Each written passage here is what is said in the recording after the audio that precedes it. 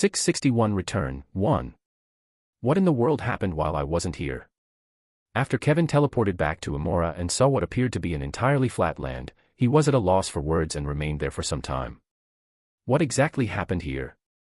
There was a smoky odor that lingered in the air, and the area of land in front of him was completely charred and devoid of any and all vegetation. The sky continued to be covered in ominous clouds, and a sense of gloom pervaded the entire planet. The view that greeted Kevin when he arrived in Amora was completely different from what he saw when he first arrived in Amora. Did Ren do this? This was the first thought that crossed Kevin's mind when he saw the scorched land. After releasing a long sigh, he reached into his dimensional space and pulled out a small communication device. He quickly activated it. Oh, looks like someone has finally decided to show up. A familiar voice echoed from the speaker of the communication device. Kevin's lips slightly curled. I'm guessing that you're the one responsible for this mess. Smart one you are. I know I am. Kevin secretly rolled his eyes. All right, come and get me. We don't have much time. Sure, send me your location. I already did. Oh, right. Give me a sec. As soon as those words were spoken, Kevin was hit with a gust of wind, and his clothes and hair began to flutter. A figure soon appeared in front of him. That was fast. Glad you're impressed. Ren and Kevin exchanged a simple hug before Ren handed him a brown bracelet. What's this? Put it on. Okay. Kevin obeyed Ren's instructions and put on the bracelet as he had been told. Soon after he had fastened the bracelet around his wrist, Kevin noticed a change in the surrounding area, which caused him to jump in surprise. Oh. Relax. Ren gave the tiniest smile as he turned his attention to the horizon, where he gazed at what appeared to be a large city encircled by a transparent yellow dome. The bracelet you are wearing enables you to see the city. A large camouflage system currently surrounds the city. This is to prevent the demons from discovering what is happening, and only with the bracelet can one see the city. What? The shock on Kevin's face only grew the more Ren spoke as his mouth hung open. City. Camouflage system. What's going on? As Kevin turned his attention back toward the city, he found that he was unable to utter a single word. He was beyond speechless. In particular, he was drawn to the appearance of a particular structure. The structure was surrounded entirely by glass and was designed to look like a large rectangle that jutted upward into the air. It was situated on the very edge of the cliff, and it wasn't particularly tall. There were no more than 20 floors, but Kevin could tell at first glance that it had been constructed with some very advanced technology. Perhaps even beyond that of the human domain. The changes in the lower levels are just as shocking. Kevin observed, as orcs moved throughout the entirety of the lower levels carrying heavy rocks, that a large frame of what appeared to be extremely large walls was gradually beginning to take shape around the areas where the camouflage dome rose up. The walls encompassed only a relatively small area of land, a radius of approximately 20 kilometers extending outward from the hill on which the large structure was located. From where he stood, he could see buildings slowly being built at the bottom, as well as the frameworks of the houses. Because they were only skeletons and frames, he couldn't see what the houses looked like, but from a glance, he could tell they were more earthen and modern in style. Crazy. Kevin muttered something under his breath as he watched everything take place right in front of his eyes. The scene that was unfolding in front of him was nothing short of incredible, even for someone like him. It's cool, isn't it? Ren's voice echoed beside his ear, and Kevin nodded his head. It sure is. You might not believe me, but I've built all of this in the span of about 15 days. Oh. Kevin gave a calm nod, giving no indication that he was surprised. He didn't have any reason to be surprised because he understood how all of this could have been built in such a short amount of time. The orcs must be efficient workers. Sort of. Ren scratched the back of his head. However, it is not actually this quick because of them alone. The dwarves are incredibly useful and make them much more efficient workers. They were the actual cogs that made this machine work. Ren silently whispered under his breath as he took in the scenery. I see. Kevin muttered silently as he nodded his head. Ren's explanation made sense. The dwarves were indeed smart and efficient when it came to this type of stuff. Had it not been for them, all of this would have only been possible in a few decades' time. Ren added while Kevin simply nodded his head. Yes, I get it. He then turned to face Ren. Enough about the dwarves, what else have you added to this place? I'm glad you asked. Ren leisurely walked forward with his hands behind his back. Kevin walked beside him. Because we don't have a large enough dwarven workforce at the moment, we can't take on too much work right now. The orcs are typically in charge of building the walls and constructing the structure, while dwarves are in charge of the planning and organization of everything. As it should be. Kevin inwardly mumbled. There was no way that the orcs, who were significantly stronger than the dwarves, could expect the dwarves to be able to carry the heavy materials and rocks as they did. Because I had warned them about the project in advance, we were able to bring enough equipment and materials, which accelerated the construction of the city. Oh, and I plan on calling the elves soon. The elves. Kevin's feet suddenly came to a pause while he looked at Ren. Why would you call the elves? Kevin had nothing against the elves, but from a glance he could tell that there was a fundamental problem with this place. Jezebeth. He was the problem. With just a swipe of his hand, he could annihilate the entire planet. At this moment, the only reason why Jezebeth hadn't found him was because he had used a unique skill to conceal the fact that he had used the Akashic laws to teleport to where Ren was. But that was besides the point. If you plan on having the elves come to this planet, you should expect the probability of demonic spies possibly coming here and revealing everything to him. That in itself will jeopardize everything. Don't worry about that. Ren patted him on the shoulder in a reassuring manner. I have already taken that into consideration, and I have devised a few solutions that can be implemented in the short term. In addition, I have a solution that can be implemented in the long term as well, but it could take some time. Kevin's eyes narrowed, but he eventually nodded his head. Well, fine, since you seem to know what you're doing, I won't say much anymore, but... His head cocked a little as he pondered. Actually, there was something he was still confused about. Why do you need the elves' help? Realistically speaking, they won't be able to build much with construction and stuff and, Kevin's expression stiffened halfway through his words. He turned to look at Ren. Don't tell me. Ren smiled back at him and nodded. It's exactly as you're thinking. I'm planning on having them create mana and place it within the city. Creation, destruction, foundation. Those were the three fundamental components that made up the world. Without creation, there would be no destruction, and without foundation, there would be no creation. The general consensus between the three races was that the dwarves represented creation, the orcs represented destruction, and the elves represented foundation. They, who knew how to manipulate mana better than anyone else, also knew how to create it. It was something that only they, beings that were closest to mana, knew how to do. Isanor, Elven Domain. What have you called me for, Rander? A sweet and crisp voice reverberated throughout an empty hall. The voice belonged to none other than Malin, the Elven Queen. Nice hearing from you too. A harsh voice could be heard throughout the hall as Rander's face suddenly materialized in front of Malin, appearing through a small circular gap that stood in the air. It was essentially a FaceTime call. Malin gave a contented grin and crossed her legs as soon as she heard Rander's voice. Why have you suddenly called me out of the blue? This is very unusual of you. Actually, I have something important to talk to you about. Rander's face suddenly turned serious, and so did Malin's. Her delicate brows came closer together, and her back became more upright. What is it? You know the human that helped us back in Henler. Human that helped you? Malin pondered for a while before an image appeared in her mind. Could he be talking about? You mean Ren? Malin's mouth opened instinctively as she said a name. Rander showed a surprised look. Oh, so you do know him. So, it's indeed him. Yes, I do. Malin nodded her head. He has also helped me out in the past. You too? Rander suddenly burst out laughing. Ha ha ha ha, what a strange coincidence. His laugh subsided shortly after and he stroked his long beard. Well, that makes things easier for me. Go on. I don't have that much time. Does it have anything to do with the Fallen? Malin felt her head hurt when the word Fallen was mentioned. They, like Inferno, Monolith, and Gobra, were the demonic organizations for which those that signed a contract with a demon resided. In this case, Fallen was the respective organization for the elves. Yes, so please be quick with it. I don't want to think about them right now. Malin massaged her forehead. If it's not anything important, I'll just end this meeting.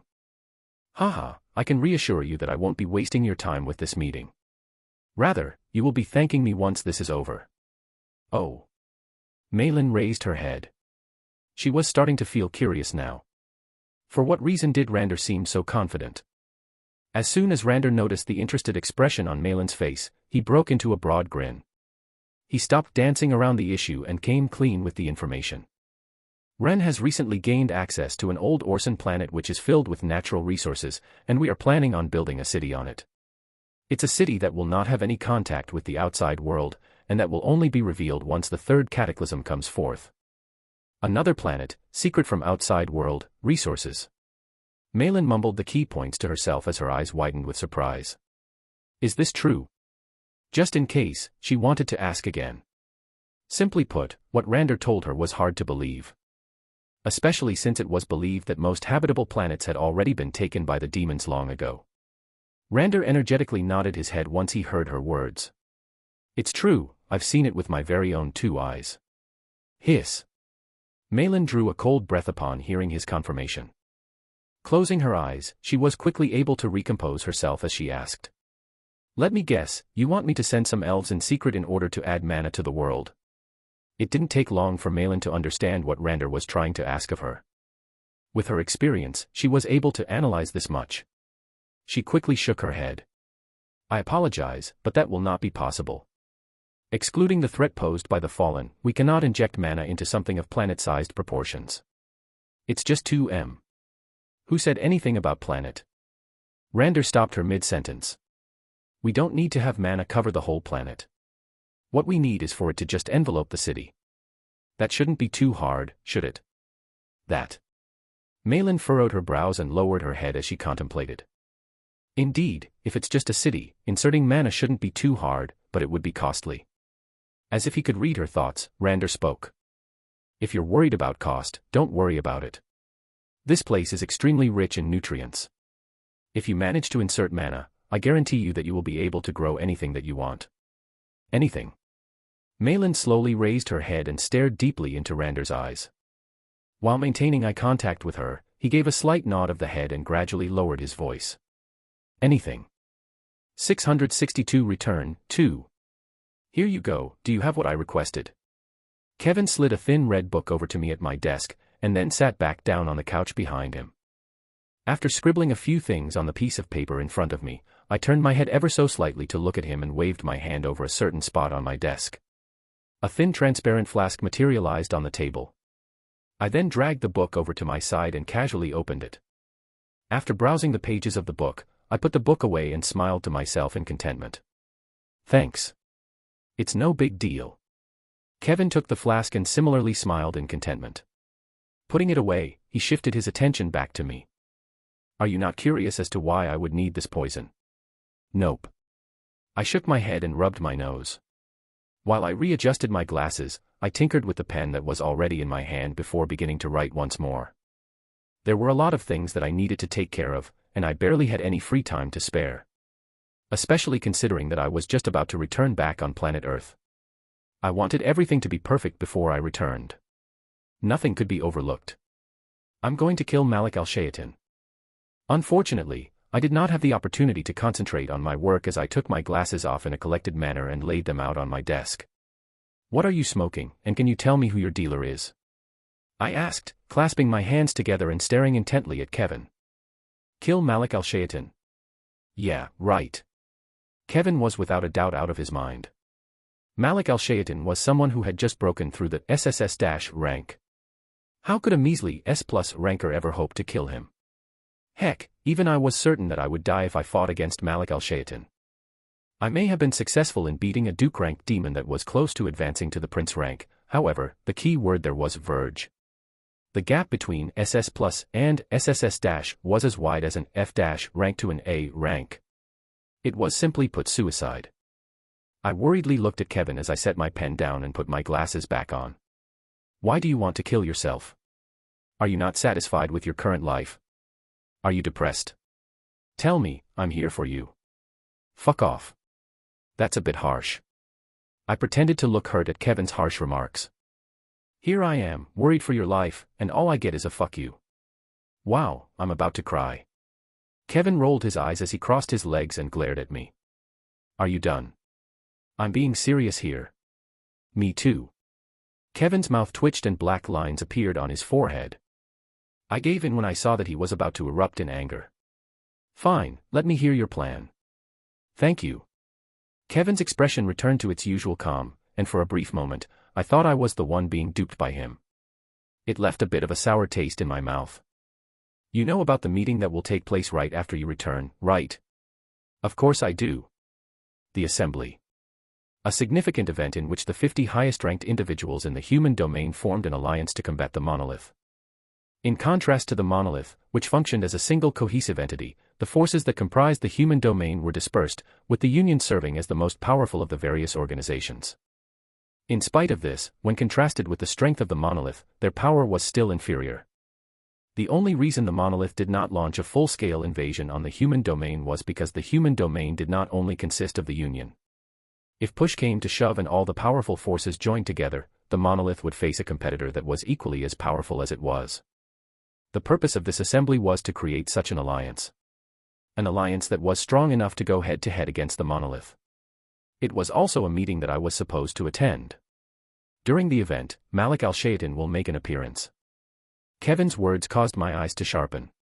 As expected, he recovered his memories of the past. This wasn't something that he would know unless he recovered his memories. Opening my mouth, I asked. You're the one responsible for killing all of the monolith spies, aren't you? I already knew the answer, yet I was still waiting for him to directly confirm it to me. There could be no one else but he could be capable of killing the monolith spies. After all, he could directly bypass the laws of the contract. I am. Kevin calmly nodded his head, his fingers drumming over the armrest of the sofa.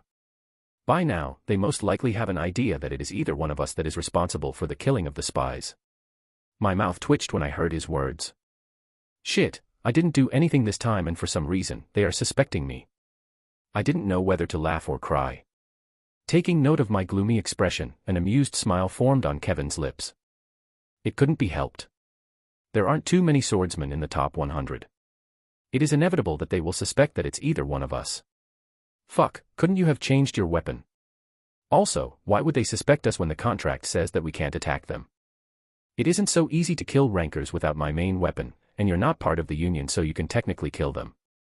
Kevin helplessly shrugged his shoulders while I gnashed my teeth in annoyance. Useless. Hey, now.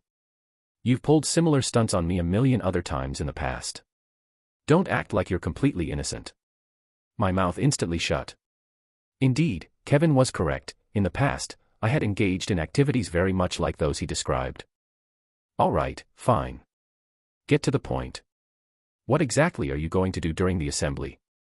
As you know, I am not going to be participating in the assembly. Yeah. Kevin wasn't in the top 50 so he wasn't invited to the assembly. Plus, since he was part of the Union, he didn't really need to attend. Actually, that's on purpose. I figured that much. It is fair to say that it was a little strange to see Kevin's rank fall short of the top 50. Given his overdrive and his signature Levisha style, there probably wouldn't have been much of an issue for him to reach the top 50.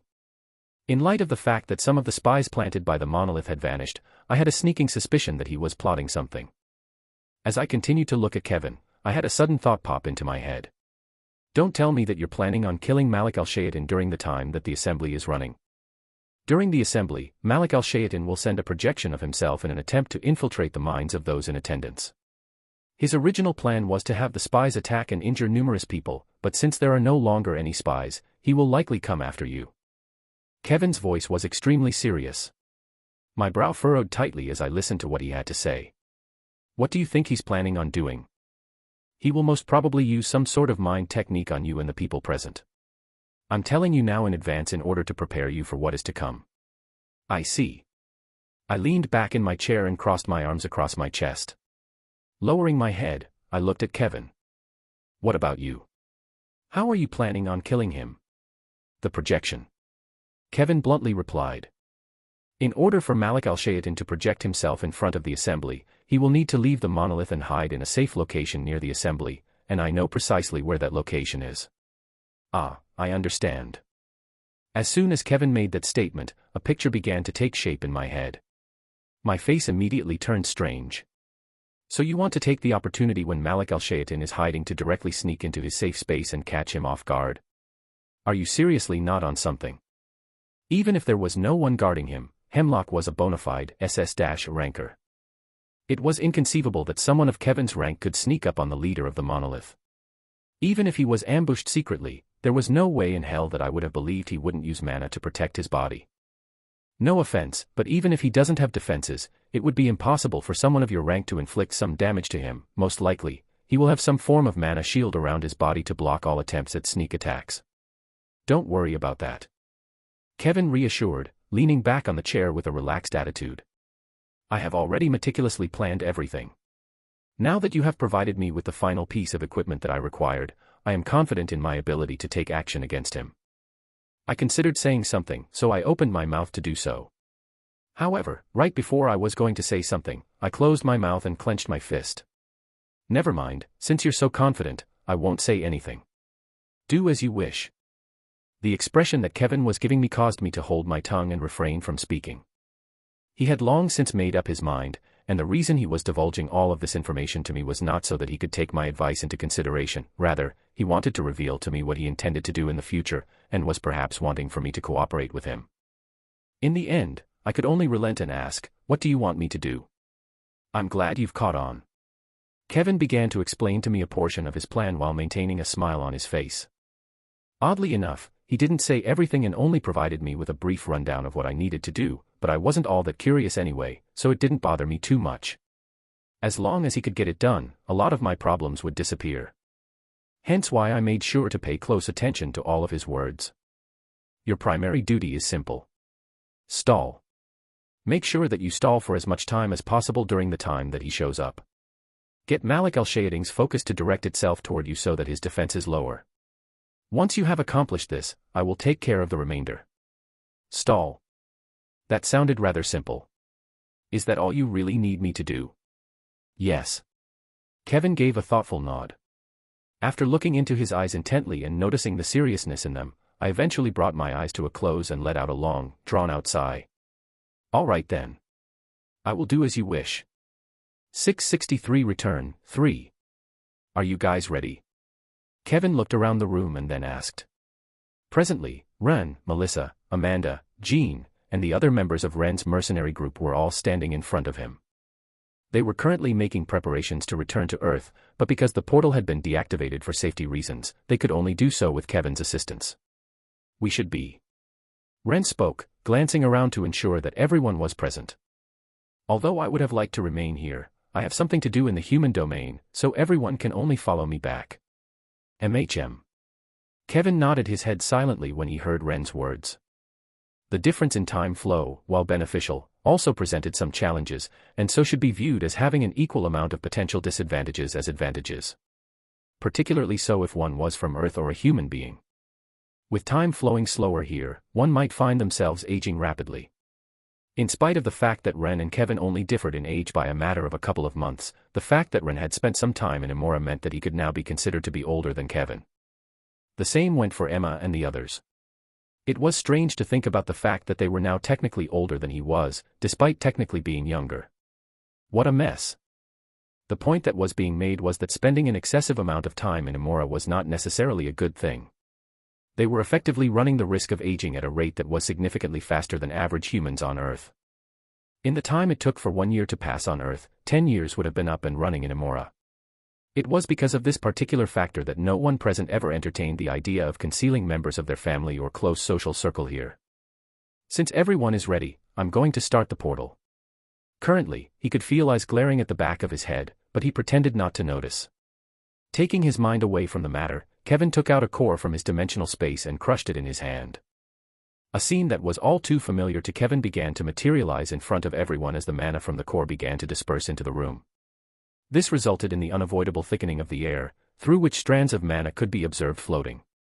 After a short period of time, a white ball materialized in the middle of the room, and the mana that had been dispersed throughout the space began to swirl around it. After exactly 1 minute had passed, a portal formed in front of everyone. The room became deafeningly quiet when the portal appeared. I never get tired of seeing this. Ren mumbled in surprise, blinking his eyes a couple of times, seemingly trying to imprint the scene inside of his mind. Well. What are you waiting for? Let's get going. The moment I emerged from the portal, the first thing I did was check on the state of the headquarters. Given the number of procedures that dwarves had performed in this location, I dreaded the worst. Messy floor. Broken furniture. Torn couches. Was what I expected to see the moment I set foot in my headquarters, but you know what? It doesn't look half bad. I was pleasantly surprised to find the room in pristine condition. Even though there were a lot of wires sprawled all over the floor, it wasn't nearly as cluttered as I had anticipated it to be. It was clear that the dwarves had cleaned up after themselves. Ugh, my stomach. It's bright. We're back. As I continued to look around, one by one, people began to appear from the portal that was behind me. Because Kevin was familiar with the precise coordinates of my warehouse, he was able to teleport us here. In the end, Kevin was the very last person to emerge from the portal after a total of 10 minutes had elapsed since the opening of the portal. Are you sure it's okay to leave the dwarves there unsupervised? I was able to make out Kevin's voice as he emerged from the portal. Don't worry about it. I waved my hand at him. Unlike us, the dwarves have a much bigger lifespan. Our absence won't hurt them much, plus, I've got Silig taking care of the matter. He was dependable enough to handle such insignificant concerns on his own. Furthermore, with Suri all around and contracted to me, there was nothing that I had to fear. He would make direct contact with me through the dwarves if something was up. I think it's time for me to go back. I'll have to get ready for the assembly. Sadly, there was no time for me to rest. I knew that I needed to get back home quickly because the assembly was going to start in approximately 2 hours, and it would take at least 15 minutes for me to get back home. As the truce between the Union and the Monolith was set to expire in 14 days, fighting between the two sides was unavoidable. No, this isn't even just about the Union anymore. It came down to the Monolith versus the entirety of the human domain. Douglas, along with a great number of other important figures who had never been seen before, would emerge from their hiding places at this time in order to fight the Monolith. All of this was unavoidable. It was especially so since Jezebeth had set a decree to conquer Earth as soon as possible. The war was inevitable. Ren. My assumptions led me to believe that the Monolith most likely already had a mana compressor operational by this point in time. But not just any mana compressor, rather, one that operated on a massive scale. One that was enormous enough to completely drain the mana of the earth and transform it into demonic energy. Its appearance would signal the beginning of the end. Ren. With demonic energy permeating every part of the world and dungeon desyncs occurring at an increasing rate, it was reasonable to assume that the human domain will be confronted with a terrifying catastrophe that they would struggle to handle, and Ren. When I turned around, I saw Amanda standing behind me with her mouth closed and her jaw set in a stony expression. She was staring at me silently. I knew from this expression that I was in trouble. Yeah. Never mind. Amanda sighed and shook her head. She then brushed her hair behind her ear before handing me her phone. Your mom just called. She wants to speak to you. Huh. As I looked at the phone that Amanda was holding, my face began to change in an odd way. Call me. Why couldn't she just call me on my phone? Yes. Ren. My mother's familiar voice echoed from the speaker of the phone. What is it, Mom? Why did you call Amanda, and how did you know that I was back? That's because Amanda sent me a message. Oh, did she? I glared at Amanda from the side. She ignored me and fiddled with her hair. My mouth twitched. Is this how you're going to be? Fine. Is there anything that you would like from me, Mom? Yes, actually. Edward, Amanda's father has contacted me and told me to tell you that he will be leaving in an hour and a half, so you better hurry home or he'll leave you. Ugh. I groaned out loud. Did he seriously tell my mom to tell me something like this? Couldn't he have just messaged me? It's not like my phone won't receive the message when I return to Earth. This man is becoming pettier and pettier. All right, I'll be there shortly. Okay, I'll wait for you. Please get home safely. Sure. The call ended after that. I extended my hand and handed Amanda the phone. After staring at her for a moment, I sighed and slouched my shoulders. Let's go. I'll deal with you later. Sure. We left shortly after that. Of course, before leaving, I made sure to tell the others to get prepared for what was to come. The next year or so was going to be a hard one. Cygnus A, Galaxy. A figure sat down in a gracious manner on the grass of a remote, verdant planet as he focused intently on the towering mountains in the distance that tore through the large clouds in the sky. A gentle breeze passed over his body. The figure was none other than Jezebeth, who mumbled, "How nice would it be to live here?" The tone of his voice was tinged with melancholy, while his eyes were transfixed on the serene landscape before him. The landscape was among the most beautiful he had ever seen. The grass was luxuriantly green, the trees were dense and healthy, the sky was azure blue, the air was crisp, and the nearby river was flawlessly clear. Most importantly, it was quiet. There was only the sound of nature flowing through Jezebeth's ears as he peacefully sat on the patch of grass. Extending his hand, Jezebeth stared at his hand and mumbled, "I'm tired." Conquering planets, destroying worlds, killing races, Jezebeth was tired of all of it. It was something he had done for as long as he could recall, and he had grown tired of it. He desired to spend as much time as possible admiring the view before him and basking in the warm sunlight coming from the sun in the sky. He didn't want to leave this place. He really didn't. Nonetheless, Jezebeth knew that he couldn't stop. He had a goal. The Akashic records. Before then, everything was secondary. Jezebeth knew that he was nearing the end of his solitary, thorn-filled journey. He was finally going to get the answers he so desperately wanted. The answers to his existence. Just a little bit more.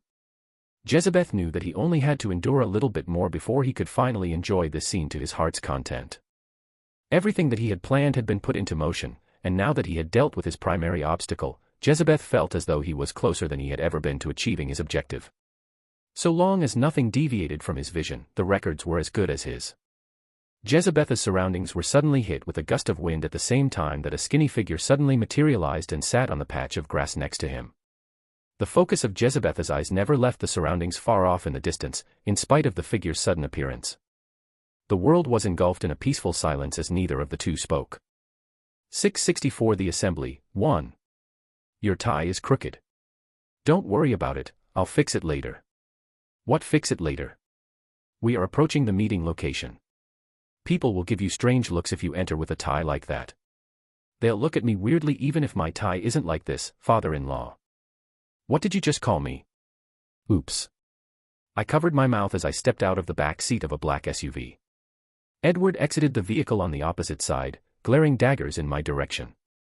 His face slowly turned pale. Don't tell me. Oh, yes. It's exactly what you're thinking. I seriously nodded my head, brows interlocked tightly together. Edward's face underwent such a drastic change the moment those words escaped my lips. So much so that it reminded me of the painting, The Scream. I tell you, they looked identical. No, no, no, not Amanda. He began mumbling unintelligible words while covering his face with both hands. I nodded my head once more when I observed Edward's condition. This will get him to stop nagging at me. He hadn't stopped nagging me ever since I got home, it was a constant yapping in my ears. I'd had enough of it. In the end, I didn't even get a chance to rest before being forced to attend the assembly right away. This was the least I could do to make him shut up. Well, whatever. After shrugging my shoulders, I moved in the direction of a large cube-shaped building that looked to be about the size of a stadium. The skin of the building was clad in a shiny silver metal, and it featured some kind of design elements in the form of multiple cavities that shrunk the building, making it seem like it was made out of glass. The moonlight that was hanging in the sky reflected off of the clean surface of the building, while the area around the building was covered by large fences that were patrolled by several individuals dressed in black. I was able to determine that they were all at least A rank or above from their aura alone. I would not have been able to determine their rank in the normal course of events due to the fact that they had concealed it. However, I had progressed to the point where I was able to do so based on the scions that were fluctuating around their body. Having reached the SS- rank, I could now see scions extremely clearly. The same could be said for the rank of the people around me. That being said, this was something limited to me. Sort of. To possess this type of ability, a person's scion control must reach an unimaginable level of mastery, and the only reason why I was able to reach this level was none other than the godly pill that I had received from the elves back in Isanor. That pill alone had boosted my scion's reception to a level far beyond what I was capable of. As a matter of fact. Congratulations in advance, Edward. What? Edward cocked his head in response to my words. I approached one of the guards and handed him my ticket. Well, since you're trying to hide it, I won't say much, but you sure hit it well. Ha. The look of bewilderment that was on Edward's face grew. I smiled at him slightly before drawing two SS in the air. WHA. Yo. How? As expected, Edward's expression shifted once more as he looked at me in disbelief. When I saw his reaction, a very slight upward movement occurred in the corner of my lips. Even if you're trying to hide it, I can easily see that you're about to break through. Within a month's time, he was without a doubt going to break through to SS- rank. Nothing could escape my eyes. We were fortunate to have invites with us. Edward and I were able to enter the building without any difficulty. It was also because of them that Edward didn't cause a scene and I was able to enter the building without any problem. The interior of the building was equally as impressive as the exterior, with a red carpet extending across the floor, paintings hanging on white walls, crystal chandeliers, and a marble reception area. On the surface, the location appeared to be no different than any other building that belonged to a sizable corporation. However, this was the furthest thing from the truth, as was made clear the moment that Edward and I entered the elevator and reached the ground floor. Ding! The door to the elevator opened with a soft chime, and we were ushered into a cramped hallway that was paneled entirely in metal. The faint echo of our footsteps resounded all the way down the hallway until we came to a stop in front of a substantial wooden door. When we made a move to open the door, a small compartment opened up and multiple laser beams shot down in our direction, enveloping our bodies entirely. I turned to glance at Edward. This should be the security system, right? Correct. The scan only took a few minutes, at which point the compartment closed up, the wooden door opened automatically, and we could faintly make out the sound of people speaking coming from the other end of the room. The two of us walked in without giving it a second thought, and almost immediately afterward, there was an unexplainable hush in the room as a number of sets of eyes turned in our direction. I paid no attention to the attention I was receiving as my eyes lingered on a familiar figure and I approached her. You look bored. Monica wiped the drool away from the corner of her mouth as she raised her head, which had been resting on her arms, and looked up at me. It took her 2 blinks before she finally understood who I was, at which point her eyes brightened. Ah, you're finally here. She patted the black leather seat next to her. Come, have a seat. Sure. I complied with Monica's request and sat down on the seat. As soon as I sat down, my attention was drawn to the large oval desk that extended from one end of the room to the other, followed by the people seated at the table. In an instant, my eyes sharpened and I registered the faces of everyone present inside of my mind. Seth Cologne, Ivana Krala, Morgan Roseman, Newman Jordan. Figures that I had only seen in magazines and whom I had heard of at the lock. The remaining force of the human domain, and the SS-rankers that didn't work for the Union. Douglas was also present, but he seemed to be talking to someone important at the moment, and he had still not noticed me yet. Monica was mumbling about a few things that I was unaware of while we were both sitting there, and I would occasionally respond to her with occasional nods and hums. So like Donna said this, and like I was like, yeah. Very nice. It was only a fleeting moment, but the instant that my eyes passed over the few individuals I pointed out, I felt a strange sense of oppression coming from them, which caused me to knit my eyebrows in thought. This sensation lasted only a split second, but it left a deep impression on me. They are much stronger than I originally anticipated. Everyone my eyes paused on, aside from Monica, had already broken through to SS rank and were on their way to breaking through to SS+, with Newman and Morgan already there. I felt more reassured when I took note of this fact. The situation wasn't as hopeless as I had originally anticipated. Especially since this meeting was happening far before the few memories I had stored inside of my mind. Quiet for a moment. I was jolted out of my thoughts by an unexpected voice, which also sparked an unexpected wave of tension that quickly spread throughout the room, bringing the room to a hush. Everyone who had been standing sat down on one of the leather seats, solemn and serious expressions plastered on their faces. When I turned to look in the direction that the sound was coming from, I was taken aback to see Octavius sitting at the head of the table with his hands interlocked in front of him in a triangle position. My pupils constricted slightly. When did he get there? That speed. I figured that I have finally got your attention. Octavius continued to speak, oblivious to my shock. While he spoke, the tension that permeated the room did not subside but rather, intensified.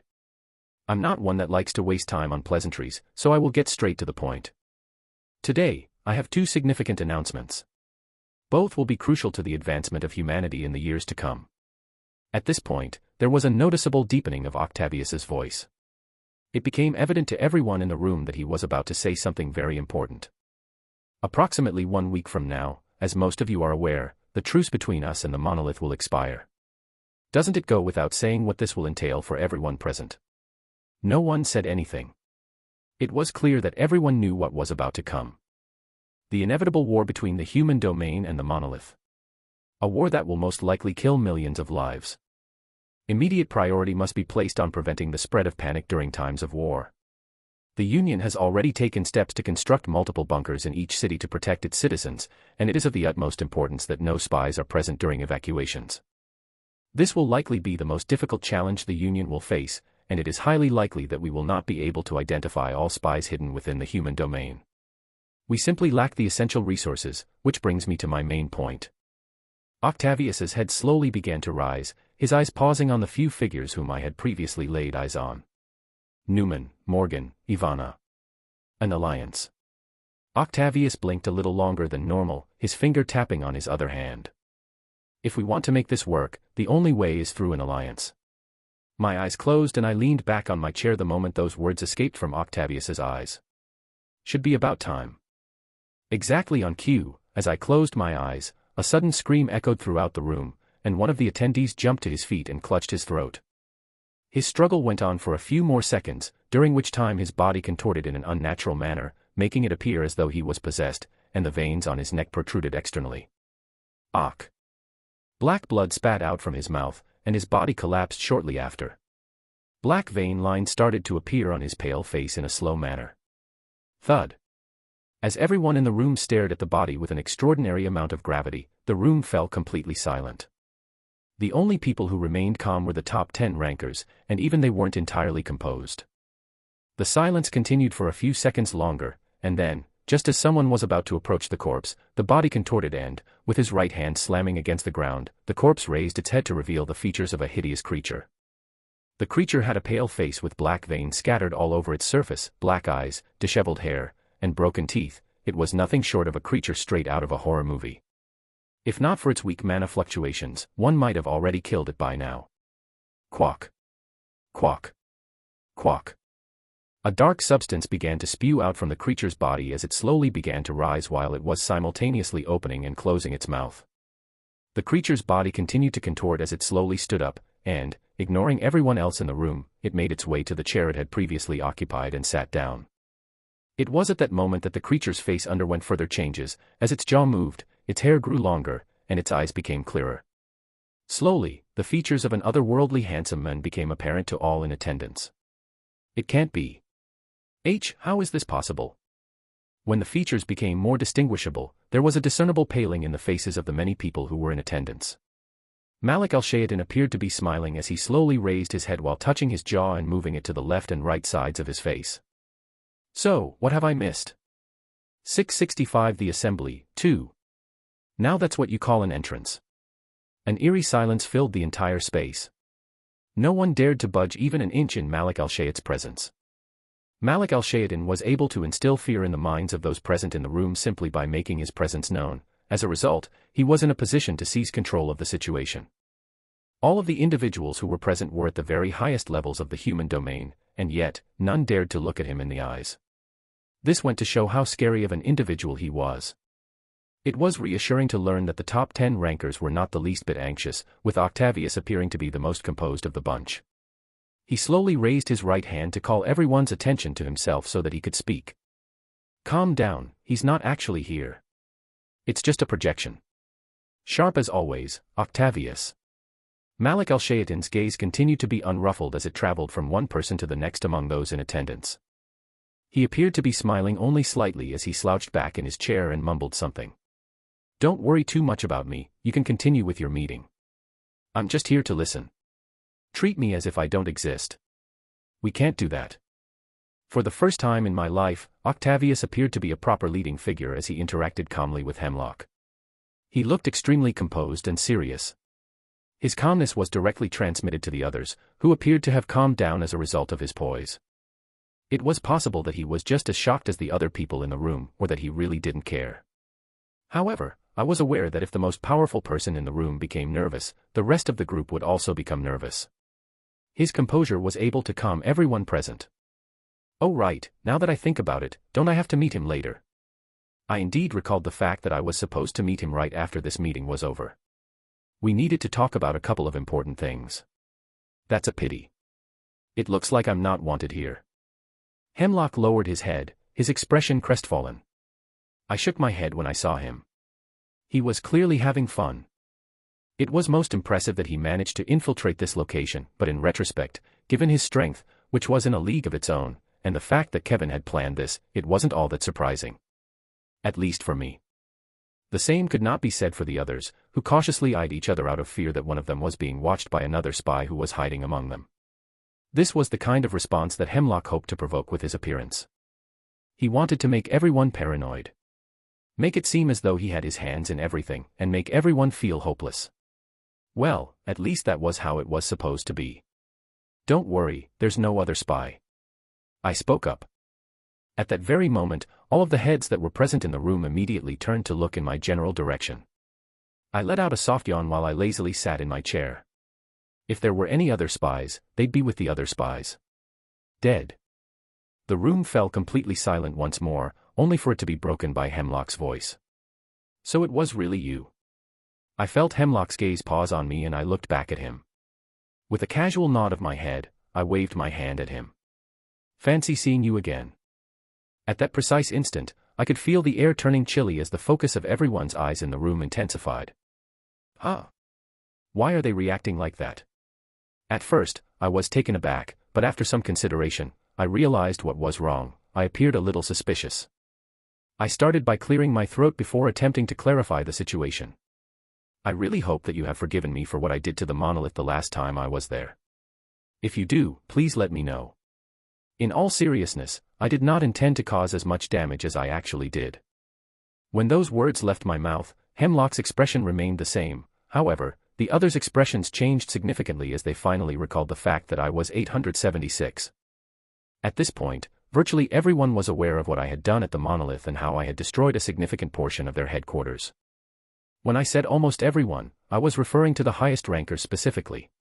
The majority of the population was still unaware of what had actually taken place.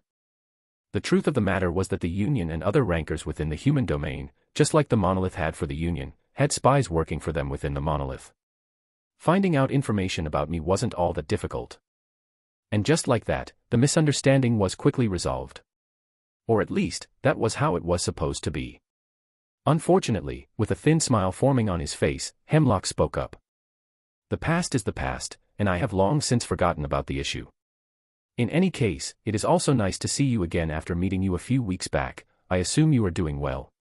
Should have seen it coming. It was evident that he was attempting to plant some doubts about me in the minds of those in attendance. I had no intention of letting him. In any case, I had one job to do at the moment, and that was to stall time for whatever Kevin was planning on doing, so I might as well enjoy myself while I was at it. Not like I was in any danger. I brushed my hair back and lazily replied. Honestly, it was quite bothersome. I was just there to visit the grave of a dear friend of mine when you suddenly showed up. Very annoying if I had to be honest. I already know of 2 people whose charm nearly rivals mine, a third and we have a problem. That's unfortunate to hear. What's more unfortunate is the fact that you're here. And here I thought I managed to kill all of the spies that you've managed to plant into the Union. Looks like I have overlooked some spies. This was a lie. I wasn't the one that got rid of the spies of the monolith. This was Kevin, but that was irrelevant. I was attempting to anger Hemlock by claiming credit for the accomplishment. Get some reaction from him and gain some time, but... To my surprise, Hemlock appeared as composed as ever, as if he cared nothing about the spies that Kevin had eliminated. Well, in this case, me. At that moment, my brows furrowed tightly and I had a sudden ominous premonition. Am I overlooking something important? At the top of a tall skyscraper. The moon hung in the sky, illuminating the skyscraper's top, where a shadowy figure stood. As red and white lines streaked across the city, a picturesque scene formed. Kevin inhaled deeply, his focus on the towering structure that stood directly across from him. Everything is ready. His eyes contained an uncommon callousness, and his voice was especially chilling. Kevin raised his hand to his chest and clenched it tightly, feeling his heartbeat which was racing incredibly quickly. Staring at the building opposite him, he felt nervous. In his mind, there was no moment that was as important as this. Failure would only lead to the demise of humanity. Kevin knew that he couldn't fail. He had to accomplish his goal. I've already made the necessary preparations, there's no need for me to be nervous. Kevin's personality underwent some shifts as his lost memories began to trickle back into his consciousness one by one. It was also because of this that in spite of how he was feeling, he was able to keep his cool and not let his emotions get the best of him. He swiped the air in one single motion, and a panel formed in front of him. A Mirage Cloak. A skill that allows the user to conceal all traces of their presence and aura from those around them. Time limit, 10 minutes. Permeation. Ability that enables the user to avoid or get around physical obstacles by directly passing through them. The two new skills that he had recently purchased from the system shop suddenly appeared before his eyes and he activated them. His presence disappeared completely, and his figure became transparent. In addition, he extracted from his dimensional space a small flask containing a small dagger. Poison of the Medheaves. Rank, S. Description: a slow-acting poison that enters the system and severs all mana connections in the human body, eventually causing death. The poison may take some time to take effect, but once it does, not even an SSS-ranked user will be spared. It is insoluble in any liquid and extremely corrosive. Nillingham Dagger.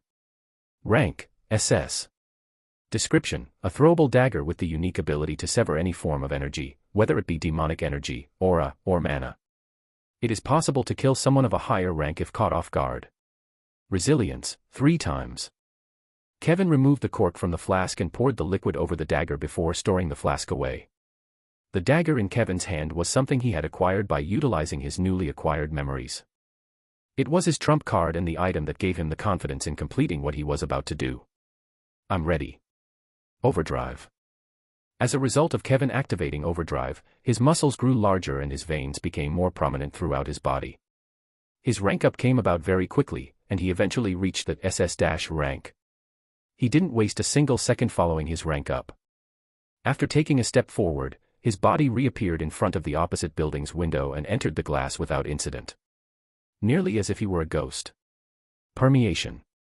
If that wasn't enough, his figure completely disappeared right after entering the building as his other skill, Mirage Cloak, was activated. After navigating his way through the building's rooms, Kevin found himself inside a cramped apartment. To anyone looking in from the outside, it didn't appear that there was anything wrong with the apartment. There were pictures hanging on the walls, the television was on, and toys were strewn all over the wooden floor of the place. It looked like any regular household. However, Kevin knew that this was fake.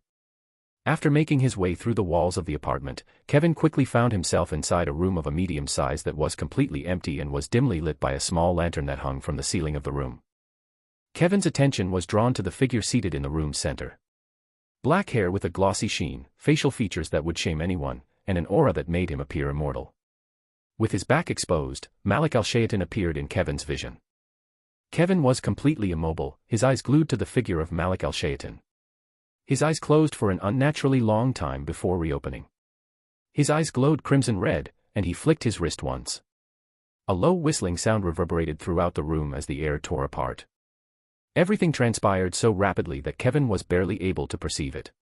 During the brief time that Kevin was concentrating on Malik al-Shaytan's back, a thin film of mana appeared on Malik al-Shaytan's back at the moment the dagger reached him.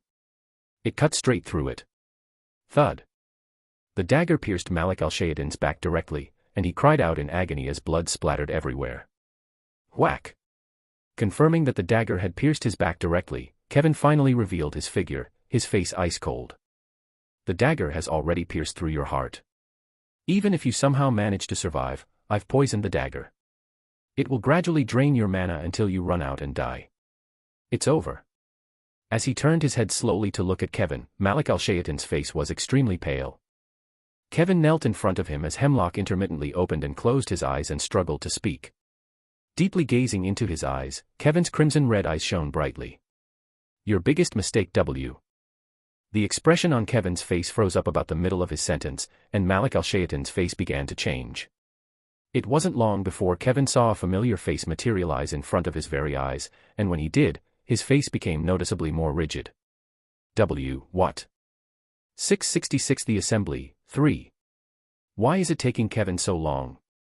During my conversation with Malik al-Shayatin, in which I was trying to buy as much time as possible, I sneaked a look at the time on my watch. 10 minutes had already passed since Hemlock had appeared, and nothing had happened. Did something go wrong with the operation? Kevin was supposed to be on his way to killing Malik al-Shayatin, who was hiding not so far from where we were at the time, according to what I knew about the situation. He was the only one who knew the precise location. I wasn't even sure of it myself. Given that Hemlock was still seated at the oval table alongside everyone else, it was clear that Kevin had not yet made his move. Is it possible that he ran into some problems, and it's taking him more time than it is supposed to? This was the most likely possibility.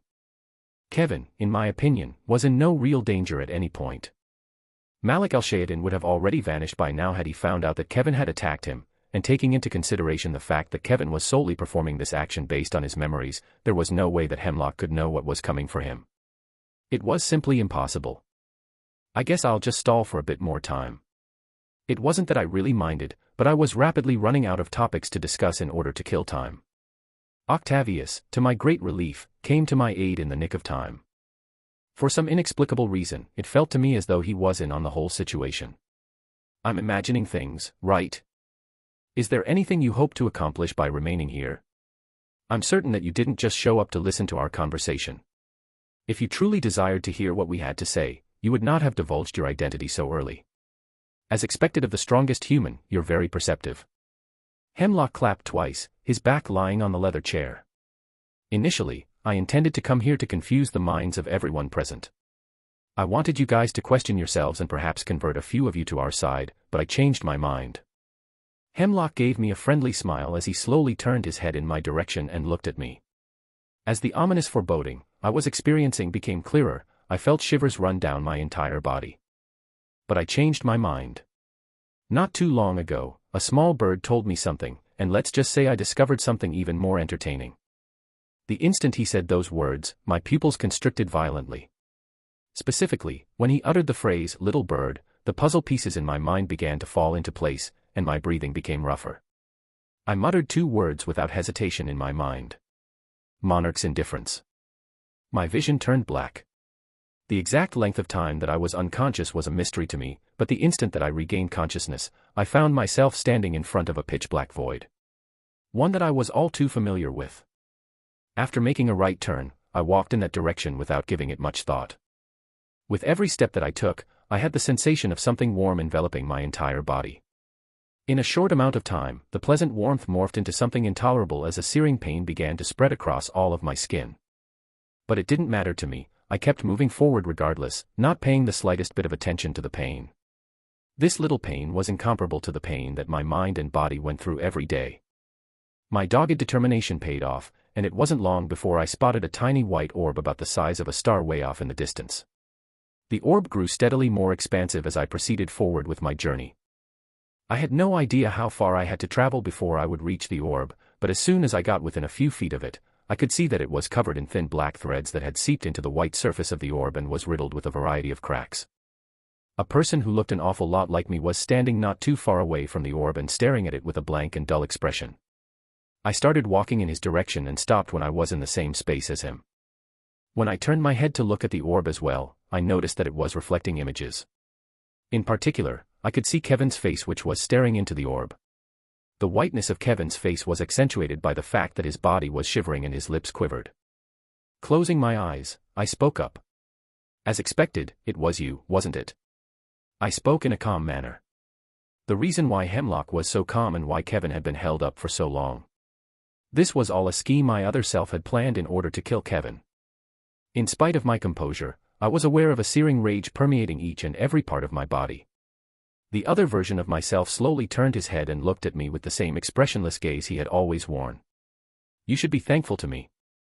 At that very moment, every fiber of my being wanted to let out a shout, but I restrained myself. I had long since concluded that shouting would only give the impression that I was losing control of the situation and would contribute absolutely nothing to anything. The only thing I could do was keep my composure and reason through everything that was happening. I had to rid my mind of the pointless emotions clouding my judgment to effectively find a solution to the problem. If Kevin dies, you will be able to live, and I will be able to have my wish of dying fulfilled. Two birds with one stone. What's the point of staying alive if I'm going to die regardless? What was the point of surviving if, in the end, I was still going to die at Jezebeth's hands? Consider yourself lucky that you will live a few years longer than expected. Very kind of you. I responded sarcastically while anxiously staring at the orb in front of me. In my view, Kevin's face was directly facing the orb, and it appeared for a moment that he was staring at me. My mind stirred when the thought occurred to me, but when I looked beside me and saw the other me still calmly looking at the orb, I became unsure of what I saw. What's going on? Kevin's voice shook as he knelt on the ground while holding a thin body in his arm. Emma. Kevin yelled her name once, and as he did so, tears began to form in the inner corners of his eyes, and he began to lose his ability to focus. His face, which was extremely pale, looked at Emma's with a look of despondency plastered all over it as he gazed at her. While her eyes were absently gazing upward, he tenderly stroked her cheek. Shit, after all that I did to distance myself from you, shit. Her breathing was very shallow, which indicated that she was still alive. However, it was abundantly clear that she did not have a lot of time left to live. Because Kevin had struck her right in the heart and because the poison had left a clear imprint in her body, there was no chance that she could survive. The thought caused Kevin's mind to become disorganized, as evidenced by his paler-than-usual face and the churning of his stomach. The tears that began to form in the creases of his eyes moved more quickly down his cheeks, and it appeared as though the world was losing its color to him as they did so. How is this possible? As Kevin brought Emma's body closer to his in an embrace, he mumbled something out loud. Where is Malik al-Shaytan? Why are you here? What's going on? In addition to being extremely pale, he also appeared to be extremely lost. It's impossible for him to know that I'm doing this, impossible. There was no one else besides Ren who was aware of what he had in store for the future. It was supposed to be a sneak attack, and it was something that he had done before in his memories, so he felt confident about it. Just where did I go? K. The expression on Kevin's face suddenly changed, and he turned his attention to Emma, who appeared to be trying to communicate with him. What? Are you trying to say something? Emma's body began to tremble in Kevin's arms, and just as he was wondering what was wrong with her, he felt a sudden, severe pain in his lower abdomen. PFTT. He spat out a mouthful of fresh blood and looked at Emma with a bewildered expression. What? Why? Coo. His shock was met with a menacing laugh, and Kevin watched as Emma's body began to transform into that of a humanoid creature with a black appearance that he was all too familiar with. On top of that, the environment started crumbling apart, and large metal pillars materialized in each of the room's four corners. His surroundings changed and he found himself trapped in what seemed to be a large cage. A rosy vaporous substance was seen emanating straight from the pillars and filling the entire room with its presence. As soon as Kevin saw the gas, his pupils began to constrict, and he took a few unsteady steps backward. Cough, hallucinogen. It took some time, but he eventually realized that he had walked right into a trap. As he stumbled around on the ground and looked for something to support himself with, he covered his mouth with his hand but blood began to leak out through the spaces between his fingers. The blood dropped all over the ground as he tried to find some stability. His vision was blurry, and he could barely feel anything in his body. The dagger may not have struck him directly in the heart, but the poison he had used to coat it was currently seeping through his blood, rendering the mana in his body extremely difficult to control. I bet you didn't see that one coming. In the midst of his struggle, a sinister voice reached his ears. Kevin barely had time to look up before he noticed the demon known as Everblood slowly approaching him.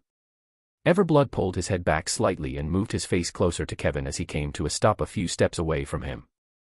His mouth was twisted into a twisted smile that reached all the way to the corners of his eyes.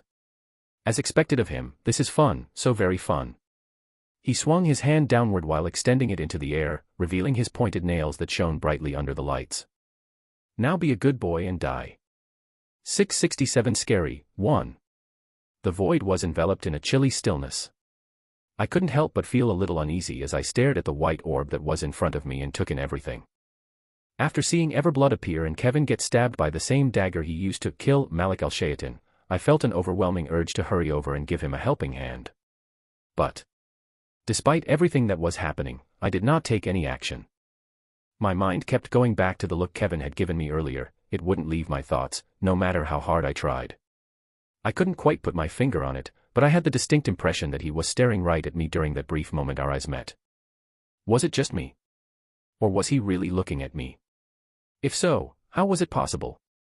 It couldn't be that, right? When I caught a glimpse of the other version of myself on the edge of my field of vision, I immediately had an implausible thought cross my mind. No, it can't be. I quickly discarded the thought. Just the idea made my spine tingle. There was no way Kevin was capable of making such a plan. Simply no way. You seem rather calm, watching your friend die before your own eyes.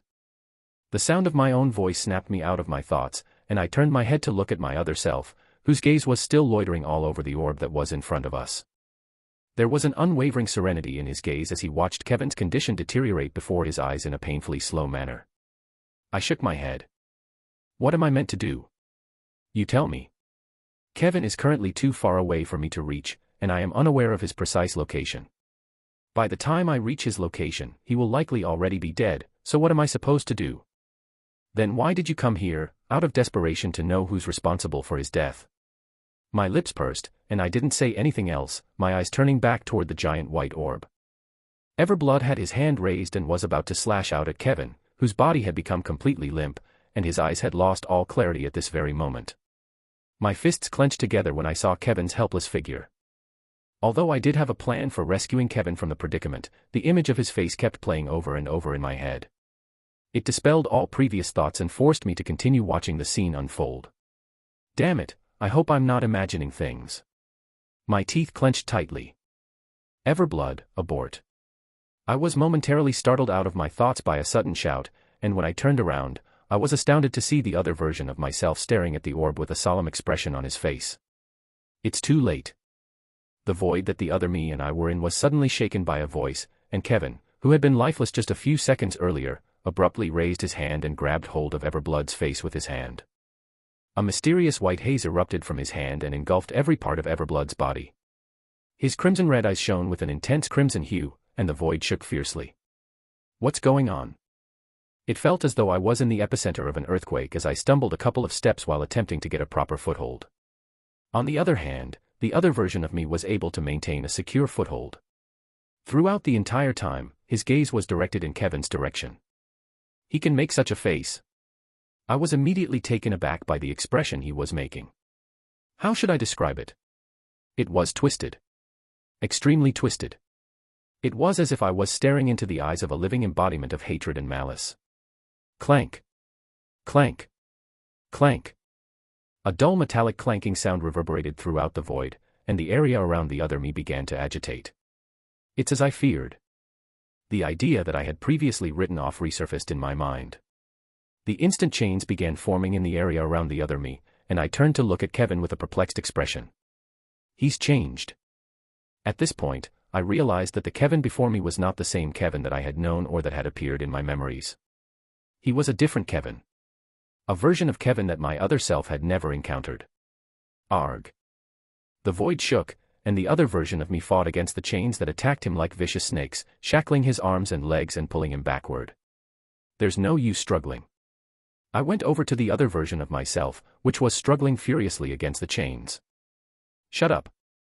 I knew that the chains wouldn't be able to get rid of him and that they were only strengthening the seal that was binding him, but when I looked at the pure desperation and hatred on his face, I knew that whatever was going to happen to him next wasn't going to be anything but pleasant. He was probably going to go through another form of torture, but there was nothing I could nor wanted to do. He was me, but I didn't care about him. If possible, please die. No, no, no. As his body was dragged back into the void and his eyes turned blood red, I could clearly feel the helplessness and madness that was tinted in his voice. This was the sound of a broken man. A man who had been through more sh*t than anyone else but who was once again compelled to live under the torments of the binds that were cursing him. The real me. Tack. My last glimpse was of his hand, which appeared to be reaching out from the depths of the void in an attempt to seize hold of something that would release it from its shackles. Unfortunately, he was unable to find whatever it was that he was looking for, and he vanished into thin air almost immediately after that, bringing the place into an immediate hush. Your real target had never been Malik al-Shaytan, was it? I broke the silence almost immediately after it arrived, gazing deeply at the white orb in front of me. At that moment, Kevin's eyes directly met mine, and he nodded his head. Yeah. As expected. I lowered my head in thought. Taking a deep breath, I tried to make sense of everything that had just happened, and my heart dropped for some reason. For you to have predicted that my other self would have tried to interfere with your plan to kill him and bait him into a trap designed to directly seal him. How did he know that the other me was going to show up? How did he know that he would suggest such a plan? This had never happened in the past, so how was he able to predict this? It doesn't make sense. The questions inside of my head were endless. I couldn't make heads or tails of what was happening, and my head was throbbing. How? How? How? How? How? That was all I could think of at the moment. So many questions, yet not a single answer. I paused and looked up. Who are you? Mirrored over Everblood's pupils were two shiny pupils that glowed a crimson-red hue. When confronted with such a gaze, Everblood felt a shiver run directly through his body. Despite this, he was helpless. He was completely at the mercy of Kevin, whose eyes were piercing through his very being. He seemed to be communicating with someone at the moment, but he couldn't make out who he was talking to. The connection with Ren had already disappeared, and he was in no way strong enough to fight against the current Kevin. He was basically a sitting duck. There was nothing he could do. Yet, for some reason, Everblood was not in the least bit scared. Everblood showed no emotion, possibly because he knew his life was about to end or because he found the prospect of Ren's momentary defeat amusing, but he did not put any resistance. Within a minute's time, Kevin brought his head back and his eyes regained some clarity. He stared directly at Everblood, who smiled. "Have you finished?" Kevin didn't answer, and Everblood let out a strained laugh. "Quack, kook, coo. This is good. This is good." He extended his hands in a way that made it seem as though he wanted to hug Kevin. As he smiled savagely, a sudden spray of dark blood covered Kevin's entire face and his face was covered in blood. PFTTT. Everblood became aware of something penetrating his body, and it wasn't long before Kevin extracted his core from inside of him. Everblood's last memory was of Kevin's icy voice as he flicked his wrist, causing a small device connected to the core to explode. Something isn't a surprise when you know it's going to happen. I know. Everblood smiled, and the world around him quaked. Boom. A powerful explosion ripped through the building's lower levels, causing structural damage to the structure's foundation. The building began to lean to one side, and the pieces of furniture were thrown so far that they shattered against the windows, falling into the streets below that had already fallen into a panic. Kevin remained in the same position that he had been in before and continued to stare at Everblood's face with a face that was devoid of any expression whatsoever. No one could tell what he was thinking at the moment. Upon closer inspection, blood started leaking out from the side of his lips. He raised his hand to wipe the blood away. It's over. At that very moment, he was experiencing a diverse range of emotions all at once. He experienced both some relief and sadness at the same time. Relief from his plan working out, and sadness for something entirely different. He lowered his head and slowly pulled out the dagger that had been embedded in his lower abdomen. Shortly after, he drank a potion, and his injury slowly started to heal. There's not much time left. Boom. Boom. Boom. As the structure Kevin was in completely caved in, explosions could be heard going off outside and could be felt throughout the entire city. Kevin had long expected this to happen once he killed Everblood, and he had purposely allowed this to happen. There was only one reason for this. Everblood was bound by a mana contract. The one that dictated the truce between the Union and the Monolith. This was in contrast to Kevin, who, because he wielded the powers of the Akashic laws, was not bound by mana contracts. Everblood's actions constituted a direct violation of the mana contract, and despite the fact that this breach wouldn't exactly do a lot of damage to the Monolith because it was done individually by someone who acted contrary to the wishes of the Monolith, the damage still existed. The contract was fair, stating that if there was a breach of the contract, the Monolith would suffer damage that was equal to 5 times the amount of damage that the human domain experienced. Everblood was not a spy, and he was not coerced into committing such crimes by Kevin, therefore, the Monolith would directly bear the full brunt of his actions, which was Kevin's intention from the very beginning. That being said, Kevin wasn't heartless enough to kill all the innocent people for the sake of his plan. Since the contract stipulated that the Monolith would sustain 5 times the damage inflicted by the breach, Kevin only needed the people to be injured and not directly killed, so he made preparations beforehand. Cough. The color left Kevin's face abruptly, and he coughed up a mouthful of blood. At this point in time, the building had already begun its descent toward the ground, and just prior to the building's complete collapse, Kevin disappeared into thin air. Boom. 668 Scary, 2. Are you here to kill time, or do you intend to declare war on us directly? I wonder about that. Don't feign ignorance. It was the sound of Octavius and Hemlock's voices that roused me awake. When I opened my eyes, I noticed that the scene was continuing to unfold exactly as it had been when I had closed them. I lowered my head to check the time. Only 2 minutes have passed. I was surprised to see that not much time had passed since I had activated Monarch's indifference and that the scene had not changed much since I had left. You'll find out in due time. These were the words that Kevin told me before ending the connection. What did they mean? I didn't know. There were so many questions that I had, yet at the same time, had no one to answer them. Whatever was happening was fucked up. All this secrecy bullshit, I was fucking tired of it. In the end, I'm still probably not strong enough. I silently clenched my fist under the table. All it took was a deep breath to calm my nerves down. There was something else that needed my immediate attention at the moment. I don't get it, why are you people willing to throw away your lives in such a reckless way? Do you have any idea how formidable the Demon King really is?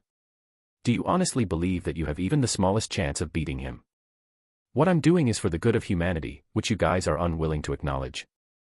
I have already spoken with the Demon King, and he has promised me that if we choose to submit to him, he will provide us with a land where we can survive in the future.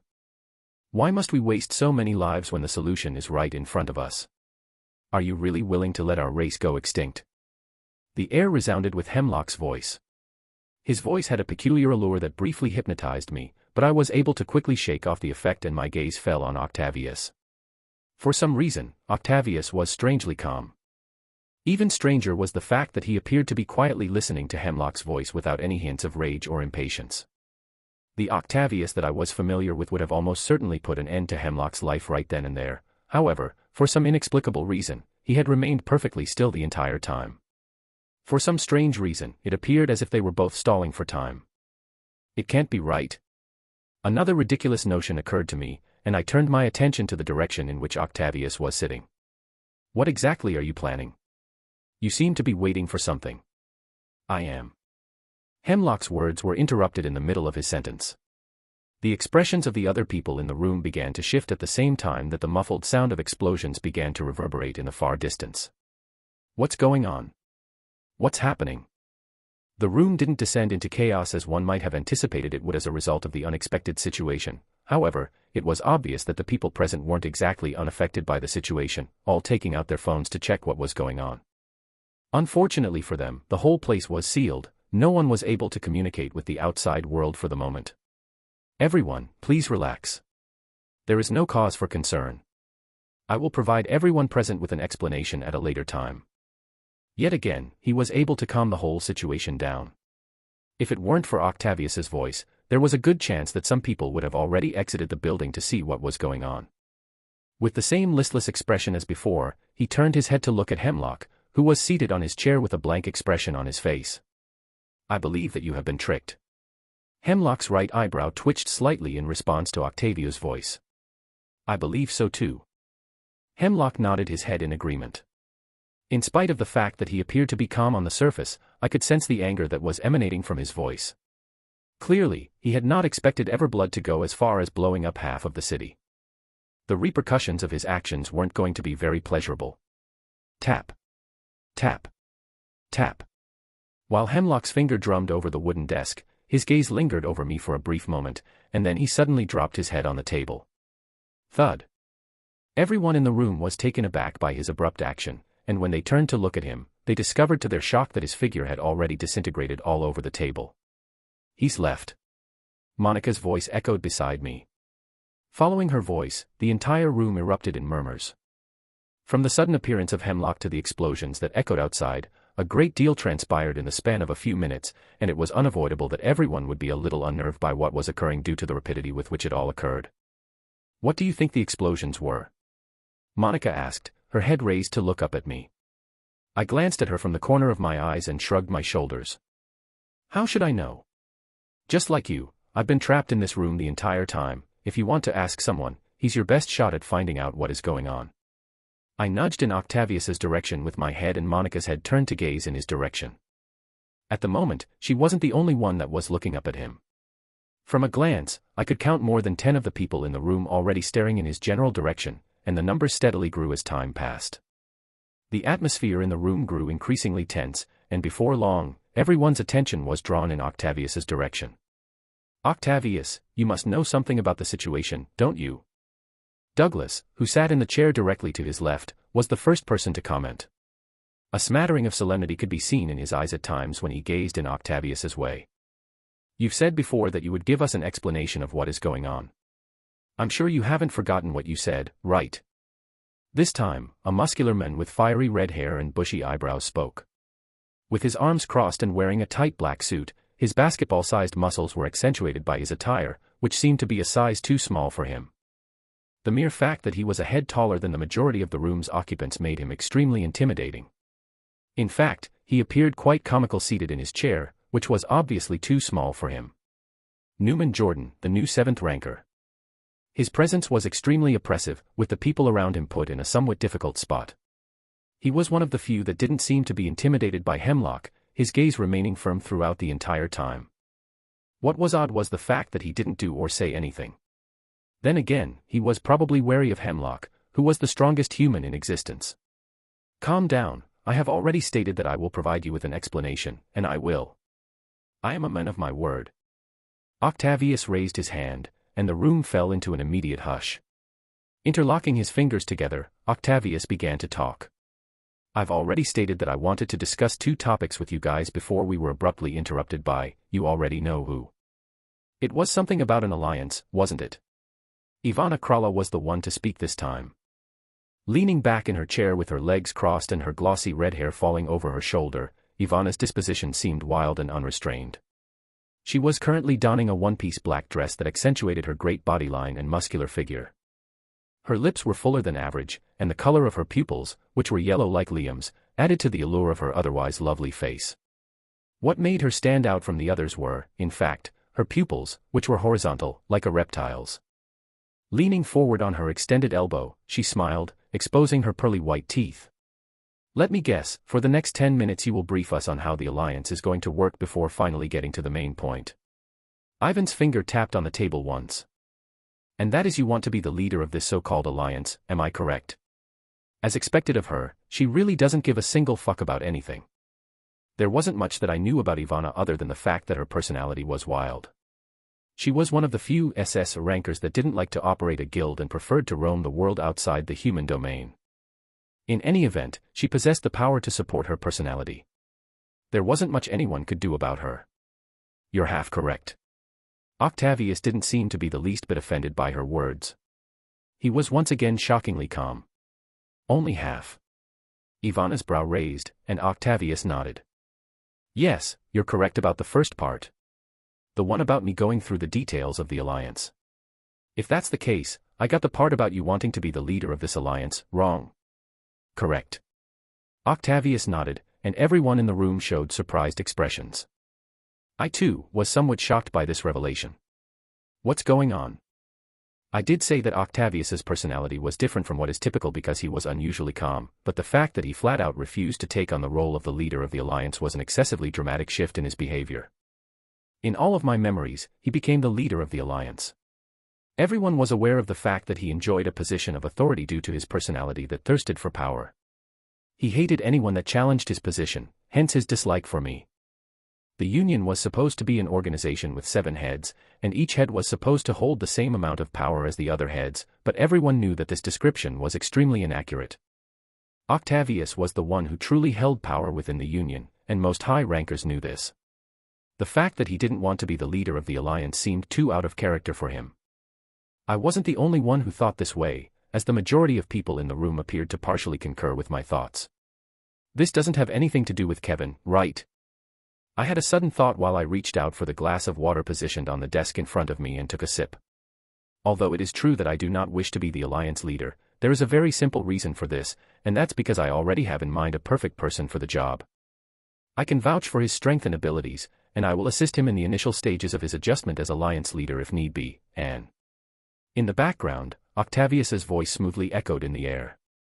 "The person whom I wish to be the alliance leader is Kevin Voss." PFFTTTTT. I spat out my drink. 669 Scary, 3. PFTTT. I spat the water that was in my mouth, and I felt multiple eyes pause in my general direction. I looked at Octavius without paying any attention to the attention that was being directed toward me and set the glass back on the table. I just wanted to make sure that I wasn't hearing wrongly. What did you just say? You've heard me already. I won't repeat myself. No, it's because I heard what you said that I'm asking this. What in the world was going on? I was completely taken aback by the unexpected disclosure, despite the fact that I had already had a hunch that this might happen. The clues were there, I just didn't want to believe them. How on earth did Kevin manage to sway the opinion of such a stubborn individual to side with him? Kevin Voss, isn't he that little handsome fellow that I see in the billboards all the time? Ivana turned her attention to Octavius, the interest in her eyes was clear to see. Octavius merely spared her a glance before answering. I can vouch for his capabilities. He will make a great leader if you choose to elect him as one. Where is he at the moment? Ivana looked around the room, pausing briefly to take in each of the individuals who were present in the room. He's not here. Maximus, Gilbert's father and the current second-ranked hero, spoke up. His head was bowed and his arms were crossed as he sat to the right of Octavius. Raising his head slowly, he looked at Octavius and mumbled. His rank is not within the top 50 and so he is unqualified to be here. Not even in the top 50. The expression on Ivana's face and the manner in which she carried herself completely shifted, and her eyes started to lose focus. If he isn't even in the top 50, what qualifies him to be the alliance leader? If someone wants to be my leader, they have to be at least stronger than me. Since he's not here, it means that there is no need for us to discuss this any further. I'm not interested. Ivana relaxed her shoulders and closed her eyes as she reclined further back in her chair. Her expression utterly displaying the absence of any interest in the topic that had been discussed earlier. One doesn't have to be the strongest to be the leader. Octavius rebuked her in a collected and level-headed manner. Unfortunately, it appeared as though his words had the opposite effect on the people who were present, as they all appeared to be staring at him in an odd manner. Is be okay? Although no one said it out loud, this was the thought that was clearly plastered all over their faces. I couldn't blame them. The way Octavius was acting was extremely out of character. It was as if, all of a sudden, your tough, no bullshit teacher became friendly out of nowhere. It sent shivers down my spine. Are you actually Octavius?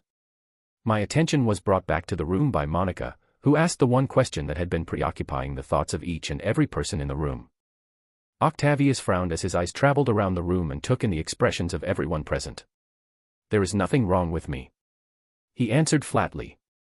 Extending his hand, he pressed the table in front of him. Since you guys don't believe me, I'll demonstrate exactly what Kevin is capable of doing. In the space directly in front of him, a holographic screen appeared to float.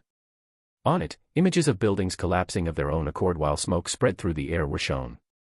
Everyone was immediately startled by what they were seeing. What's going on? Is this what is happening right now? As everyone in the room stared at the holographic display, they did so with a mixture of shock and bewilderment. Was this what the sound from before was? Octavius brought his hand up and pinched the holographic screen, which resulted in the image becoming magnified. Have a closer look. The image magnified, and everyone was able to get a distinct view of what was taking place beneath the debris of the collapsed buildings. People could be seen writhing on the ground with wounds all over their bodies, wailing for assistance, and desperately looking through the rubble. Confusion continued to spread throughout the room as the moment progressed. Staring at each other, everyone wondered, what exactly is going on, and why was Octavius so fascinated by the pictures of the suffering people? Once more, everyone began to question whether or not this truly was the Octavius that they were familiar with. What is currently happening is something that Kevin planned. The following words he spoke caused the entire room to fall into complete silence. The pupils of some of the people in the room suddenly dilated. Before they could say anything else, Octavius continued to speak. Because this piece of information has not been disclosed to anyone but a select few, some of you might not be aware of this, but Kevin possesses the ability to completely be unaffected by mana contracts. This means that his actions will not compromise us in any way. When some of the people in attendance heard these words, they immediately displayed a startlingly different expression than before. Are you serious? How is this possible? How can someone be immune to mana contracts? What does that have anything to do with the situation? As soon as people started talking over one another, the room immediately descended into chaos. I sat quietly in my seat while this was going on, and crossed my arms together. Throughout the entire time, I didn't say anything and just remained quiet. Because I was, to some extent, already familiar with Kevin's circumstances, I was not the least bit taken aback by the information that was revealed. The same could not be said for the other individuals, who began to speak over one another. It doesn't seem like much, but if I gave it some more thought, I'm realizing just how significant of an advantage this is. Especially considering that the ceasefire would still be in effect for a week. There was still an abundance of time available to inflict significant damage on the monolith without suffering any repercussions in return. Don't tell me this ability of his is what prompted you to recommend him as the leader of the Alliance. Maximus spoke up, his face dark. Clearly, he wasn't all too pleased with the sudden development. No. Octavius shook his head, and he pointed at the holographic screen. It's because he has caused the most damage to the monolith and has the best chance of defeating them. Take a look at all of the injured. Do you see any dead?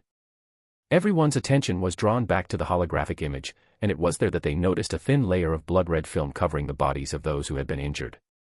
This was the first time that anyone had noticed the film covering the bodies of those who had been injured, and they were rightfully taken aback.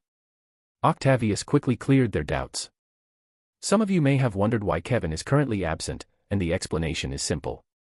It's not because he isn't strong enough, but because there is something else that needs his immediate attention. During our meeting, he went out of his way to have the monolith detonate some of the strategically placed bombs they had placed throughout the city. Due to his knowledge of the bombs' precise locations, he was able to keep everyone safe while inflicting substantial contract-related damage on the monolith by detonating the bombs and keeping the citizens safe. If that's not the end. Octavius's head turned and paused on me. Kevin Voss is the real mastermind behind the elimination of all Union-infiltrated spies. Ren was merely covering for him so that Kevin could continue his operation with as much time as possible. Isn't that the case? Yeah. I nodded my head, all sorts of complicated thoughts crossing my mind. It appears that Kevin has convinced Octavius to join his side. I have no idea how, but things are beginning to make sense. It was clear that someone was trying to hide the fact that the spies, who had previously held high-ranking positions in the Union, had been killed. When I found out about the deaths for the first time, the first thing that came to my mind was that the Union was responsible for covering them up because they did not want to create any panic among the general population. Nevertheless, it was now abundantly clear to me that Octavius was the one who was behind it all, and it was all in an effort to help Kevin. What divine treasure did Kevin offer Octavius in order for him to be so submissive to him? Couldn't he have shared it with me? I really wanted to know. Are you claiming that you intentionally injured innocent civilians in order to cause a breach of contract and severely harm a small force of the monolith? The sound of Douglas's voice jolted me out of my reverie, and when I turned my head to look at him, I was taken aback by how dark his voice was. Something that I cannot recall ever seeing from him in the past. Not only was he not the only one with such an expression, but a number of other members who were considered to be more righteous also wore identical expressions. I did what needed to be done. No one died, and everyone who is injured will be properly compensated by the Union. And risk the lives of innocent people. Douglas smacked his hand against the table and raised his voice. You know very well that you can't pull this shit. If this gets out, the backlash alone will not be something we can bear. They aren't dead, are they? Isn't that what matters? What? Douglas looked at Octavius with an incredulous look. Just as he was about to say something, he was stopped by Octavius's raised hand. Stop. Octavius shifted his attention toward the other members present and started speaking. I would like to end this meeting on this note. I have already said what I wanted to say, and in the upcoming vote that will decide the leader of the Alliance, if you choose to join, you should take into consideration voting for Kevin Voss. Pressing his hands against the side of the desk and standing up, Octavius murmured. I have done everything that I needed to do. It will be up to you whether you vote for him or not. When the time comes, you will know why this is the right decision. His figure disappeared right after that, and the room turned quiet. Just like that, the assembly ended. 670 The warmth of the night, 1. The next day. Phew, looks like this is the last of it. I took a moment to admire the view from my brand new apartment while I wiped the sweat that had accumulated on my forehead. I guess moving out was the right call. From where I was standing, I could see the city in all its glory, and the view was simply stunning. There was nothing to complain about. After returning from the assembly and discussing it with Amanda, I decided to vacate my previous apartment and move into a new one. This was a must as I was about to perform a dangerous operation on myself. With that being said, when I said move out, I simply relocated to the vacant apartment next door. There was no problem because Amanda owned the entire building. Alright, I guess I should get started. I flapped my tank top, creating a small wind that pushed up my chin and refreshed me. After that, I went to the beige couch that was perched atop a gray furry carpet in the center of the room. I sat down on the couch and took a pair of glasses from my dimensional space and put them on. It had to be noted that these were special glasses and weren't normal glasses. My eyes were perfect, and I didn't need to have glasses in order to see. There was a glass table directly across from me, and I swiped my hand over it. 3 books materialized on top of the table the moment I swiped my hand. The books were of 3 different colors, red, blue, and green. Engraved on the front covers of each book were 2 words. Keiki style. Gravar style. Levisha style. Who would have thought that I would one day take my time to learn all 3 of the techniques? I bitterly thought while I opened the first page of the Levisha style and tapped my glasses, which immediately scanned and copied the information that was displayed in front of me, highlighting the key points in front of me at the same time. Getting my hands on the Levisha style wasn't actually that hard for me. All I did was exchange the poison flask I found in Emora for it. Kevin didn't seem to mind anyway. The Gravar style, on the other hand, was a bit easier. As part of the contract, I was to be given a copy of the Gravar style, and that was how I had access to it. Under the terms of the contract, I was not permitted to teach the method to anyone else. That said, I had no intention of teaching it to anyone else in the first place, so everything turned out fine. Now, how do I go about this? As I had previously mentioned, the Keiki style was no longer useful for me to the same extent it was in the past. I had already long surpassed its predecessor, and the same could be said for the Levisha and Gravar style. But that was beside the point. Developing my very own signature sword style was at the top of my to-do list right now. I wanted one that was exclusive to me and no one else, and the first step for me to take to accomplish that was to conduct an accurate analysis of the 3 strongest sword manuals known to mankind. I intended to combine the various aspects of each sword style, speed, power, and style, into one and create the most powerful and complete sword style out there. For that to happen, I need to completely memorize every single detail of these books. I tapped on my glasses again, and with a serious expression, I began to examine and break down every single thing that was written in the manuals. Asterisk. They say that time flies when one is deeply immersed in something. I guess they weren't exactly lying. I stood up to look at the clock that hung on the right side of my new apartment, 8 p.m. 7 hours had passed before I knew it and it was already time for dinner. Rubbing my stomach a couple of times, I leaned back on the couch and blankly stared at the white ceiling of the room. What should I have for dinner? The one drawback of moving away from my parents was that I was no longer able to rely on my mother to provide me with warm meals. Instead, I was responsible for preparing my own food. I wasn't a bad cook, but cleaning was a big hassle. Actually, I suppose I could stop by their place and get something to eat from there. I shook my head after deliberating over the matter for the next couple of seconds.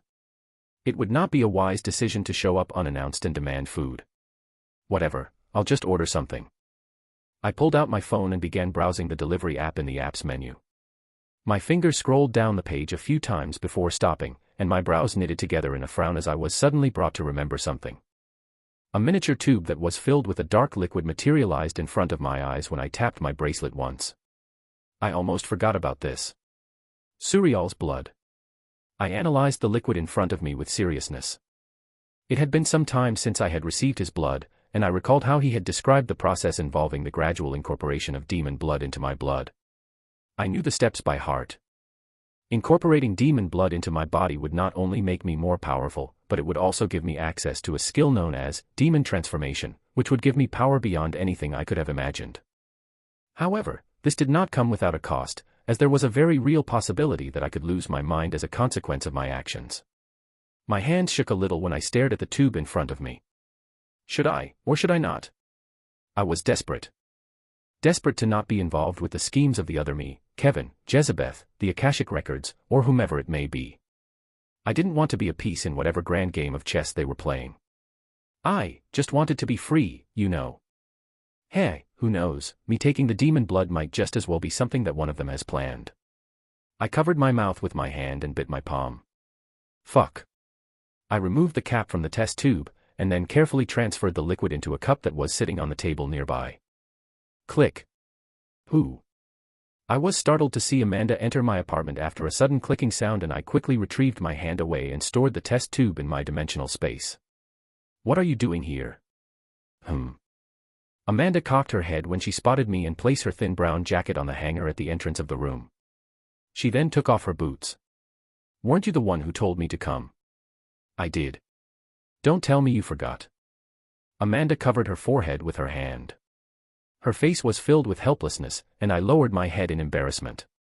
Now that I think about it, I do recall telling her yesterday something of the sort. I rubbed my palms together and leaned back on my sofa. I didn't forget. My thoughts were somewhat jumbled because of all the studying that I was doing. Is that so? Amanda approached me as she tied her hair into a ponytail. Her slender neck became exposed the moment she attempted to tie her ponytail behind her head, giving me a sight to behold. Accentuating the curves of her body was her outfit, which was composed of a black turtleneck that was neatly tucked inside of her blue jeans. With her legs on the side of the couch, she sat next to me. A thin purple hairband hung in between her lips. Amanda suddenly smiled seductively upon noticing that I was looking at her. Like what you're seeing? She asked, removing the hairband from her mouth and tying the hair behind her back. I nodded my head. Yes, I do. It would be a lie if I said no. Amanda's expression froze when she heard me agree. What is it? I asked, curious about the sudden shift in her expression. To my shock, I watched as Amanda placed her hand over my head and looked at me with a worried expression. What are you doing? Making sure you're not sick. What? What makes you think that I'm sick? Amanda ignored Ren and continued to check the temperature of his head. She sighed in relief when she saw that the temperature was normal. It looks like you really don't have a fever. What got into you? Amanda locked eyes with Ren, and she deeply stared into his eyes. She didn't hear it wrong, right? Did the stone-hearted idiot actually fall for her charms for once? 2 years. She had been trying for 2 years to become more intimate with him, only to see Ren erect a barrier and keep their relationship the way that it always was. At times, she wondered if they really were in a relationship or if Ren truly did like her. Was she not attractive in her eyes? Does he prefer girls that are like Melissa? More mature ones? Her mind raced with all kinds of strange ideas over the course of the 2 years they were together. It was embarrassing to think about, but she couldn't help but doubt herself in front of Ren, who didn't seem to be moved at all despite her efforts to advance their relationship. Hey, you okay? Nothing. When Amanda saw Ren wave his hand in front of her face, she instinctively jerked her head backwards. Her reaction caused Ren to be even more confused. What's gotten into you? Nothing. Amanda's eyes darted around in panic, pausing on a small cup on the table that contained a strange black liquid. It looked like coffee at first, but that was only at first. In the instant her eyes paused on the blood, her face changed. That. Ren's face also changed when he noticed what Amanda was looking at, and before he could say anything, Amanda had already stood up. Enough. She could tell at a glance that the object in her hands was dangerous as she detected faint demonic vibrations emanating from the liquid within the cup. You're planning on doing something dangerous again, aren't you?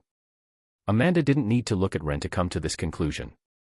She knew him like the back of her hand, and it was obvious to her that he was planning on ingesting whatever this liquid was. When Amanda stared at the cup, she experienced a wide range of emotions, including resentment and sadness. She had a momentary urge to throw it and destroy it, but she restrained herself because she knew that Ren was very important to Ren. Biting her lower lip, she sat the cup back down on the table and stared at Ren. What are you doing? Her mind emptied of all thoughts, and the next thing she knew, she was on top of Ren. She was looking down at him. Amanda found it particularly amusing to see the shocked expression on his face, and her heart started racing. What are you doing? Ren asked, his eyes slowly recovering from the shock, and he supported his upper part of his body up. Ignoring Ren, Amanda slowly took off her turtleneck, exposing her body, and softly responded. Something that I should have done a long time ago. Her lips and his lips met. 671 The warmth of the night, 2. Hugh. Resting her head on her arms, Emma let out a deep sigh. Emma, training will start tomorrow at 5 a.m. in the morning. Make sure that you're not late. Emma caught glimpse of a message sent by her dad. Ever since she reunited with her father, she had spent most of her time training with him. There was no better teacher for her than him. If only there was a way for me to become stronger faster. Nowadays, she felt sour just thinking of Kevin. Every time she tried to initiate a conversation with him, he would do everything in his power to avoid it and then quickly flee the scene. Whether it was in Amora, human domain, union, he would always dodge her. Tisk, what's gotten into him?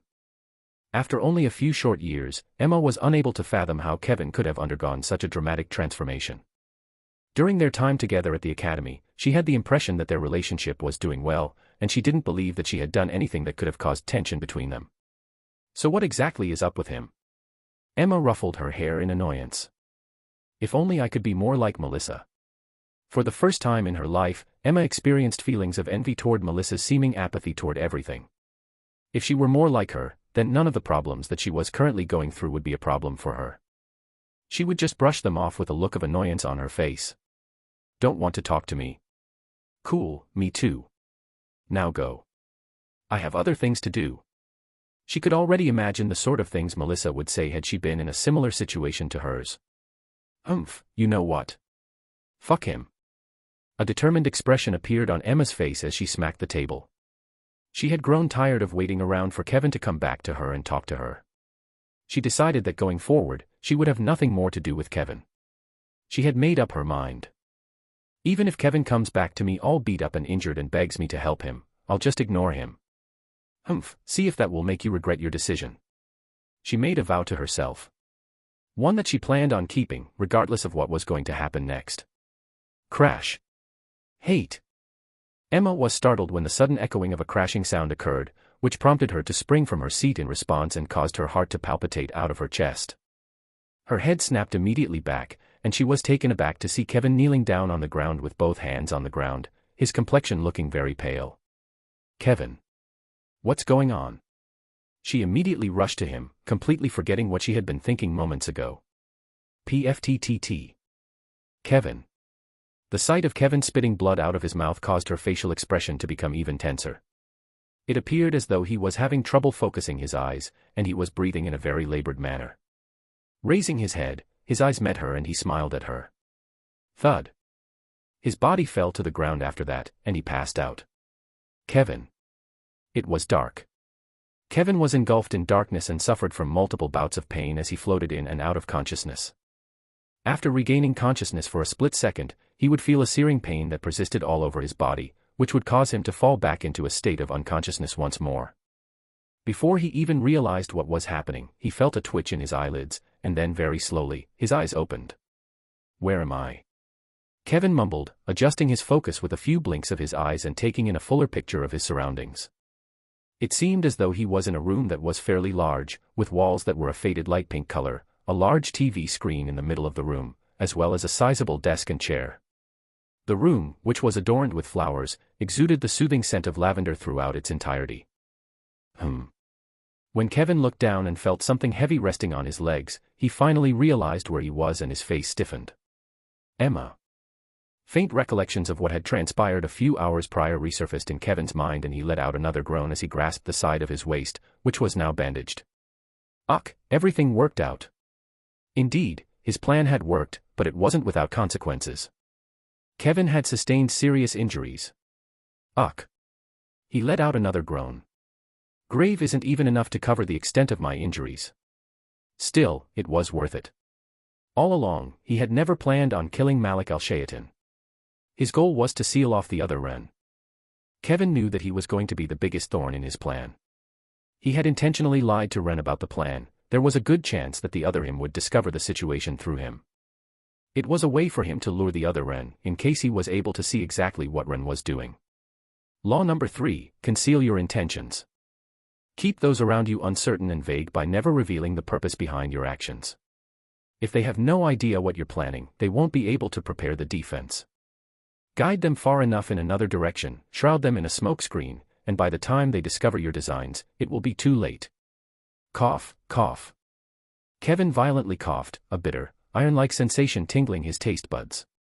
His chest violently ached, and Kevin felt his arms tremble with pain. Kevin. Kevin's body froze upon hearing the one voice he didn't want to hear. He slowly lowered his head to see Emma looking back at him with a sleepy face. It was obvious that she had not slept the entire time while she was taking care of him. All sorts of complicated thoughts flashed across his eyes as he gazed at Emma. In all honesty, it had never been his intention to go to her. It's just that at the time, the repercussions of his actions were a lot more powerful than he had initially anticipated, and she was the first person he thought of when he was trying to look for someone to help him. It had never been his intention to go to her, but the situation had led him to her, and now that he was face to face with her, he wasn't sure what to say. His silence prompted Emma to furrow her brows as she glared at him. "Don't you have anything to say to me?" she inquired while pulling her head away from her arms and rising to her feet. She looked down at Kevin, who was lying on her bed with his back against the wooden frame of the bed. Raising his head to meet her line of sight, Kevin felt something stuck in his throat. There were many things that he wanted to say to her. A lot of things. The current her, the previous her, and all the other versions of her. The list was endless, and he hadn't been distancing himself for the reason she was thinking of. He didn't think of her as a burden, nor did he ever. Be it past, present, or future, Kevin had only ever loved one girl, and it was Emma. But be it past, present, or future, Kevin had only suffered heartbreak, and so had she. Their story was never meant to be a happy one.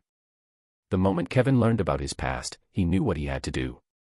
This was the last ever regression. The last one. That was it. Turning back time was no longer possible. The Akashic records had reached a point where they could no longer sustain a time renewal, and regardless of what happened next, time reversal was no longer something that this universe could withstand.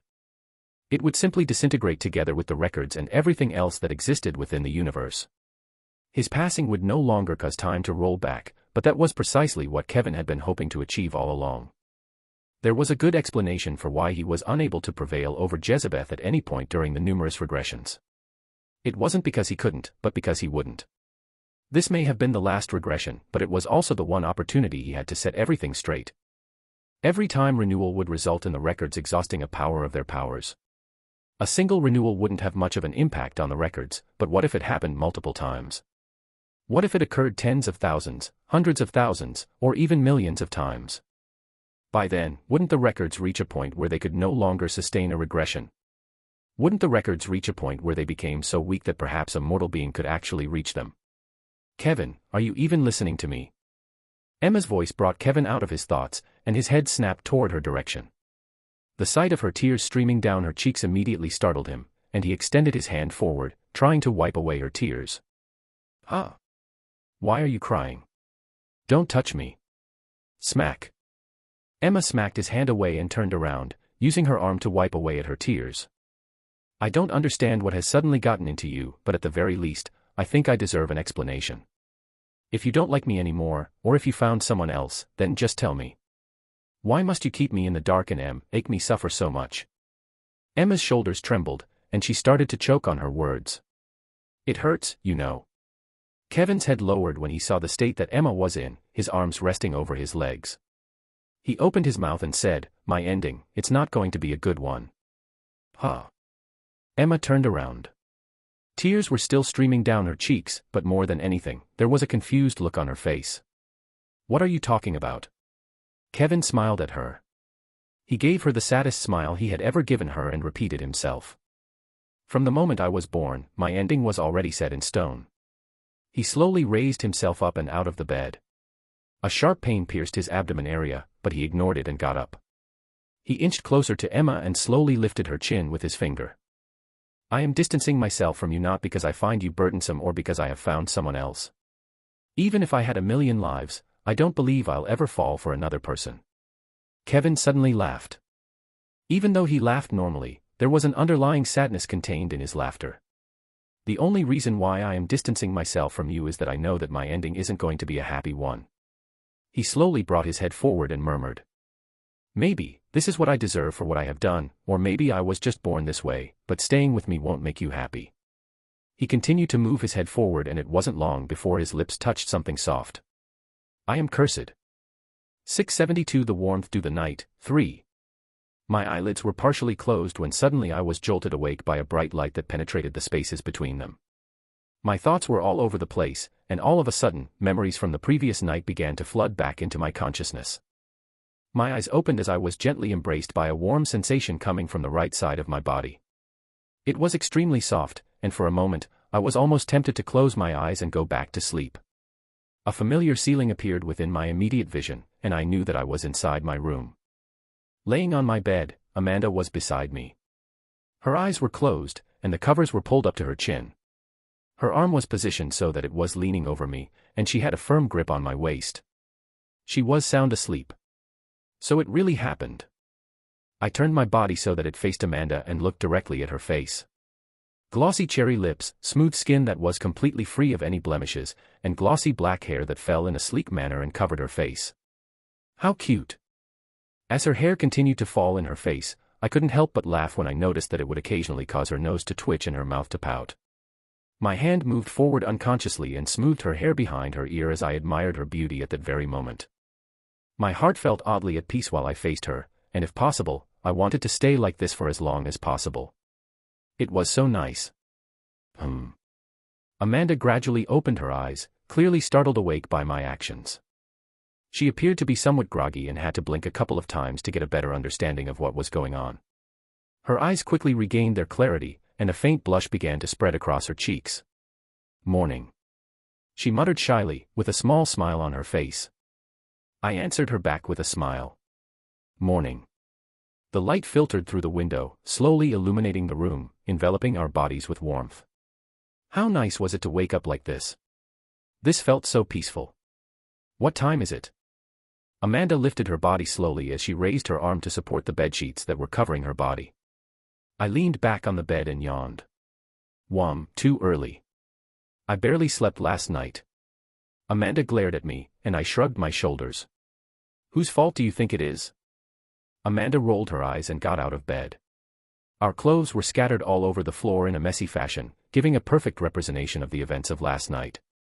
Getting out of bed, she dragged the bedsheets with her and my body shivered. "Oi, the bedsheets. Don't complain." Amanda merely spared me a glance before taking the bedsheets with her. My teeth chattered, and I hugged my body.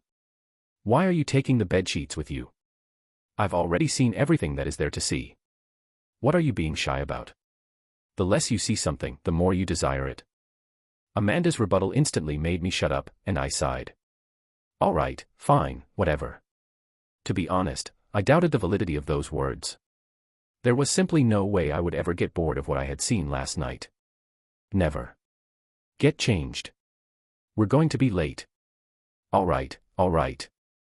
I let out another sigh, and then I sat up straight, picked up the clothes that were lying on the ground, and started putting them on in a slow manner. Due to the events that transpired in the assembly, I was unable to speak with Octavius, and as a result, we came to the conclusion that the best time for us to meet would be today. Thinking about Octavius, my thoughts were rather complicated. I was still confused about how a man with such a fixed mindset could have undergone such a dramatic transformation so quickly. What in the world did Kevin do to cause him to transform into this different person? I was genuinely curious. I'm done. Already. The second time Amanda entered the room, she was dressed differently than the first time. This time, she was wearing a sleek white one-piece suit that accentuated the natural curves of her body. Her long hair was pulled back into a tight ponytail, and she exuded an enticing fragrance from head to toe. She looked more mature. In the midst of me admiring her beauty, she walked up to the drawer beside my bed and took out the pair of glasses that were resting there. It took a moment for me to register what was going on, and I complained. "Wait, aren't those my glasses?" "They are." Amanda teased, putting on her glasses and heading to the living room, more specifically the kitchen. "Hold on, wait up." Hastily putting on my clothes, I rushed to her. Panic engulfed every part of my body. Flashes of memories resurfaced inside my mind, and my complexion paled. "Wait, don't tell me that you're planning on making breakfast." "How did you know?" As expected, Amanda's expression changed to one of bewilderment when she realized that I was aware of her intention to prepare breakfast. Amanda's brows furrowed, and she examined my clothing for a moment before shaking her head and cutting me off before I could say anything else. "This won't do. You should go and change your clothes. You can't go like this. I'll make breakfast while you change." The tone of her voice was stern, and so was her face. When I saw her expression, I realized that complaining about it would be a pointless use of my time. As a result, I went to the bathroom, took a shower, and then changed into more appropriate attire before going back to the living room. To tell you the truth, ever since Amanda had baked her cookies for me the last time, I had not eaten any of her food, and I wasn't looking forward to it at all. If the previous experience with the cookies hadn't made it abundantly clear, then I didn't know what could. This morning is going to start off rough for sure, that much is certain. With a Pepto-Bismol at hand, I headed for breakfast, where I saw perfectly cooked sunny-side eggs with some bacon. I was immediately on guard, and I approached the chair as if it were the most formidable foe I had ever faced or would ever face. Jezebeth who? Not even Jezebeth placed me under such pressure. As expected, this was no normal egg, was it? The more perfect it looked on the outside, the warier of it I became. What are you doing? Eat quickly so the food doesn't become cold. We still have to leave in 15 minutes. Ah, yeah. I responded, and as I did so, sweat began to form on either side of my hands. At the same time, I began praying to whichever god was out there. After slicing the bacon with the fork, which I had just grabbed, I brought it to my mouth. At this point, I had already reconciled my feelings about the situation, and I took a bite of the bacon, expecting it to be the last one I would take for a while. After taking a few bites of the bacon, I was astonished to discover that it didn't actually have a taste that was all that unpleasant. In point of fact, I had already consumed the entire thing before I realized it, and I had already made my way to the eggs, which turned out to be surprisingly airy. I looked at Amanda with a skeptical eye. What happened? Did you order breakfast before I was done changing? Since when have deliveries become so fast? You could have bought it yesterday and reheated it. Then how does that explain the dishes over there? My brows furrowed to their fullest capacity as I looked at the dishes, which were indisputable proof that she had actually prepared the meal. It took me a while to process the information, and when I did, I looked at Amanda with an incredulous look. It's not spicy. Ah. Amanda cocked her head, her eyes narrowing into slits. She eventually shook her head. I didn't have to deal with cinnamon this time, so yeah. So you're saying that if you had cinnamon, you would have made it spick. I was forcefully fed a mouthful of food by Amanda, who looked at me with a cold smile. Less talking and more eating. Fine. I retracted the fork from my mouth and carried on eating. After everything was said and done, the breakfast turned out to be quite delicious, and I felt very content after eating it. By the time I was done eating, Amanda had already eaten her breakfast and had gone to put her shoes on. I didn't waste any time cleaning the table before making my way to the front door, where Amanda was patiently waiting for me. I got out of the apartment, took my jacket with me, and locked the door behind me as I went. There was not a single flaw to be found with my current morning. I awoke with a smile, enjoyed a delicious breakfast, and felt more energized than I had in a very long time. Only that. At the precise moment that I emerged from the room, another figure emerged from his apartment at the opposite end of the corridor, and our eyes met. The surroundings froze, and neither one of us moved. The last thing I remember hearing was Amanda's low murmur. The scream. My head subconsciously nodded. Not a bad office. I found a nice leather sofa, sat down, and adjusted the pillows until I was completely at ease. At that moment, I was located in Octavios's office, which was located on the top floor of the Union Tower. I had to say, the view up here was amazing. I could see the entirety of Ashton City from where I sat. There didn't need to be anything said about how nice the view was. Currently, Octavius was sitting behind his desk with an expressionless look on his face. He was most probably waiting for me to finish looking around. Cume. I cleared my throat and leaned back on the chair. Without sparing a single second, I asked the one thing that had been bugging me from quite a while back. What did Kevin offer in order to have you become so OB? The chance to break through to SSS-rank. Octavius cut me mid-sentence, and my mouth hung open. The what? I had to blink my eyes a couple of times in order to ensure that I wasn't hearing incorrectly. He just said the chance to break through to SSS-rank, right? Are you serious? Yes. Octavius nodded, clearly not trying to hide anything from me. I became even more shocked when I heard Octavius's confirmation. No way, did Kevin really do that? Everything started making sense to me, and when it did, I couldn't help but be amazed by Kevin's capabilities. It was necessary to take note of the fact that advancing past the SSS rank was extremely difficult, borderline impossible. The closer one became to the powers of the records, the more restrictions were set on them. There was a reason why there were so few SSS-rankers in the world, and it was because the Akashic records didn't want there to be that many in the first place. No, it was more accurate to say that it never even wanted an existence of that level to exist within its realm to begin with. And it was precisely because of this reason that it was almost impossible for someone to break through to SSS-rank. The fact that Kevin was somehow able to grant this ability to Octavius showed that his means were extremely deep. If I didn't already know how to break through, I would have been in the same position as Octavius and would have most likely needed to ask for his assistance. So in exchange for granting you the ability to break through to the next rank, you've decided to help him become the Alliance leader. That's correct. I see, huh? I stopped myself mid-sentence and looked up at Octavius. Hold on, why are you telling me this? It was very strange that he ultimately divulged all of the information without me threatening or coercing him to do so in order to get him to talk. In fact, there was something extremely fishy about the situation. There's definitely a reason for why he's telling me this. I didn't have to wait long to understand. Kevin informed me that I was permitted to share this information with you. He also instructed me to tell you to vote for him in the upcoming elections for Alliance leader. Oh, and he also inquired as to whether your mercenary group will join the Alliance or not. I was honestly a little taken aback by the sudden request, but I eventually shook my head. I can vote for Kevin to become the leader of the Alliance, but my mercenary guild will not join.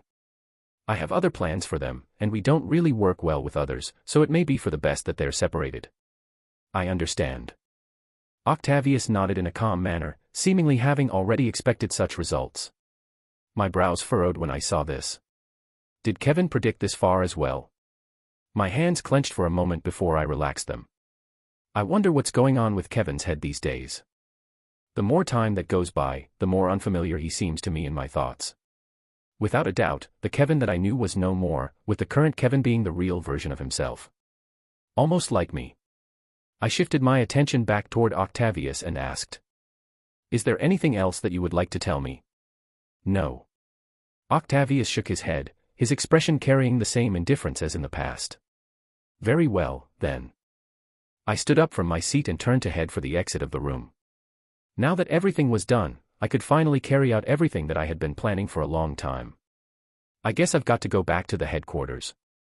673 The beginning of the end, 1. Day 5. Where's everyone? I was taken aback to discover that the lobby of the mercenary headquarters was completely deserted. At any given time, there would typically be at least one or two of the guys lounging about on the sofas. Guess everyone's busy. I eventually shrugged my shoulders. When I thought about the upcoming event, it made perfect sense. Indeed, I had given a significant amount of work to each of them. Without much consideration, I made my way to Ryan's room. Among all the people present, he was most likely the only one who knew where the others were. They were probably in the building, but the place was quite big, and since I needed to check up on Ryan, I decided to just ask him since he most probably had eyes on the entire place. Clank. After making my way to Ryan's room and opening the door, I discovered Ryan hunched over with his back arched and his feet crossed on the chair as he was looking at more than 50 monitors in front of him. Displayed on the monitors were the different areas of Ashton City. Oh, you're back. Ryan was quickly made aware of my presence, and after giving me a passing glance, he returned his focus to the screens. He most likely was aware that I was heading to him long ago and was just being casual about it. I approached him and placed my hand on the chair he was sitting on. How's the situation? They haven't made any movements yet. Not notable ones, at least. This is in Ashton City. Yes, same for the other cities. Still no major movement. Okay. I nodded my head, struggling to keep up with Ryan, who looked at all the monitors in front of him without any trouble. In fact, every 2 seconds, the screens would switch and new areas would appear on the monitors. While this happened, Ryan would write a couple of notes on a small book that rested next to his keyboard before switching the screens again. He kept doing this for all the 50 screens in front of him, and my head started to throb at the sight. I'll leave you to it. I gave the back of the chair a light pat before turning around. When I was on the verge of leaving, I suddenly recalled the purpose of my visit here and asked. By the way, do you have any idea where the others are? I didn't see anyone in the lob. Training room. Ryan responded before I could even finish my sentence. I pursed my lips and nodded my head. All right, good luck with your job. It appeared as though Ryan was too preoccupied with what he was doing. It was to the point where he did not care about me at all. It didn't really bother me, as I knew his role in the upcoming war was going to be very important. I had a lot of things planned out for the upcoming events, and Ryan was going to play a significant part in all of them. Well, everyone will. I had not chosen my members randomly. They were all selected with this event in mind, and it was time for me to finally bear the fruit of their nurturing. Bang. As I got closer to the training room, the first thing that I heard was a loud crashing sound, followed by what I took to be Hein's voice. Whack. Take it easy. I'm not made of diamo, whack. Bang. What's going on here? When I first walked into the training room, I didn't know what to make of the events that were taking place there. Han Yufei, who was standing opposite Hein and who was all beaten up and full of bruises, continued to punch him relentlessly while he begged for mercy. Behind Hein was Leopold, who had a pack of gums in his hand and was cheering for Han Yufei. Go. Go. Beat up him. You're supposed to be on my side, whack. Oh, right. I honestly didn't know how to respond to the sudden situation. Letting out a long and extended sigh, my eyes drifted toward a young girl who sat at the back of the room, and I made my way toward her. How long has this been going for? About the last 3 hours. Ava responded, holding her hand up and staring at the numerous small birds that were resting there. Beside her were also multiple cats and mouses, snuggling around her body. The sight surprised me, and I pointed at them. She answered before I could even ask. It's a lot easier for me to control animals that have not been too impacted by the mana in the air. I see, and how many can you control? If you're not talking about beasts affected by mana, which are currently at 50, then about 1,000. She answered, raising her head and looking up at me. My eyes jumped up in surprise. 1,000. That many. MHM. I could probably push it to a couple hundred more, but that would drain my mana instantly. Ava mused to herself, lowering her head and massaging her chin. I've also completed what you've asked me to do and set up multiple stations around the city just like you've asked.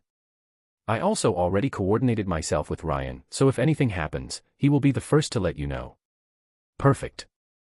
I smiled in satisfaction. Ava's progress was a lot faster than I had expected.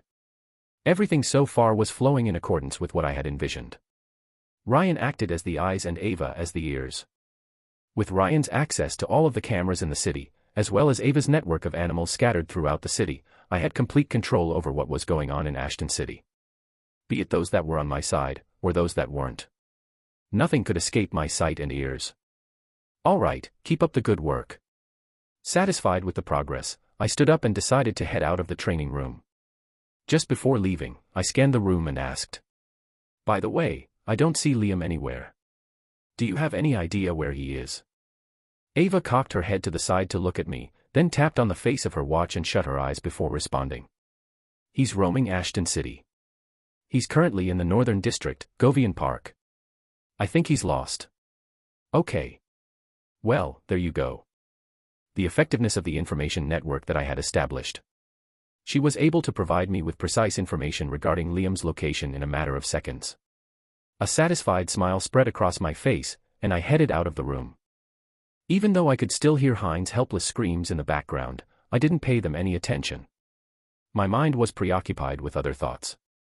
Now that the information network has been completely set up and I've got eyes on the entirety of Ashton City, it's time that I push up my next plans. I had a grand total of 5 days left before the human domain would all of a sudden face a catastrophe that had never been seen before. During those 5 days, I intended to finish putting everything in place before handing over responsibility for the rest to Kevin. Because from that point on, I will begin the process of developing a new sword art and incorporating the demonic bloodline into my body. Only then would I be able to reach a point where I could fight toe-to-toe against Malik al-Shaytan. Ren. As I emerged from the training room, the first thing I noticed was Angelica making her way in my direction. She had a rather serious expression on her face, and my face changed when I noticed this. What's wrong? Did something happen? No, not really. Angelica shook her head. After that, she reached out her hand, at which point a dark radiance emanated from her and covered her entire arm. I was taken aback by her behavior at first, but then I understood exactly what it was that she was attempting to let me see. You're about to break through to Duke rank. Correct. Angelica nodded her head, retrieving her hand and lowering it. I've been close to breaking through for quite a while now, but I haven't had the opportunity to do so. And you've found that opportunity? No. Angelica shook her head, a complicated look flashing across her face as she explained. I'm speaking with you because I have not yet discovered that opportunity. It appears that the demonic energy on Earth is too weak for me to be of any help to me. Right. Indeed, Earth was the last planet that the demons had set foot on, and the demonic energy was at a drastically lower level than that of Amora and the other planets that had been conquered. Angelica was facing a similar situation to what I was facing when I was back in Amora, trying to break through. Do you not have enough devil fruits or something? No. Angelica shook her head once more. Not of the level that can help me break through to the Duke rank. My brows knit. Her problem was indeed a big one. Her breaking through to Duke rank would be an enormous boost to our overall power. If possible, I wanted to help her break through as soon as possible. When I turned my attention back to her, I could see that she was in her own thoughts. Looks like my days are going to become harder. I sighed internally as I came to the realization that she most likely already had a solution in mind, one that it was highly likely that I would not like. I then asked. You seem to have an idea in mind sharing it with me? I plan on returning to the demon realm. I took a deep breath and closed my eyes for a moment to process the information. As expected. To be honest, I had a feeling that she would say something like this. Opening my eyes again and looking at her, I nodded my head. Do you know how to get there? Will you be able to go there unnoticed? I remember that your family is quite important there. There shouldn't be any problems, right? Angelica's eyes dulled, and she looked at me strangely. What's with all the questions? Are you my mom? I scratched my cheek in embarrassment. Well, I don't want anything to happen to any of you. It's not like I can help it. PFT. Angelica let out a strange sound and immediately followed it up by covering her mouth with her hand. My eyes immediately squinted. Did you just laugh? You're imagining things. Angelica feigned ignorance and turned her head slightly. This obviously didn't escape my line of sight. No, I really don't think so. That was without a doubt a laugh. Yet, Angelica kept her face straight as she looked at me. In the need, I could only relent at her indifference. I waved my hand and gestured for her to leave. All right, go, just make sure to come back in 3 months. That's most likely when I'll finally start to make my move. I'd like it if you were there during that time. Okay. Angelica nodded her head and turned around. I'll be leaving in 5 days. Once the dungeons will start to overload, I'll use the chance to go back. I'll help as much as I can before that. All right, thanks. After that, Angelica left, and the environment around me became very quiet. Before I went into my private room, I raised my hand and took out a vial that was filled with a dark liquid. Complicated thoughts flashed before my eyes when I stared at the vial. I guess I should also get ready. These were going to be 3 long months. 674 The beginning of the end, 2. Russell.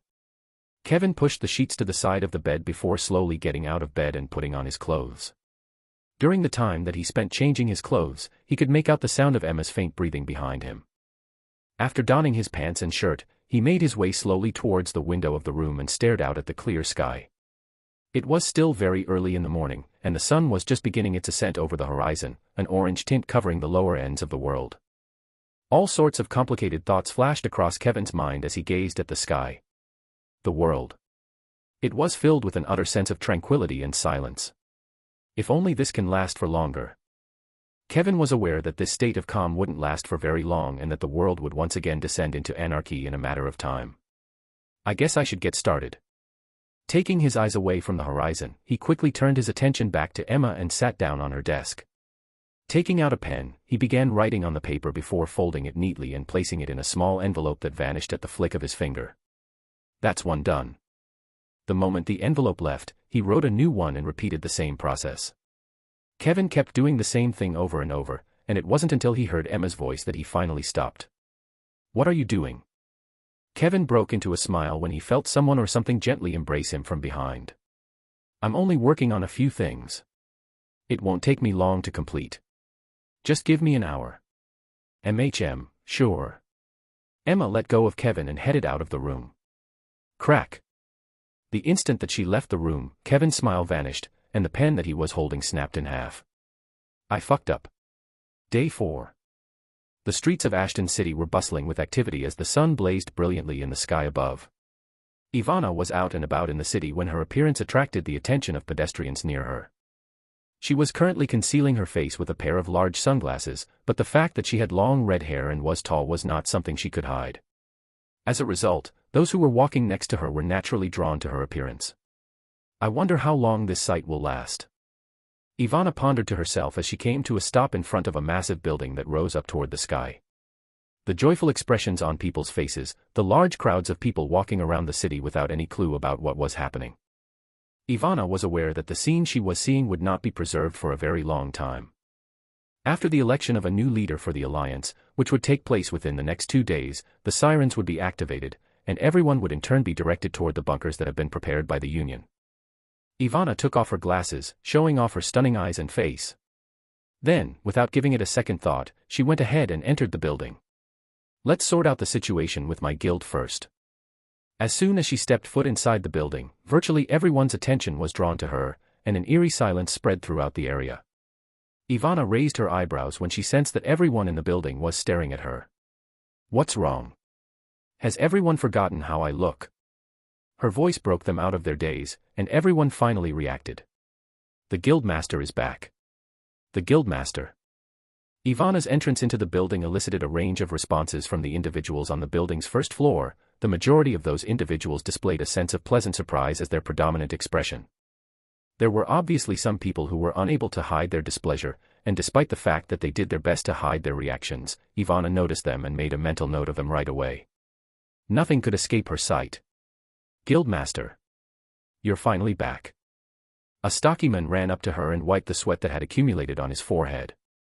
He stopped and looked at her as if he had just seen the savior of the world. Thank God you're back. The guild has been in shambles since your departure, and everyone has been wondering when you would return. The name of the plump man was Chris, and he held the position of vice-guild leader of the Red Cross Guild, which was the guild that Ivana had founded. Given her free-spirited personality, TT wasn't out of the ordinary for her to vanish for more than a couple of months to pursue her own interests, leaving Chris to be responsible for all of the guild's responsibilities. A month of her absence wasn't typically that difficult, but she had been missing for over 2 years. Ivana had been absent from the guild for over 2 years. 2 fucking years, and it was this absence that contributed to the general chaos that prevailed there as a result of her absence. Even though he was capable, Chris wasn't exactly a very powerful person. He had never been treated with respect and was worn down to the marrow of his bones. He had already planned to resign the following month, but after finally seeing the Guildmaster return, all of those thoughts vanished and he started having second thoughts. Maybe, just maybe things were going to get better now. Stop complaining. Ivana shot Chris a glare before brushing her hair behind her ear and looking around the place. Crossing her arms together, she tapped on the upper side of her right arm. I'm finally back from my hunt, where I was able to acquire numerous valuable items. During my absence, it seems that the guild has not been doing so well. I'm a little disappointed, but I knew your capabilities were limited from the moment I took you in. Ivan lowered her head and gazed at Chris while reassuring him. Don't worry. I won't be leaving anytime soon. She cut off her sentence abruptly as a white letter materialized in front of her, floating before her eyes, startling the people in the lobby. What's this? Ivana's brows furrowed the moment she saw the letter, and as she reached out to grab it, a curious expression appeared on her face. After opening it and reading through its contents, she suddenly raised both of her eyebrows, and it wasn't long before a dangerous smile appeared on her face. Interesting. Ivana made a motion with her hand, and the letter caught fire in midair. Without looking at Chris, she vanished from her spot. Not before saying a couple of more words. I take it back, I'll be back later. Wait, what? No. Chris's face turned white, and he kneeled down on the ground in front of where she previously stood. His countenance was etched with a look of utter despondency as he tapped onto his clothes. My resignation letter, where is it? Starlight Guild, Jin's office. Jin was seated at his usual desk, compiling the documents that his grandfather had assigned to him. Since his return from Emora, which came about as a result of him wanting to run away from his grandfather's blind date arrangements, he had been blindsided by a truckload of work that came as a result of his grandfather's ire. The only thing that had been able to appease his grandfather's wrath was the news that he had advanced to the S rank. His grandfather's anger was then channeled toward his father, who, unfortunately, ended up playing the role of the scapegoat. The sound of Jin's pen scribbling echoed in the room, and his eyes began to wander across the many papers that were in front of him. He let out a long sigh when he noticed the stack of papers on his desk. I should have never have come back. He had a great deal of pleasure engaging in combat with the demons that lived in Amora, in spite of its dangers. That was a great deal more entertaining than whatever it was that he was doing at the moment. Jin was startled when a letter materialized out of nowhere in front of him, and his brows briefly jumped. He reached out with his hand to take hold of the letter, and then he opened it. His expression gradually changed as he read the letter, and he reclined in his chair. Covering his eyes with his arm, he murmured, "This is crazy." Certain letters resembling those received by Ivana and Jean began to appear in front of individuals throughout the human domain, all of whom wielded considerable power within the domain of humans. Donna, Monica, Douglas, Maximum. No one was exempt, as everyone received the same white letter. When they each read the letter, they showed a variety of responses, but in general, none of them seemed to be displeased with whatever was written in the letter. Inside a white room that was covered in darkness, Ren sat in the middle of the room with his legs crossed, sweat dripping down his back, and his hair drenched to the fullest extent possible. His diaphragm was constantly moving in an ascending and descending motion with each breath he took. At first glance, it did not appear as though there was anything wrong with Ren. However, when a white letter that had a tinge of golden color appeared in front of him, lighting the area around him, his features became more distinguishable.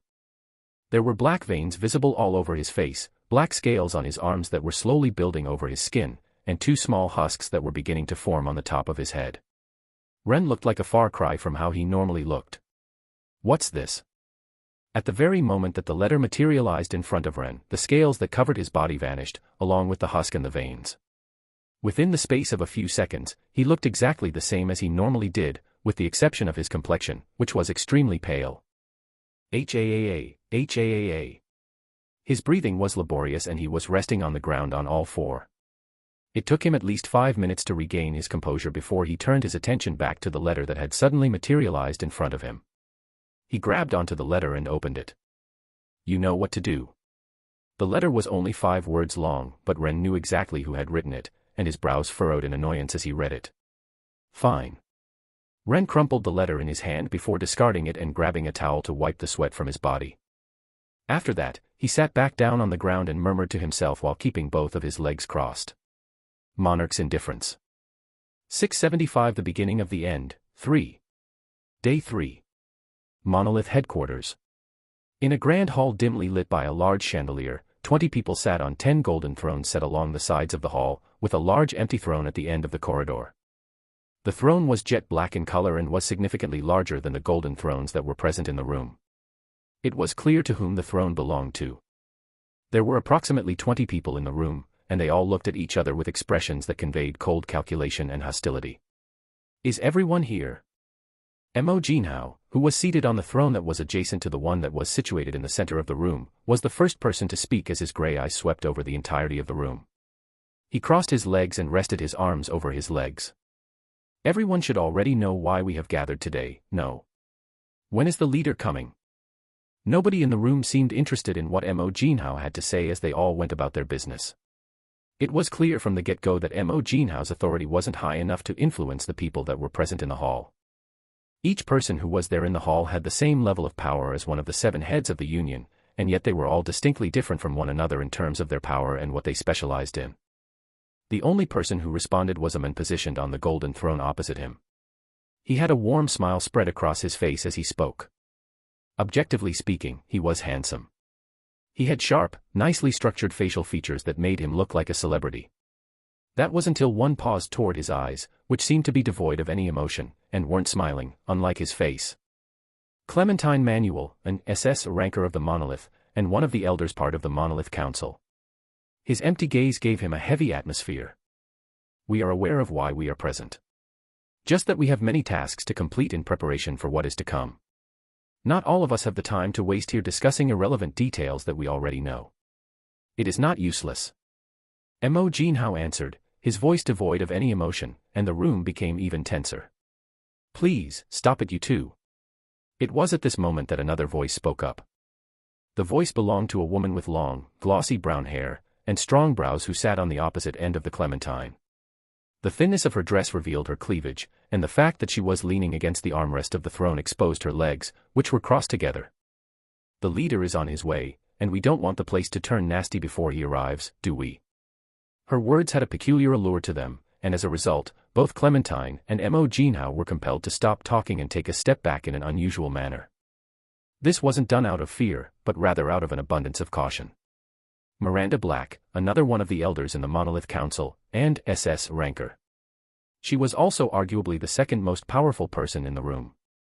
Her powers didn't lay in her appearance, but rather, her formidable power which granted her the ability to control the mind of someone that was within close proximity of hers. If caught unaware, even one of the elders of the council would find themselves brainwashed and taken control by her. The Puppet Master was the nickname given to her, and she without a doubt deserved her name. You know what we should care about more? Miranda's eyes grew colder as her hand drummed against the throne's armrest. She looked around the room at the other 20 or so people before responding coldly. We should think about how to deal with the little rat that slaughtered all the spies I had painstakingly raised. Do you realize how difficult it is to raise puppets of that caliber? The air around her started to become denser, and her hair slowly raised up. As Miranda's hair began to twist, it began to fall in random directions across her face. The door unexpectedly opened just as she was about to say something else, and Hemlock walked straight in. As soon as he came into view, there was a sudden and total hush that spread throughout the room, and each of the 20 senior citizens who were there bowed their heads. None dared to raise it, apart from Mo Jinhao. When they raised their heads again, Hemlock was already sitting on the large throne with his hand propped up on the armchair of the throne, which caused the bottom of his chin to be elevated slightly. I see that all of you have already made yourself comfortable. Idealism, the unrealistic aim for perfection. The unwillingness to compromise over something for the sake of maintaining perfection, and what the Union was in Hemlock's eyes. An idealistic organization that was unwilling to do whatever it took to save humanity. But that was fine, there was a reason why the monolith existed. If the Union was unwilling to take the steps necessary to save humanity, then it would be Hemlock's job to do the things that they couldn't do. Everyone in the room felt a chill run down their spine as Hemlock's eyes icily swept across the group of approximately 20 people who were present. The room remained silent until Hemlock took his gaze away and closed his eyes. Most of you already know by now what happened a little while back, during the assembly. As soon as those words left Hemlock's mouth, the atmosphere immediately began to become extremely tense. No one dared to utter a single word, allowing for Hemlock to continue talking. Upon reflection, this was my fault. Some might say it was a mistake, but it wasn't all that bad. In fact, I had anticipated that something similar would transpire. The forces we lost are not insignificant, but with this small purge, we have managed to increase our forces' hatred for the human domain. Whatever Blood had done was by no means small. In fact, the damage that the monolith sustained was quite heavy. Hemlock was only downplaying the damage over here, and it was a very good reason. Setting that topic aside, has one of you had the surgery done? Yes. Yes. Yes. Everyone answered, almost unanimously. When Hemlock saw that everyone had nodded their heads, there was a look of obvious contentment on his face. Hemlock made the decision to increase their investment in the chips after the chips were shown to be successful with test subject 876, also known as Rendover. The result was a chip that was many times more powerful than the old prototype, which was currently implanted in the heads of almost all of the monolith executives, including the lower-ranked warriors. This chip alone gave Hemlock the confidence to win the war, and it was also what made Everblood's stunt so painful because many of the soldiers who died had the chip in their heads. Although I do find the chip quite useful now that I have it, is it really necessary for all of us to have it implanted into us? A dark burly man asked. Rowan Kahn scratched the back of his bald head while sitting with his arms crossed and his legs spread apart.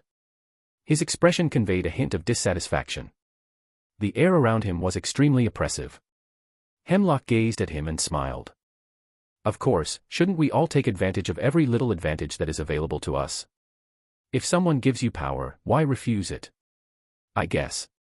Rowan eventually calmed down and leaned back in his chair. Rowan stopped making a scene and just closed his eyes instead of arguing with Hemlock. This may have been because he was afraid of Hemlock and didn't want to anger him, or it may have been because he had some inkling that what Hemlock had to say had some truth to it. No one really knew, nor were they interested in knowing. Opening his eyes again, Rowan tried to change the topic. What about you, leader? Do you also have a chip? Of course. Like I said, I would never refuse any power that is given to me. As a matter of fact, Hemlock had implanted a chip inside of his head in the same manner as the others had. His chip, on the other hand, was unique in comparison to theirs. Given that the chip installed in 870SIX's head was only a beta prototype, there was no self-detonating function installed within it in case the subject refused to obey orders. There was a tracking device, but that was about it. After all the money that he had invested in the development of the chip, Hemlock had managed to get someone to install a self-detonating device that would kill anyone within the vicinity of the chip. The power that was hidden behind the detonating device was devastating, and it was something that Hemlock had secretly done in order to have a better control over the entire organization. No one could go against him. He wasn't an idealistic man. Hemlock had no principles, and for him, the perfect method was the one that would give him the ability to accomplish his goal. Regarding those that developed the chip, it was a bit unfortunate, but it had to be done. Apart from him and a few other people, no one could know about this little secret of his, which would serve as a weapon of last resort. I hope it doesn't have to come this far. After all, Hemlock wasn't crazy. He definitely wasn't. He was the future savior of humanity. He was someone who was going to prevent the extinction of the human race. There was no way someone like him could be crazy. That's right, I'm not crazy. Everyone else just isn't smart enough to understand what I'm doing. It is time that I brought them back to their senses and showed them just how cruel reality is. Hemlock abruptly stood up and turned to face the Monolith's council members. The air around him began to rumble, and a pall of tension descended into the room, making it difficult for everyone to breathe. Dark scales began to form around Hemlock's cheeks and arms as wings sprouted from behind him, and his demonic bloodline began to suppress that of everyone else present. We have 4 more days before the truce ends. I want everyone to get ready before then and do as originally planned. Make sure to not kill any human. Our priority is converting as many humans on our side. Not kill them. This idealistic world that others were living in. He was going to crush it. 676 The beginning of the end, 4. Day 2. Within the human domain, there were a total of 115 diamond-graded guilds. One must have at least one member of the S rank or higher in their guild in order to be eligible for the diamond rank in the guild rankings. It was difficult to start a guild, and most of the time, it was much easier and more worthwhile to join an existing guild rather than attempt to start your own. The explanation for this was very straightforward. Because resources had to be divided up within a guild, and because one needed a significant number of resources in order to advance to the next rank, the higher they were ranked, forming a guild was really not worth the effort that it took. The fact that there were only 115 diamond-graded guilds despite there being over 1,000 different S-rankers alive was sufficient evidence to demonstrate how challenging it was to establish a guild. Having said that, those individuals who were successful in establishing a guild had an undeniable influence within the human domain. It was an unquestionable fact. If one were to have control of all of the diamond-graded guilds within the human domain, then it wasn't far off to say that they pretty much had total control of the entire human domain. And it was precisely this point that elevated the position of the Alliance head to a high level of significance. Whoever held that position would become the overlord of the human domain. Within the grand auditorium of the Union Tower, people dressed in suits gathered together and quietly took their seats on one of the seats that faced the center stage, which was illuminated in a bright manner by the lights that were coming from the 4 corners of the room. As I walked into the auditorium with Amanda by my side, I looked around the room until I spotted a couple of people I recognized, and then I headed in their direction. It looks like you guys have come early. I initiated the conversation as I sat down next to Melissa, who was scrolling through her phone. Beside her were Jean and Emma. Oh, you guys are here too.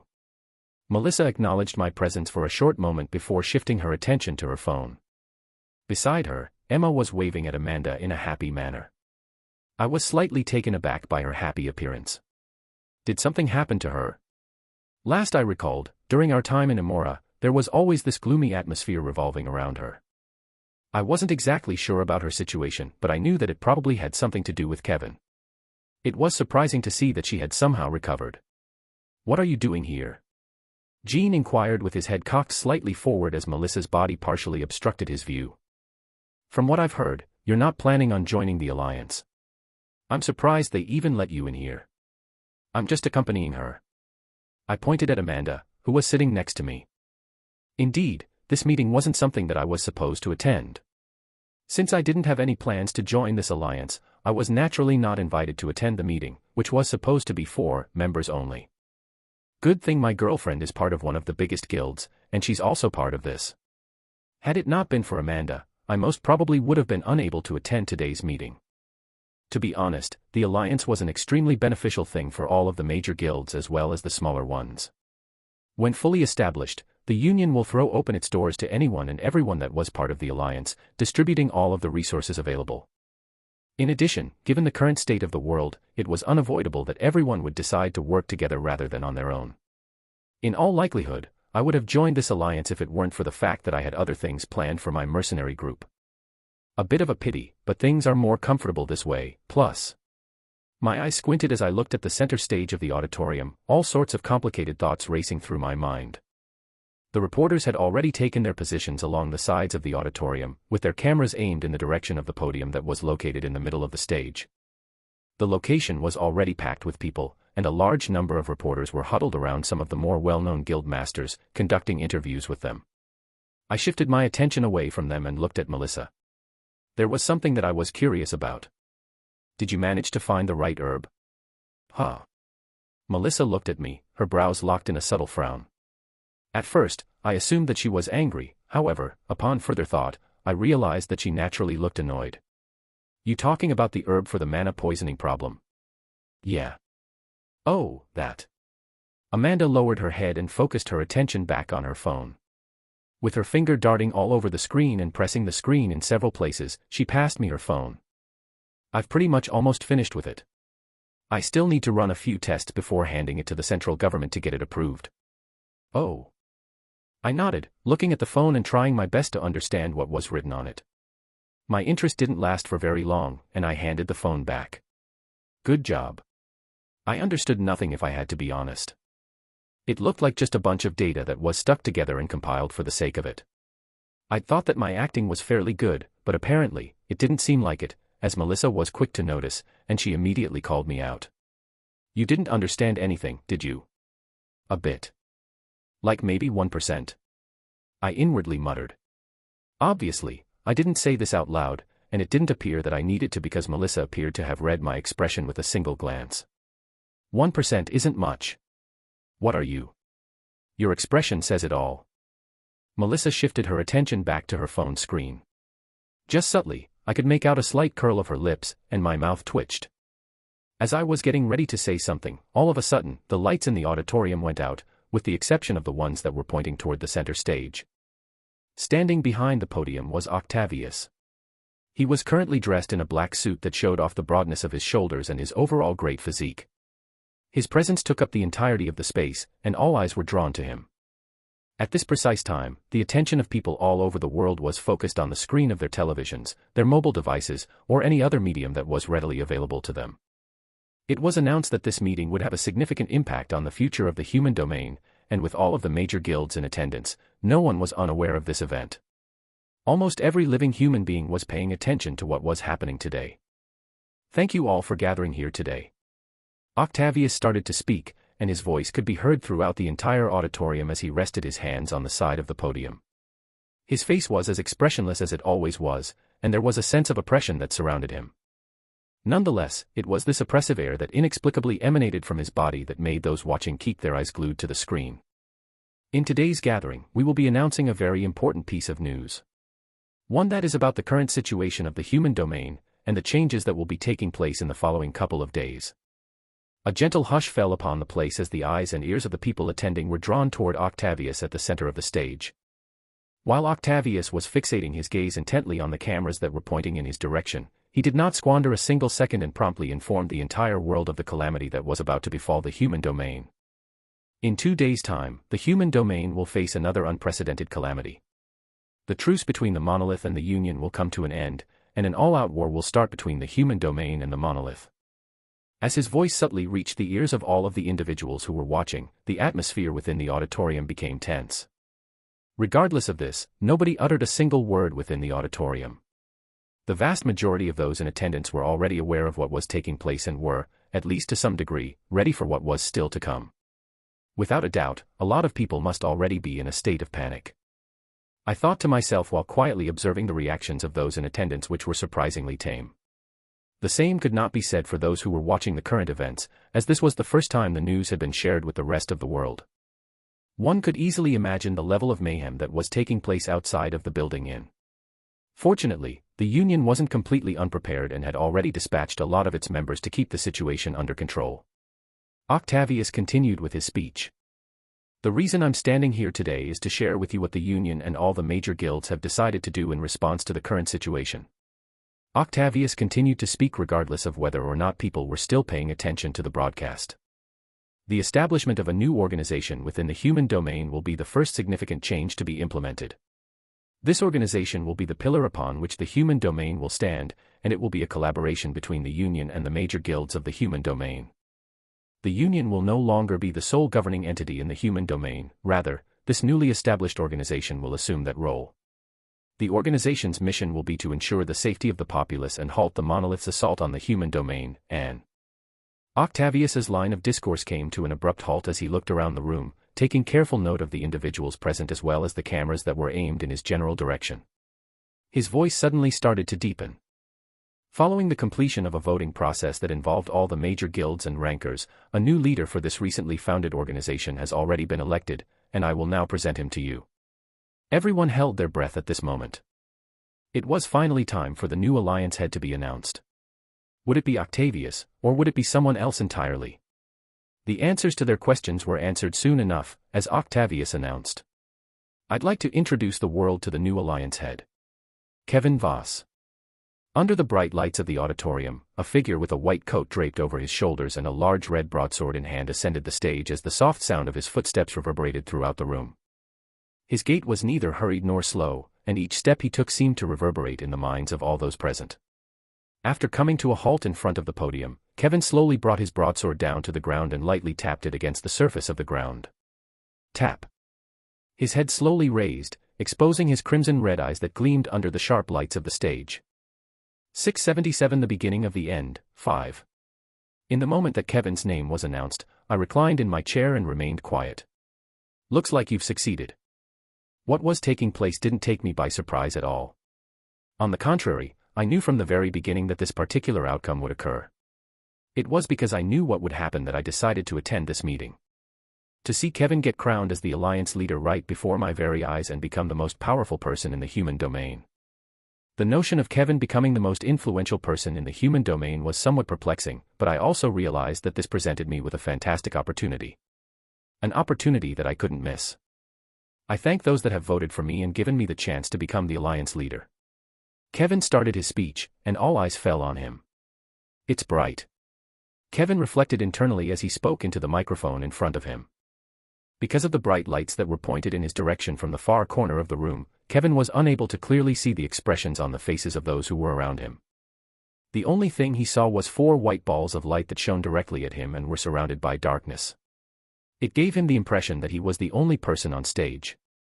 He didn't know exactly how they were reacting to his sudden appearance, but this didn't bother him as long as he continued to speak. The outcome of the vote has given me a lot of reason to celebrate. Of course, I won't exactly do that now, but I'll do so later, that's for sure. Kevin smiled, and the tense auditorium was suddenly filled with a few muffled giggles here and there. His smile faded not long after, and his expression shifted to a more serious one. Because of my previous successes, some of you should be familiar with my name already, and you should also be aware of where I am currently ranked. I am not the strongest person in the room, no, I'm not. I'm far from that. Kevin lowered his head for a moment, and the place fell silent. In spite of the bright lights that were obstructing his vision, Kevin could visibly feel all the eyes of the people within the auditorium drawn toward him. There are many other heroes that are a lot stronger than me at the moment. One such example is Octavius Hall, the current head of the Union, and the strongest person in the human domain. Although I'm not exactly weak, I'm still quite a few levels below people like him. That said, I am of the belief that power shouldn't be the main deciding factor for one to be a leader. Although desirable, I do believe that I am the best choice to lead the human domain to safety and prevent it from falling into the hands of the monolith and the demons. What I'm saying now may sound like bullshit, but I don't care. I think it is best if I show you all just what I am capable of rather than just saying what I will do in the upcoming months and years. When Kevin pressed the table in front of him, an image began to materialize all of a sudden. With that, all said and done, I will now get to the main point of this meeting. The projection showed something that appeared to be a domed structure of unimaginable size, layered with a wide variety of different materials, and labeled with a variety of different descriptors. This structure is referred to as the bunker. The sole purpose of this structure is to ensure the safety of citizens in the event of an emergency, such as this one. The underground structure is equipped with the most effective defensive mechanism available. The structure will remain impenetrable unless an SS ranker arrives, and in the event of an emergency, a lower level within the bunker will contain portals that citizens can use to travel to a safe, yet unknown location. Kevin raised his hands and pinched the air, which enlarged the image. The moment he pinched the image, everyone was able to see the massive proportions of the bunker for the first time. It was enormous, to the point that some people might compare its dimensions to those of a city, with the center containing shops and even a large garden, as well as all the facilities that one might need to feel like they were at him. There were many more layers, but because the projection only displayed one side of the structure, people were unable to see precisely what was inside the bunker. Nonetheless, one could easily tell that it was equipped with a lot of things. Each bunker will be able to host 100,000 people and will be safely protected by multiple rankers. In order for the bunker not to feel like a prison, it is outfitted with high-tech equipment, such as virtual reality and a system that can replicate the sky, to perfectly replicate the conditions of the outside world. In addition, we have made it our mission to make you feel as if nothing has changed and to ensure your happiness during your stay. The image vanished after Kevin swiped his hand over it. His previously serious face became even more so, and he stared intently at the cameras before him. He wanted the inauguration to be broadcast everywhere for a specific reason, and that reason was because of what he was about to announce next. Now, you all must have some sort of idea for why I'm telling you this, and you're right. It's exactly as you think. We want you all to enter the bunker, and stay there until the war is over. This is to ensure your safety and allow us to concentrate on fighting the approaching forces. The sound of Kevin's voice became more resonant as his body leaned over the podium. This is not a request, but an order. As the new alliance leader, it is within my powers to make sure that all of you are safe, and thus. Kevin moved away from the podium, broadsword in hand. With his gaze directed at the cameras in front of him, as well as his eyes sweeping over the figures that were seated in the auditorium, he announced. His voice loudly resounded across the entire space. I hereby order all citizens to evacuate to the bunkers immediately. This is an order, not a request. The Alliance will personally find you and drag you to the bunkers if you do not report within the following days. Kevin's eyes flashed a dangerous gleam as he gazed at the cameras. I repeat, this is not a request, but an order. The meeting was adjourned shortly after Kevin announced his new order requiring those incapable of combat to immediately report to the bunker.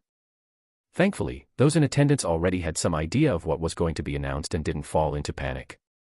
The same could not be said for the outside world, which had fallen into a state of chaos. The tyranny of the new alliance leader. Who is Kevin Voss? From Zero to Hero, the story of Kevin Voss, the new alliance leader. Forcing the citizens into a prison while misrepresenting it as a safe haven. The new alliance leader reveals himself to be the next tyrannical ruler. I walked out of the auditorium while holding my phone in my hand and checked out all of the articles that were being published about him. Let's just say that the comments regarding Kevin weren't exactly the nicest. No, rather, they were butchering him. Many of the citizens were voicing their outrage at the sudden restriction of their freedom, while others were expressing their dissatisfaction with the new system that had been put in place without their knowledge. All in all, it was a total mess. Ren, where are you going? I only stopped looking when I heard Amanda's voice behind me. Turning around, I thought for a moment, before catching a glimpse of Kevin in the distance and saying, I'm going to go talk to Kevin for a bit. Wait for me in the car, and tell Melissa to update me on the situation later. Okay. Amanda didn't say much after that and proceeded to head out of the building. I didn't waste any time and headed straight toward Kevin, who was presently encircled by a number of reporters.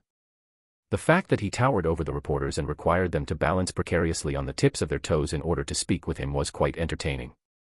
What do you have to say about the situation? What do you think about the public outcry over the new decree? Are you a tyrant like the people are saying you are? He was assaulted with questions ranging across a wide variety of topics. Even though the majority of them were extremely impolite and malicious, Kevin managed to keep a friendly smile on his face. I have nothing to say for the moment. If you want to get a response from me, please contact my secretary later. I will be taking my leave now. After that, he managed to force his way out of that, and his figure subsequently vanished into thin air. I smiled as I caught a glimpse of the scions floating through the air and stared at the region that contained a slight disturbance. My vision began to blur, and when I came to, I was standing on what appeared to be the roof of the building. Asterisk asterisk asterisk asterisk asterisk asterisk asterisk asterisk asterisk asterisk asterisk asterisk asterisk asterisk asterisk asterisk asterisk. As soon as I walked onto the roof, I was startled to hear someone throw a bunch of curses, and when I turned around, I saw Kevin holding onto a cigarette in his hand and staring at me with a startled look. "You scared me." He sighed in relief when he saw that it was me. Shortly after that, he lit up the cigarette with his finger and blew a puff. Puff. "I never knew that you were one to smoke." "One can always start," Kevin replied, and I leaned against the edge of the room. Puff. "What do you need from me?" Kevin asked after taking another puff. I crossed my hands together and looked at the darkened sky. "That was pretty tyrannical of you, not going to lie. One must do what is necessary. I care little about how others perceive me. In order to win a war, you cannot please everyone." I don't disagree with that. It was as Kevin said. Trying to please everyone in a time of crisis would always lead to catastrophe. A good leader was one who would take a decision that the vast majority would dislike in order to ensure a better future. Too bad those leaders usually only get appreciated once they're no longer with us. "So, why did you come here?" "Well, I had something that I wanted to ask you, but..." I caressed the back of my neck and gazed at the moon that stood in the sky. "I think I'll ask you another time. I think I'm still not ready to hear the answer." "All right." Kevin threw his cigarette to the ground and stepped on it. He appeared to have an idea of what I wanted to ask based on his expression but remained silent. "When the time comes, I'll tell you myself." 678 The beginning of the end, 6. Kevin overlooked the entirety of Ashton City from the comfort of his new office. The office was about the same size as a tennis court. It was large and spacious, and the decor consisted of a few shelves with books, a large wooden desk, and a couple of chairs. The floor was covered with a fluffy gray carpet, and the large windows that were located at the far end of the room enabled light to travel through the room and illuminate the office space. The office was sparsely decorated. Nonetheless, this was how Kevin preferred things to be. With his hand behind his back, Kevin's face remained expressionless as he gazed at the city below. Sky that was clear blue, clouds that were fluffy white, and buildings that shone brightly under the light of the sun. Everything looked perfect. At least on the outside. At that very moment, the city was completely deserted, and the streets were totally devoid of any presence whatsoever. Having initiated the evacuation call, it was only natural that the city would end up in this state. The criticism that he got for his decree was significant. The vast majority of people now referred to him as a tyrant, and they believed that the world would end with him as the leader. Even though he was the target of numerous different kinds of curses, Kevin was no longer affected by such things. His emotions were as hard as ice. Kevin blinked his eyes once, and the scene in front of his eyes suddenly shifted. The sky turned red, the buildings in front of him collapsed, and smoke filled the air as the situation rapidly deteriorated. Kevin could still detect the lingering scent of blood in the air, and in the distance, he could make out the muffled screams of those who were in despair. It appeared to be a completely different city than it had been just a couple of moments earlier. Kevin slowly clenched his teeth as he watched the city revert back to its normal state after another blink of his eyes. His mind was gradually beginning to fill with recollections of the past, and he noticed that a reddish hue was beginning to radiate outward from his body. A blue panel manifested in front him. Synchronization, 79%. The rate of synchronization is increasing. Kevin murmured, his brows furrowing into a tight frown. Kevin would experience random flashbacks of his past just like what had happened a couple of seconds ago, and each time he did, his power would spike, albeit ever so slightly. Normally, one would be happy with the sudden power boost. Even if slightly, any power boost at his level was considered significant. It was just that. The memories were of a past that he had long wanted to forget. They were like a curse, eating away at his sanity. Every time he saw them, he felt a part of him relive the times when it had happened, and he noticed that his feelings were gradually fading as a result. The greater the synchronization, the greater the power, and the less certain he was about who he was becoming. I'm Kevin Voss. Many times, he had to remind himself of who he was.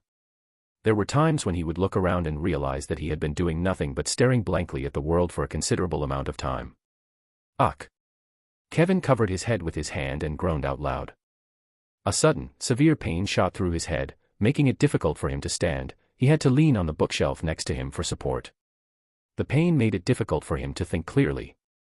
I finally understand why I've decided to slowly spread my memories over time.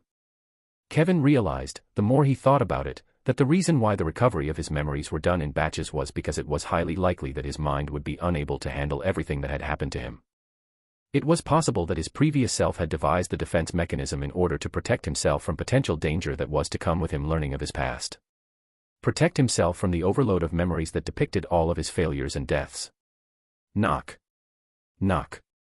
After being startled out of his thoughts by a succession of knocks, Emma eventually entered the room.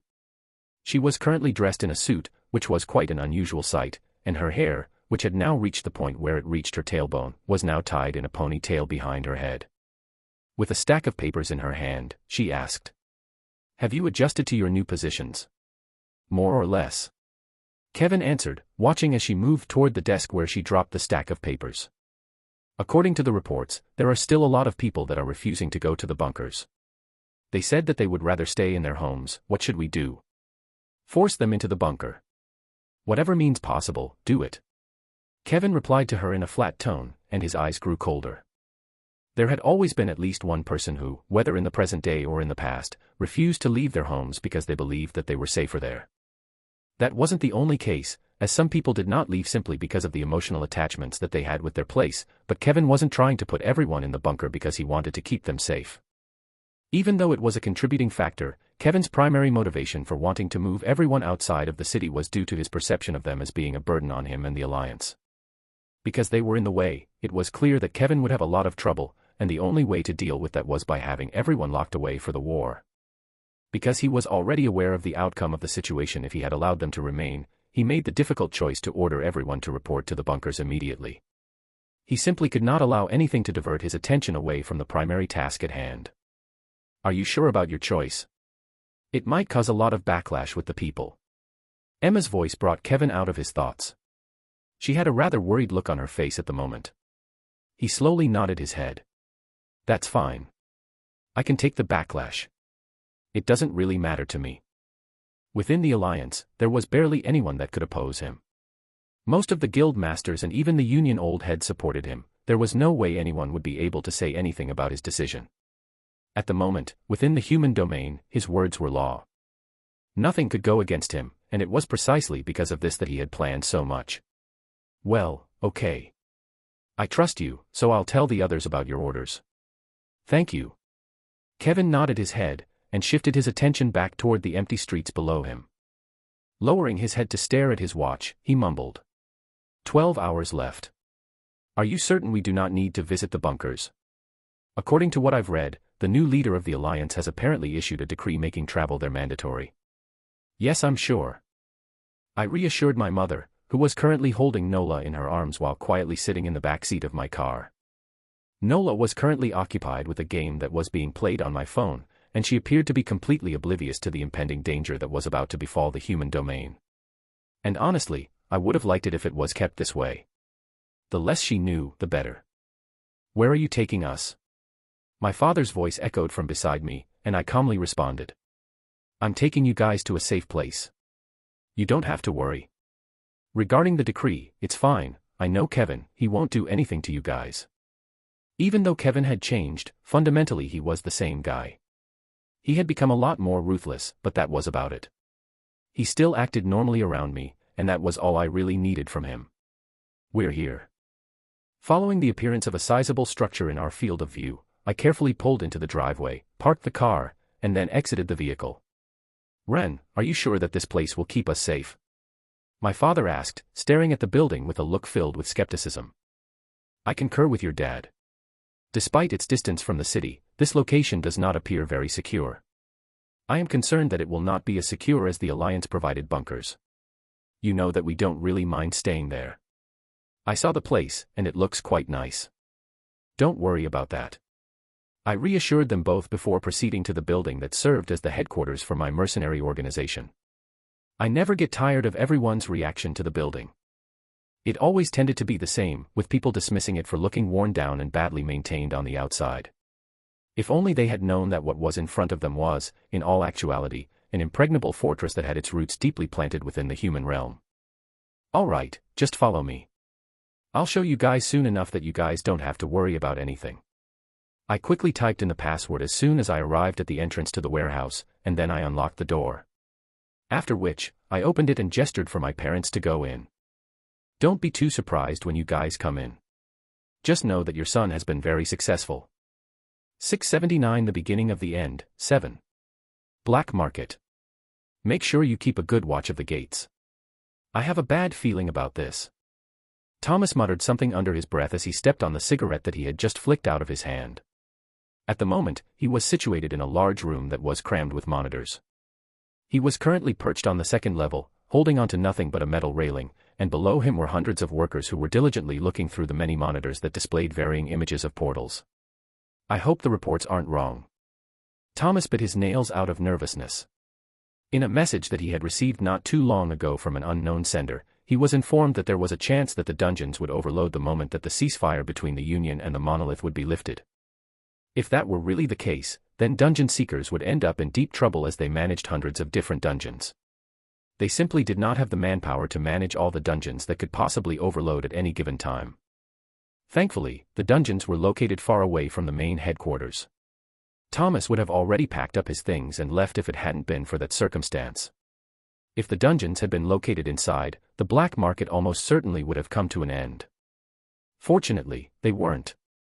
How long until the truce ends? Thomas asked, his voice unable to mask the anxiety within. 10 seconds. A voice replied from below, and the room became incredibly tense. 9. The countdown started. 8. 7. 6. 5. Thomas's palms began to perspire as he tightened his hold on the metal handrails, and his grip became increasingly more forceful. When he tried to swallow a mouthful of saliva, he realized that he couldn't as it felt as though something was stuck in his throat. The countdown continued. 4. 3. 2. 1. 0. When the countdown reached 0, the room went completely silent, and no one spoke a word while their eyes were all fixed on the monitors that were located at the front of the room. Time slowly passed, and the portals that were displayed on the monitors remained still. As everyone in the room kept their attention focused on the monitors, the level of tension within the space reached an all-time high. With the fact that everybody was holding their breath, there was no sound at all, not even the sound of people breathing. Was the information wrong? Around the minute mark, Thomas started to wonder if the information that he had been given was reliable. Although it was anonymous in reality, almost everyone knew that it was from the current Alliance leader, Kevin Voss. No, for someone who has managed to make all the other top rankers of the world bow their heads toward him, there's no doubt that he is capable. What's going on? Screen down. Screen down. He wasn't even able to finish his thoughts before one of the monitors suddenly turned black. Tack, tack. My screen is also down. Screen down. Over 30 screens went blank within the span of time it took one person to finish a glass of water, and the entire space took on an expression of stunned panic as a result. People stood up and ran around the room in an effort to get a better look at the portals or make contact with the individuals who were tasked with protecting them. Did you manage to get in contact with someone? Is there any response? Naturally, Thomas was one of those people who was running around the location in an attempt to gain a better understanding of the situation. There were over 30 different cameras that malfunctioned, and more were still breaking down every minute. It was abundantly clear that the information was accurate and that it was exactly as Thomas had feared it would be. The dungeons were overloading. Load the backup cameras. Get the drones up so that we can get a better view. Quick. Quick. Thomas kept barking orders as he jumped down the railing and shoved one of the workers to the side. As he stared at the empty monitor in front of him, he pulled out the keyboard and began typing all kinds of different codes. Soon after, green text began to fill the monitor screens in front of him. Tack. It didn't take him more than a minute to fill the entire page with green text, and when he finally managed to press the Enter button, the text began to move at an increasingly rapid pace. It wasn't long before the screen began to flash and images began to appear. Dear God. The instant that Thomas was able to get a visual on the screen, his hands began to shake, and his mouth fell open in shock. Next to him, an increasing number of screens began to display similar images, in which tens of thousands upon tens of thousands of monsters frantically ran out of the portal, slaying anything that was in their path.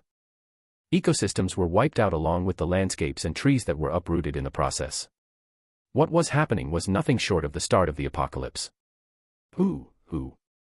The piercing wail of the sirens reverberated throughout the entire city of Ashton, which was at this point completely devoid of any inhabitants. There was not a single soul in the city, and the city was eerily quiet. The same events transpired in each of the other cities that were part of the human domain. Whether it was Dromeda City, Park City, or any of the other great cities, they all displayed the same kinds of scenes. In fact, the cities weren't actually completely deserted. People were seen walking around the streets, some of them clad in heavy metal armor, while others sported black suits, sunglasses, and carried papers in their hands. They were agents of the central government and people who had volunteered to stay behind in order to maintain the city's safety. Only those with a rank of C or higher, as decreed by the Alliance's leader, are permitted to remain on the streets. Please evacuate to the bunkers if your rank is lower than C. A voice that was uninterestingly monotonous reverberated. It was the property of a man with a long, snub-nosed face, black hair reaching his shoulders, and brown eyes. He was currently lounging about on a little chair, with one arm propped up against the table so that it supported the side of his face. In front of him was a miniature clipboard on which a number of guidelines had been written. Two people approached the man with the long nose and stood in front of him with eager expressions on their faces. What if I want to help out with miscellaneous stuff? I'm sure I can be of use. Even if I'm not strong, I'm very capable when it comes to that type of stuff.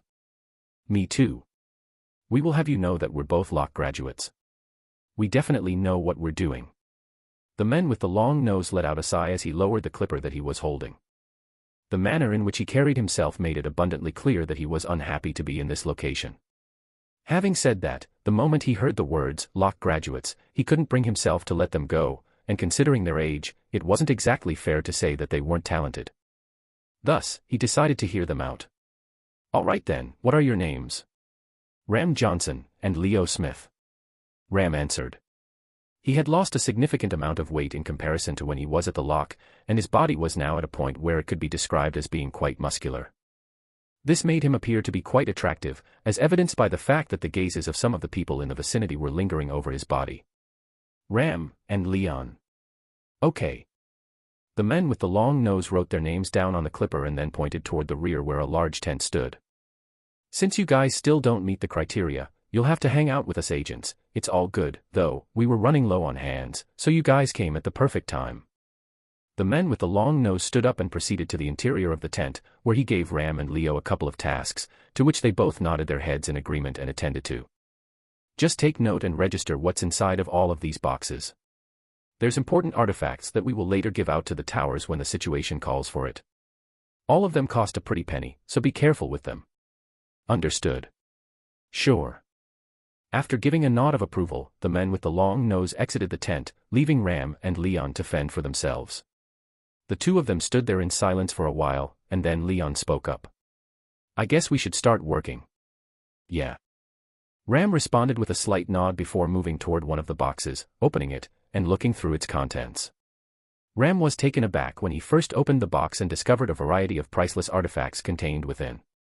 When his eyes fell on them, he couldn't help but voice his thoughts out loud. Don't you think it's a bit irresponsible of them to leave the two of us to handle everything? Aren't they afraid we're spies? Maybe. Leo responded while he rummaged through the box in front of him and cautiously removed the artifacts that were kept inside. To be honest, they probably have some sort of way to tell if we're spies or not. I'm not entirely sure of how, but I don't think they're that careless. Oh, I see. Ram nodded, quietly getting back to work. For the next 10 minutes, neither one of the two talked. It was then that Ram out one of the boxes away and looked at Leon. Say, have you gotten in touch with Ren? Ren. After a brief pause, Leon set the box down. He shook his head as he raised his head to look at the small lamp that was placed at the very top of the tent. He's one of the strongest people in the human domain right now. He's probably too busy to meet with us. Haha, yeah. He's probably way too busy handling all the important stuff. I can already imagine him cursing out loud at all the work he has to do. He probably is. After laughing, Ram turned his attention back to the boxes and continued to look at them. When he was on the verge of moving to the next box, the room began to shake, and Leon and Ram exchanged glances with each other. Rumble. They immediately stopped whatever it was that they were doing and dashed outside of the tent, where they found the men with the long nose from earlier. What's going on? Did something happen? They immediately began to question him, but when they did so and received no response, the two of them raised their heads to the sky. It was at that moment that they saw a large pillar of light shoot toward the sky in the distance, piercing right through it and sending out powerful pulses of energy into the air. Crack. Those who were there were taken aback when they heard a cracking sound and noticed that the tear in the sky had begun to grow. This was the beginning of the end. 680 Thank you, 1. As predicted, when the countdown reached 0, the world descended into chaos as dungeons began to overload and monsters entered the human world. The monolith then turned on the mana compressor, which caused the tear in the sky to grow and sucked in the incoming mana, turning it into demonic energy, and making the monsters go even wilder. Dominic Square, Ashton City. Will you be fine? I asked while looking at Angelica, who was facing the other way from me. At that moment, we were perched on the roof of a structure, and we gazed off into the not-too-distant horizon, where a massive portal was located. While we were talking, thousands upon thousands of monsters poured out of the portal, wreaking havoc on everything that was in their immediate vicinity. To everyone's relief, there were already multiple heroes stationed near the portal, and things seemed to be holding steady for the time being. Having said that, we required that portal right now in order to get Angelica back into the demon realm. No problem. Angelica responded while calmly looking at the portal in the distance. If you manage to distract everyone for a moment, I will have no trouble entering the portal. Well, okay. I shrugged my shoulders. If that's what you want, I can easily do that for you. Distracting everyone was as easy as me lifting my hand, literally. Plus, with the cameras shut off thanks to Ryan, I didn't need to worry about the others seeing the full scale of my strength. It wasn't time just yet. So are you ready? I am. Angelica nodded solemnly and gazed into the distance with a complicated look.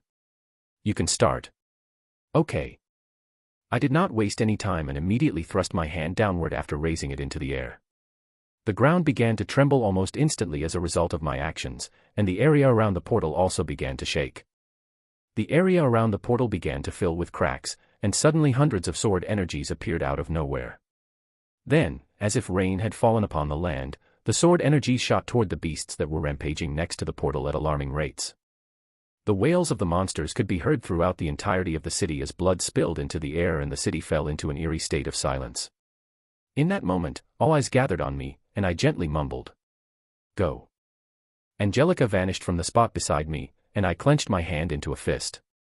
The rain of sword energy shot toward the ground at a faster rate, and at the same time, a large cloud of dust began to diffuse in the air, which obscured everyone's vision. From where I was standing, I could see the members of the Alliance becoming frantic as they scrambled to find cover all over the place. They were unaware that I could manipulate my power to steer clear of them at all times, which meant that they did not need to be concerned about being put in jeopardy. I'm at the portal. I will be going in now. Angelica's voice echoed inside my ears, and a faint curl spread across my lips. All right, good luck. I'll see you in 3 months. If you aren't back by then, I'll make a quick trip over there. Yes. That was virtually the last thing I heard from Angelica before I was no longer able to communicate with her. At that moment, I stopped channeling my mana and turned around. I guess my job is done for now. What did you say?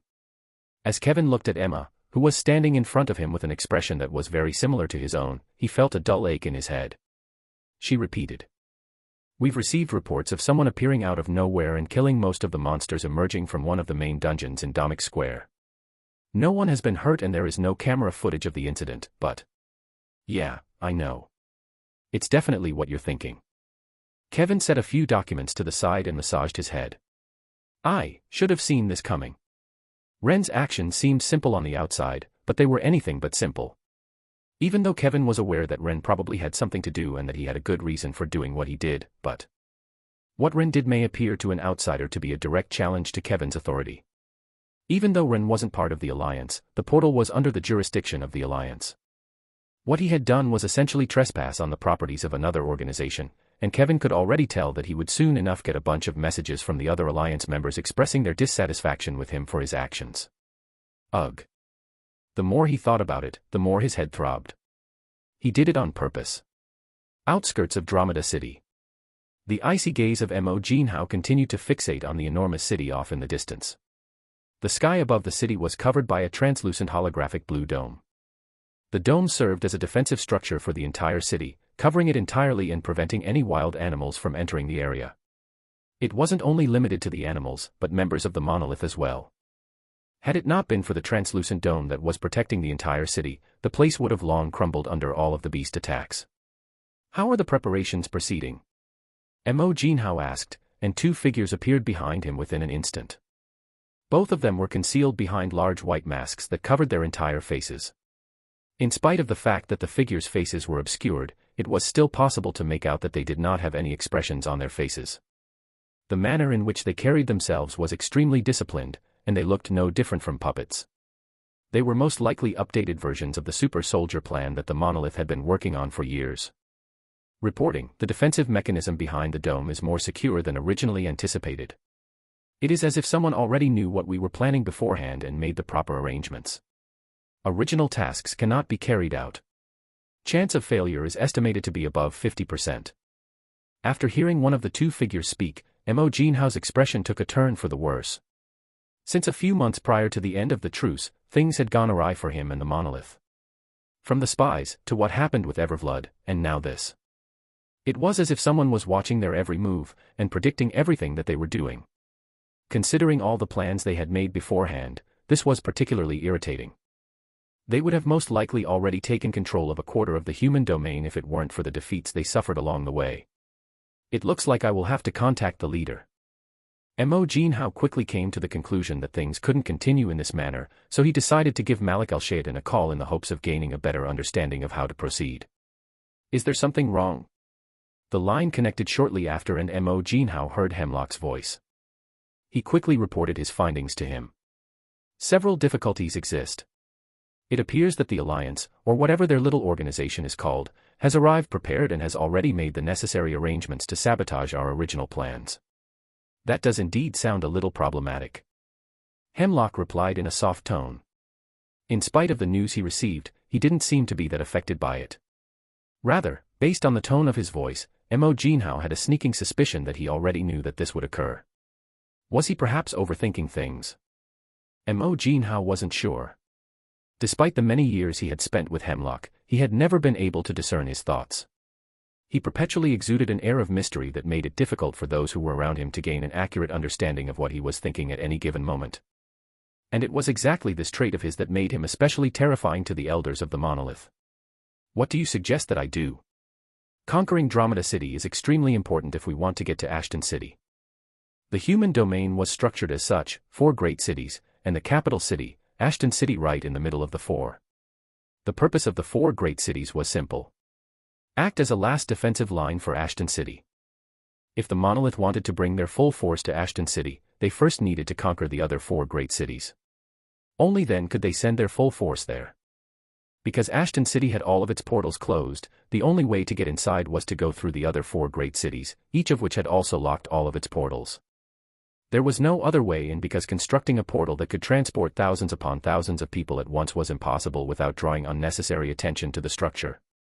The others are facing a similar situation to yours. Since that's the case, it is best if you go directly in yourself and sneak a couple of the soldiers with you. Sneak in. Mo Jinhao's brows furrowed. Even though he was confident that he wouldn't have any trouble sneaking into the city given his strength, he didn't understand how that would be of any use given that he would undoubtedly be caught if he came close enough to the operating system of the shield that surrounded the city. Hemlock answered his question shortly after. Have one of the soldiers carry a bomb and have him detonate the entire building where the shield system is located. What? Jinhao was taken aback by Hemlock's sudden proposal. He quickly shook his head. That's impossible. The Alliance will quickly be able to tell that something is wrong. Even if I somehow manage to sneak everyone in, it will be impossible to detonate the space unless someone creates a distraction, but we both know that I can't do that as I will most likely die. Don't worry. Hemlock reassured, his tone calm as ever. I've already thought things through. You don't have to worry about anything. Just trust me, and do what I told you to do. If you follow the steps correctly, you will be able to accomplish the mission without any problems. But trust me. Hemlock repeated, and Jin Hao eventually relented, relaxing his shoulders a bit. All right, I'll do as you say. I'll infiltrate the city and sneak the soldiers into the defensive structure. There was a reason why Hemlock was the leader. He was a very capable individual who managed to achieve what he set out to achieve. There was no need to doubt him. All he had to do was follow his order. That was his job. That's all I wanted. All right. Mo Jin Hao disconnected his call with Hemlock and once again focused his attention on the city in the distance. Taking a deep breath, his cold and languid gray eyes became a little more animated as he muttered. I'm sure the leader has already thought of everything. All I have to do is just follow the orders. Just have to follow the orders. 681 Thank you, 2. Dramata City was very large and well protected by nature, being one of the 4 great cities. There were many platinum-ranked guilds among the more than 30 diamond-graded ones that were present in the city. On the perimeters of the city, Mo Jin Hao stood right in front of the enormous translucent blue dome that covered the entire city. His hand was already outstretched and touching the barrier, and a tingling sensation lingered in his arm as his hand came into contact with the barrier. When viewed from the outside, the location that Mo Jin Hao was in appeared to be entirely unremarkable, and there was no indication that anything unusual was taking place there. Mo Jin Hao had, in point of fact, disguised himself at the time in order to avoid drawing attention to himself from those who were watching through the cameras. In addition to this, by utilizing his strength, he was able to completely avoid being detected by the sensors that were located all around the shield. This would have been a lot easier had it just been me. In addition to Mo Jin Hao, there were 2 other people present. At this moment, he was attempting to assist them in infiltrating the city walls, seeing as how they could not do so on their own. As a result of him channeling the mana that was contained within his body, the space around him began to undulate very slightly. To the point where the changes could be seen with the naked eye, but not to the point where the sensors could pick them up. When Mo Jin Hao saw this, he let out a sigh of relief and continued to direct his mana toward the part of his arm that was making contact with the barrier. The barrier started to widen within a matter of seconds, and it wasn't long before a hole that was big enough for 3 people to fit through appeared. Mo Jin Hao did not squander a single second and immediately dove into the hole, accompanied by the 2 other people he was with at the time. They were able to infiltrate the city, and the portal shut down behind them. The security is a lot tighter than I had originally anticipated. Mo Jin Hao thought while beads of cold sweat gathered on his forehead and palms. Within the range of his immediate vision, he could see and sense the presence of over 100 powerful people who were monitoring the area. If he weren't one of the most powerful members of humanity, it was likely that he would have been apprehended the moment that he entered the place. Fortunately, he was strong enough to prevent this. The failure of our plans is not surprising. This city is virtually impenetrable unless you are one of the world's top-ranked individuals. I cannot even conceive of the defensive system's complexity. Given the tight security around the city's outskirts, it is extremely unlikely that even I will be able to enter the main operating area of the defensive system. As Mo Jin Hao thought about the plan that Malik al-Shaytan had explained to him, he began to have second thoughts about it once more. At this very moment, he was beginning to have doubts about his leader, despite the fact that ever since he had entered the monolith, he had never once questioned his orders. Just how was he supposed to destroy the defensive system with just 3 people? Despite the fact that it appeared to be impossible, he was left with no other option. After he had successfully infiltrated the location, the one and only thing left for him to do at this point was to carry on with the mission. It was too late to turn back. I've infiltrated the city. I am now making my way toward the defensive system. Mo Jin Hao reported his situation through his voice. It was, of course, through a text message, and even though there was a barrier there that blocked all signals, he was still able to send the message thanks to the advanced technology that was contained within the monolith watches. This technology granted them the ability to communicate with each other regardless of whether or not a dampening system had been set up. This was primarily the result of the crystal that had been incorporated into the watches, as this was what gave them their incredible ability. Dramata City was vast, about half the size of Ashton City. The streets appeared to be deserted, with very few people visible anywhere in the area. This was obviously excluding the heroes and mercenaries who were patrolling the area. Besides them, there was no one else in the city. The primary parliamentary building, which was situated in the geographic center of the city, was where the defense system was housed. It was appropriately the most heavily guarded location in the entire city, and the defensive system was located right under the building. It didn't take long for Mo Jin Hao to arrive at the destination. This should be the right place. Jin Hao was able to confirm that he had arrived at the correct location when he came to a stop in the distance and saw a large white dome building that was surrounded by powerful presences. Taking refuge in one of the nearby buildings, Jin Hao took out his watch and contacted Hemlock. "I've arrived at my destination. How should I proceed now? How far are you from the defensive system?" "About 300 meters give or take." "Are the other two people I told you to bring with you there?" "Yes." When Jin Hao responded, he did so while pausing his gaze momentarily on the two soldiers who were stationed at the opposite end of the room with their backs straight. "That's good," Hemlock replied, clearly satisfied with Jin Hao's achievements. "The remainder of your mission will be less difficult. One of the two soldiers with you currently possesses a device that is capable of destroying the entire building. The strength of the device is comparable to the assault we suffered at the hands of 876 several years ago. If you are able to detonate this device, it will not be difficult to disable the defensive system." Hemlock's brows furrowed even more tightly. "That makes sense, but he must fall within a certain range for it to work. In order for the explosion to impact the defensive system, he must be approximately 50 meters away. At the moment, I can only afford a distance of 300 meters. Any closer than that, and I'll get exposed." If everything were as simple as Hemlock was making it sound like it was, then Jin Hao would have already gone to the parliament and dropped the bomb on them personally. Unfortunately, things weren't that easy. Even with his disguise, the moment he stepped foot past the 250-meter mark, someone would immediately be able to tell about his presence and assault him. If that were to happen, that he was as good as dead. Although he may be strong, he was not strong enough to eliminate over 100 different S-rankers and a couple of SS rankers at the same time. He would simply be delusional if he thought that way. Hemlock messaged him within the next few seconds. "Don't worry, you don't have to do anything from this point on. Just let one of the two people you brought along with you go. He will naturally know what he has to do. All you have to do at this moment is stay in the same place that you are without moving a single muscle." "Is that really all I need to do?" Jin Hao was somewhat skeptical of what Hemlock was saying. Regardless of how much he thought about it, he couldn't think of a way for how someone who was only B ranked to be able to infiltrate the parliament, but in the end, he could only relent and comply with Hemlock's orders.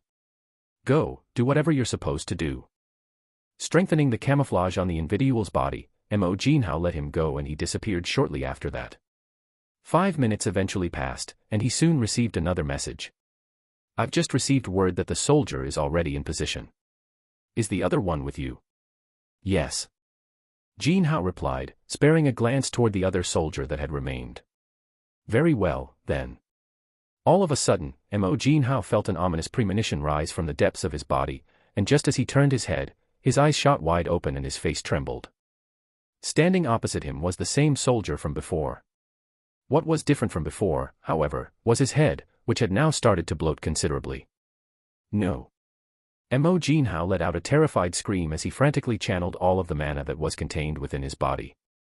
Time slowed down in his vision, and Jin Hao tried to stop the soldier. Unfortunately, all of this occurred within the span of a couple of seconds, and before Jin Hao could even react, the soldiers had exploded into bits, and the building that they were in collapsed while the sound of a massive explosion echoed throughout the city. Boom. The explosion caused the building to collapse, and the city was shaken to its core. At that very moment, the camouflage that was on Jin Hao began to fade, and he became aware of multiple powerful gazes pausing on him. Ding! A low chime echoed on his watch, and Jin Hao slowly lowered his head. "I thank you for your services. Your sacrifice will not be forgotten." The moment he saw the message, his entire face turned pitch black, and power began to surge throughout his entire body. The area around him shook, and there was a rustling in the air. "How dare you!" Jin Hao screamed at the top of his lungs. It was unfortunate that his actions attracted the attention of all of the powerful figures within the city as flashes appeared in the sky. It wasn't long before over 100 different figures appeared in the air above Jin Hao. His presence drew the attention of all of the higher-ranking officials within Andromeda City due to the potency of the aura that encircled his body and radiated outward from it. By now, Jin Hao had already lost all train of thought as rage fueled every part of his body. Perhaps, had Jin Hao been a normal person, he would have been able to calm himself down. He was, however, not a normal person. He was someone who had made a deal with a demon, and as a result, the moment he found out that he had been used as a sacrificial pawn, he completely lost it. "How dare you! How dare you!" How dare you? As the world around him crumbled, he eventually fixed his attention on a handful of figures floating in the air.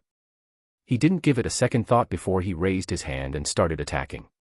Die. Die. Die. How dare you betray me?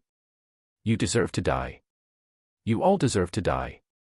A huge battle took place shortly after that. 682 Thank you. 3. During the time that Mo Jinhao was going on his rampage, the soldier who had left a few minutes earlier was making his way toward the parliament. 8092 was the assigned number of the subject, and just like all the other super soldiers of the program, he did not have an ounce of emotions as they were the first things that were stripped away from him. 8092 casually walked in the direction of the dome-shaped structure that was in his line of sight while holding onto a small black rectangular cube. Because everyone's attention was currently being directed toward the conflict that was taking place further away, he didn't have to worry about anyone spotting him at the moment. Even if there was someone who remained behind to guard the parliament and the defensive system, it was highly likely that their attention was focused on the fight that was taking place in the distance.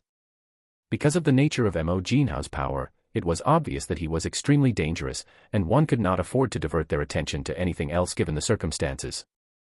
In addition, nobody in their right mind would ever believe that the monolith would go to the extent of using one of their most powerful people as bait, making 8092's objective that much simpler. This was exactly what the leader had been aiming for from the very start. He intended to lure Mo Jinhao into a trap so that 8092 would rush the parliament while everyone else was preoccupied with the fight. This would allow him to detonate the explosive that had been prepared. The plan, it was a good one. By the time that 8092 arrived 100 meters away from the parliament, he already knew that his mission had been accomplished and he activated the box in his hands. Beep. The moment the box was switched on, the area as a whole went completely silent, and the attention of those who were watching over the area finally turned toward him. Unfortunately, it was already too late. Box in hand, 8092 watched as the world around him twisted and everything within his vision disintegrated. Boom. The last thing that he heard was a powerful explosion that tore through the sky, and the world began to shake. Boom. Hemlock stood and watched as the city of Andromeda was consumed in flames and a terrifying explosion resounded throughout the air from the comfort of his throne. The hazy blue dome that was rotating around the city started to show signs of wear and tear, and within the space of 1 minute, the wall that was encircling the city began to fall apart. Roar. Roar. Immediately after the explosion, a series of roars echoed in the air, and the city was suddenly besieged by a horde of ravenous beasts, which consisted of hundreds of different species that had been lurking on the outskirts of the settlement for some time. The explosion had most likely attracted their attention. One could still see Mo Jinhao fighting against the many rankers of the place inside the city, and over the course of time, he was gradually becoming more and more suppressed by them. His hair was disheveled, and his face was extremely twisted. I'll kill you. I'll kill you. Hemlock was still able to make out the sound of his curses in the air as he continued to shout with all of his might. Noisy. Hemlock murmured under his breath, his interest quickly fading. After what seemed like no time at all, the beasts made their way over to their side of the conflict, and even more blood was shed. Roar. Roar.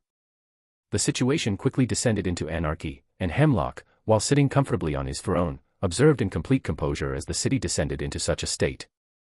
Hemlock's gaze paused on the seat beside him as the faint sound of his breathing resounded throughout the hall, which was now completely empty. Leaning back on his throne, he murmured. It had to be done. The monolith certainly felt a great loss after the passing of a powerful figure such as Mo Jinhao. However, it turned out to be a deal that was well worth the risk. They had over 20 different SS rankers within the monolith. Sacrificing one in order to take over another city wasn't such a bad deal in Hemlock's mind. Rather, he found it to be a steal. I'm thankful for the king. To be honest, Hemlock wouldn't have gone to such extremes had it not been for the words that the king had shared with him. Whatever you're planning, discard it and make a new one. Be as extreme and unpredictable as possible. He was confused at first, but Hemlock now understood the meaning behind those words. Hemlock soon realized that the king had anticipated that the new head of the alliance, Kevin Voss, would be aware of his plans to take over the defensive system, and had consequently devised countermeasures for it. He was implying that this was the one and only way to take control of the city when he told him to take things to the extreme. In the end, it came down to him sacrificing one of his closest allies, but Hemlock didn't feel much of anything about it. In fact, he didn't feel anything at all. Hemlock was a goal-driven man. He did not care about the means that he needed to take in order to achieve the objectives that he set for himself. Whatever it took to achieve his objectives, even if it meant sacrificing millions of humans or eliminating one of his most powerful executives, he was prepared to do whatever it took to succeed. This was who he was. It should just be about time. Hemlock returned his focus to the screen, where Mo Jinhao and the other members of the Alliance were engaged in combat. It was obvious by this point that Mo Jinhao was on his last leg, and he had already reached his point of exhaustion. All around him was a heap of dead heroes, each of whom held a significant amount of fame. The number of dead bodies was in the dozens, and there was approximately the same number of people standing in front of Mo Jinhao at the moment. Ha, ho, dare you betray me? Mo Jinhao mumbled a couple of faint words. Hemlock was able to make out his mumbled words even though he was kneeling on the ground and breathing heavily. His frame was emaciated and delicate-looking. Closing his eyes, Hemlock took out a small remote control and murmured, "Your sacrifice was not in vain." In response to his words, Hemlock pressed down on the remote control, and as a result, Mo Jinhao's head began to swell. The expressions of the people around him shifted, but by that point, it was too late. By the time they had raised a shield in front of them, Mo Jinhao's face had inflated like a balloon, and a terrifying explosion resounded. Boom. Everything in the neighborhood was leveled, and a dozen or so more heroes fell victim to the surprise assault. When the dust settled, approximately 15 of the roughly 30 people who had been standing in the air prior to that point had fallen to the ground, and approximately 2/3 of those individuals were injured. On the other hand, Mo Jinhao's body had already completely disappeared from the face of the earth. That's Dramata City done. Click. After that, Hemlock disconnected everyone from the communication network and turned his attention to the other cities. At the precise instant that he turned his attention to the other cities, he received a series of messages on his communication device, and he read each and every one of them in turn as he slowly moved his focus from one city to the next. I am in position, how should I proceed? I am at the location that you told me to go to, what should I do now? What are your next orders? I'm already in position. The text belonged to 3 other executive figures within the monolith. Pressing the controller in his hands, 3 different screens appeared in front of Hemlock as his gaze fixed on the bodies of the individuals. Don't blame me too much for what I'm about to do. Pity flashed across his eyes as he brought the watch closer to himself, and he murmured in an emotionless voice. I thank you for your services. Your sacrifice will not be forgotten. He pressed the remote's button 3 times, and the last thing he was able to see of them was a startling transformation in their facial expression, which was accompanied by the sound of 3 significant explosions. The screens went dark, and there was a deathly stillness throughout the hall where he was sitting. Within the quiet void, Hemlock closed his eyes and leaned his head against the throne. With that, the 4 great cities are no more. 683 month, 1. Ding. Ding. The ringing on Kevin's phone didn't stop, and soon he was bombarded with messages. There were multiple people making attempts to get in touch with him, and each of their reports included new developments on the situation outside. Kevin continued to work on the files that were in front of him while he sat in his chair and ignored the calls that came in. It wasn't until Emma hurriedly entered the room that he finally looked up and took his eyes away from the papers in front of him. What is it? What do you mean, what is it? Emma stared at him with a look of complete and utter bewilderment on her face. She approached him and slammed the tablet she was holding down on the table in front of her. Did you not receive the reports? All the 4 great cities have been taken over. Emma exclaimed.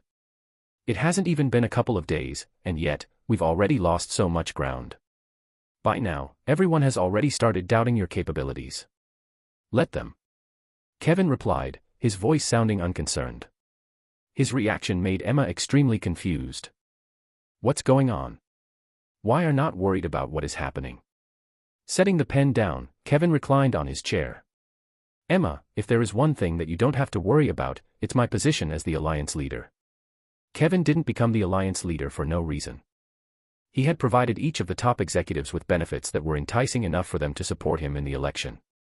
No one would be able to remove him from his position unless they were on the verge of complete collapse. No one. No one will be able to take it away from me for the time being. What is occurring is beyond the expectations of everyone present. Who would have imagined that the monolith would sacrifice 4 of its most senior executives in order to conquer the 4 cities? This was outside any realm of Kevin's imagination. Never before had he witnessed the monolith give up 4 pillars of their forces in exchange for the control of a few major cities. It had taken him by surprise, and it brought to his attention the fact that someone had assisted Malik al-Shaytan in some way. Most likely, it was Jezebeth. "What do you propose we do at the moment, Kevin?" Emma asked. She was currently sitting on the sofa opposite him, unwrapping a piece of hard candy that she had taken from his desk earlier in the conversation. She placed the candy in her mouth and asked, "We have been inundated with requests for assistance coming from people living in other great cities who are part of the Alliance. They are claiming that a large number of beasts have already begun attacking the city and that they are unable to defend themselves against the onslaught alone. How many additional troops do you recommend we send?" "None," Kevin flatly replied.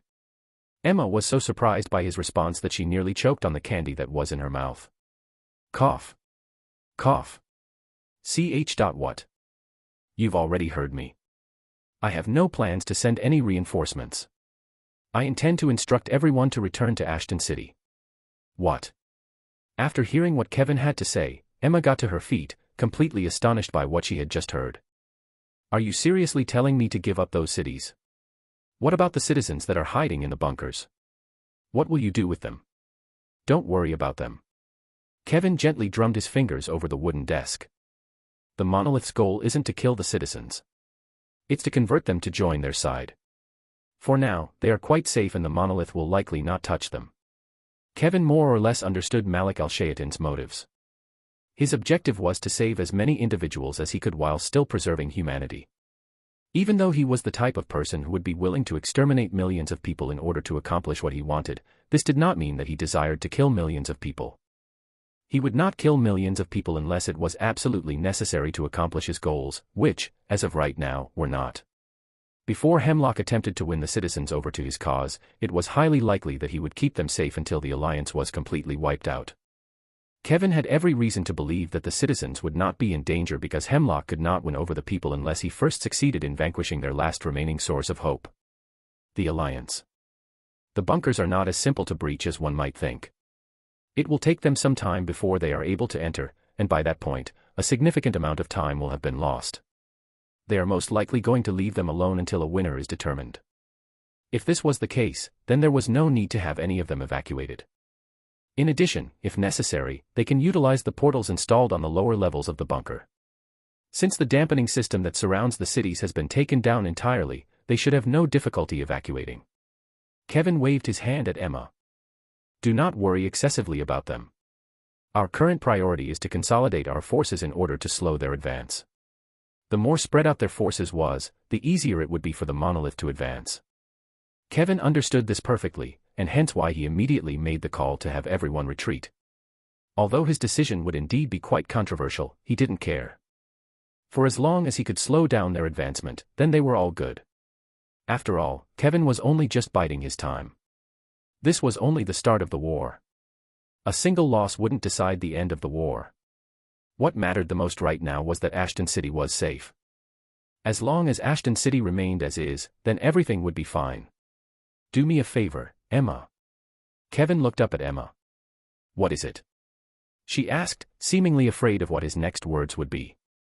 Her fears would be revealed true not long after as he announced. All residents of the great cities must return to Ashton City within the next month.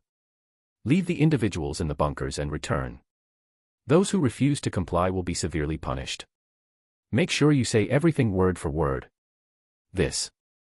After listening to what Kevin had to say, Emma's expression became very complex. She had the intention of speaking her mind, but in the end, she restrained herself and kept her mouth shut. She perfectly understood that there was no point in trying to change his mind. Once Kevin's mind was set, there was no use trying to change it. All right, I'll have everything done by the afternoon.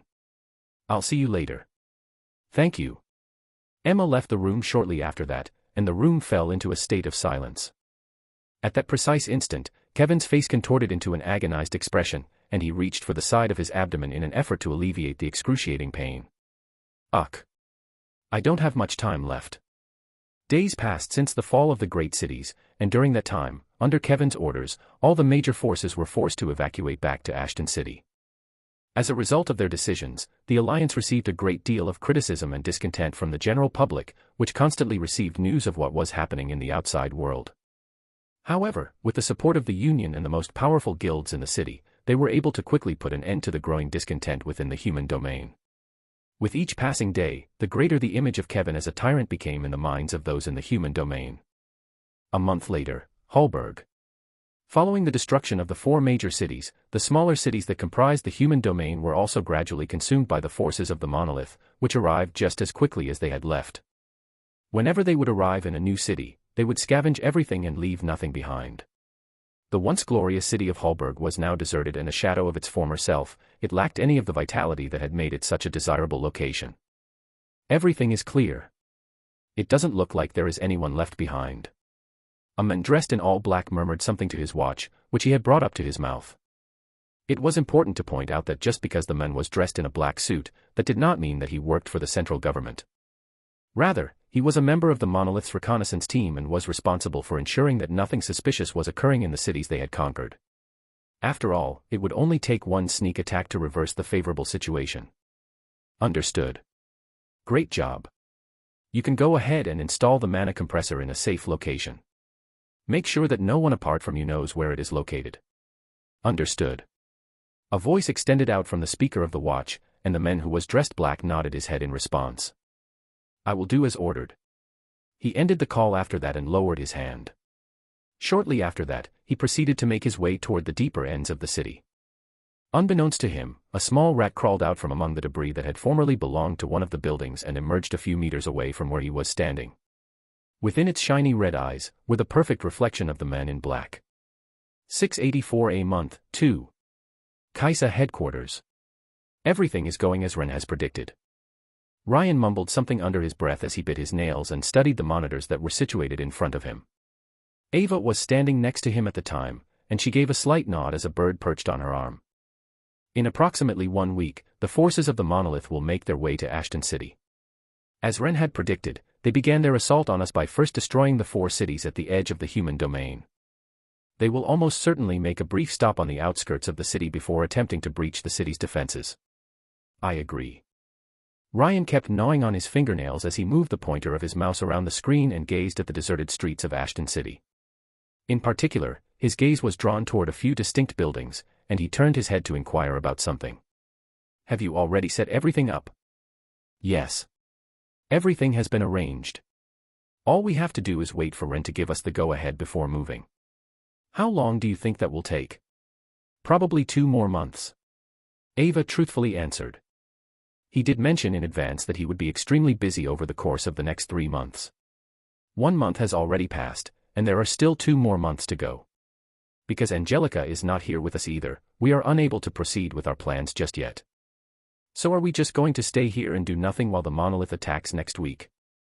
Leopold's voice could be heard as he walked into the monitor room with his daughter Sophia following closely behind.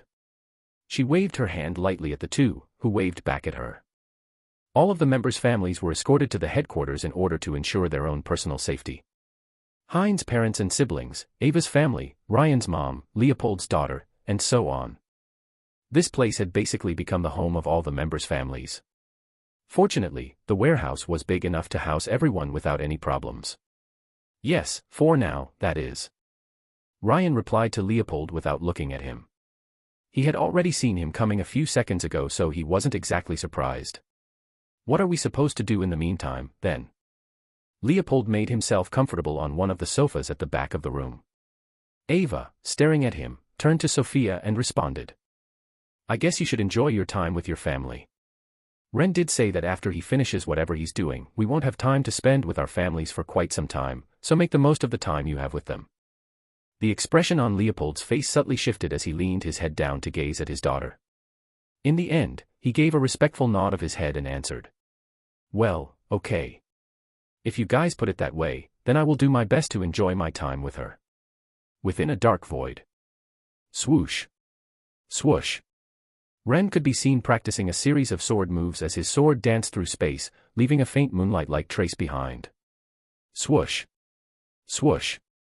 His movements had an ethereal quality to them, and with each new set of moves he would perform, his moves would become increasingly precise and potent. Another person could be seen standing not too far away from where he was. The figure was restrained by a number of chains, and it just stood there and stared expressionlessly at Ren as he worked on the sequence of moves in the void by himself. An eerie silence enveloped the space. This went on for a considerable amount of time until finally, Ren stopped what he was doing and looked at the other Ren. Sweat dripped from every corner of his body. "What do you think?" "This is what I've come up with so far." The figure continued to stare at Ren without uttering a word, displaying no facial expression. Ren appeared unconcerned as he sat down on the ground and dropped the sword beside him, which vanished into thin air. Extending his hand, a green book appeared in his hand. The Levisha style is a sword art that thrives primarily on style and power increases across multiple moves. The more movesets one executes, the more precise and potent their attacks become. It is said that a person's body would sustain so much damage during the final movements that they would die instantly. Ren uttered the words out loud while his eyes continued to move slowly over the pages of the book he was holding in his hand. After reading the following few passages, he discarded the book and picked up a new one to continue reading. Extending his hand, a new colored book appeared in his hand. The Gravar style is a sword art that primarily thrives on perfecting the human body in order to release the latent and raw power that is within the muscles of the human body. The harsher the conditions that their bodies undertake, the more powerful they will become. It is said that upon reaching the final level of the Gravar style, one can directly tear the space with just their fists. When Ren had finished reading the description of the two sword arts, he eventually set that book aside and took out one more. The Keiki style. He hadn't even opened the book before he burst out laughing and tossed it to the side of the room. He cocked his head back and looked up at the pitch-black abyss that loomed over him as he leaned back in his chair. Who would have thought that there would be such a great space to train here? Ren slowly turned his head to the side and looked at his other self. "You've been quiet for quite a while, now, haven't you? It's been about a month since I decided to practice over here, and yet, not once did I ever hear you speak during the time that I started my training." Ren rose to his feet and moved in the direction of the figure that was restrained in chains. His feet eventually came to a stop in front of him, and he continued speaking even as he did so. "Do you know why I decided to train over here, instead of outside? It's very obvious that training outside of here would be more efficient given all of the equipment that is available to me, but I chose against it. Do you know why?" The other Ren continued to stare emotionlessly at the space. His face looked completely dead, and Ren's words seemingly passed through his head without ever reaching him. Ren didn't seem to mind this as he continued speaking. "The reason why I decide to train here is because I need you." He brought his head forward and whispered in his ear. "Only with your help will I be able to create a new sword art and reach the next level. Demon Realm." As soon as Angelica entered the demonic realm, she felt something within her shatter, and her body eagerly absorbed the residual demonic energy in the air. She no longer experienced the suffocating sensation that she had whenever she remained on Earth, and instead, she felt a wave of ecstasy wash over her body. She recalled Leopold saying that once he quit smoking, breathing became a lot easier and less painful. If she had to give an example that best described how she was feeling, she would use Leopold's words to describe her situation. "I think I'll be able to break through now." Angelica reached out with the palm of her hand, and the residual demonic energy in the surrounding air moved in tandem with her motion, eventually amassing at her fingertips as she opened her palm. Her eyes flashed, and she slowly clenched her hands into fists. The demonic energy that was floating through the air suddenly rushed toward where she was standing and began to gather on the surface of her skin. She was suddenly hit by a powerful wave of energy that erupted from her body, and as it did so, the world around her began to warp and distort. Yes, at this rate I might be able to break through faster than I originally anticipated. When Angelica realized how plentiful the demonic energy was in the demon realm, she felt an even greater surge of excitement. She had a hunch that by the time the deadline of 3 months had passed, she would already have her Duke rank stabilized. I should stop wasting time. Angelica wasted no time after realizing that this was a golden opportunity. She turned around and decided to find a secluded area to advance to the next rank. After breaking into the Duke rank, she planned to pay a visit to her clan. There were still a few things that were left unfinished there that needed to be completed by her.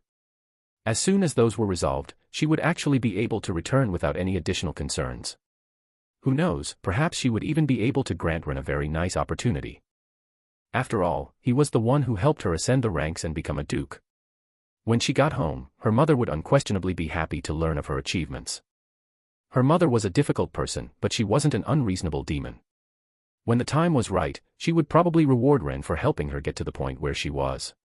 Perhaps, she might even join his side. Though unlikely, nothing was impossible.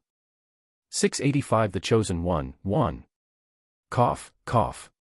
Kevin's coughing fit started right in the middle of him organizing the stack of papers that were sitting in front of him. While he was protecting his mouth with his hand, he became aware of a wet feeling in his hand. When he looked up at his hand, he noticed that blood was dripping down the spaces between his fingers. He quickly removed his hand from his mouth. It looks like this is a lot more severe than I had originally thought. This was the price that Kevin needed to pay in order to seal an entity that stood at the very pinnacle of the world, or, to be more accurate, the universe.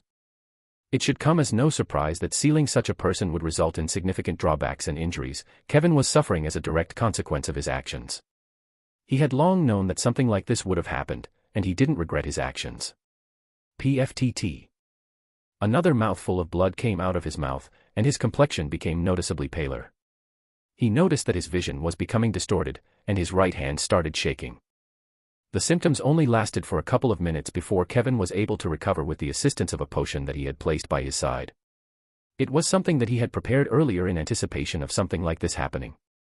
Cough, thank God I didn't have to fight over the past month. One of the reasons he remained in his office the entire time was due to his injuries. He was in no way qualified to fight anyone at the moment. At the moment, unless he was pushed to go all out, even a newly promoted S-rank could beat him. Ugh. Kevin let out another groan and then covered his forehead with his arm. After regaining his composure with a few long, slow breaths, he was finally able to refocus his attention on the documents that were spread out on the desk in front of him. As he reached for his pen to put his signature on the papers, he suddenly became aware that the world around him was beginning to warp severely. Huh? What's going on? The unexpected turn of events immediately took Kevin by surprise, and he looked around in bewilderment. The background of his room began to fade as a new background began to reappear behind him. Before Kevin realized what was happening, he found himself suddenly standing in the middle of a green patch of grass, in what appeared to be the middle of nowhere, with large towering mountains in the distance, clear blue skies, and all sorts of large trees in the distance. This is not Earth. Kevin realized rather quickly that wherever he was, it was not on Earth. Simply observing the size of the trees and the general absence of human influence was sufficient for him to come to the conclusion that he was not on Earth. Wherever he was, the environment was simply way too pristine to be Earth. You're finally here. It was at this time that a voice resounded inside of the world, and Kevin's head immediately snapped backward as he spotted a figure with long white hair and crimson-red eyes happily sitting on the grass, gazing into the distance with a contented smile on his face.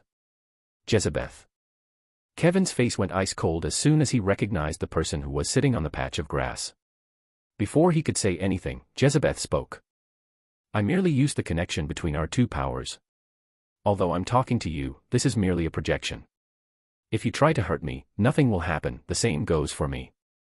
Jezebeth made a pause and fixed her gaze on Kevin for a brief period of time before turning his attention back to the breathtaking panorama and murmuring. Not that you would even be capable of doing anything to me. You don't need to tell me this much. Jezebeth's provocation didn't faze Kevin one bit as he kept his composure and didn't react in any way. This came as quite a surprise to Jezebeth, but he quickly grasped the crux of the situation and cracked a small smile. It appears that you, too, have regained a portion of your memory. What wonderful news. Another of my old acquaintances has resurfaced. The world isn't as lonely as I thought it was. Jezebeth gestured for Kevin to join him and sit down next to him while patting the patch of grass that was next to him. Unfortunately, Jezebeth was promptly rejected by him, and Kevin continued to stand in the same place while staring at Jezebeth with a chilly look in his eyes. Why did you bring me here? Jezebeth idly cocked his head to the side and gazed over at Kevin. He examined Kevin's body with his eyes, moving his head up and down as he did so, and it wasn't long before the furrows between his brows became arched in surprise. You haven't answered my question. What did you bring me here for? Kevin cut Jezebeth before he could say anything else. Taking a moment to sort his thoughts out, Jezebeth replied. If it's not too much trouble, I just wanted to know the answers to a few questions. Moreover, I am quite lonely. To alleviate my boredom, I wanted to see if anyone was willing to accompany me. As he looked down at Jezebeth with his arms crossed, Kevin didn't even make an effort to acknowledge the last part of the sentence he had just said. What is it that you want to know? It's simple really. Jezebeth slowly stood up from the ground, and he made his way toward where Kevin was standing. On the other hand, Kevin did not move from his position and watched as Jezebeth approached him. Because this was an illusion, Kevin did not experience any physical pressure coming from Jezebeth's body. However, the moment that Kevin's gaze met Jezebeth's, he felt a suffocating sensation engulf his entire body, making it difficult for him to stare at Jezebeth directly. This body is still too weak. Instantaneously, Kevin began to accuse his body of being the cause of such a reaction. If it had been a fully synchronized version of him, then this kind of pressure would not have had any effect on him at all. However, as he had still not fully synchronized, his body couldn't help but react to Jezebeth's extraordinary presence, apart from his mind. Among the questions I considered asking you, the ones that have stuck with me the most are probably the ones you wouldn't bother answering, as is the case with the last ones. Nevertheless, I will continue to try my luck. Jezebeth paused, his eyes perfectly syncing with Kevin's. If my guess is correct, you avoided killing me on purpose during previous regressions despite having the capability to do so, is that correct? What makes you think that? Kevin asked, somewhat surprised by the question. Who would have thought that he had figured out this much already? I'm not stupid, am I? Jezebeth replied with a smile. I already have an idea, so hear me out. The grin that was already present on Jezebeth's face grew noticeably larger as he carried on with his speech. So, let's say that the reason you always lost to me wasn't because you were unable to beat me, but rather because you had some other goal in mind other than beating me. I can only think of a few potential answers off the top of my head, but the one that has been lingering in my mind the most is the one that I consider to be the most ridiculous, while at the same time being the one that I believe to be the answer that is most likely to be the correct one. The smile on Jezebeth's face started to recede, and his eyes also started to dim. The reason you never wanted to beat me was not because you weren't capable of beating me, but rather because you had another target in mind, the records, wasn't it? Kevin felt his throat get stuck with something as Jezebeth exposed all of his thoughts directly. A tiny chuckle escaped from Jezebeth's lips the moment that he realized that he had hit the nail on the head. I see, although you haven't directly confirmed it yet, I can already tell from a glance that you've pretty much confirmed my assumptions, and now that I understand your goals, I'm also starting to get a better idea of what you've been planning for the past few regressions. Haha, and here I thought I was the crazy one. Jezebeth took an unexpected step forward and moved to where Kevin was standing before lightly poking him in the chest with his finger. His finger obviously passed through his body, but Jezebeth seemed to pay no mind to this as his eyes were fixed on Kevin. And here I thought I was a ruthless guy. Compared to you, I'm a lot tamer, aren't I? 686 The Chosen One, 2. Yua. A newborn infant's cries reverberated in the background as two gentle hands wrapped around the small frame of its body in an attempt to soothe its cries.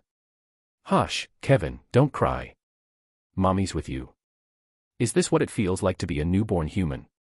Kevin's crimson eyes stared at his two small hands that were reaching out, grasping the air above him for some unknown reason. In the instant that Kevin was born, he already knew his mission. From the moment he felt the gentle embrace of his mother's warm hands as she wrapped them around his body and surrounded him with warmth, he was aware of the purpose behind his existence as well as the mission that he had to complete. Defeat Jezebeth. The cancer that the records were afraid of. The one singular entity that was disrupting the balance of the universe. That was his sole and only purpose for existing. Why is his hair white, and why are his eyes red?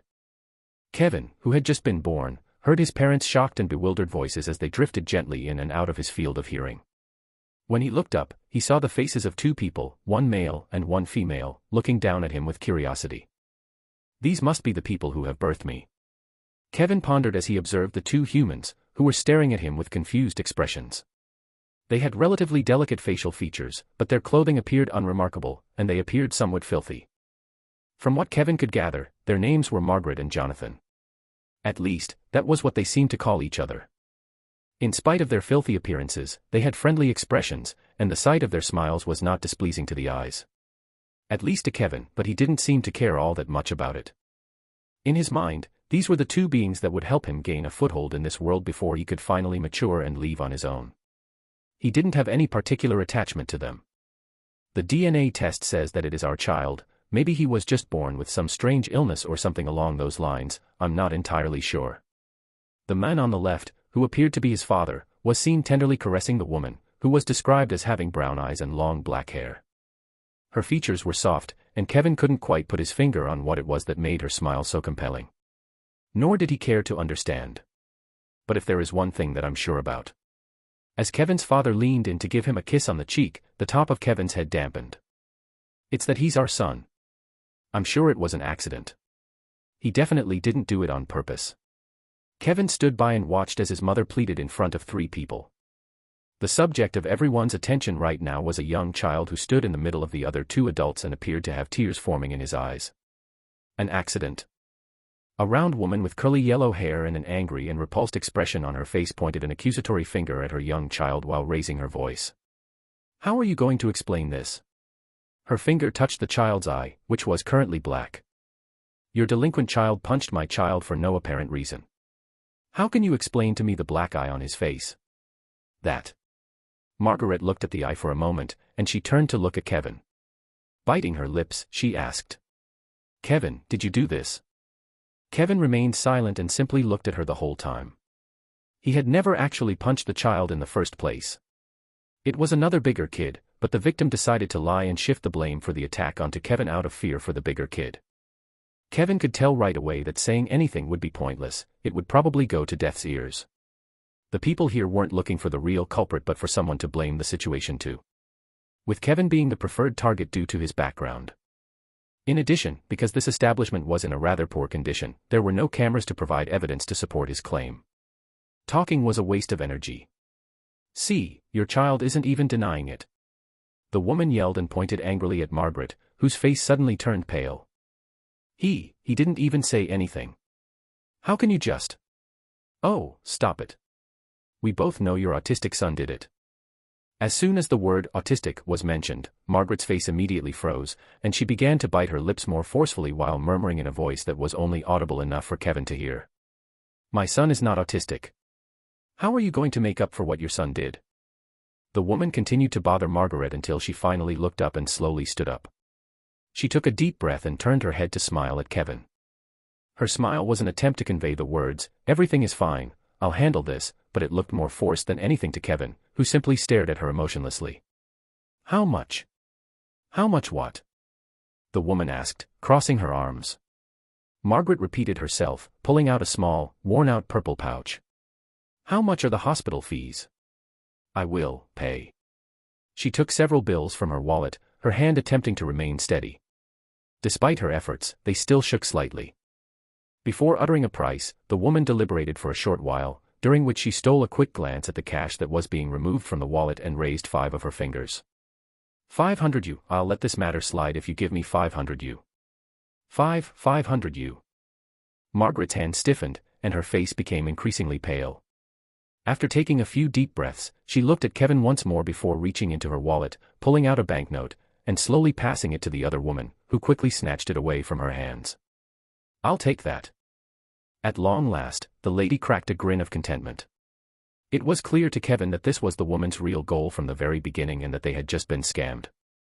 I'll let matters slide this time. After giving Kevin one final menacing glance, the woman turned around and walked away with her son, leaving Kevin and his mother standing together in the empty corridor. Why is she doing this? Kevin questioned this as he looked at his mother with a puzzled expression on his face. Sincerely, he did not comprehend the reason why her mother would go to such great lengths for him. She was not required to pay the money. The worst-case scenario was that he would be expelled from kindergarten, but it wasn't a big deal because what he was learning was useless. In addition, he avoided them on purpose so they wouldn't become too attached, as he didn't care about them, but for some reason, they refused to ignore him. Why is that? Kevin wondered. Let's go, Kevin. Kevin was dragged out of the corridor by the hand and led to the building's exterior, where a man dressed in rather soiled clothes and a bright green construction uniform appeared, running up to them. He had a rather anxious look on his face as he rushed toward their side. How was it? Is there anything wrong with Kevin? No, nothing at all, I've managed to sort out the situation. Margaret said with a forced smile on her face. She looked at her husband and mumbled. Judging from your clothes, you must have directly rushed from work. Will you be fine? Sort of. I told my boss that there was an emergency with Kevin. He's understanding. At most he will deduct my pay, but that's fine. Jonathan took off his bright yellow hat and scratched the top of his head before putting it back on and adjusting his clothes. Honestly, I'm glad that I wasn't there on time. I think the situation would have been worse had they seen the clothes that I'm wearing. Those kids might even end up bullying Kevin for it. You're right. Kevin's mother nodded, and a warm smile appeared on her face. Tugging Kevin by the hand, she nudged with her hand. "All right, how about we go back?" It was then that it happened. The world began to twist around them, and the ground beneath them visibly shook. Beep. Beep. Beep. The sky turned from an azure color to a red color, and the alarms of the cars around them started to go off uncontrollably. What's going on? What's happening? After the sudden shaking of the ground, the first thing the couple did was bring Kevin into their embrace. At the same time, they looked around with looks of confusion and anxiety etched across their faces. A rusty smell suddenly permeated the air, and Kevin's eyes dilated slightly. "It's the demons." Kevin spoke, his voice monotonous and his crimson eyes gleaming under the moonlight. His parents showed startled looks the moment Kevin spoke as they both snapped their heads to look at him. "What did you say?" "Demons. What are you talking about?" Kevin didn't answer and continued to stare at the sky with an emotionless look. Kaya. The answers to their questions came to them quickly in the form of a dark humanoid creature that appeared in the air and a red ecliptical sun that shone down upon the world and caused enormous flames to emerge. Screams of terror resounded throughout the atmosphere as buildings started to crumble right before their very eyes. Hiya. Someone help me. Rumble. The environment was in complete anarchy. Flames that seemed to burn endlessly consumed everything that was within sight, and buildings continued to collapse. What had been a normal, peaceful day in a small village located not too far away from Ashton City turned into a scene straight out of hell. Within the span of a couple of minutes, the world crumbled apart, and all hell broke loose. Fwop. Fwop. Huge creatures with enormous wings and sinister smiles stood in the air and arrogantly watched as some humans set fire to everything below them. The scene that unfolded below them exemplified hopelessness in its purest form. Kevin was dragged by his parents through the streets of the village in a solemn and hushed manner as they ran along the crumbling roads and hellish flames. "Huff, huff, honey, quick, over here." Turning left from a building, Jonathan gestured with his hand. Soon after that, the couple saw a modest house off in the distance, and they made their way there as quickly as they could. Crash. Jonathan used his foot to forcefully break through a wooden door that led to the small house, and then he immediately hid inside the house after he had done so. After setting Kevin down, Jonathan put his finger on his mouth and looked at Kevin with a serious expression on his face. "Huff, huff, make sure you don't make a sound. There is no pee. Shhhh, please, just remain quiet here, okay?" The woman whispered while she placed her hand over Kevin's mouth and fought back the tears that were streaming down her cheeks. "Please don't make a sound." As Kevin watched the solemn expressions on his parents' faces, he merely closed his eyes and maintained his silence while cradled in his mother's embrace. After that, there was complete and utter silence throughout the neighborhood for the subsequent 5 minutes. What pointless actions. Kevin wanted to tell them that staying here would only prove fatal, but seeing that they were refusing to listen to him, he just remained put. He didn't particularly feel anything out of the situation. The silence did not last for long. Boom. A jarring explosion occurred in the neighborhood of the house where they were all together, startling everyone. The after effects of the shock caused the windows of the house to shatter, which led to the destruction of a better part of the house. "Get down." Covering both Kevin and his wife with his body, Jonathan dove down. Khhhhh, aw. A steady buzzing sound started up in everyone's ears a few seconds after the explosion went off, and it continued for some time after that. Ugh, kh. It was a groan that brought Kevin back as he looked up to see his father having a difficult time standing up, his back covered in blood with large glass shards impaled on his body. Honi. Margaret, trembling and aware of the situation, couldn't help but cover her mouth in shock and grief. She gently caressed her husband's cheeks as hot tears streamed down her cheeks, trying not to make a sound. "It's okay, I dash." Just as Jonathan was about to reassure his wife that he was okay, the sound of approaching footsteps startled them. Crutch. Crutch. He didn't think twice and shoved his wife away as he yelled, "Quickly run." "I'll hold him back," with his eyes widening despite the back pain he was experiencing. "No. Jonathan." Margaret attempted to protest with a distressed expression, but she was immediately shoved by Jonathan, whose eyes were now bloodshot. "Quick. Go." After a moment of hesitation, she ran out of the house with Kevin in her arms without looking back. "Cuckoo, what have we got here?" Soon after the woman and the child left, appearing from the other side of the door, a young man with long blonde hair appeared. "Die, you bastard." Jonathan screamed as he shouted while staring intently at the young man and displaying a thick red hue all around his body. He may not have been talented, but he was still capable of using mana. Asterisk. Clank. Margaret searched for a place to hide upon entering a new residence and quickly discovered a small trapdoor. Yes. Clank. She was shocked to discover, upon opening the trapdoor, that the space beneath it could only accommodate one small child. However, instead of despair, a look of relief appeared on the woman's face. With a look of determination, she placed Kevin inside the small compartment. Get in here. She pointed at the small gap. Here, hide over here. No matter what you hear, don't make a sound, please. Margaret suddenly bit her lips as she tenderly looked at Kevin. I will now go help your dad. I don't know if I will be back, but could you say a couple of words to me? Staring at his mother, Kevin's eyes remained unperturbed, and he continued to remain quiet despite her request. Tears welled up on Margaret's face as blood started to spill from the bottom of her lip, and she looked down. In a low voice, she murmured. It's okay, I understand, thank you, and I love you.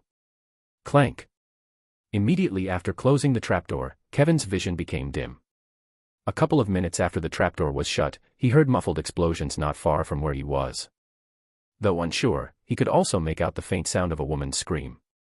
He wasn't exactly sure if it belonged to his mother or not, but he didn't really put much thought into it as he closed his eyes and hid his presence. It looks like they have served their purposes. Boom. Boom. This went on for a few more minutes before it finally came to an end. Shortly after that, there was a complete and total absence of sound in the surrounding area. Kevin crept out of the location he was in after an undetermined amount of time had passed, and he did so in a quiet manner. The dead body of his mother was the first thing he noticed when he emerged from the building.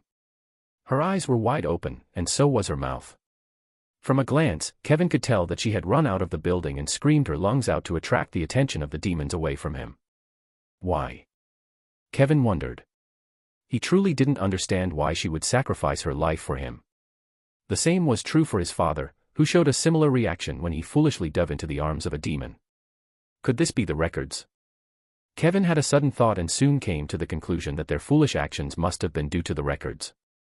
If not, why would anyone try to do something as foolish as sacrificing their own life for someone else? Ding!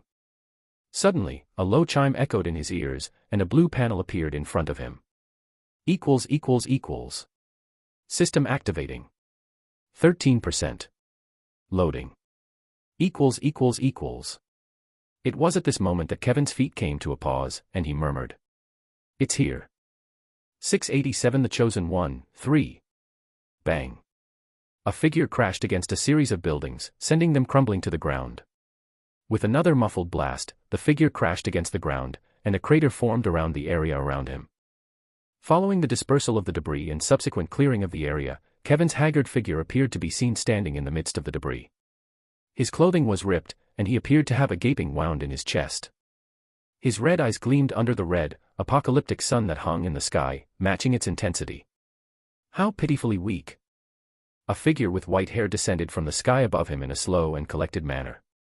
His presence loomed over the world, and his towering figure oppressed anything within its sights. He looked no different than a god that had descended upon the mortal world, as his every movement caused the world to shake. I'm rather disappointed. Jezebeth spoke while maintaining eye contact with Kevin, who was standing below him. His icy stare was filled with what could only be described as disappointment, and he raised his hand. Palm facing Kevin, he mumbled. If you're really all the records have planned in order to stop me, then I really am disappointed. Boom. The world tore apart, and Kevin's vision grew black. Come, eat your soup, Kevin. Kevin's ears rang with the sound of a familiar voice as he looked down and took a quick glance at the meal that was in front of him. It was a straightforward yellow clear soup mixed with a few different vegetables ranging from carrots, broccoli, and the like. It's bland, and the nutritional value is low. Kevin thought as he brought the soup to his mouth. The taste of the soup was extremely bland, and it never seemed to fill him, even though he was once again 5 years old. The only reason he never grumbled was because he understood that this was the best his caretakers had to offer. A simple vegetable soup. Kevin, in all candor, did not comprehend why the records would assign him to such inept caretakers. However, he was not programmed to question the system's decision-making. The only thing he needed to do was follow orders. But Why do you take care of me? There was still a lingering sense of curiosity in his heart, and he just couldn't help but bring himself to ask his caretaker the one question that had been in his mind ever since his first life. Why would such a creature risk so much in taking care of him when they couldn't even take care of themselves? Wouldn't it be more appropriate for them if they just abandoned him and lived for themselves? If that were the case, then they wouldn't be experiencing nearly as much suffering as they were right now. On the contrary, their quality of life for them would significantly improve. He was nothing but a burden, and Kevin wouldn't really think anything of it if they got rid of him. He knew that he was nothing but a nuisance to them. All in all, it was the most logical decision. Why do I take care of you? Kevin caught a fleeting glimpse of his mother looking at him with a friendly grin on her face as she turned her head and lightly winked her eye. Moving toward where he was, she kneeled down slightly and caressed his cheek.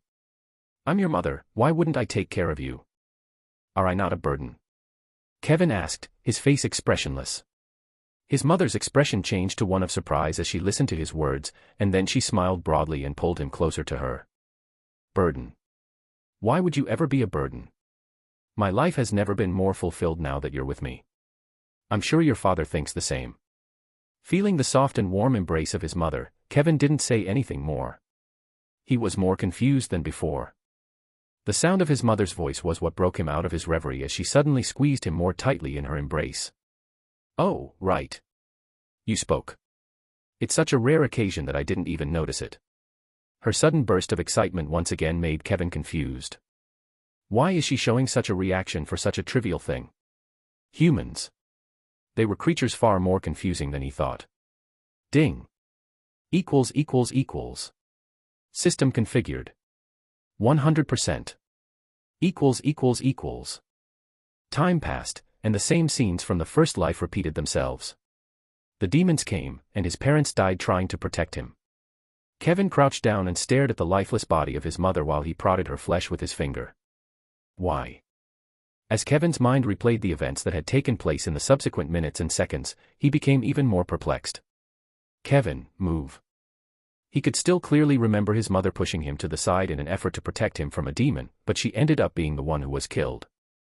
Before his eyes, he witnessed the dismemberment of his mother, followed by his father dragging him away and hiding him in the same place as his previous life. I said that you didn't have to take care of me. Why did you do something so foolish? Kevin asked, poking at the dead carcass of his mother. His father, who was not too far away from where he stood, was completely mangled, and he was no longer recognizable. Kevin sat on the ground and stared at his mother and father for an undetermined amount of time while they lay dead on the ground. Somehow, his heart felt emptier than usual. He usually felt like this, but for some strange reason, he felt even emptier. Why is that? When additional support arrived, he was whisked away from the area and placed in an orphanage before he even had a chance to realize a day had passed. After that point, life returned to how it had been before, and Kevin's progress in strength continued at a steady pace as the years went by. 25 years later. Once again, Kevin found himself standing in front of Jezebeth. His expressionless face was the same as it had been in the past. However, when compared to his previous life, Kevin was much more powerful in this one. It wasn't just by a little bit, it was by quite a large margin. In this life, he was able to become even more powerful than he had been in his previous life by combining the knowledge he gained from his previous life with the system given to him by the records. He also received instruction from the most skilled instructors, which contributed to his increased confidence. Simply put, he could swat his former self in just a couple of moves. He had improved that much. We look eerily familiar, don't we? Jezebeth's voice rang throughout the world, his eyes glossing over his body. With a raised eyebrow, he asked. You couldn't possible. Before he could finish his sentence, Kevin's hand was already raised, and a white hue began to emerge from it. It covered the entire world around him, and Jezebeth's face changed. Kevin launched his attack not long after that, and a powerful wave of energy headed in Jezebeth's direction. Akashic laws. The expression of shock on Jezebeth's face didn't last for very long. Instead, he appeared to have realized something, as evidenced by the appearance of a faint smile on his face. I see, so you're the missing piece that I need in order to get to the records. His hand raised, and Kevin's attack was instantly slashed in half, two deep lines forming on the land behind him. Not bad. Jezebeth muttered something under his breath as he looked at his hand, which was quivering and bleeding very slightly. Lowering his head to stare at Kevin, he smiled ever so slightly. I have to say, you're definitely strong. Strong enough to fight against me, but... Jezebeth shook his head. The world seemed to suddenly distort itself and lose its color with the sudden raise of his hand. Crack! Crack! The sky began to fracture, and everything beneath Jezebeth began to collapse. The world's oceans began to rise, the ground began to tear apart, and everything in the vicinity was obliterated into nothingness. In an instant, nearly half of the world's human population was annihilated, and 7 enormous fissures formed in the sky. Within those fissures, 7 powerful figures emerged, and behind them, tens of thousands of other powerful figures appeared. The world came to a sudden standstill, and the crimson sky started to darken. Stepping forward, one of the 7 powerful figures placed their hand on their chest and announced, "The Wrath clan makes their presence." Like a sonic wave, his voice boomed throughout the world. Glasses shattered at the sound of his voice, and the air around him trembled. Not wanting to be outdone, those behind him stepped forward and introduced themselves individually. The Pride clan makes their presence. The Sloth clan makes their presence. The Lust clan makes their presence. The Gluttony clan makes their presence. The Greed clan makes their presence. The Envy clan makes their presence. The 7 patriarchs of the 7 major clans had made their appearance, followed closely by thousands upon thousands of demons belonging to each and every one of the clans. Each and every one of them had expressions on their faces that were filled with obedience and submission. Do you understand now? Jezebeth gazed at Kevin, his eyes gleaming with a dangerous red hue. Kevin simply stared back at him without making any kind of facial expression. Underneath, his muscles were tensed, and sweat had started to accumulate in the palm of his hands. Simply being in their presence was almost identical to being in Jezebeth's, and Kevin felt as though his entire body was becoming immobilized. You're strong, I will give you that, but in the end, that's all you are. Even if I don't finish you myself, my kin will do it for me. Interlocking his hands behind his back, Jezebeth slowly turned around. Raising one of his hands in the sky and staring at the large army of demons, he quietly mumbled, "Get rid of him." And with that order, the 7 patriarchs moved at once, followed by the thousands of demons behind them. A terrifying battle ensued shortly after that. One that was sadly not in Kevin's favor. Just like in his last life, he once again died. 688 The Chosen One, 4. Kevin's head was filled with a constant ringing sound, and he was just staring at the wooden table in front of him with no expression on his face. He had a silver spoon in his tiny hands, which he was holding onto very tightly. I failed again. Kevin mumbled to himself, his eyes gradually losing focus. In contrast to the first time, this time, he was defeated before even having the opportunity to engage in a meaningful conflict with Jezebeth. It turned out that he was not even powerful enough to defeat the army of demons that were at his disposal, let alone him, who was even more powerful than them. Where did I go wrong? What am I missing? He did everything that the system told him. He did the missions and took advantage of the opportunities from his past life. He did everything yet still failed to accomplish his mission. Just what was he missing? Here's your food. The sound of his mother's voice jolted Kevin out of his reverie and brought him back to the present. When he raised his head, he saw her staring at him with the same friendly smile that he was so used to by this point. Placed in front of him was the same bland soup that she used to make for him in his past life. It was her signature soup, and one that she would start making as soon as he became 5 years old, which he had just reached not too long ago. Just a single look was enough to take his appetite away. Nonetheless, he still decided to eat it. As long as he got his nutrition in, he was fine. Slowly, Kevin took a mouthful of the soup and had a taste of it. When Kevin looked over at his mother, who was also looking at him intently, he noticed that his brows had suddenly arched a little bit.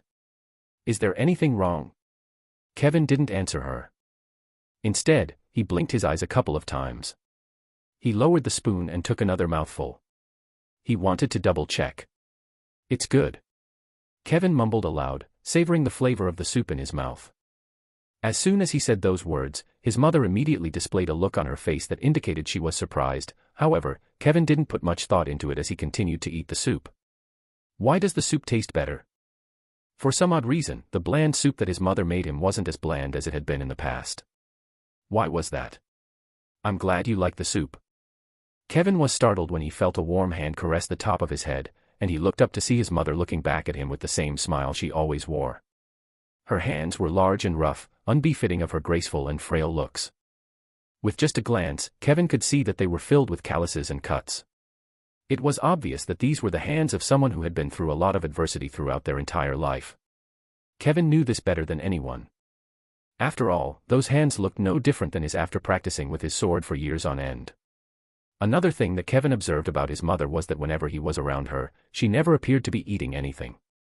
She never did anything other than sit in the opposite chair from him and watch him eat the food. He never really put much thought into it in the past. But it was indeed strange. Maybe she also didn't like the soup. Kevin cocked his head to the side a little and pushed the bowl of soup forward toward his mother. His actions confused her as she asked, What's this? Eat it. Kevin pointed at the bowl, and his mother blinked a couple of times, clearly confused by his actions. She eventually shook her head and smiled. I've already eaten, you can. Lies. Kevin cut her off. He knew beforehand that she had not eaten yet. He had been observing her since early in the morning. His mother's job was to collect garbage outside. In the sweltering heat, she would push a shopping cart that weighed at least 3 times as much as she did and walk for a couple of kilometers for a payment of approximately 10 U. The cart was filled with trash, and she would sort the trash as she went. It was a grueling job that was looked down upon by most people, but it was also the only job she knew to do. Sometimes she would get less than what she worked for, but she never seemed to complain. She was a tough and tenacious woman. One that Kevin had been observing her the whole time, and he knew that she hadn't eaten yet. Margaret gave a quiet sigh and mumbled something to herself. Despite not speaking much, you're a sharp one. Sometimes I wonder if you're really 5. Taking another look at Kevin, she stood up and headed back to the kitchen. Don't worry, and just eat your meal. I'm not hungry. Liar. Kevin inwardly mumbled. She had been staring at his soup with great concentration just a few minutes ago. Even though it was obvious that she was coveting his soup, she still turned it down when it was offered to her. Why was that? Kevin asked himself, once again confused by the way his mother behaved. He really didn't understand why she would go to such lengths to help a small burden like himself. Staring at the clear soup in front of him and seeing his reflection, Kevin put the spoon in and took another bite. It's cold. Yet, so warm. Time continued to pass, and Kevin spent most of his time observing his parents. While Jonathan's father went to the construction site to help build the new high-rise buildings in the inner city, his mother, Margaret, would always leave early in the morning to collect the trash outside. The total amount of pay that they received between the two of them was only 30 U per day, which was just about enough to get by each day. It was also because of this that Margaret decided to go somewhere else to collect trash. Outside of a shopping mall in the inner districts of the city. I'm sorry that I have to drag you along with me, Kevin, but I won't take too long. You can just stand there quietly and wait for me to finish work. Kevin nodded his head without saying anything. He did nothing more than take a seat on the staircase of the mall and watch his mother labor through the scorching heat of the day. Sweat dripped down the side of her face as she used a pair of worn-out gloves to collect trash from the trash cans placed around the mall. Despite the many stares she received from shoppers in the shopping mall, she continued to work diligently, occasionally flashing him a smile. It was her smile that caused Kevin to tilt his head further as he had a sudden thought. Dangerous. For a fleeting moment, he thought that the smile was dangerous to himself. For the past few regressions, he had never really cared to look at his caretakers and just single-mindedly pursued his own goals, but it was at this moment, during his third regression, that he started to have different thoughts in his mind. He just thought that maybe, just maybe, they didn't need to die like they did in the past. Maybe, he could help them survive that calamity that was to come. No, they will be a burden. It was only a fleeting thought, however, as he quickly discarded the notion right away. Thinking further, they would serve as nothing but burdens if he let them live. He had a clear goal, and he couldn't let anything distract him away from it. His eyes drifted away from his mother not long after, and his eyes paused on the busy streets in front of him. Kevin was confronted by a bustling crowd of people entering and exiting the large shopping center. He observed people walking with smiles on their faces and children playing with their parents with joy. Shortly thereafter, Kevin's eyes shifted away from their image and lingered on a small purple banknote on the street. 50 U. It was a 50 U banknote. In Kevin's mind, a trivial banknote. He was so accustomed to dealing with millions of U at the time during his previous 2 regressions that the note appeared to be nothing more than loose change to him. However, as his eyes wandered back to his mother and how hard she was working for only 10 UA a day, Kevin's body moved in the direction of the banknote. "What are you doing?" Kevin was about to reach for the bill when a bald and imposing man grabbed him by the hand. He regarded Kevin with a ferocious glare plastered across his face. "That's mine, kid. What do you think you're doing?" Kevin didn't answer the man and just continued to emotionlessly stare at him. "Should I just kill him?" "No, that will attract too much unwanted attention at the moment." At that moment, Kevin rejected the notion of killing the burly man. If he revealed his power in such a crowded street, he would attract unwelcome attention and may find himself in a situation he would find rather troublesome. After all, killing was prohibited. "What's wrong? Are you mute?" Kevin felt a couple of taps on the cheeks as the man pulled him up by the arm. Kevin's eyes gleamed with a dangerous gleam, and just as he was about to say something, a pair of frail hands grabbed the burly man by the arm. "That's my child, please let go." The voice, which shook ever so slightly, and seemed rather frail, caused the large man to immediately turn his attention to Margaret and then to the garments she was wearing, more specifically, her gloves which were holding onto his clothes. "Ugh." The expression on his face shifted abruptly, and he pushed her away with a slap. "Don't touch me with those filthy gloves." He dropped Kevin shortly after, as he started patting the arm in which he had been touched. The look of utter disgust on his face became deeply etched in Kevin's mind. Just as Kevin was about to do something, he felt something embrace him from above, and it was at that moment that he realized that his mother had already come to him and was hugging him very tightly. Her scared yet calm voice echoed inside his ears. "I'm sorry. My child didn't have any intentions. Is there any way we can repay you?" "Repay me?" The bald man looked at his shirt and looked back at her. "Buy me a new shirt." "Oh, okay, how much is that?" With a quivering voice, Margaret took out a small purse from her pocket, her hands trembling. The scene looked oddly familiar to Kevin, who was observing. 500 U. 500 U. As soon as Margaret heard those words, the color of her face immediately began to fade, and she looked up in utter disbelief. "What? 500 U is nothing. Why are you making it seem like it's the end of the world for you?" Well, 500 U is a lot. You should have thought twice before dirtying my clothes with those hands."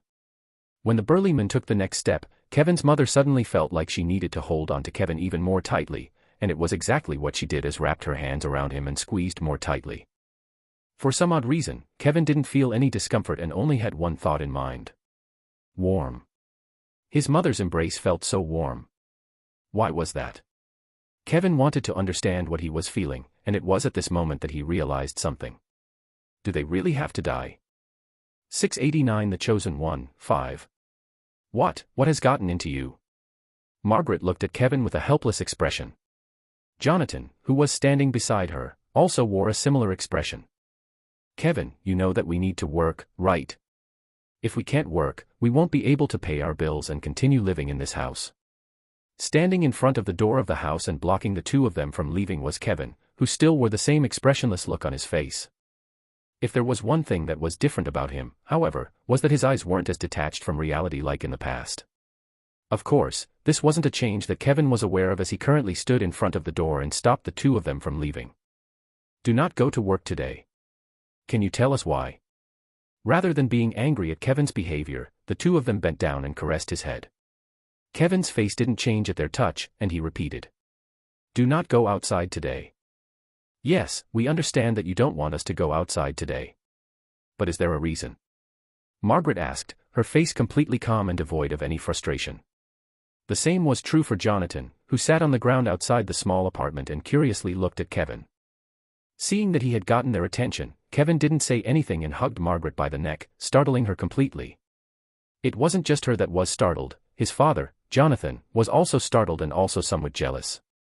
Both of them looked at each other with bewildered expressions. Their reactions were understandable. After all, this was the very first time in his life that Kevin showed any glimmer of affection toward the two of them, and they were naturally taken aback. They might listen to me if I do this. On the other hand, Kevin had different thoughts, as the sole reason for hugging them was to manipulate them into listening to his request. Since he couldn't reveal to them the exact reason why they couldn't go to work today, he could only try this method, which, in all fairness, seemed to be working quite well as the two of them started hesitating about going to work. Of course, Kevin knew that this wasn't enough for him to convince them completely.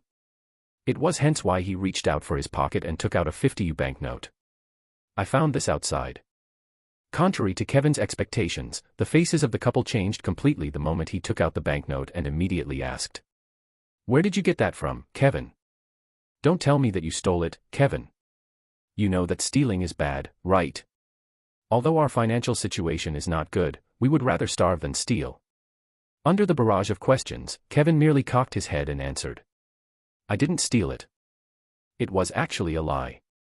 This note was, in fact, the same note from the bald guy from a while back.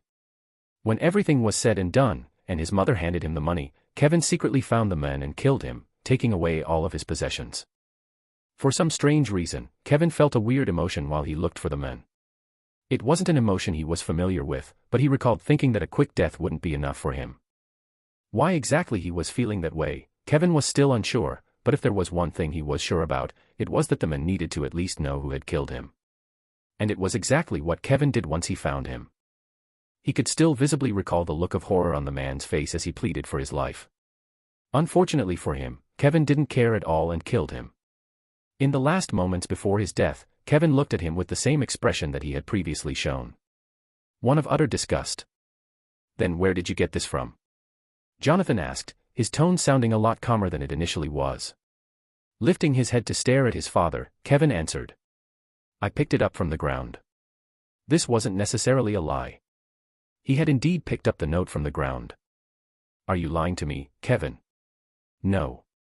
Kevin shook his head, his face completely expressionless. For the next minute, the two stared at each other without saying anything before Jonathan eventually sighed and stood up. "All right then. I trust my son. Since he is going this far to stop us from leaving, I guess I won't go to work today. Let me go give my boss a call today."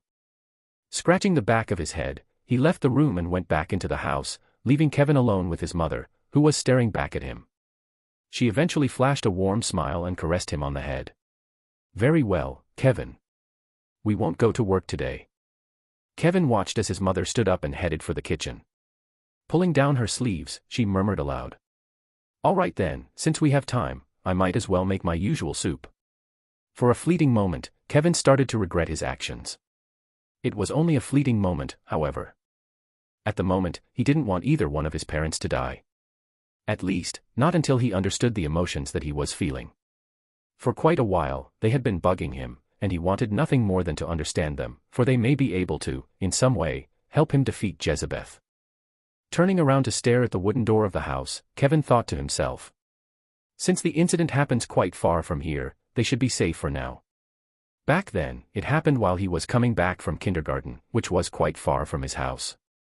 It was close to his father's job, which was why they chose to bring him there, but the distance from his house was still a couple of kilometers away. Last he recalled, this area wasn't affected by the demon attack since it was further away from the inner city. At least, that was what Kevin thought. Bang. Bang. Run. Bring Kevin somewhere safe. I'll ho-och. Watching his father get engulfed by flames as his body burned to a crisp right before his very eyes and feeling an arm wrap around his waist, dragging him away from his house, which was rapidly getting engulfed by the flames. Kevin felt the world around him move in slow motion as his brain stopped working for a moment. Shoo, Kevin, hide in here. Make sure you don't make any sound, okay? Clank. Same scene but a different scenario. By the time Kevin regained clarity over his mind, he was standing in front of the corpse of his mother and what little remained of his father. He just blankly stood in front of them for who knew how long, and something warm trickled down the side of his right cheek. Raising his hand to touch his cheek, he found that his finger had been stained by one singular tear. Staring at his finger, Kevin mumbled, "Why? You want to leave the village for a day?" It was Kevin's fourth regression, and once again, he was presented with the same scenario as in the past. Just like his previous regressions, he died at the hands of Jezebeth. This time, however, he was able to survive the onslaught of all the demons. Unfortunately, by the time he had killed all of them, he was already exhausted, and all it took was a single finger for Jezebeth to get rid of him. Time rewinded, and Kevin found himself back in the past once more. This time, he decided to approach things differently. Thinking about his parents and how they died in his previous regressions, Kevin decided to approach things differently. He wanted to understand what he felt during his previous regression. It was something that had been haunting him for his entire third life, and he was desperate to know the answer. This time, Kevin decided to go directly out of the city. By going out of the city, they would easily be able to avoid the demons. Although Kevin was strong for his age, he was still a lot weaker than the demons. Had it not been for that, he would have done something himself about the demons. Why do you want to go out of the village? Is there something that's going on? I want to go out. I've never been out. Kevin flatly answered and pulled the same stunt as he did in his past life. He took out the banknote and flashed it before their eyes. Similarly to his last life, the two of them looked startled at first when he pulled out the banknote but were able to quickly calm themselves down shortly after. In the end, Kevin was able to achieve his goal, and his parents decided to bring him out of the city for half a day. At this moment, they were all seated inside a large green bus. The fare ticket for the three of them was 5 U each, and in total, they spent 15 U for the three of them. Kevin gazed at the ever-changing scenery outside of his window. Reflected on the window was himself. His gaze fell on his own emotionless eyes that stared back at him, and time seemed to slowly pass. Do you like what you see? It was his mother's voice that brought him out of his thoughts. When Kevin turned his head to look at her, rather than answering her question, he asked something of his own. Why did you listen to my request? This was something that Kevin wanted to understand. Although he had pulled out 50 U in order to convince them, he knew fairly well that they could have still chosen to go to work and delayed the trip to another day. What he wanted to understand was why. Why were they doing so much for him? It was really the records, wasn't it? Why did we listen to your request? Margaret seemed rather surprised by the sudden question. Meeting Kevin's line of sight, she smiled softly, and Kevin felt her hand caress his head once more. By now, he had grown accustomed to this gesture of hers. Love is when one puts the needs of someone else before their own. Putting your needs above mine is how I show you that I love you. Isn't that what every mother should do? Love. Putting the needs of someone else before their own. Kevin blinked his eyes a couple of times, finding it difficult to understand exactly what she was trying to convey. At the same time, Kevin felt that he got closer to the answer that he had been seeking, only that. Boom. Out of nowhere, the bus swerved toward the right before flipping over its head. Glass shattered, and the bus continued to roll on itself 5 more times. By the time the bus stopped rolling, silence swept the surroundings, and Kevin looked around him, his ears ringing constantly. Mother. Father. The first thing that Kevin did when the situation stabilized was to look for his parents. Only for him to be shocked to see them lying on the ground without a single breath. Kevin didn't need to look to understand that they were dead. Throb. When Kevin looked at the bodies of his mother and father, for some reason, he had the sensation that something heavy was pressing down on his chest. It hurt. But before anything else, why did they die again? At the same time, he also recalled the scene in which the men exported them 500 U, an eerily similar number to the one exported by the woman in the kindergarten in his first regression. Was it a coincidence? 690 The Chosen One, 6. Why did it happen again? While sitting on the curb in front of the bus with a perplexed expression on his face, Kevin mused to himself about the situation. Why did they die again? He did everything that he was supposed to do. He didn't go toward the inner city and lead his parents away from home, yet they still died. This time by a road accident. The demons weren't even responsible for their deaths. Kevin's gaze lifted toward the clouds in the sky. Staring at the clouds that were moving ever so slowly in the sky, he had a sudden thought. I wanted to spend more time with them. Bang. Watch out, Kevin. Once more, Kevin watched as his parents threw their bodies over to protect him. This time, their bodies were completely severed in half, and blood spilled all over Kevin. The expressions of helplessness and anguish that they displayed just prior to passing away left an indelible mark on his mind as he could only watch them die in front of him. Crash. Get behind me, Kevin. Boom. Oh. Unbeknownst to him, the same events kept happening over and over again with each and every one of his regressions. Before Kevin even realized it, he had reached his 20th regression, and for the 20th time, both of his parents had passed away right before his very eyes. This time, it was due to an explosion that occurred outside of the city. Why? Kevin never managed to muster the required strength to come to the aid of his mother and father, no matter how many times he tried. Each time, they would suffer a horrible death, and he would be left all by himself once more. The heaviness in his heart, which had been barely noticeable at first, became increasingly obvious with each and every one of his regressions, and it intensified with the passing of his parents in all of the regressions. Over the course of those 20 regressions, he would have an immeasurably better chance of defeating Jezebeth, but despite his best efforts, he continued to fall short in every single one of his endeavors. Kevin understood that it was only a matter of time before he could beat Jezebeth. Be it 100, 1,000, 10,000, 100,000, or 1,000,000 regressions. Kevin had all the time in the world to accumulate experience and become stronger. Jezebeth was still ahead of him by quite a lot, but Kevin knew that his time would come very soon. In those times, with each regression, he would spend more and more time with his parents. By the time the 20th regression happened, he had spent at least a century of his life with them. He pretty much knew them like the back of his hand. And it was because of this that he found it more difficult to part ways with them every 5 years since his birth. After each of their deaths, he would experience a sharp pain, and the color that had been slowly developing in his vision would slowly fade away. This cruel cycle would continue indefinitely, with no means of stopping. It was their fate. Oh. I'm over here, you bastards. Come and get me if you can. Don't forget about me. Go away. As Kevin watched his parents yell and scream at the top of their lungs, doing their best to divert the attention of the demon away from him, Kevin's chest began to feel as if it were being crushed under an enormous weight. Why? He repeatedly wondered inside of his mind, his eyes drawn toward the scenes in the distance. Love is when one puts the needs of someone else before their own. Putting your needs above mine is how I show you that I love you. Isn't that what every mother should do? The words that Kevin's mother had told him during his 4th regression rang in Kevin's head, even though they were barely audible. Tears began to form in the corners of his eyes, trickling down the side of his cheek before softly landing on the hard ground beneath him. And it was during this time that he finally better understood the meaning of his mother's words. Extending his hand forward toward where his parents were, Kevin murmured. Don't go. Don't leave me. Asterisk. Many years later. Ashton City, Locke Library. Kevin's hand came to a stop near a particular word as he paged through a book about human emotions.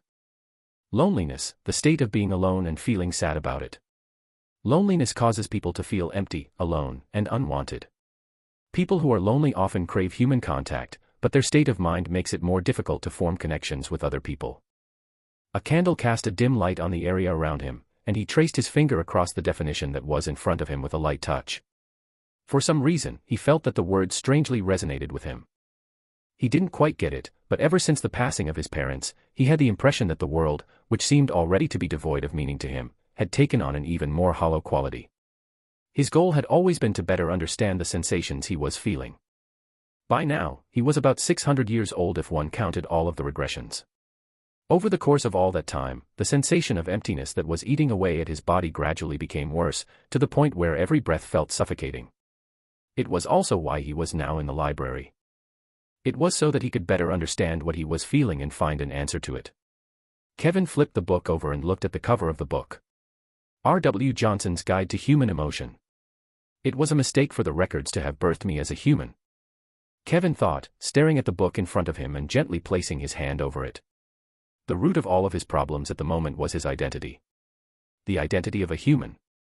A social being that thrived on what was known as emotions.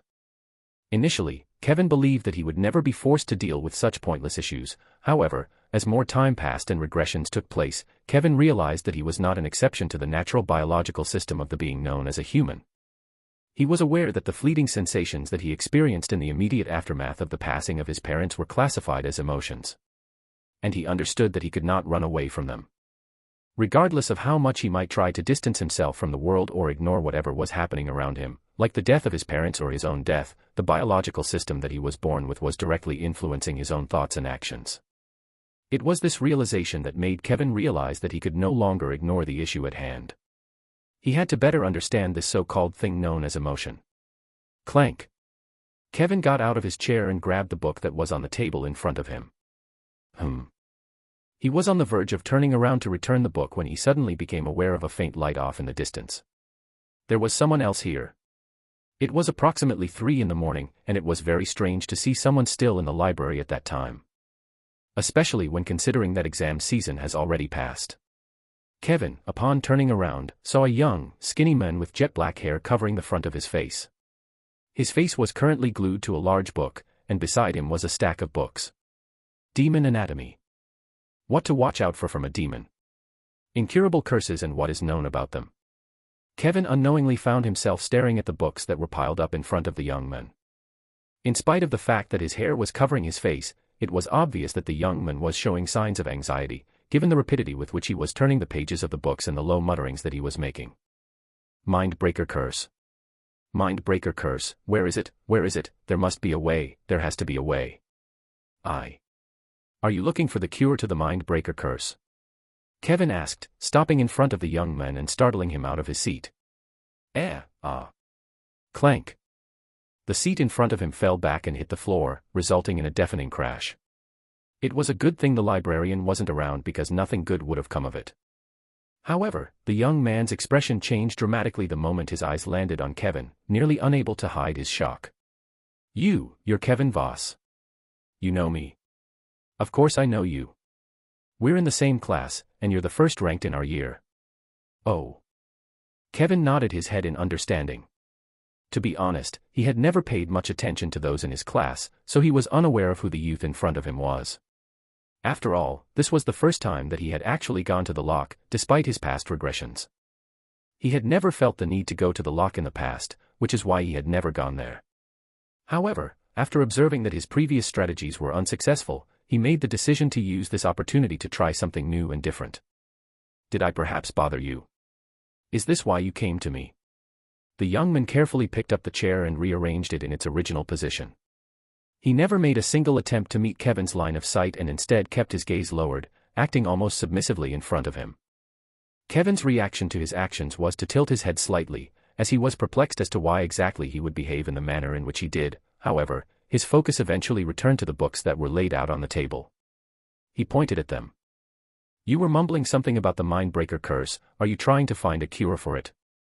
Ep. The young man flinched the moment he heard Kevin's words. Ignoring his odd behavior, Kevin already had an idea of what was going on and bluntly stated.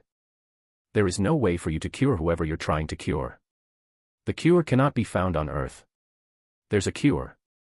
The young man inched closer to Kevin while slightly parting his hair and revealing a pair of deep blue eyes. Yes, but not on Earth. That's enough for me. The young man scratched the side of his neck, revealing a few red scars and crusts in the process. It was obvious that the young man had been scratching the same area repeatedly, over and over again, in the past. His subsequent actions, which included moving around, were even more peculiar after that. As he fixed his gaze on Kevin, the anxiety that was already visible on his face became even more pronounced. At the same time, his hands, which were hidden beneath the blue cardigan that he was wearing, grabbed Kevin by the shoulder. What is the name of the cure? Tell me. Let go of me. Kevin grabbed the young man's hands, which had been pressing against his shoulders, and pulled them away from him while staring him down with a chilly expression. What's the point of me telling you this piece of information? Even if you do know, you're never going to be able to get it. Give you. No, you don't understand. I need to know. I need to know. Kevin was in the middle of a sentence when he was interrupted by the young man who made his desperation obvious. Kevin quickly realized that there was no point in attempting to reason with the young man who stood in front of him. If you tell me. I will help you with anything you ask me to, please. Pa n, dan 0 vel.c0m. Just as Kevin was about to refuse him again, he had a sudden thought. Feeling the book in his hand, he looked at the young man in front of him and asked. What's your name? My name. The young man looked up, exposing his deep blue eyes and frail face. Opening his mouth, he mumbled. Ren. It's Ren, Dover. 691. The Chosen One, 7. Are my words bringing back memories to you? It was Jezebetha's words that coaxed Kevin out of his thoughts and back into the present. When he raised his head, he looked directly into Jezebetha's eyes.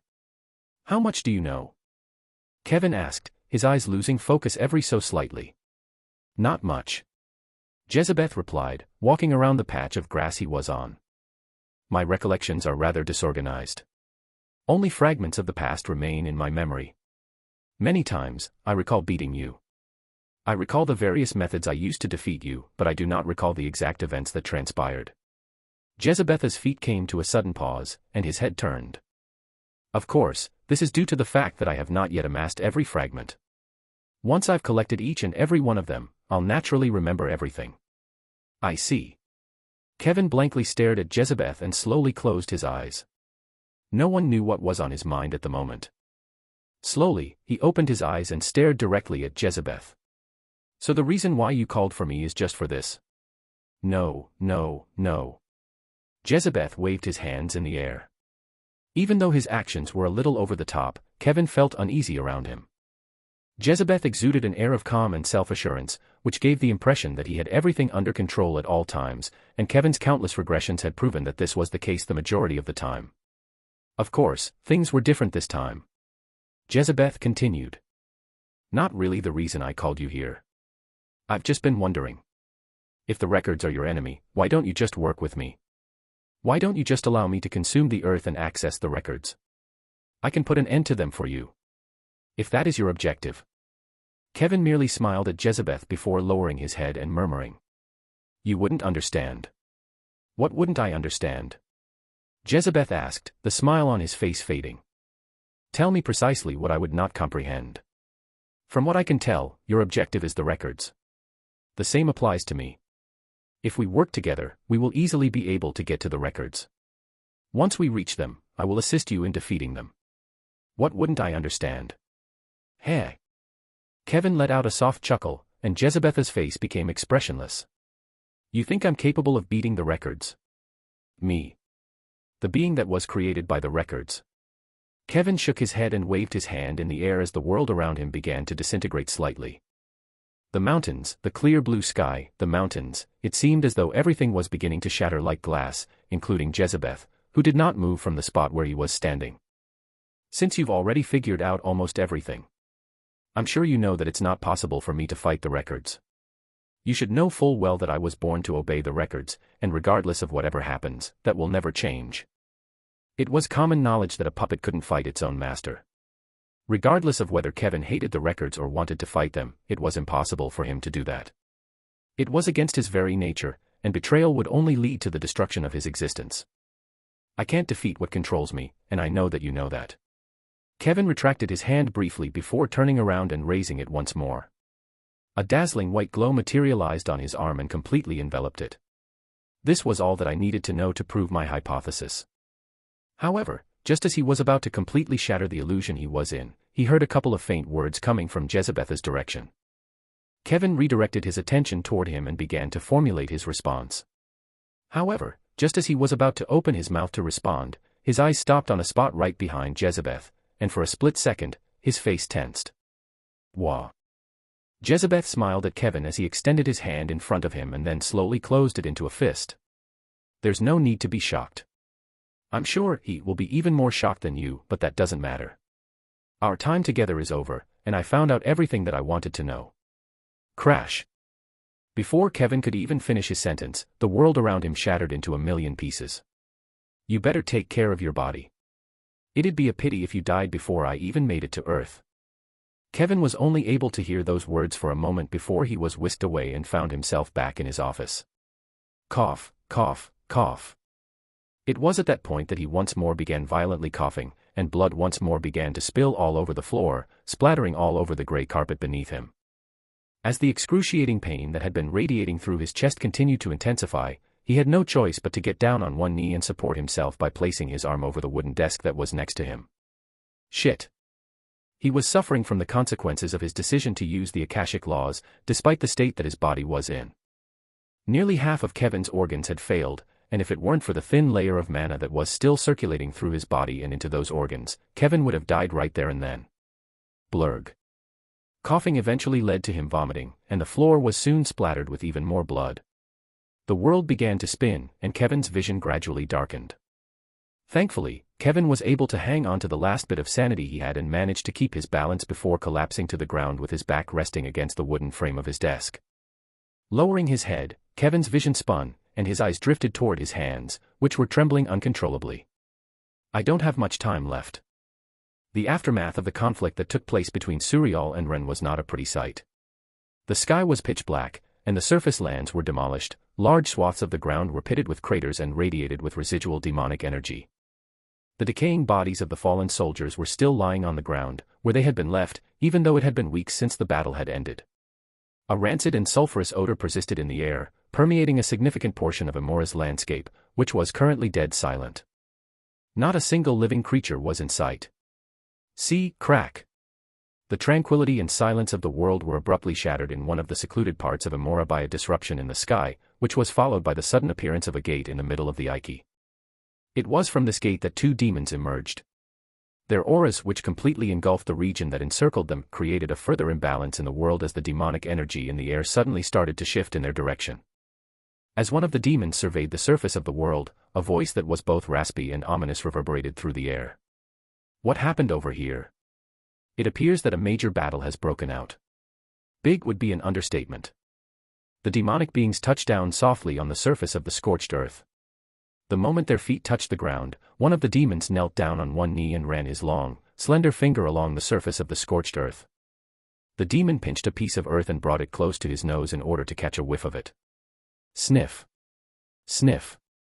After catching a whiff of the earth, the granulated earth fell from his fingers, and the demon slowly stood up. According to the residual demonic energy that is still present on the ground, the battle took place about 2 weeks ago, which is roughly the same time that we stopped communicating with Duke Suriel, the one in charge of overseeing this small planet. From the looks of things, the battle ended in the orcs' favor. Or, more like, they both were killed. The other demon muttered, his brows slowly contorting into a deep frown as he wondered. How is that possible? They naturally went through the motions of reading the report about the condition of Emora before coming here. According to what they knew, it was absolutely impossible for the orcs to triumph over the demons in battle. Their forces were too few, and they had no Duke-ranked prospects. It's obvious. They had someone to help them. The other demon replied, his voice turning more sinister and his eyes gleaming with a dangerous light. This is not something that the orcs are even remotely capable of accomplishing. They were successful in obtaining assistance from a third party in some inexplicable way. After lowering himself once more to the ground and picking up some dirt from the ground while allowing it to run down his fingers, the demon briefly closed his eyes, and his voice deepened. I can feel the presence of some residual mana within the soil. It's faint, but the power contained within is immeasurable. I can definitely see how a Duke Suriel would lose to it. The demon's eyes opened very gradually as he watched the last grain of earth fall from his fingers. Before issuing a command in a chilly tone, he looked at the other demon and slowly combed his long, pink hair behind his head. Report the findings to the Lord. I'll take a look around the world. I'll trace the mana around the world and see where he has been. I have a feeling that I'll find something very interesting soon enough. Thwop. The demon's wings suddenly spread out behind his back, casting a significant shadow over the region directly in front of him.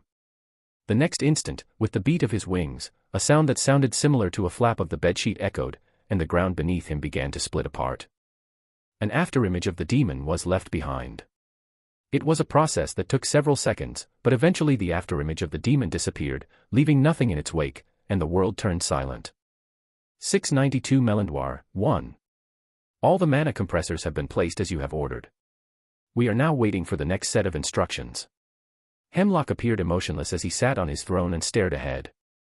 His attention was drawn to the empty space in front of him, where a black circular sphere was displaying a number of different scenarios simultaneously. The space around him warped, and he opened his mouth. Have you done as I've asked? While you were installing the mana compressors, have you been vigilant for any creatures or animals that may have been hiding nearby? Yes. A black man with a fierce scar running through his face responded to the question while kneeling on one knee and wearing all black. We have, as you've suggested, pretended not to notice them. What should we now do? Should we alter the placement of the mana compressors? No. Hemlock shook his head. His gaze began to wander in the direction of the mana compressors that were depicted in the void projections that were in front of him.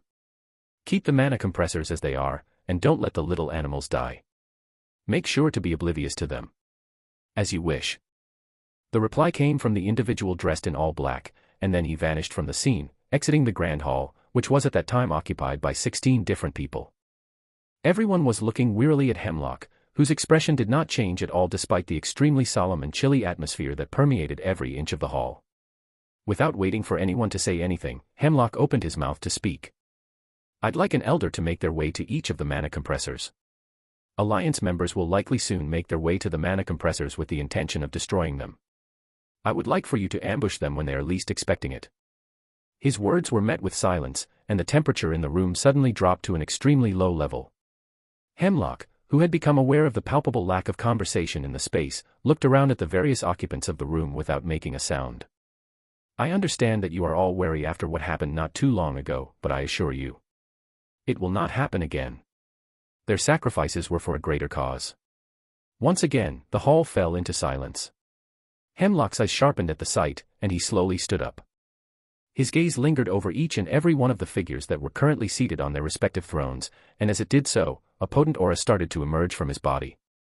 He opened his mouth again. This time, his tone was a lot more threatening. I'll rephrase myself. I will spare your life if you make yourself useful and listen to my orders. As his aura continued to expand, the pressure that was already permeating the room started to expand as well, making it increasingly difficult to breathe for those who were present. So long as the monolith finds you useful, you should anticipate being spared. Mo Jinhao and his companions had long served their cause and were no longer of any use. You can count your blessings in retrospect. I could have chosen any one of you to sacrifice yourself for the cause, but I didn't. Why, you ask? Hemlock licked his lips slightly. The answer is rather simple. It's because you were lucky enough to still be useful for the cause.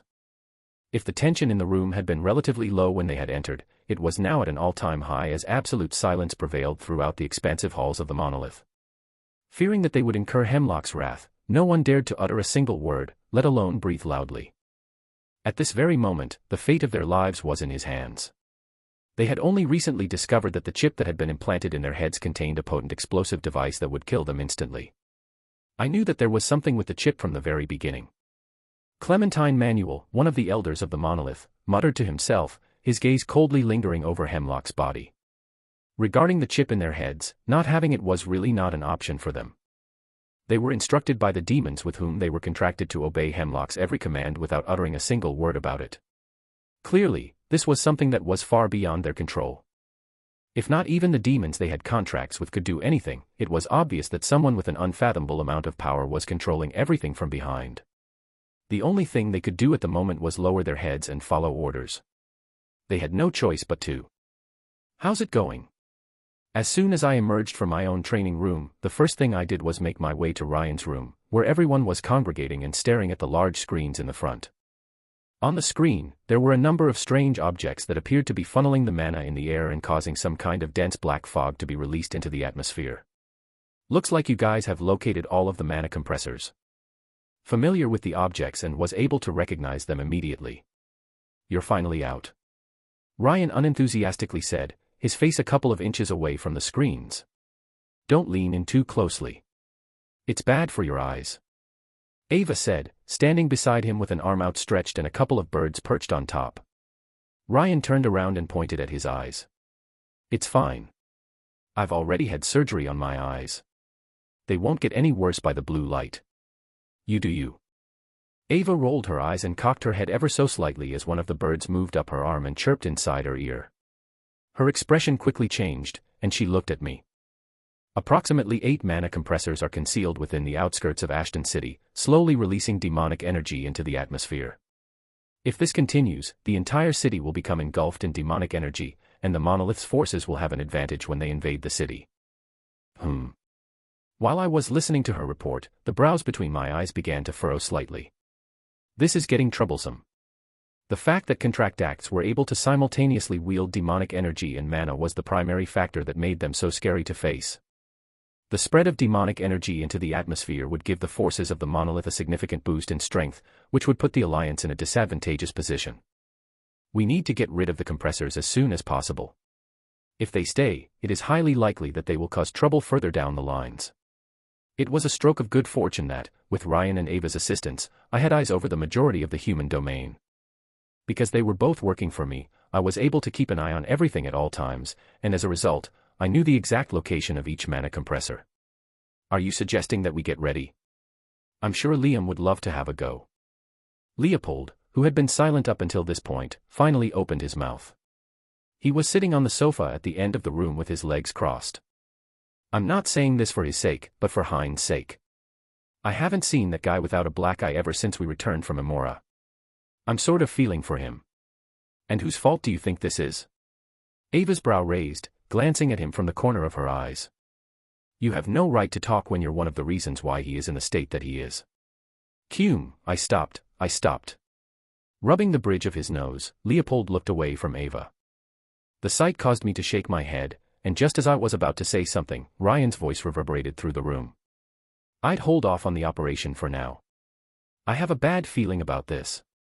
What do you mean? I turned to look at Ryan, and I moved a little bit closer to him. I observed Ryan's expression, which revealed that he was currently frowning deeply as he stared intently at the screens in front of him.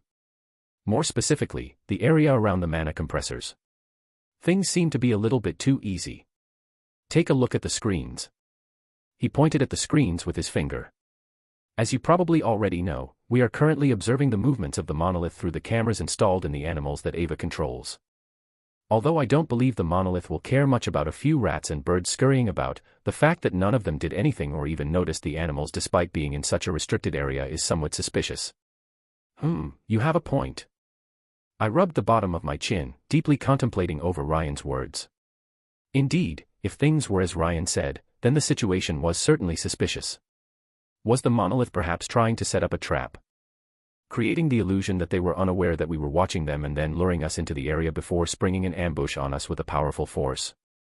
If that were really the case, then it would be extremely dangerous.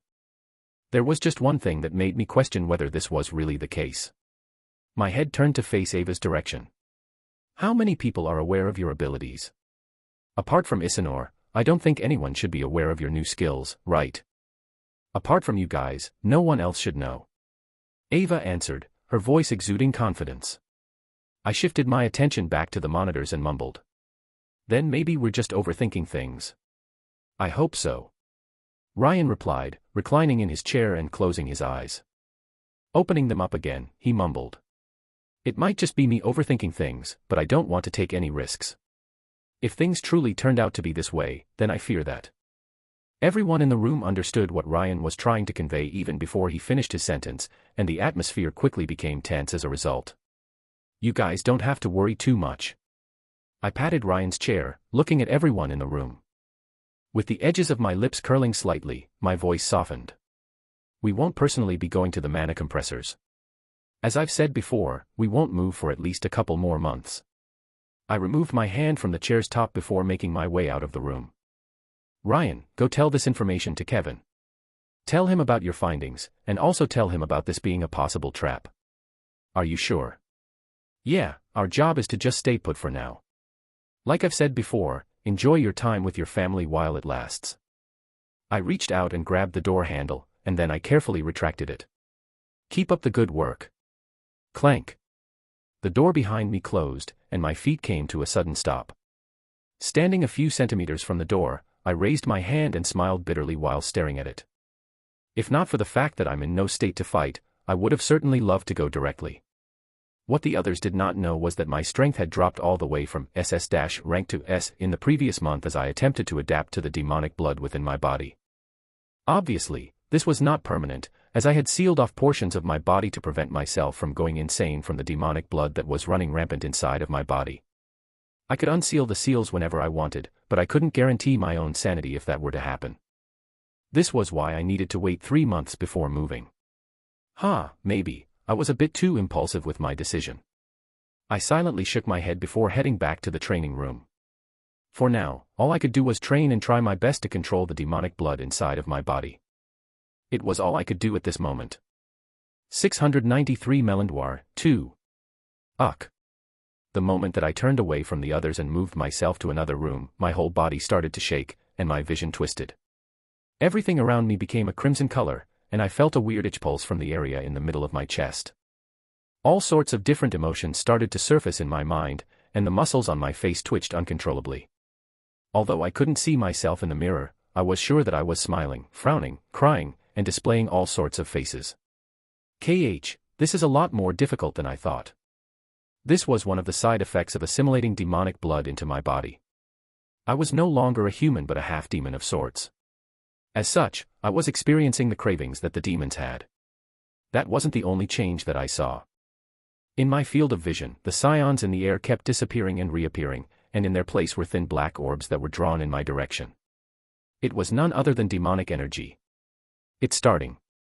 Before I took the blood and began to assimilate with it, both Suriel and Angelica forewarned me about the first obstacle I would face. Mind erosion. The stage at which a person will feel an increase in the intensity of all of their feelings. Be it happiness, sadness, or anger, all emotions would see a significant boost, and only by passing this first hurdle would one know that they were able to merge their blood with demonic blood. Ooh! I took a deep breath, and the seals that I had placed inside my body started to glow. My face immediately returned to its normal state, and the demonic blood that had been raging inside of me immediately calmed down. I'm glad I placed the seals inside of my body. I had not yet progressed beyond the beginning stages of mind erosion. At this moment, my mind was still clear. I knew that my mind was not in a state to take in such a significant quantity of demonic energy, which was why I had placed the seals inside of my body. Even without the influence of demonic energy, I was only a hair's breadth away from losing all semblance of rationality. The seals weren't there to help me absorb the demonic energy but rather to protect me. I need to carefully think about my next steps of action. I leaned against the wall of the room. Having my rank drop back to S rank wasn't exactly desirable. Although I could get my normal strength back, there was a high risk that the demonic blood contained in me would go rampant, and I would end up going crazy. This wasn't something that I wanted. If that were to truly happen, then I would be as good as dead, as my consciousness would pretty much disappear. I need to find a way to suppress my desires while keeping my strength in check. The question was, how? How exactly would I find a way to keep my head clear at all times while under the influence of the demonic energy inside of my body? If absorbing demonic blood was the price to pay for power, then I was more than willing to make the same decision again despite the fact that I was already aware that doing so would cause me to face a great deal of difficulty in the future. There were now fewer than 2 years left until the seal that Jezebeth placed inside my body would break, resulting in my death. Since I wasn't planning on killing Kevin and the other me was sealed, the only thing I could do at the moment was waiting for my inevitable death. But I wasn't satisfied with this. Despite the fact that I had reconciled the fact that my life would come to an end at some point, I desired to do so on my own terms. Not determined by someone else, especially not the very being that took the life of Small Snake. Even if I did end up dying, he had to die with me. P&A-novel.co-m, well, preferably, I don't want to die. Asterisk. What are you planning on doing next? Amanda and I were currently riding in the car together. It turned out that she had come all the way out from the main office to pick me up in her car. Naturally, she was not the one behind the wheel. A designated driver who was a member of the Demon Hunter Guild was the one driving. It was a perk of being the daughter of the largest guild in the human domain, and all I was doing was sponging off of her success. Although I had the financial means to pay for my own driver and I was familiar with the road, I chose to exploit Amanda for transportation rather than hire my own. It just hit differently. To be honest, I'm not too sure. My gaze was transfixed by the constantly shifting landscape that could be seen through the window. I had a clear idea of what I wanted to do, but I was stumped as to how I could actually achieve that one objective.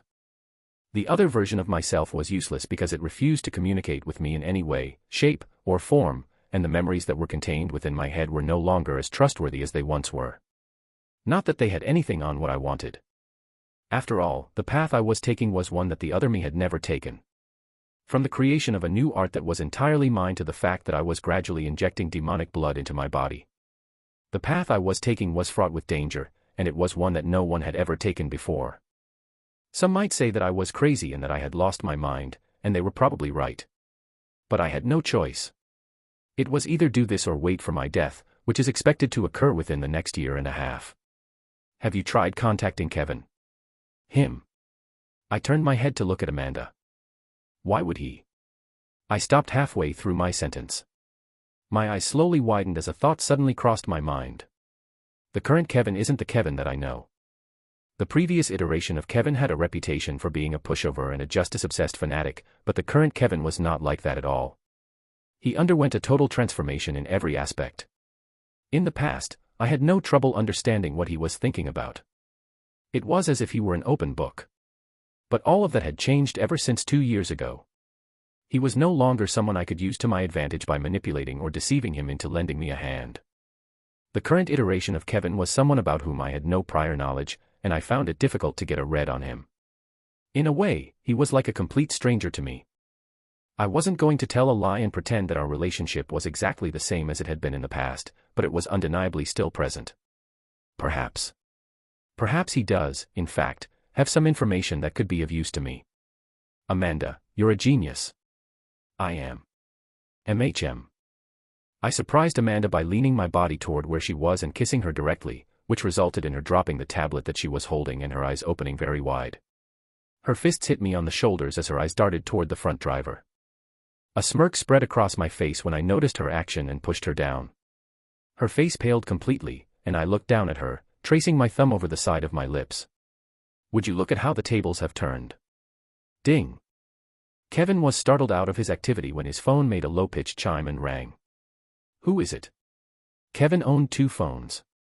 A private one that was for those that were close to him, and a working one that was made for his current job, the Alliance leader. Noting that the phone that rang was his private one, Kevin reached out with his hand and turned the phone. Kevin, do you have time? I have something that I want to discuss with you. It's rather important, so if possible, I'd like it if it were J.N. Eaker office. Kevin's brows furrowed slightly upon reading the message.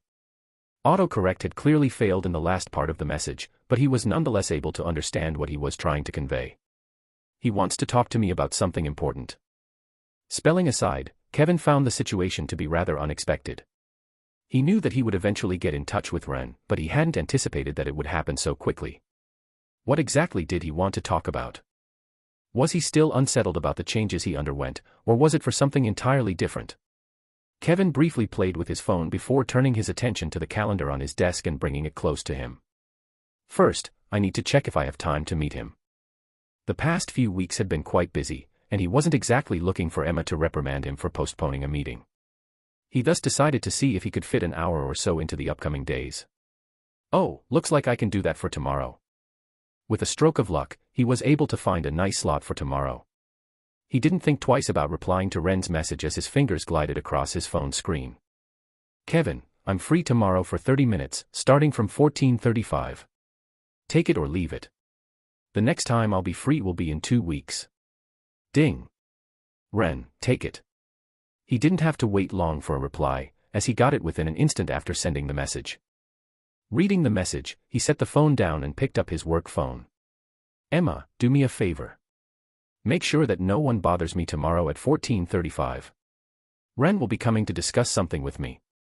694 Melandoir, 3. Knock. Knock. Come in. After hearing a knock on the door, Kevin turned his head to look up as Ren entered the study. The moment that Kevin laid eyes on Ren, a peculiar expression emerged on his face.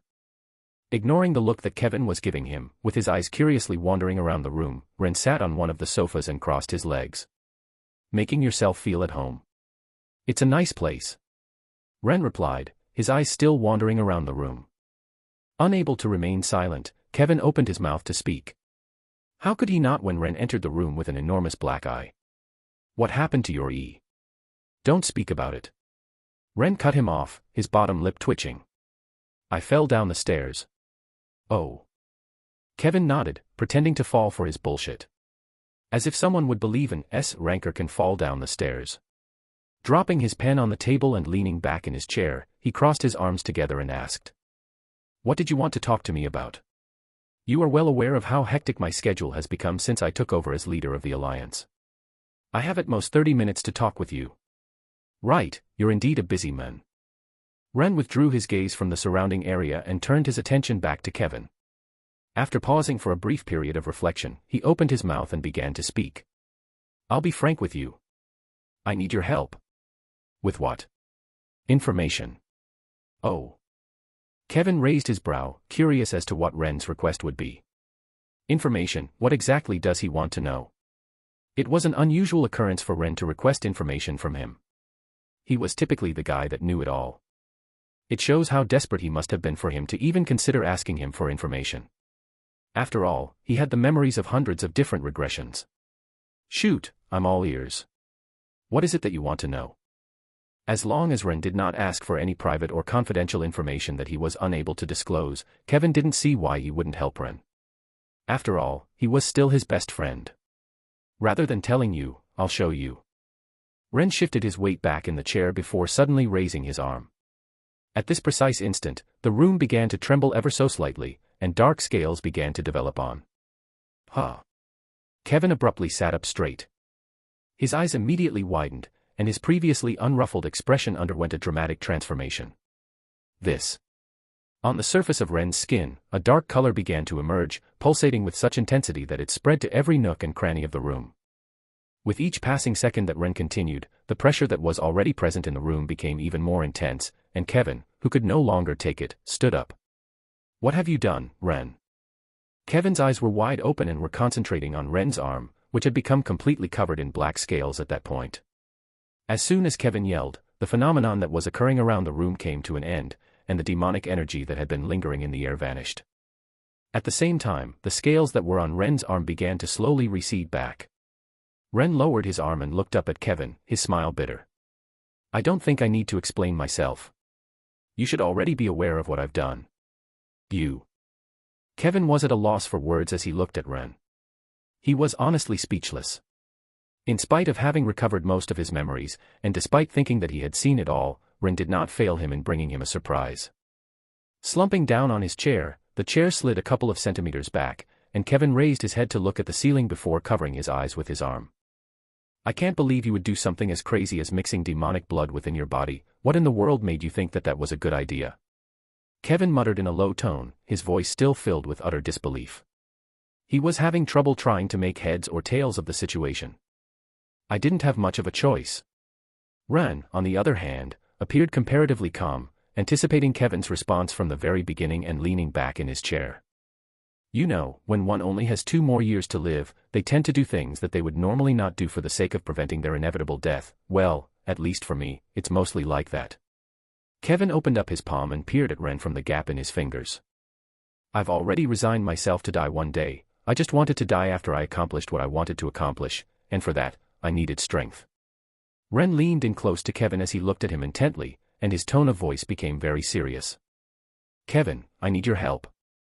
I know that you're not the same Kevin that I know, but fundamentally, you're still him. I know that you have a way to help me. At least, tell me of a way that can help me stop myself from getting corrupted by the side effects of the demonic blood inside my body." Kevin lowered his arm and repositioned his body so that his back was straight. His eyes focused deeply on Ren's as they looked at each other for the next couple of seconds. "HAAA." Kevin eventually let out a long sigh and once again reclined in his chair as he mumbled to himself. "I can't believe I'm doing this. Thank you." "You shouldn't thank me just yet," Kevin snapped, looking back at Ren, who had a satisfied smile on his face. Kevin's mouth twitched when he saw that. "I didn't even say anything, and yet you're already showing me such an expression." It simply demonstrated that, despite his transformation, Ren continued to put her faith in him. Kevin was genuinely confused about how he should feel, but eventually, he came to terms with the situation and opened his mouth. "Melandoir," he said in a low tone. Ren looked back at him with a serious expression. "What did you say?" "I said Melandoir." Kevin repeated himself. "If you want to know of a way to help you with the problems you're currently facing, then your answer is Melandoir. It is the place that holds the solution to your problems." "Is it a different planet?" Ren asked, cautiously. "It is." Kevin nodded his head. "And it's not just a regular planet like Imora. This is one of the biggest planets within our universe and the planet that used to be the center of the elven world." "Don't tell me." Ren's eyes gradually opened, and he began to form an impression of the kind of planet Kevin was referring to. "Yeah." Slowly, Kevin nodded his head and continued. "Melandoir. The planet where the world tree resides, and the place where devil fruits are harvested." Clank. I left Kevin's office, closing the door behind me. "I'll help you go there if you need. However, you'll have to provide me with an A-rank core, and I can only let you stay there for at most a month. The time difference there is 1 day here is 5 days there, and you can bring at most 3 more people with you. Contact me when you're ready." Thinking of the last words Kevin said, my brows gradually furrowed. I can bring a maximum of 3 people and can only stay at most 5 months there, which is about 1 month here. 5 months definitely sounded like a lot, but considering the importance of the planet, it was very obvious that 5 months would actually not be enough for me. There would be, without a doubt, more than one prince/princess ranked demon on the planet, and given my strength, I knew that I was still no match for them. Who should I call? It was very clear to me that I required the assistance of other people in order to succeed. If it were just me, I might have had some trouble. It wasn't so much that I lacked the necessary strength, rather, it was because I was aware that I couldn't handle everything by myself. At least things wouldn't be as slow if I had a couple of people helping me. After all, time was of the essence for me. I definitely can't call the others since I've tasked them with some important things to take care of for when the monolith actually attacks Ashton City. If I decided to bring anyone from the mercenary group along with me, it would only serve to stop all of those preparations, as the majority of them had not yet been fully completed yet. Who should I call? Who should I call? Are you done with your meeting with Kevin? My head snapped up abruptly, and I was brought out of my musings by the sound of a voice that was familiar to me. Oh, it's you. Wow, what an enthusiastic greeting. Emma smirked, walking toward the reception desk and sitting on it. My brow raised, and I looked back at Kevin's office. You've decided to become his secretary? Yup. Emma gave a nod, then leaned her body back and retrieved a couple of documents from the desk she was sitting on while she was doing so. Taking note of her cheerful actions, my brows furrowed ever so slightly. I did notice this during the time when Kevin was elected as the head of the alliance, but it seems like he and Emma have patched things up. Good for him. So, how is life as his secretary? Well, it's not too bad. Emma slowly hopped off the desk and waved the papers toward her face. After that, she moved cautiously toward the door that led to Kevin's office, which was where I came from. It's a lot of work, but the pay's good, so who am I to complain? Wait, aren't you rich? Why would you even care about the pay? Emma's steps came to a sudden stop, and she gave me a long sidelong glance. What does that have to do with anything? No, nothing. I just didn't think you would care much about money now that your situation has been settled. Hey. Emma snorted, once again moving towards Kevin's office. It's exactly because I went through that situation that I realized how important money is. Even if my uncle is no longer here, I'll still save money just to avoid a situation like that again. Oh, I see.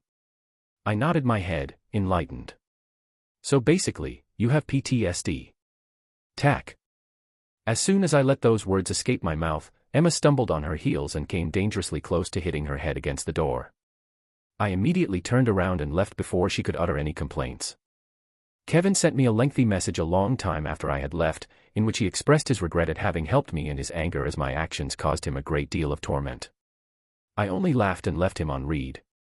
I may or may not have done that on purpose. 695 Melandoir, 4.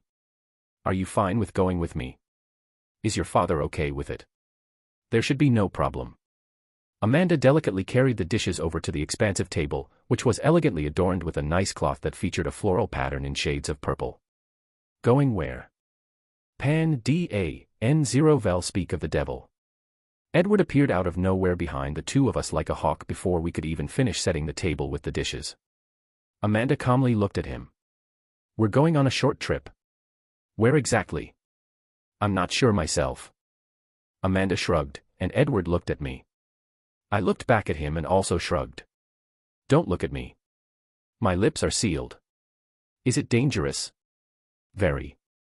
I seriously nodded my head, and Edward's face slowly darkened.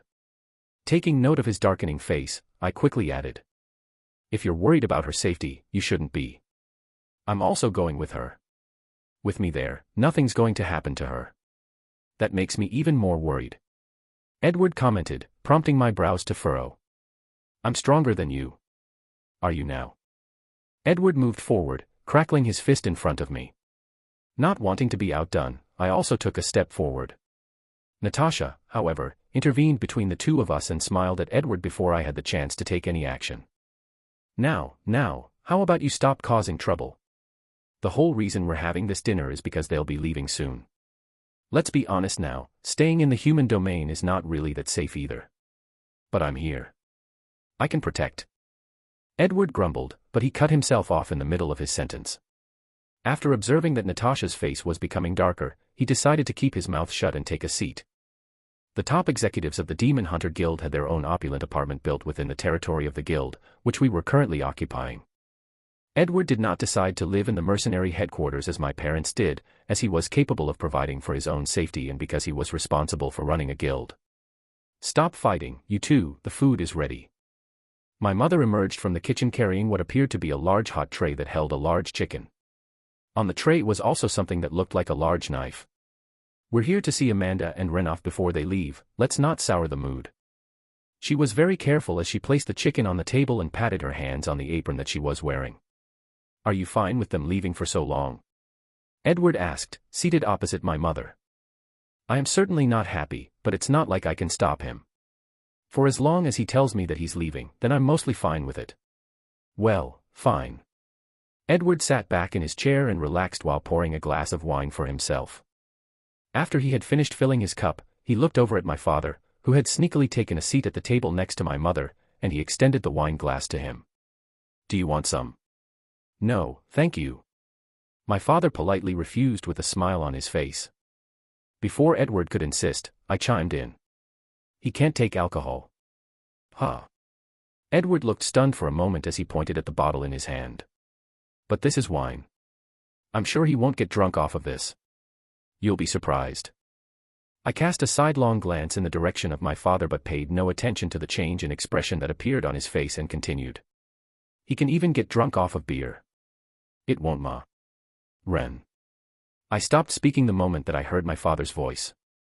Without looking at him, I picked up my fork and leaned toward where the chicken was, trying to get a piece of it. At the same time, I tried to change the topic. I spoke too much. This chicken looks very ni. Slap. Ow. I wasn't even close to getting to the chicken when someone smacked me in the hand. It turned out that my own mother was to blame, and she gave me a stern look in response. Who told you to go ahead and eat first? Wait for everyone to sit down first before taking the food. But. No buts. I didn't raise you to be this rude. Now that we're at it, you'll be the last one to eat. PFTTT. The instant I heard a laugh coming from my right side, my face darkened, and my head snapped in that direction immediately afterwards. The only problem was that Amanda had a blank expression on her face as she sat quietly with her posture correct and her eyes focused on the food. She was clearly feigning ignorance. You thought it was funny, didn't you? I asked, leaning closer to her. My eyes squinting. No. Amanda looked back at me, her face expressionless. My eyes furrowed tightly. You think I wouldn't be able to hear your laugh? I have no idea what you're talking about. Amanda continued to feign ignorance, and my eyes turned into thin slits. I see. I see. I slowly nodded my head and took my eyes away from her. So be it. Pretend that you don't know. I'll see how you deal with you later. As if I would let something like this slide. There was also the matter regarding the black eye that I needed to pay her back for. Well, that was mainly my fault, but I wasn't going to let that slide. Come, Nola, sit next to your brother. Nola, who was preoccupied with her phone when she arrived, was the last person to take a seat at the table. At this point, I had no choice but to admit that she was a full-fledged addict. It seemed like every time I saw her, she had her face buried in her phone. But I couldn't really blame her. Her addiction was understandable, given that she did not have any friends with whom she could play in light of our current circumstances. I probably would have been no different from her had I been in her circumstances. In any case, she was apparently raising a pet, and she needed to take care of it constantly. No, Ma. No. Nola immediately began to object when our mother took the phone away from her hands. We're about to have dinner. I'll give the phone back to you later. No, but I didn't feed Ren yet. I turned my head to look at Nola. What did she mean by feeding Ren? Was she afraid that I would not get anything to eat since I would be the last one to eat? I could feel the edges of my lips curl upward. How sweet of her. You can feed him later. Eat first. No, be you. No buts. The moment my mother raised her voice, Nola's mood immediately took a turn for the worse, and she stomped her way over to the seat next to mine, grumbling the whole way. Why does this scene look familiar? For some odd reason, it reminded me of the scene that occurred a couple of minutes ago with the chicken and me. I was probably overthinking things. With a large pouty face, Nola fiddled with the utensils in front of her. Cute. Her current appearance was nothing short of cute. Leaning my body over to her, I smiled. Nola, you don't have to worry about feeding me. There will definitely be food for me later. though I do appreciate the fact that you're thinking about me. I patted her gently on the head, only to have my hand shoved back a little. Nola gave me a sulky look while muttering to herself and crossing her arms in front of her chest. Her appearance was nothing short of adorable. Who wants to feed you? What do you mean? Didn't you just say that you wanted to feed me? No. Nola looked at me, confused. I looked back at her, also confused. No, I think I clearly remember you saying that you wanted to feed me. No. Nola shook her head, her expression even more confused than before. Wait, what? Did I mishear? She was referring to her pet. Its name is Ren. I heard my mother's voice coming from across me before I could say anything else. PFTTT. My face froze, and I heard another muffled laugh coming from beside me. My lips twitched ever so slightly, and I moved away from Nola. It looks like she finally reached her rebellious phase. Nola changed. She was no longer the sweet little sister of the past. The thought that Nola was no longer the same adorable little girl who had been so attached to me in the past caused an immense amount of pain in my chest. In the midst of my despair, I didn't forget to look at Amanda, who was beside me. Don't think for a second that I didn't notice your laugh.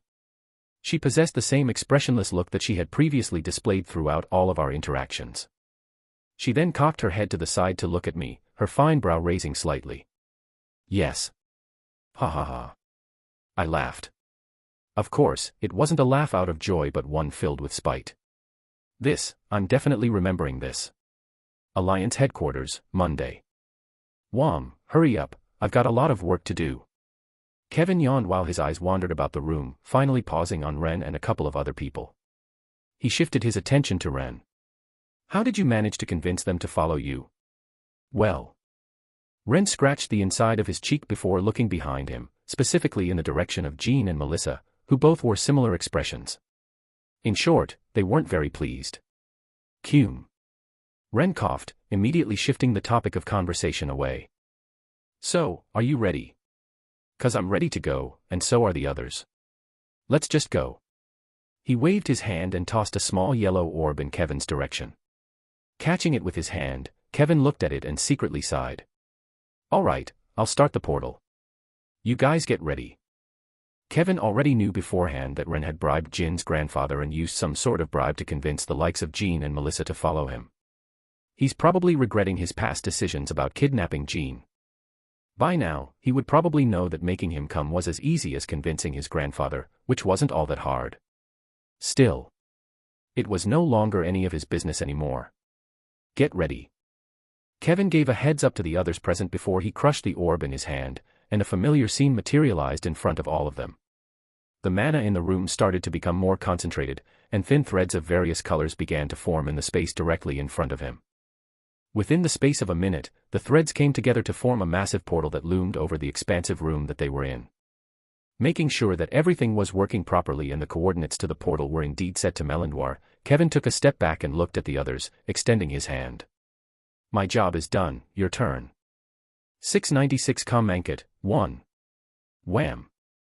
In the final moments before everyone left for Melindwar, the smile on Kevin's face slowly receded as he watched Jin's back slowly merge and enter the portal. After Jin's figure disappeared, the portal gradually began to contract, and an eerie stillness began to spread throughout the space that Kevin was occupying at the time. He did not move from his spot and maintained his gaze on the same spot where the portal had previously stood.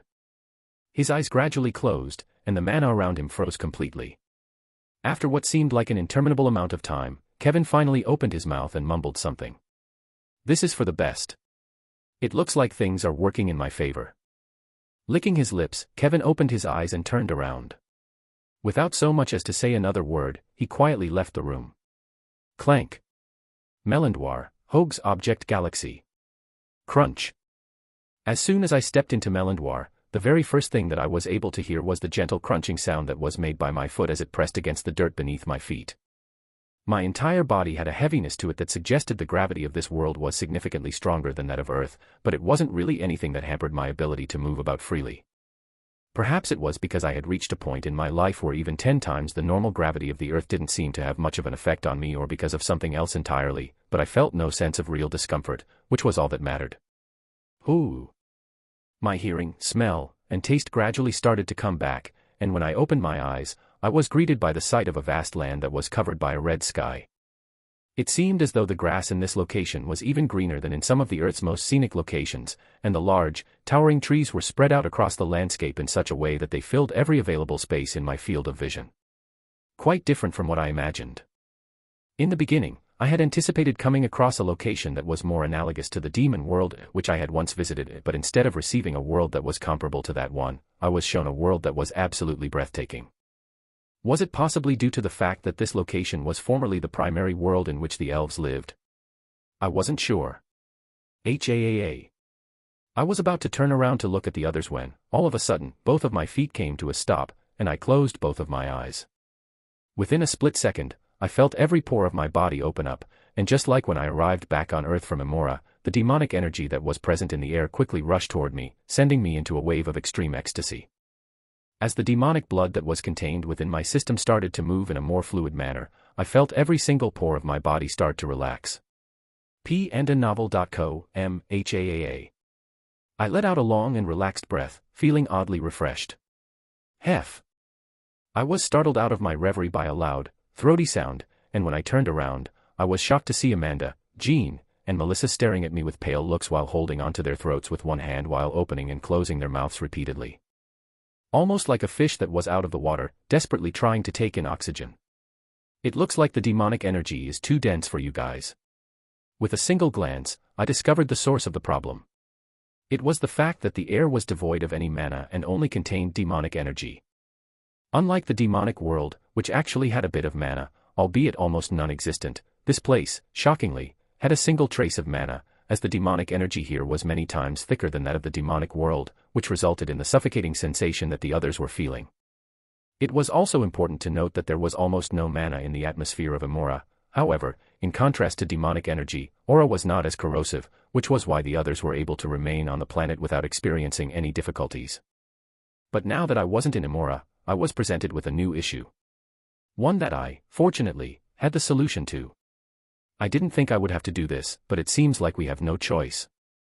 With a complicated look on my face, I extended my hand, where 3 contracts appeared, and I handed them to the others. Here, sign this. If you sign it, you won't have any problem with the demonic energy that is in the air. Despair-stricken, the others snatched the contracts from my hands and unfolded them carefully. I didn't move from where I was standing. I just kept staring at their faces as they went through a remarkable transformation right in front of my very eyes. I spoke before they could say anything else. Just sign it. It's a complicated story, but let's just say that I have demonic blood running in my body and can now make demon contracts.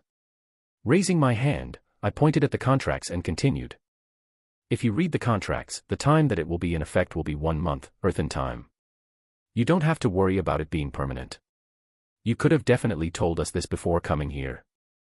Melissa gave me a death glare with her eyes, which gave the impression that she was planning to devour me alive. I shrugged my shoulders. Just sign it. I wasn't aware that the demonic energy here would be so thick that there would not be a single shred of mana here. I'm not omnipotent. I don't know everything.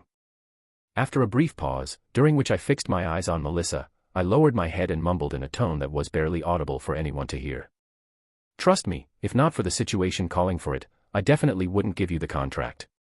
Although you've calmed down a lot over the recent years, I can already imagine just how moody you will be once you sign the contract. Hot water is definitely not going to be enough. PFTT. My head snapped in the direction of the muffled laugh, and as I did so, I noticed Jean quickly turn his head away. My eyes squinted. He definitely heard what I said. Who else but the assassin with the specialized hearing sense?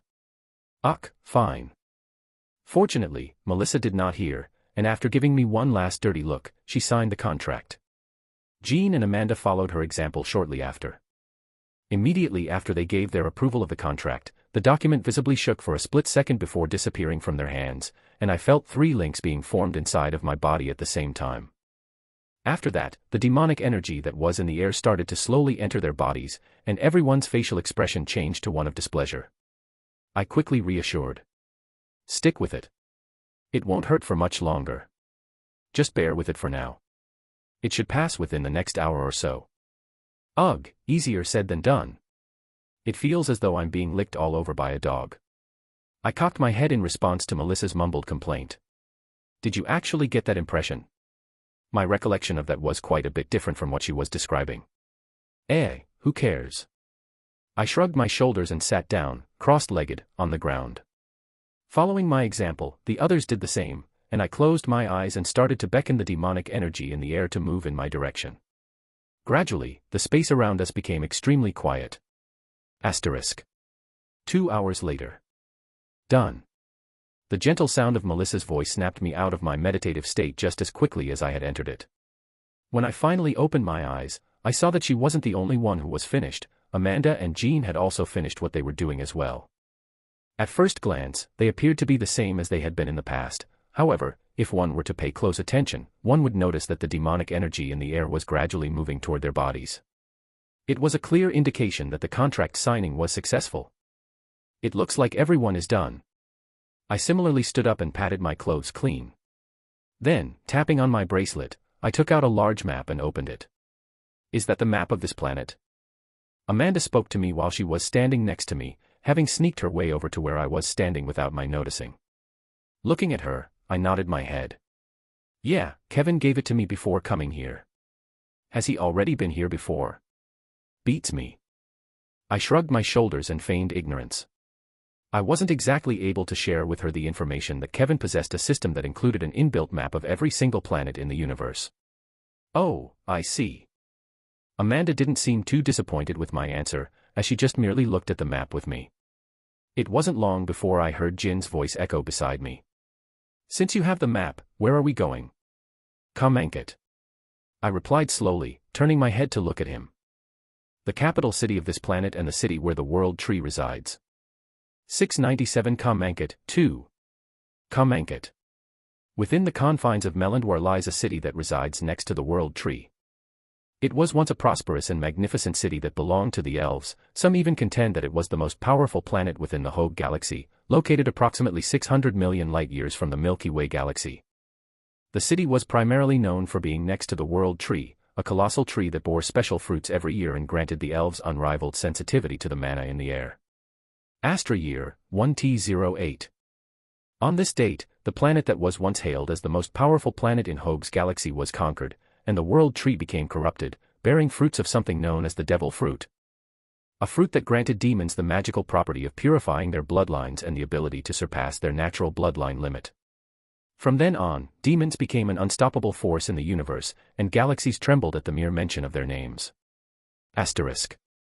The journey toward Kamenket was fairly unobstructed, and rightfully so.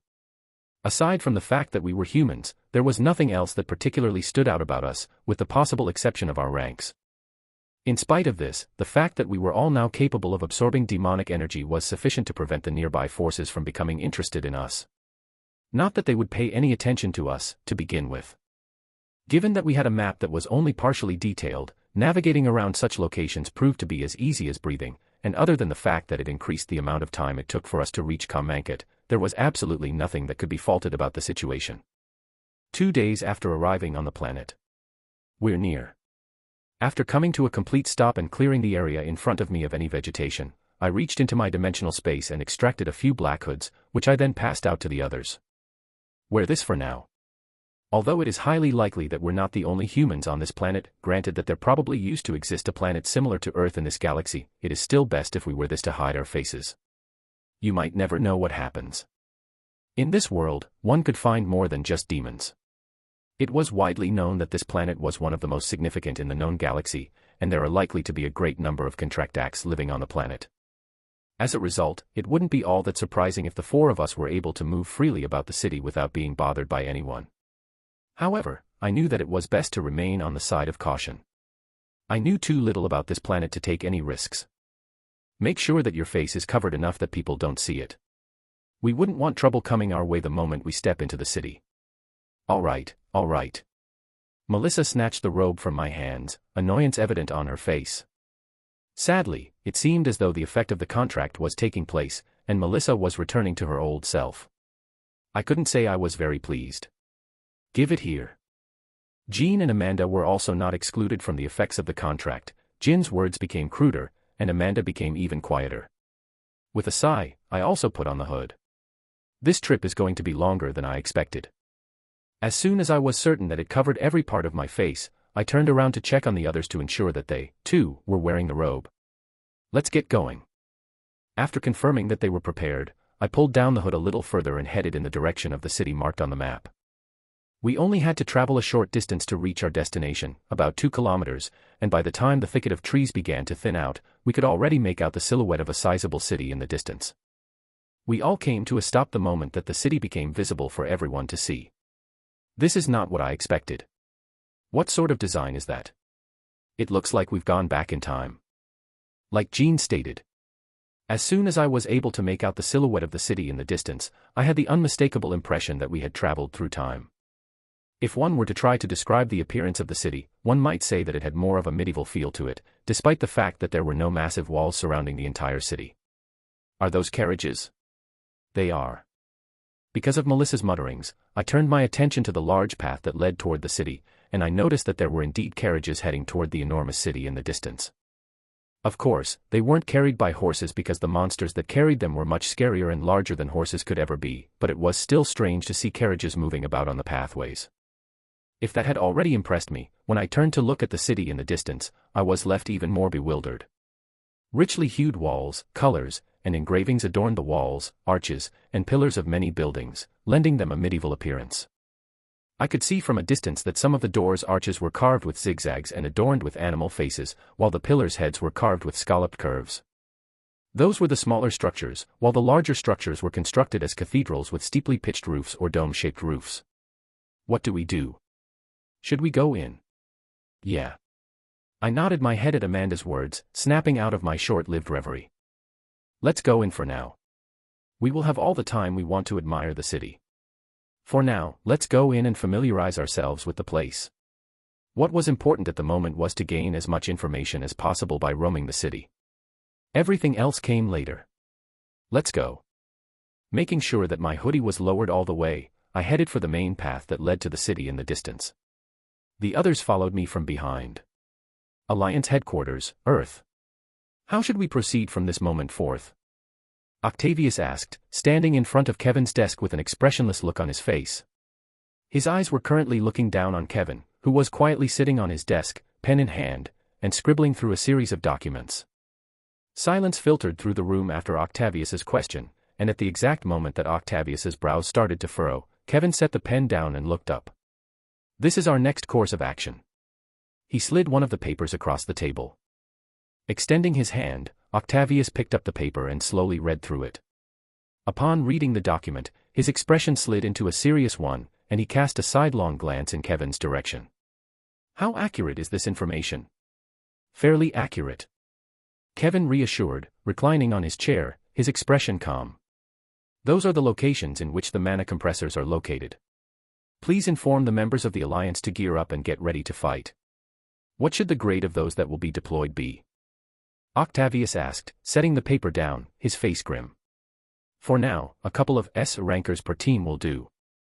There are a total of 8 mana compressors, so a specialized team with multiple S rankers will do. I understand. Octavius gradually nodded his head, not refusing Kevin's order. I'll quickly inform the others of your decision. Thank you. No longer leaning against his chair, Kevin interlocked his hands in front of him and rested his chin on top. His expression never once changed throughout the whole time, which was somewhat unsettling for Octavius, who decided to take this opportunity to excuse himself and leave. If there is nothing else that you need me for, I will go and seclude myself. Finally about to reach SSS-rank.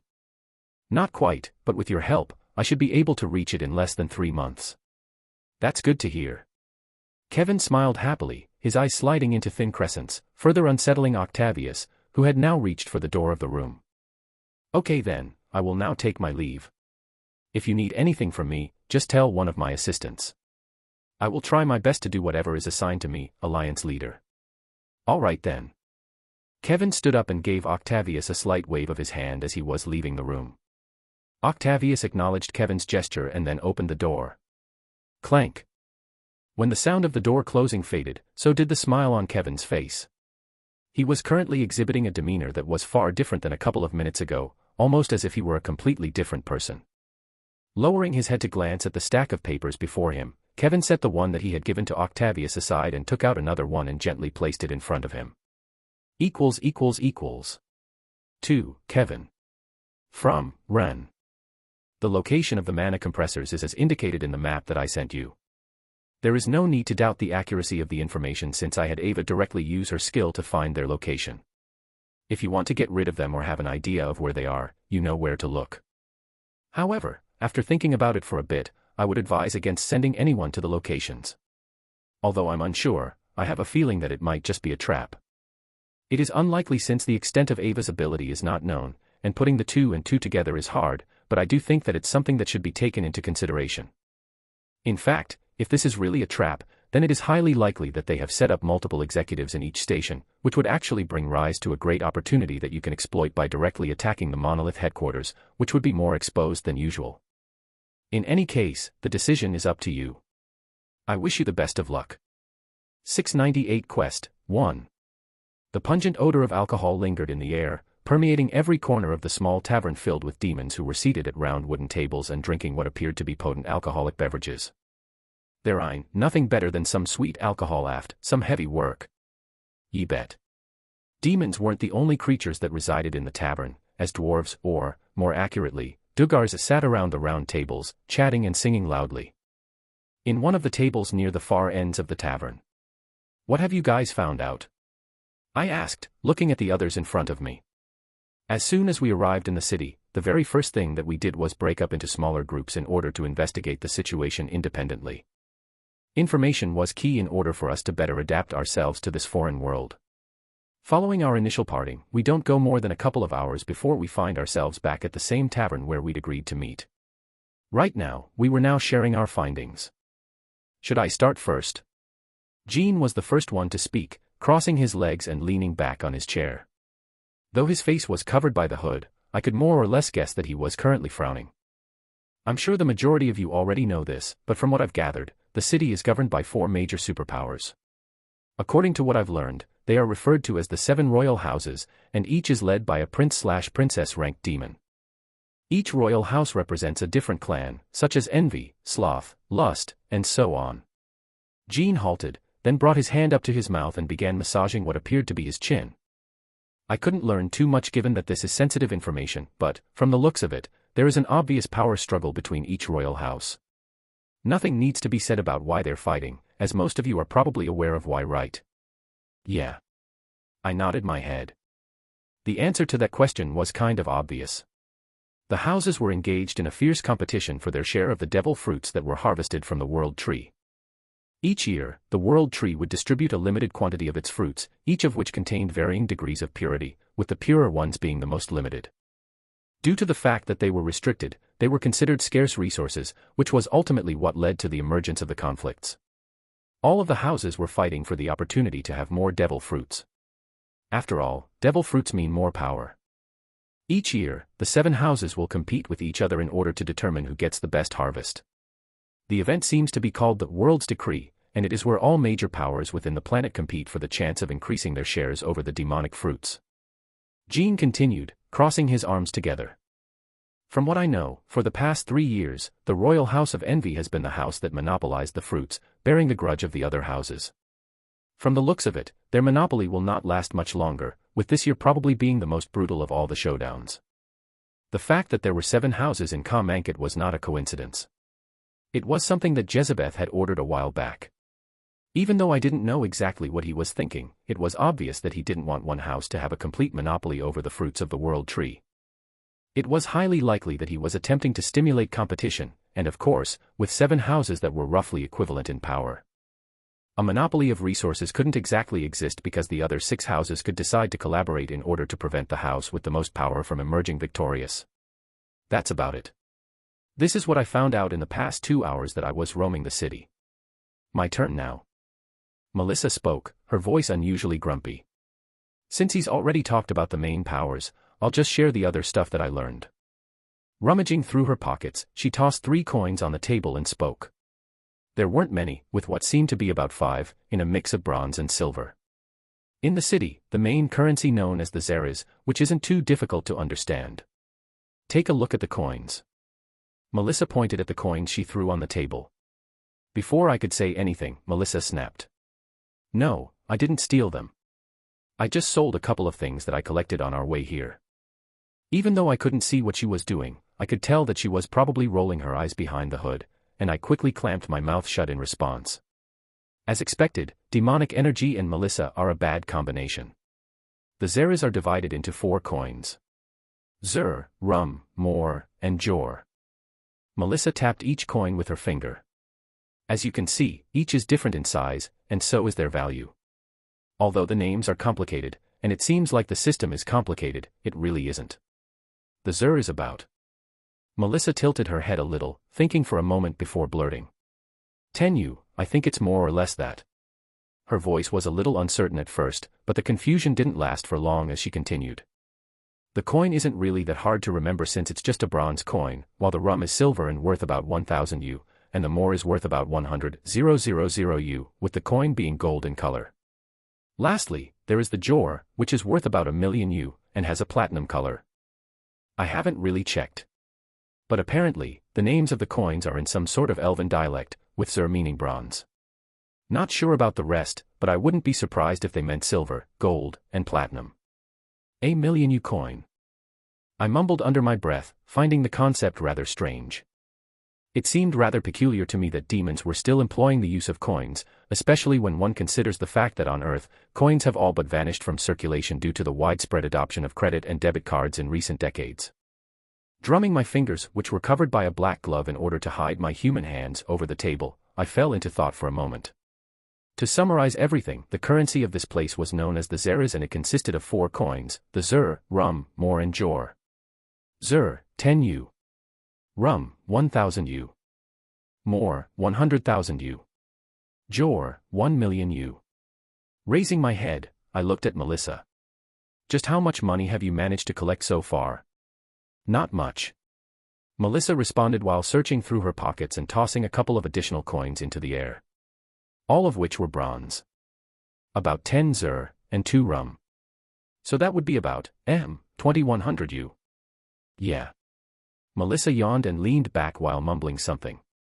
It's just about enough to cover our living expenses for a week. I see. Indeed, the money would definitely help us cover the fees for where we would sleep for just about a week. However, it was, of course, in one of the poorer districts. Slowly, I turned to look at Amanda. What about you? What did you find out? Every month, there's an important auction in the city. Apparently, they sell a lot of good items there, some of which might even be useful to you. However, the price for each item starts with at least 5 Jor. I scratched the lower end of my jaw and mumbled. I did hear about that, and although I would love to attend, we're currently low on funds, which would basically make it impossible for us to attend, at least for now. Rummaging through my pocket, I took out a leaflet and placed it on the table. Mass event quest, Quest assigner, Duchess Pertinal. Reward, the reward will depend on the contribution, with at least 5 more guaranteed for each participant. Minimum requirement, Marquis rank. Description, request to aid Duchess Pertinal in taming the Abyssal Mammoth, a Duke-ranked monster.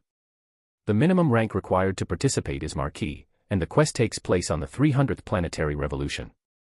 The task entails assisting Duchess Pertinal in bringing down and taming the Abyssal Mammoth, whose approximate strength is close to that of a prince.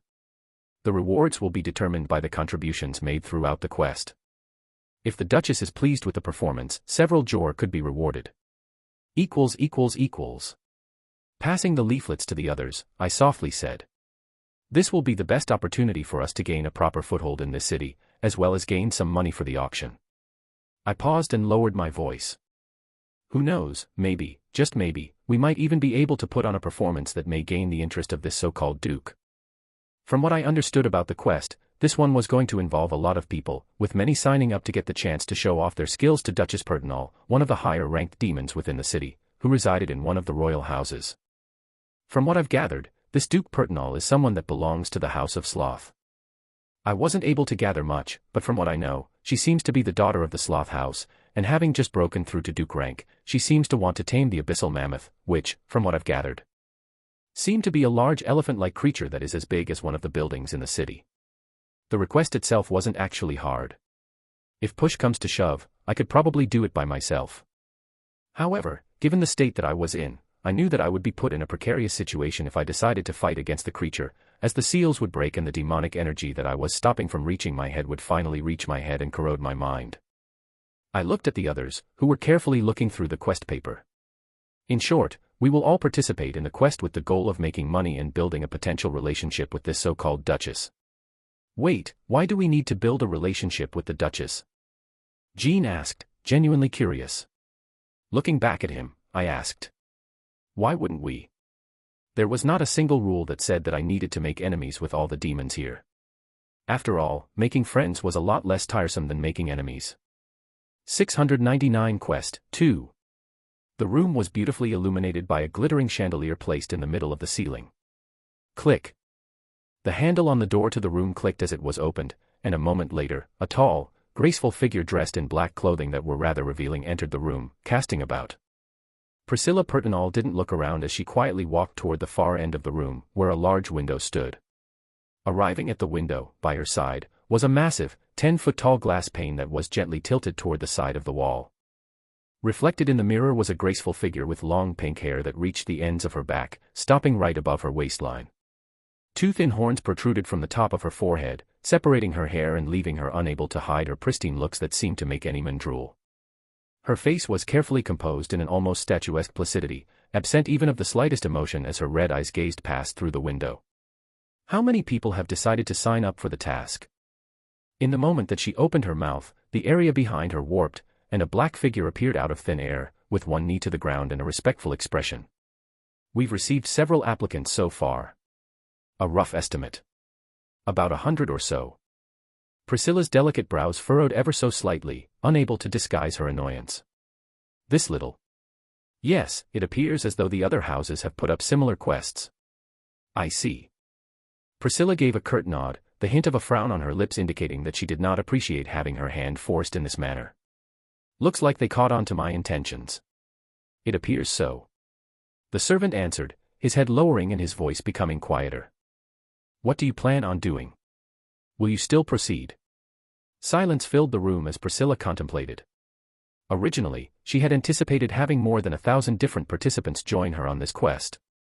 It wasn't just about her fame and good looks that attracted people to join her mission, it was also the fact that the monetary reward was high. It was definitely high enough to attract the attention of the masses.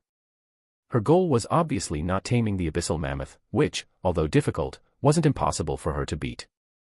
Her goal was to recruit as many talented people to her side in order to aid her with the incoming fruit harvesting event, World Decree, that would soon take place, but who would have thought that the other demons would see through her intentions and perform similar mass recruitment quests? It appears as though there is a spy within my faction. There was no change in Priscilla's facial features as she peered at her servant through the corners of her eyes.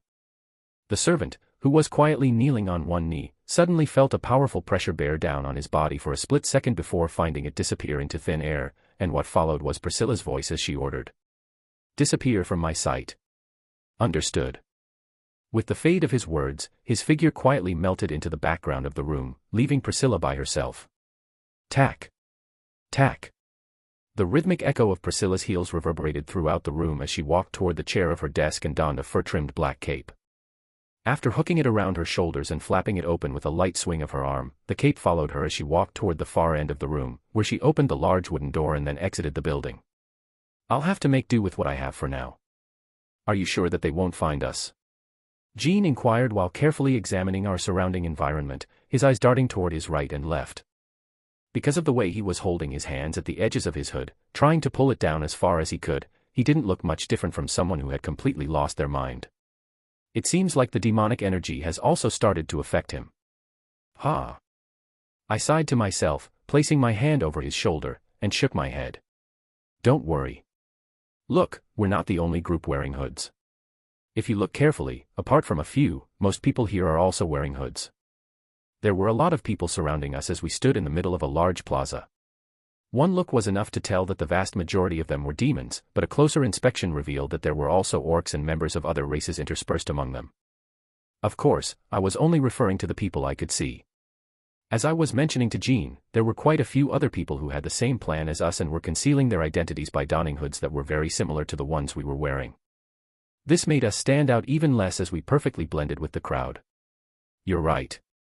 Jean eventually became calmer after becoming aware of the other hooded figures that were surrounding us and... Has everyone gathered? A clear and distinct voice reverberated through the room, reaching the minds of each and every one of the people who were present. The voice wasn't particularly loud, but it effortlessly made its way into the heads of everyone present, and there was a slight alteration in the expression on my face as a result. What fine control of demonic energy. It was almost on the level of my control with Scion's. Tack.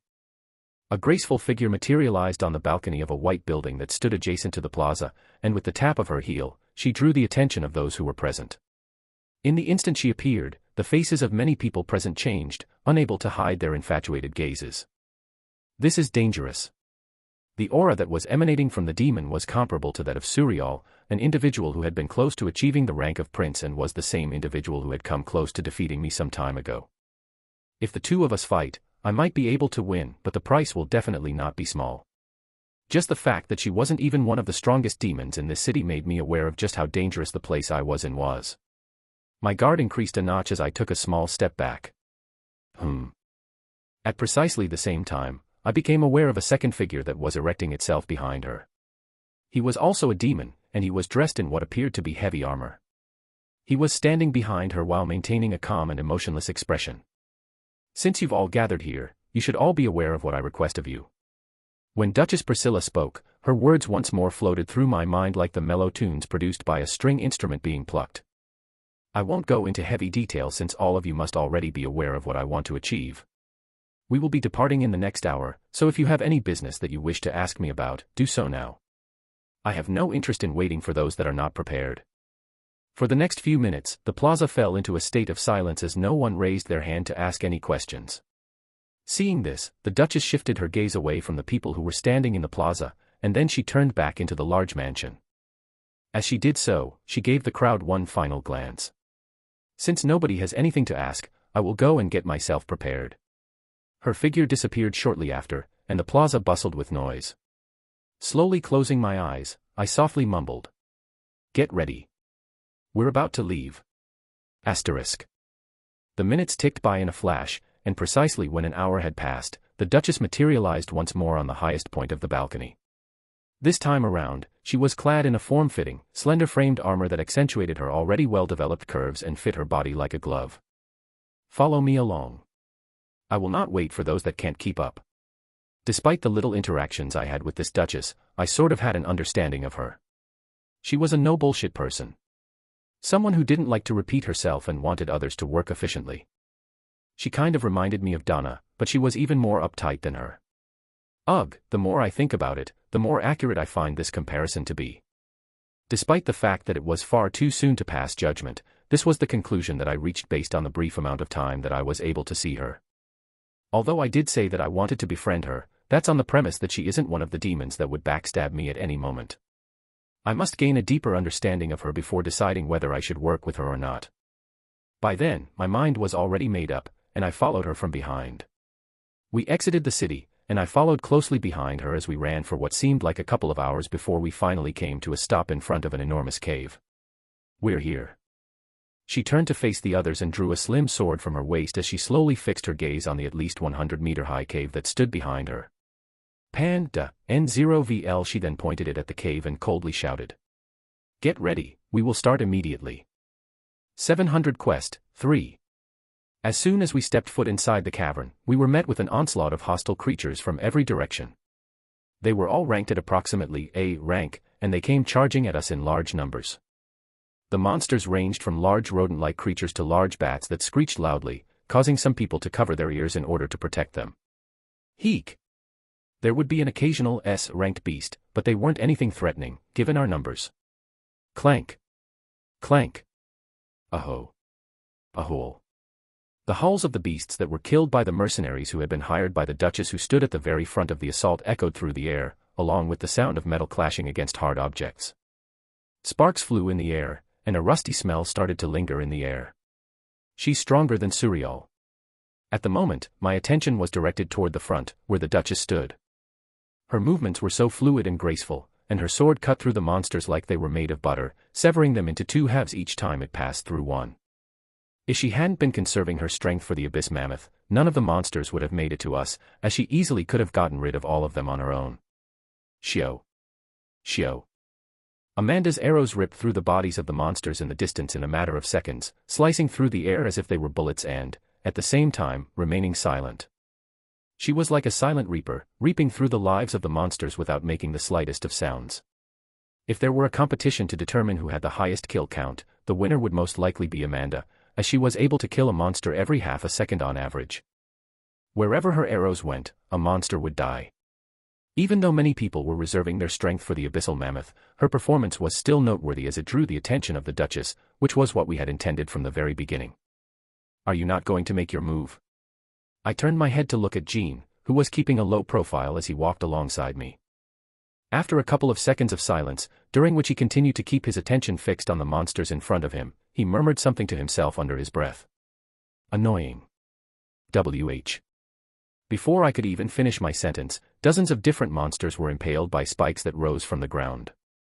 PFTTT. Blood splattered, and the beasts fell to the ground, lifeless. I blinked a couple of times in order to make sure that I was seeing right. I wasn't the only one surprised by Jin's power, as I noticed the Duchess casting a glance our way.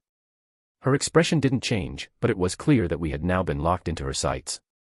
That aside, I really need to find a way to clear their minds. It feels like everyone has suddenly entered their period. Somehow, unlike them, I was able to withstand the side effects of the demonic energy due to my strength, but even so, it was just barely enough, and hence why I was forced to come here. However, in the case of the others, they were truly reacting badly to the demonic energy. I don't even think I remember Amanda ever being this quiet. She never was this quiet, even when we were in the lock, and the fact that she has barely spoken to me at all over the past few days was something that I found to be quite unsettling. Truly. Spurt. There's a lot more of these pests than I thought. Priscilla mumbled to herself as she slashed her small sword through the air, easily cutting through one of the monsters that lunged at her from beneath the ground. Falling to the ground with a light thud, she turned around where a burly demon wearing a large metallic armor stood. Uncle, how far are we from the abyssal mammoth? We shouldn't be too far, Duchess. The burly demon answered, his voice curt and somewhat distant. MHM. The Duchess, who was already accustomed to her uncle's demeanor, refrained from making any further comments and instead turned her attention back to the candidates who were eliminating the monsters that she let pass through. She turned her attention once more toward the demon, whom she addressed as Uncle. Have you found anyone interesting? A couple. He responded while casting a fleeting glance toward a few of the mercenaries who were fighting behind them.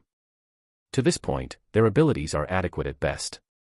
Even though it won't be enough by the time we face the abyssal mammoth, their accomplishments aren't without praiseworthiness.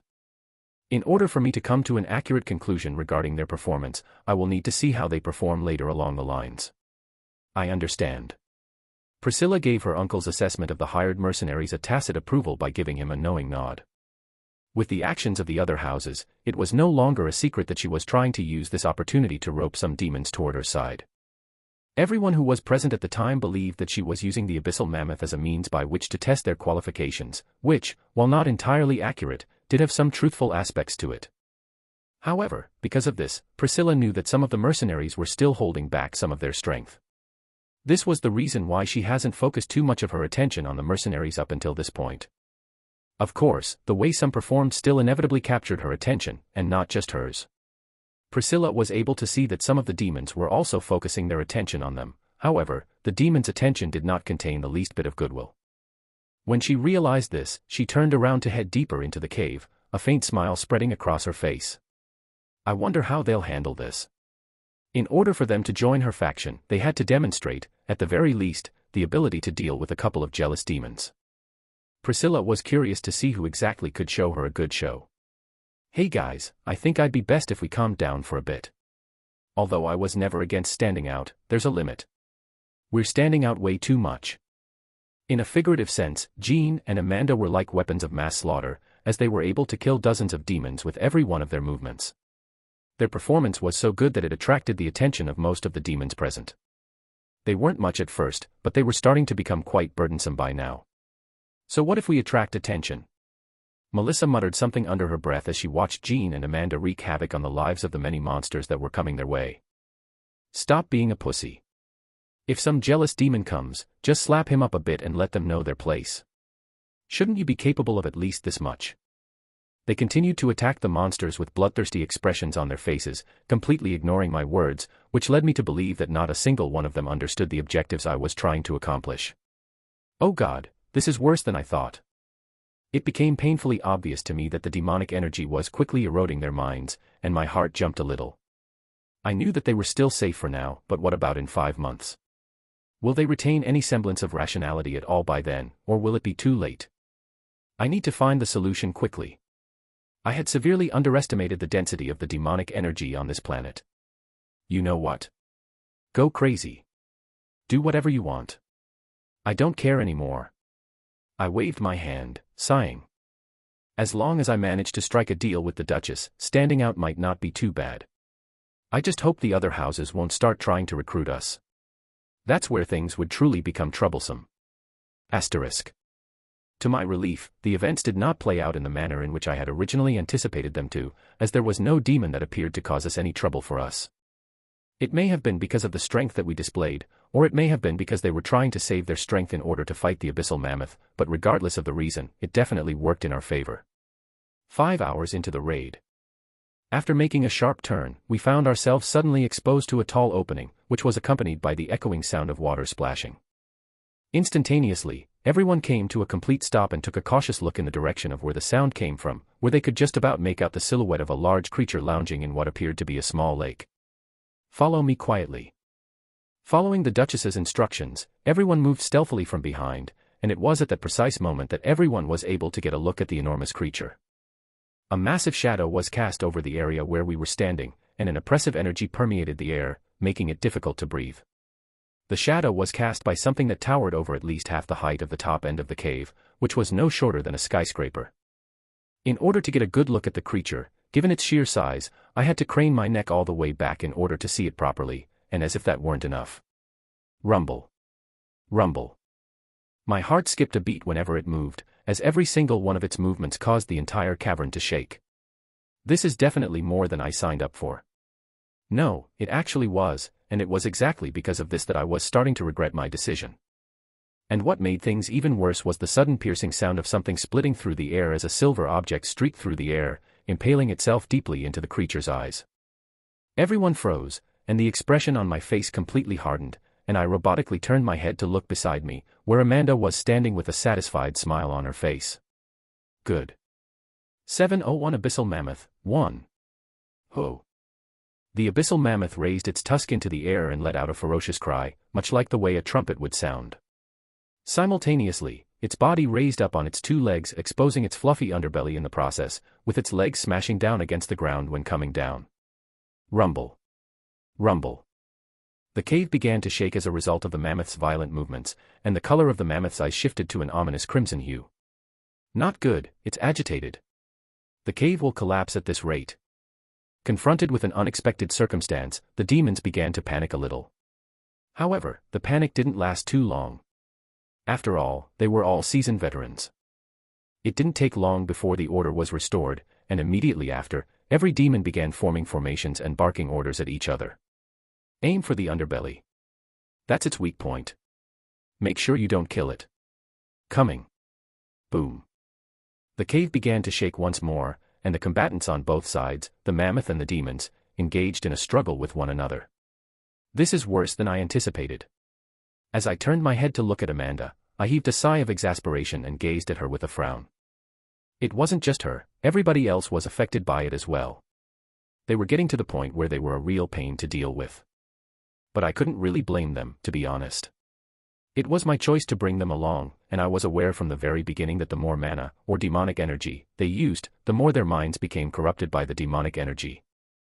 It was also the reason why I avoided using my powers as much as possible. Really. If there was anyone to blame, it was me. Shio. Zuu. Huo. Amanda's arrows tore through the air as she continued to shoot in the direction of the mammoth. They rode through the air like silver bullets, arriving at the beast in a matter of seconds. Ca. Clank. Unfortunately, when they collided with the mammoth's hide this time, unlike her first attempt, the arrows were deflected away and sent careening aimlessly toward the ground.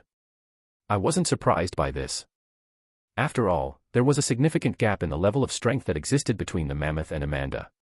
The simple fact that she had been successful in obtaining a hit in the first place was mind-boggling in itself. Of course, it would have never occurred if it had not been caught off guard. But that was the whole point. Are you not going to make a move? Melissa asked, observing the battlefield from beside me. From the looks of things, it will take quite a while for them to get rid of the beast. If you were to help out, I'd help save some time. I guess. I nodded, agreeing with her statement. Still, I didn't move from my position and continued to observe from the back. My eyes currently focused on the Duchess. But you could make the same argument for the Duchess. If she were to make a move, things would turn for the better. After all, she's as strong as the normal me. I chose to omit the last part. Clank. Ho. Sparks flew into the air as weapons and claws struck against the hard fur of the mammoth, which further enraged it and caused it to trash around with more ferocity. The cave began to shake even more violently, and the stalactites that hung above the ceiling of the cave began to fall like sharp projectiles toward the ground beneath. The icicle-shaped formations, which, given the dense nature of the rock that was used to construct the cave, held an incredible amount of weight, came hurtling down toward a series of demons, impaling their bodies from above. Arg. Watch out. The sight was not a pretty one as dark blood spattered all over the cavern, and the demons didn't even get a chance to scream before getting impaled. With some luck, some managed to survive due to the fact that their cores were not damaged, but those were in the minority. Simply put, the sheer size of the stalactites made sure that no demon survived, smashing their cores alongside their bodies. How many demons have fallen so far? Priscilla asked, overlooking the entire battlefield from a safe corner of the battlefield. Her gaze continued to linger over the mammoth as her glare became colder with each passing second.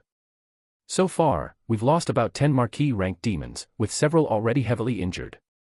Her uncle replied, seemingly prepared for the question beforehand. 10 already. A frown appeared on Priscilla's pristine features as her brows momentarily moved up. This was more than she had anticipated. If I may add, her uncle spoke, his voice brimming with caution. I believe that the reason for the losses is due to none other than the premature shot that was made at the very beginning. Had it not been for enough. Priscilla cut, her expression remaining the same. The same couldn't be said for her voice as a bone-chilling coldness accompanied her next words. Don't forget our objective. We're not here to coddle them into defeating the beast. We're here to test them. If it were up to me, I'd have killed the beast a while back. I don't need them to be here. It might have been troublesome, but the beast was truly nothing for her to be wary of. Sure, if she were alone, it'd prove to be an annoying foe for her, but she wasn't alone, was she? Her answer was enough to appease her uncle for a brief moment. Only a brief moment as he once again opened his mouth. Yes, I know, but... Did the shot miss? Priscilla cut her uncle again, this time, her gaze focused on the hooded figure that had shot the mammoth in the eye. The Duchess has made it a point to keep a close eye on the individual ever since they engaged the mammoth with their shot. It wasn't out of spite or annoyance. It was more out of interest. Priscilla preferred courageous people to cowards. The hooded's figure style was to her liking. Of course, although she liked courageous soldiers, it didn't mean she liked reckless ones. Had the individual missed, it would have been a whole different story. Since they didn't miss their shot, they did nothing wrong. For those who died, they were merely not good enough. At their level, a soldier had to adapt to any situation that was presented to them. With one eye lost, they had gained a good advantage. It was now up to them to exploit that advantage and seal the deal. Aim for its right side. At its belly. That's its weak point. It was a loud shout coming from the distance that once again caught Priscilla's attention as she slowly turned her head. Another hooded figure. It came as a surprise to her when she noticed that the person who had yelled was donning a black hood, the same kind of hood as the one that belonged to the person who had fired the first shot. It was obvious that the voice belonged to a woman based on how clear it was, and the instructions that she was giving seemed to be directed toward another hooded figure who had managed to get on the right side of the beast in some miraculous way. Attack its right side, you fuckwit. That's where the mammoth's blind side is. Her words were rather harsh too. Priscilla watched as the figure leisurely approached the beast, walked up to it, and then made its way underneath it in the most relaxed way possible. Perhaps it was due to the chaos, or the figure's skills, or perhaps both, but much to her surprise, he stood right beneath the mammoth's belly and... Shah! With a straightforward but magnificent thrust of their dagger, they slashed directly at the beast's belly, creating a deep gash from which thick, red blood gushed out. It might have been just her imagination, but for a split second, everything came to a sudden stop. What? Priscilla watched as the battlefield came to a sudden stop as both sides tried to process what had just happened. Whoa! It was the loud and agonized wail of the beast that woke everyone up from their stupor as blood began to pour out of the deep gash that had formed under its belly, dyeing the floor in red. It may not have been a crippling injury, but the injury was undoubtedly excruciating, especially as the savagery of the beast increased and the cave started to shake with such intensity that one might think that it was going to collapse at any minute. Rumble. Rumble. No, it was definitely going to collapse at this rate, and Priscilla's right brow raised at the realization. Duchess, isn't it about time that we interfere? The situation is not good right now. If the cave collapses, we'll risk losing everyone. It wasn't just her uncle came to the same conclusion as he expressed his concerns about the current situation, which wasn't good. Let alone the demons that were currently fighting the beast, even we would have trouble coming out unscathed if the cave were to collapse. Her uncle continued, his expression hardening by the second. No, not yet. Priscilla shook her head, remaining in the same spot she was in. Her gaze, however, was currently drawn toward a specific area. Toward a specific hooded group, or, to be precise, an individual. For some strange reason, Priscilla felt something weird about him. She couldn't quite explain it, but it made her spine tingle. At the moment, she couldn't care less about the situation around her as her gaze was firmly stuck in the Hod's figure direction. I can't sense anything. The more her gaze lingered in their direction, the more she was surprised to realize that she couldn't sense anything from them. It baffled her. She could count on one hand the people that could hide their presence from her. Typically, and in most cases, it was because whoever she was observing had some great skill that made it hard to see how much demonic energy was entering their bodies. However, in some other cases, rare cases, it was because of another reason. An obvious, yet undesirable one. It can't be that, can it?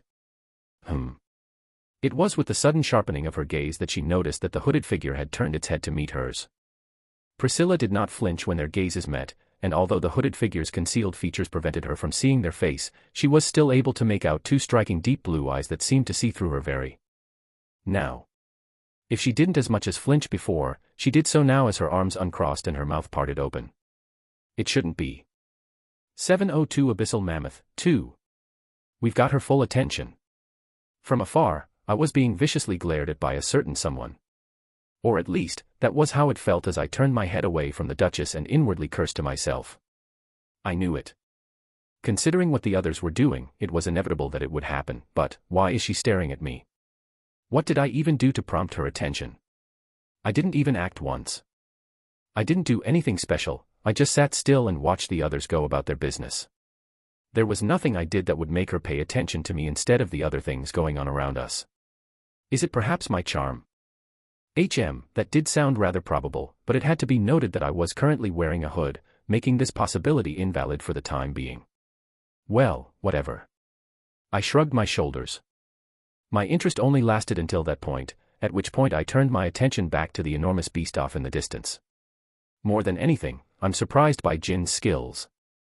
It was surprising that he was able to sneak under the mammoth without being spotted. The gap between the two parties was wide, and for him to somehow be able to sneak right under it and deal some damage was nothing to make light of. I suppose that in exchange for their sanity, they were able to acquire a nice boost in their abilities. It was the only plausible explanation for the current situation. Oh. Clank. Clank. The mammoth and the demons were locked in a fierce struggle, their bodies tangled together as they fought for dominance. Sparks flew, and the cave echoed with the sounds of their roars and snarls. The air was thick with the scent of blood. Demons tore at the mammoth with their claws and teeth, looking for a vulnerable spot in its thick hide to exploit. In retaliation, the mammoth delivered a devastating blow with its trunk and tusks, which sent the demons flying across the cavern. Rumble. Rumble. The battle raged on, with neither side willing to give up. The demons were driven by their desire for destruction, while the mammoth fought desperately to rid itself of the little flies that were invading its domain. As the battle raged on, it seemed as though the outcome was certain.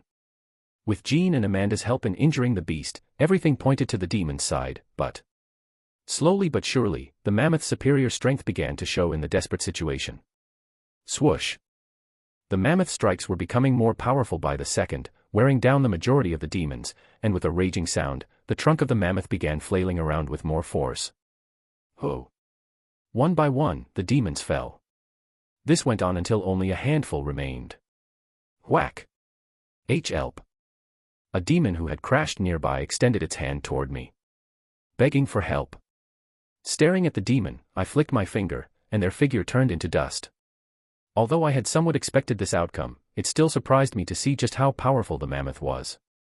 Slowly, I turned my head and focused my eyes on the Duchess, whose pretty face was contorted as she gazed at the faraway beast with an unusually solemn expression.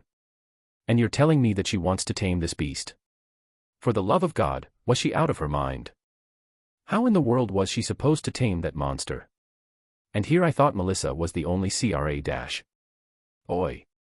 My face scrunched up at the sudden pain that I felt on the side of my abdomen. When I turned my head, I was met with Melissa's glare. What was that for? I just felt like you were insulting me. Huh. My heart froze. Was she some sort of esper? So you poked me because you felt like I insulted you? No. Melissa shook her head and turned to observe the conflict in the distance. I did it because you said it out loud. Huh. I did. Well, that was unexpected.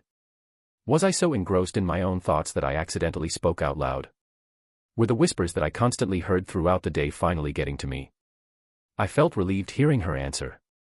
So long as she wasn't an esper. Damn, for a moment, I thought you were an esper. So you really were speaking badly about me. My entire body tensed up, and Melissa's head turned away from the battlefield. The way her head turned caused mine to do the same thing, and as our eyes met, neither one of us spoke for a good minute. Ah. Well, fuck. I've seen enough. Priscilla took her eyes away from the mammoth in the distance. Her primary objective was to observe the people in the cave and determine whether or not any of them would make good candidates for a faction. Despite the fact that the vast majority of the demons that were there were rather underwhelming, she did observe a few that showed promise. In particular, a specific hooded group. Out of all the individuals present, they were the ones that captured her attention the most. Appearing behind her was her uncle. Would you like for me to take action? No, I can handle this myself. Dismissing her uncle, Priscilla took a step forward, and her entire body started to glow with a pink hue. After that, an armor began to form around her body, perfectly adhering to her body and highlighting every inch of it as it did so. As her pink hair moved behind her head in a fluttering motion, a silver rapier materialized on her left hand. She grasped it tightly. Priscilla's figure became blurry as she continued to stare at the battlefield, which was becoming more bloody by the second. She then appeared directly above the mammoth. Her movements were so quick that even the mammoth had trouble keeping up with them. A beautiful silver curve arced through the air and then sank straight into the mammoth's hide. Blood splattered in the air, and the mammoth let out an anguished wail. A whoa. Rumble. Rumble. The trashing intensified, and the cave shook even more violently. As several stalactites fell from above and collided with the demons below, more demons died. It was unnecessary to describe the resulting damage. And no. He help. The mammoth paid no attention to the events taking place around it. Instead, it was completely fixated on Priscilla, who was looking down at it from above. Her red eyes were emotionless and unmoving. As they stood face to face, neither of the two behemoths made a sound. Quietly, the two observed one another. The only sound that could be heard was the agonized cries of the demons. Then, as if in sync with each other, the mammoth raised both of its tusks in the air, and Priscilla's figure blurred. Clank. She materialized immediately next to the mammoth and thrust her rapier in its direction, targeting the eyes of the beast with pinpoint accuracy.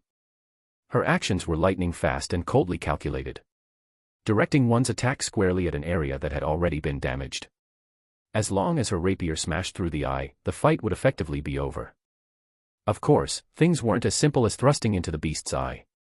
It wasn't a Duke-ranked beast for no reason.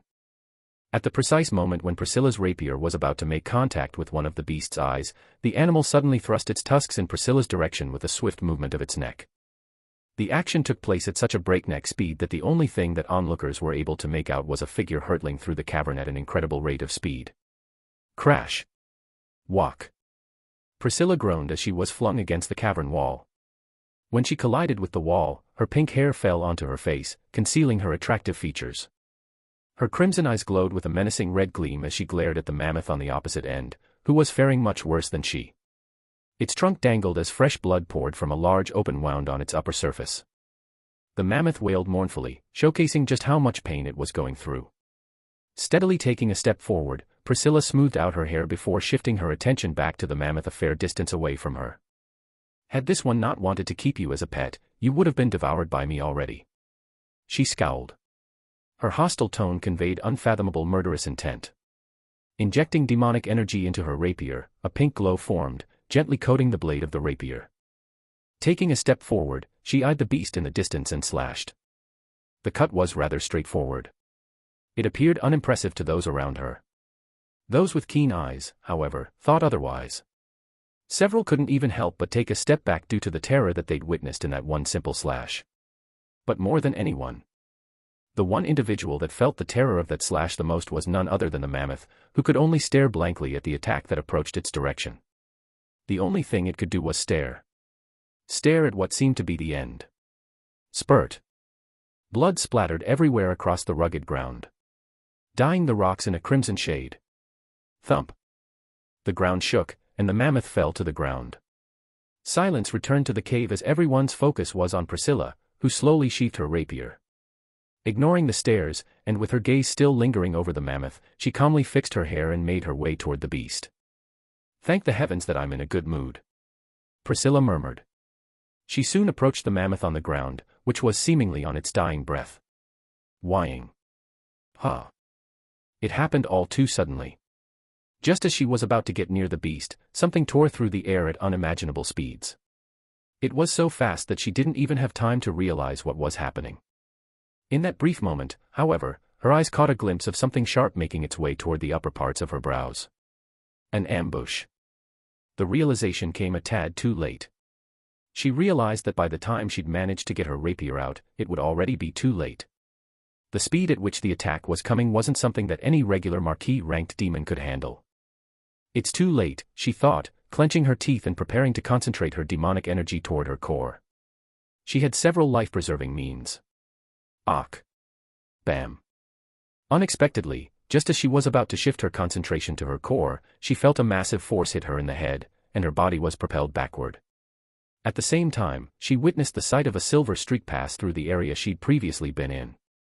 Her eyes widened, and it was then that she saw what seemed to be a black spike standing in the area she had been in. It was all torn up, but she knew. She knew that it was what had saved her. 703 Dukyukin, 1. Good job, Jean. No problem. The black spike in the distance slowly retreated into the ground. I sighed in relief when I saw the Duchess avoid the ambush. I had noticed that something was happening around me during the time that she was dealing with the mammoth. It was for this reason that I didn't participate in the event. When I realized what was happening, I had Jean and the others stop and had them shift their attention toward the Duchess. If there was anyone who would be the target of an ambush here, it'd be her. The decision proved to be the correct one, as Jean was able to save her in the nick of time. Staring at the situation, my mind began to race, and I looked at Jean. I then placed my hand over his shoulder and looked at him seriously. Jean. What? He turned to look at me. His eyes filled with vigilance. Am I that untrustworthy? I was a bit hurt by his gaze, but I shook it off and looked toward the distance. If something does happen in a bit, don't do anything. What do you mean? Just don't struggle. What? You'll know what I mean soon. Without waiting for him to understand my words, I moved further away from him and moved toward where Melissa and Amanda were. He'll understand soon enough. That was a close one, Melissa commented, adjusting her glasses beneath the hood. If Jean was a little bit slower in his actions, she probably would have died. Not gonna lie, that would have been pretty funny. No, not really. I shook my head. Even though she might have been hurt badly, it was very unlikely that she would have died. Also, did she say it would have been funny? Demonified Melissa was really twisted. I'm sure she had some contingency plans in place for situations like this. Someone of her rank wouldn't die so easily. I guess. Melissa quickly lost interest and shifted her attention toward the direction from which the ambush came from. An undulation of demonic energy was quickly felt not long after, and a step echoed in the cave. Not bad, not bad. Long black hair with a silky texture, red eyes, tanned skin, and a muscular physique. A figure wearing dragon-patterned robes materialized from the shadows. As soon as his presence became known, the cave's atmosphere became extremely gloomy. It wasn't long before two more figures appeared behind him. Both wore heavy armor and carried an extremely overbearing aura. So it was you. Yukin. The entire cavern could hear Priscilla's voice. Pink hair fluttering behind her, she glared at the demons while standing with her rapier unsheathed. You actually tried to ambush me. Are you out of your mind? My. There was no visible change in the man's facial expression as he calmly advanced. The two demons following him in silence were like shadows, quietly following along without making a single sound. You know damn well that I can't kill you. What's the point of getting so worked up? Bullshit. How crude. The demon's face was contemptuous.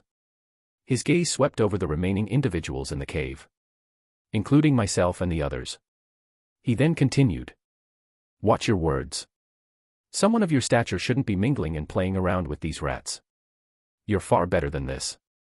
Doesn't he just remind you of the old Jean? Melissa massaged her face while casting a distant glance at Jean.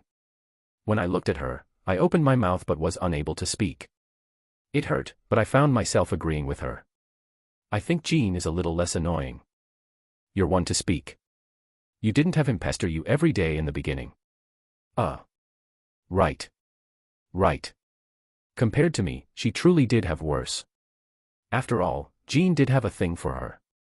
I kind of get shivers thinking about it. Just what did he see in you? I asked myself the same question. Her reply left me stunned for a moment. Did I hear correctly, or did she actually agree with me? Are you sick? Did the demonic energy completely fry her brain? It seemed to be the case. I'm just self-aware. Melissa's shoulders twitched, and her gaze shifted toward me. I spend almost all of my time in the lab. Why would you think I wouldn't be aware of the fact that I'm not exactly the best dating material? So that's where you think the problem is. You're self-aware, my ass. I felt my face loosen up. It seems like she believes that her busy schedule, as opposed to her personality, is the source of the issue. This clarified a lot of things. Basically, she's delusional. For some reason, I have the sudden urge to punch you. Melissa cracked her fists, and I stepped sideways. Turning my attention away, I shifted my gaze toward the situation, which had since heated up. Maybe she was lying about not being an Esper. Standing over the mammoth, which was losing blood, with his hands behind his back, Yukin's lips curled into a cruel smile as he turned to face Priscilla. So all of this for this little beast. The way he scrutinized the mammoth was akin to someone looking at a bug. It should be noted that this beast was at the pinnacle of this planet. For him to look at it with such disdain. It was clear that he was no ordinary character. Not that it really mattered to me, as I just sat back and enjoyed the show from where I stood. First, you tried to ambush me, and now you're trying to target my prey. The killing intent that Priscilla was emitting had taken on an almost corporeal form, slowly extending toward the vast area surrounding her. Hostile much. Yet, in the presence of such killing intent, Yukin didn't so much as flinch. Rather, his smile only grew bigger, and his gaze returned to the mammoth. I felt Melissa's gaze. Despite looking so tough, she isn't actually really doing anything. Well, yeah. I took note of the two demons standing behind Yukin and then looked back at Melissa.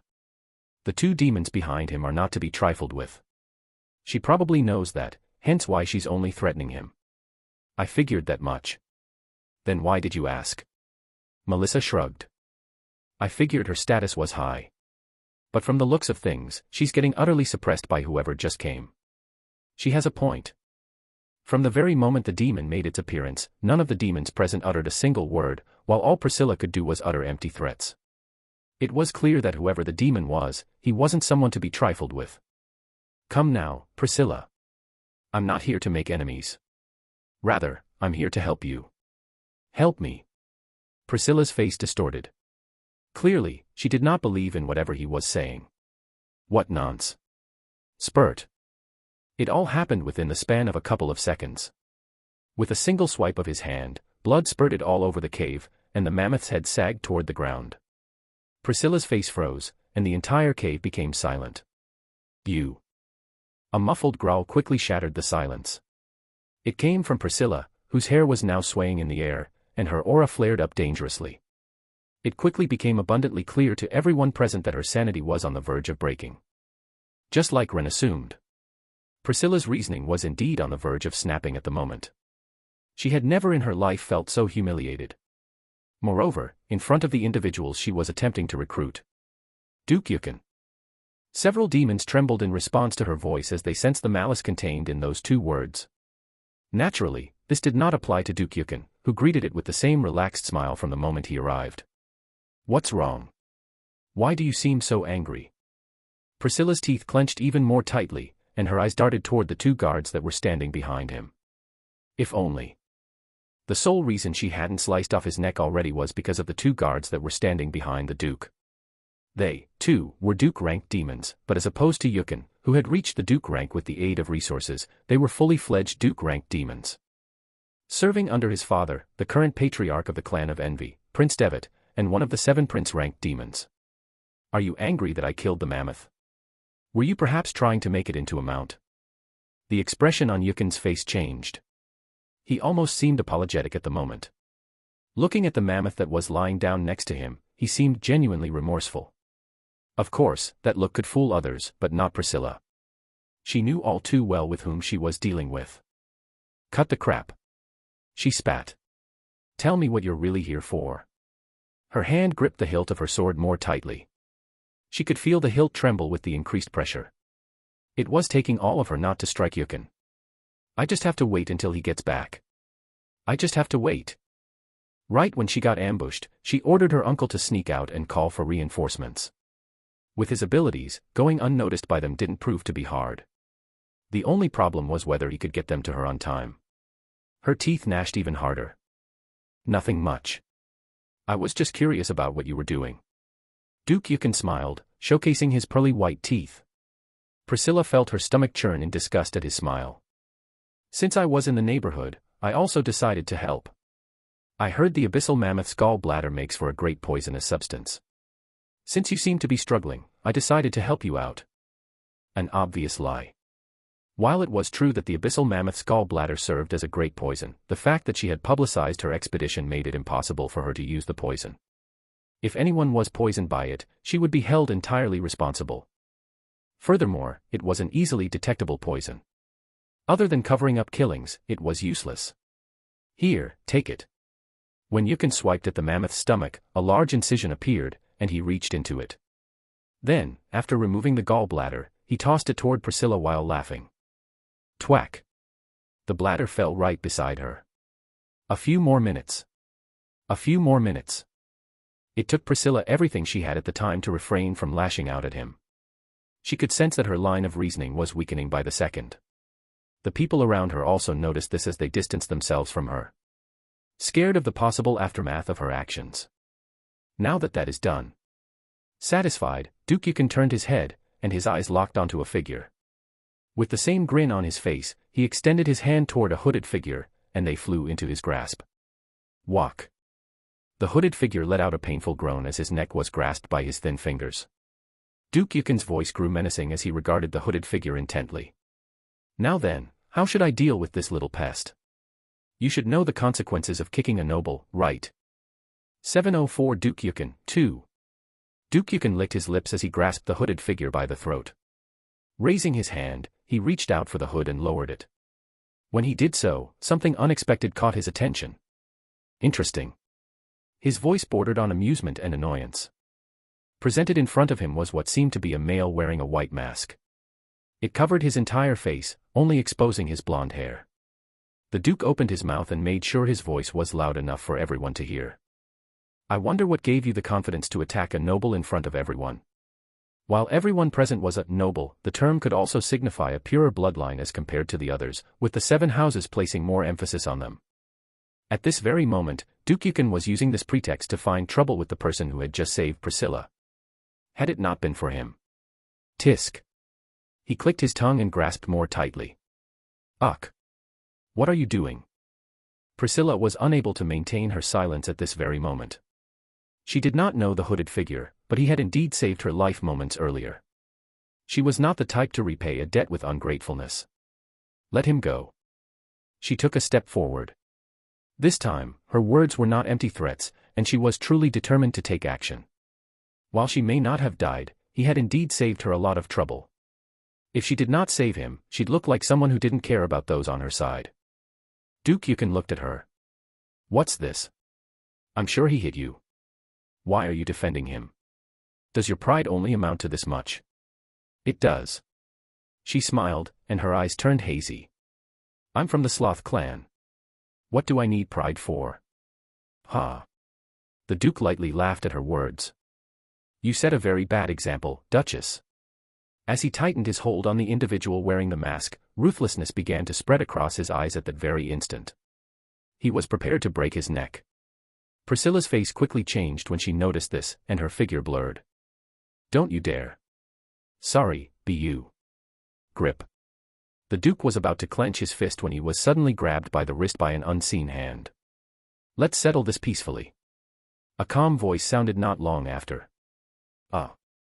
At that very instant, the entire vibe shifted, and everyone's attention turned to the one responsible for all of this. It was another hooded figure. Insolent. A loud shout echoed within the perimeter of the cave. Almost immediately after that, the guards that were standing behind the Duke moved. Within a split second, they stood behind the masked figure with their weapons drawn and ready to attack at any moment. Wait. They were stopped before they could take action. Looking at the hooded figure, Duke Yukon's eyes glossed over their body. How did he get near me without me noticing? Furthermore, my guards too. He only looks to be a marquis-ranked individual. Different thoughts crossed the Duke's mind at that moment. Opening his mouth, he asked. Who are you? His friend. He answered, his tone of voice was just as composed as it had been before.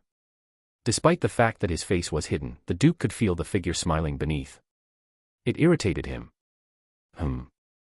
When he was about to say something, the guards in front of him began to twitch, and the Duke in front of him raised his head. Staring into the distance, all trace of expression vanished from his face, and he quickly let go of his grip. The two bodyguards quickly appeared behind him, and the Duke cast a wary glance toward the entrance of the cave before turning his attention back to the hooded man and snatching his hand away from his grip. Hawk, H-A-A-A, H-A-A-A. With a low-sounding thump, the masked man fell to the ground and heavily gasped for air. You're really lucky. The Duke disappeared without elaborating any further, but everyone who'd heard his words clearly understood what they meant. This was especially true for Priscilla, who had a deep understanding of his character. She cast a glance into the distance and sighed in relief. Fortunately, the reinforcements arrived on time. She couldn't dare guess what would have happened had they arrived a tad bit later. Fixing her hair, she stared at the hooded duo before walking up toward the one that had appeared before the Duke. He seemed to be the leader. Arriving before him, she stopped and said, Let's have a talk. On an enormous tract of land covered in vegetation, three figures appeared. It was none other than Duke Yukon himself, accompanied by two of his bodyguards. The Duke's expression remained unfazed as he touched down on the plush grass. There was no sign of emotion on his face, and it appeared as though he was deep in his own thoughts. He appeared harmless, but the guards behind him shuddered at the sight. He eventually brought himself back under control by taking a few deep breaths. After that, he smiled as he faced his two guards. You two know what to do, right? It was a simple question, but the two guards immediately understood what he meant. They quickly nodded their heads. Find everything you can about the people in the cave and kill them if you can. Leave their bodies exposed, and don't bother covering them up. Let the world understand what it means to ally with the wrong people. He paused, and his eyes flickered with a dangerous light. For those that you can't deal with, send me a report. I'll personally get rid of them myself. If there is a time to act, it's now.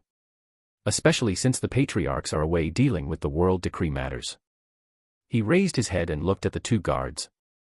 A dangerous and oppressive aura erupted from his body.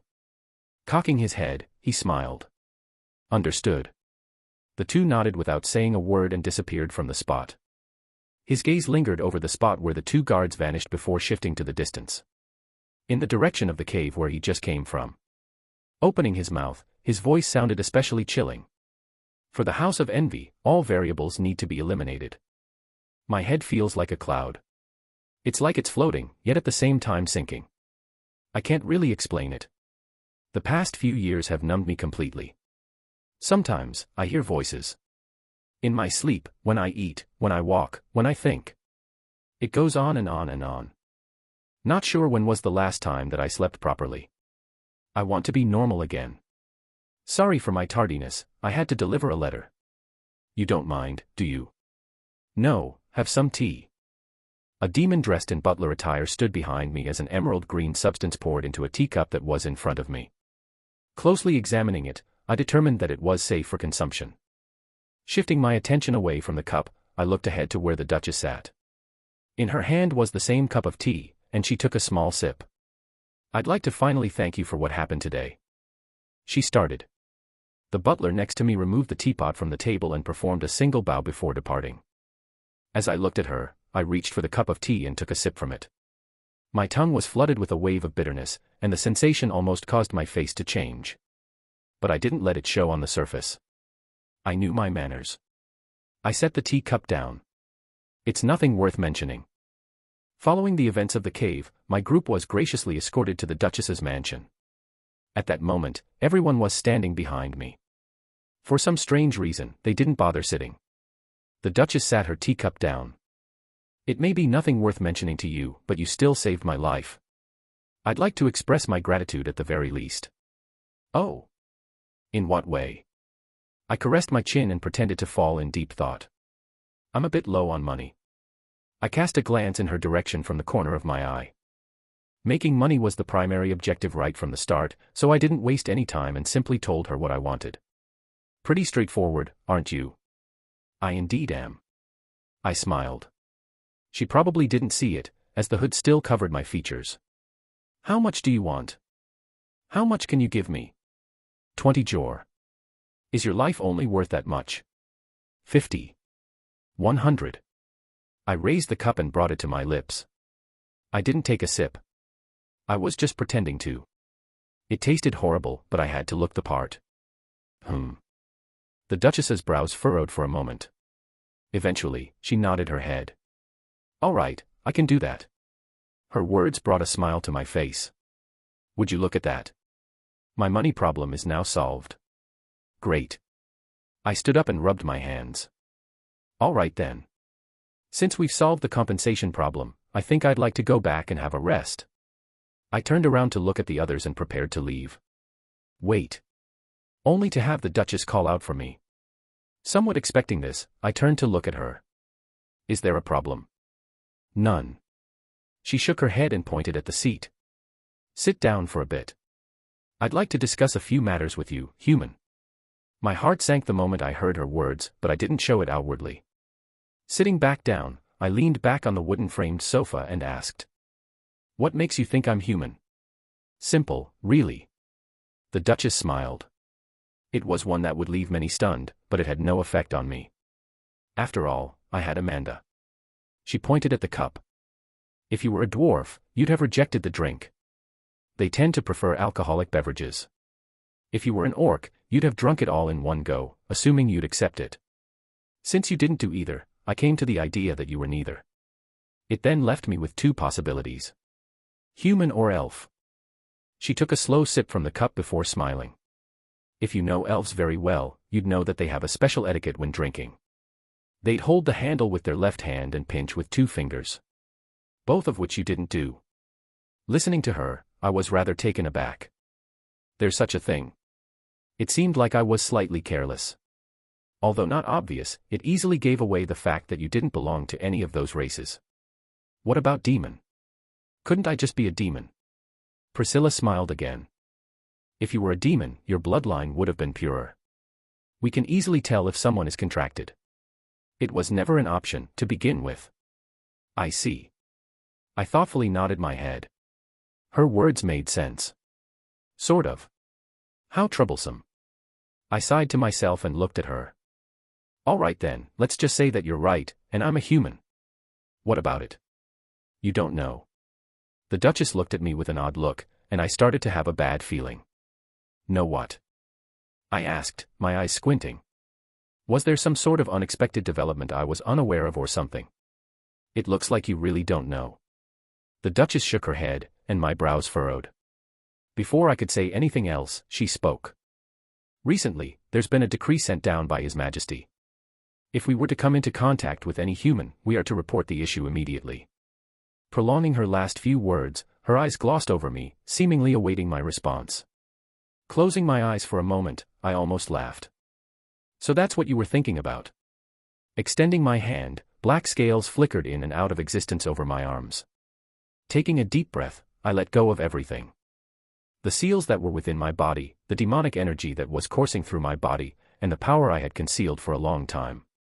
It was a power that was well beyond what I held during my fight back in Amora. Like a volcano, everything erupted at once, and the world around me lost its color. I stared at the Duchess, whose expression was rapidly changing, and I opened my mouth. There seems to be a misunderstanding. 705 Nectar, 1. The room's atmosphere became oppressive, suffocating all those within. The butler on the side and another demon present in the room brandished their weapons and pointed them toward the human seated opposite the Duchess. Under the pressure that surrounded them, perspiration began to form on the sides of their faces. This was despite the fact that they were all within the Duke realm. Priscilla wasn't in a much better state, and her eyes shook under the tremendous pressure. Prince rank, How is this possible? There was an undisguised shock in her voice. Never did she imagine that the hooded figure would turn out to be a prince-ranked entity. An entity that stood at the very peak of existence. No, although it's close to prince rank, it's still just a little bit off. It was still far superior to her strength. A bone-chilling voice echoed throughout the room as his mouth parted open. Your misunderstanding started from the very moment you thought I cared about such matters. Hearing the voice, shivers ran down her back. The gaze with which he looked at her made her feel insignificant. Just a couple of words from him, and everything changed. Originally, she was planning on using the information to have him join her side. In her eyes, he was an existence that she could make use of. Plus, since they had already settled their debt, they owed each other nothing.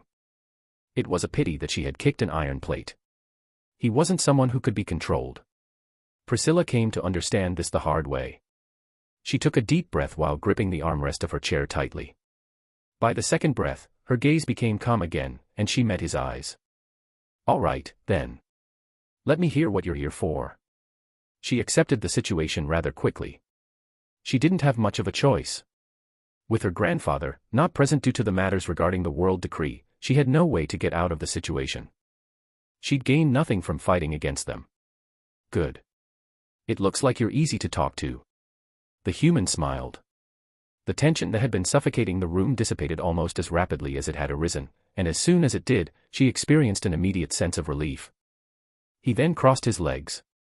I won't waste much of your time. I want to cooperate with you. Cooperate. Yes. Cooperate. He put further emphasis on the word cooperate, as if trying to show that he wasn't trying to take advantage of her. TSK, let's hear this out. Of course, Priscilla didn't really put much thought into his words. She was a demon, and she naturally understood that there was no such thing as true cooperation. One side always tended to lose out, and given what had happened before, she didn't believe for 1 second that he was actually going to propose a fair deal. The cooperation is rather simple. The men grasped the edges of his hood, slowly lowering it to reveal his face. Jet black hair, deep blue eyes, and pale skin. In that moment, Priscilla finally managed to see what lay behind the hood. As expected, he's a human. Though she was already aware, it didn't take away from her shock. It was almost unheard of for a human to be this powerful. He continued. In exchange for helping you, I want you to help me. Helping me. Priscilla had to take a moment to digest his words. An odd look then spread across her face. Helping me? How exactly are you planning on helping me? While he had the strength similar to that of a prince-ranked demon, he was by no means capable of fighting against 7 other prince-ranked demons. He was strong but not strong enough.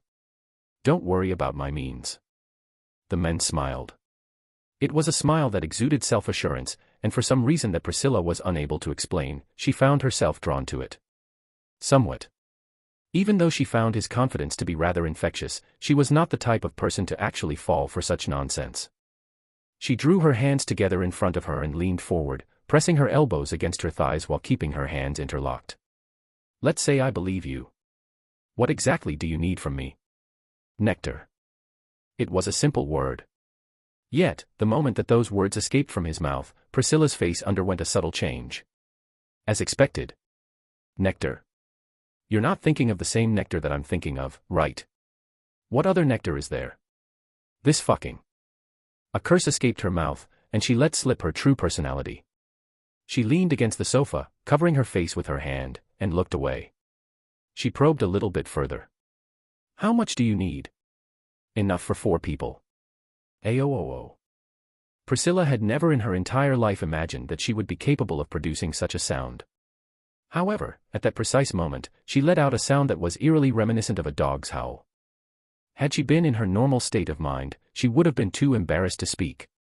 But she wasn't. You might as well rob me at this point. Do you have any idea just how much you're asking for? Spit came out of her mouth at the beginning of each of her sentences, and at some point, she had stood up from her seat.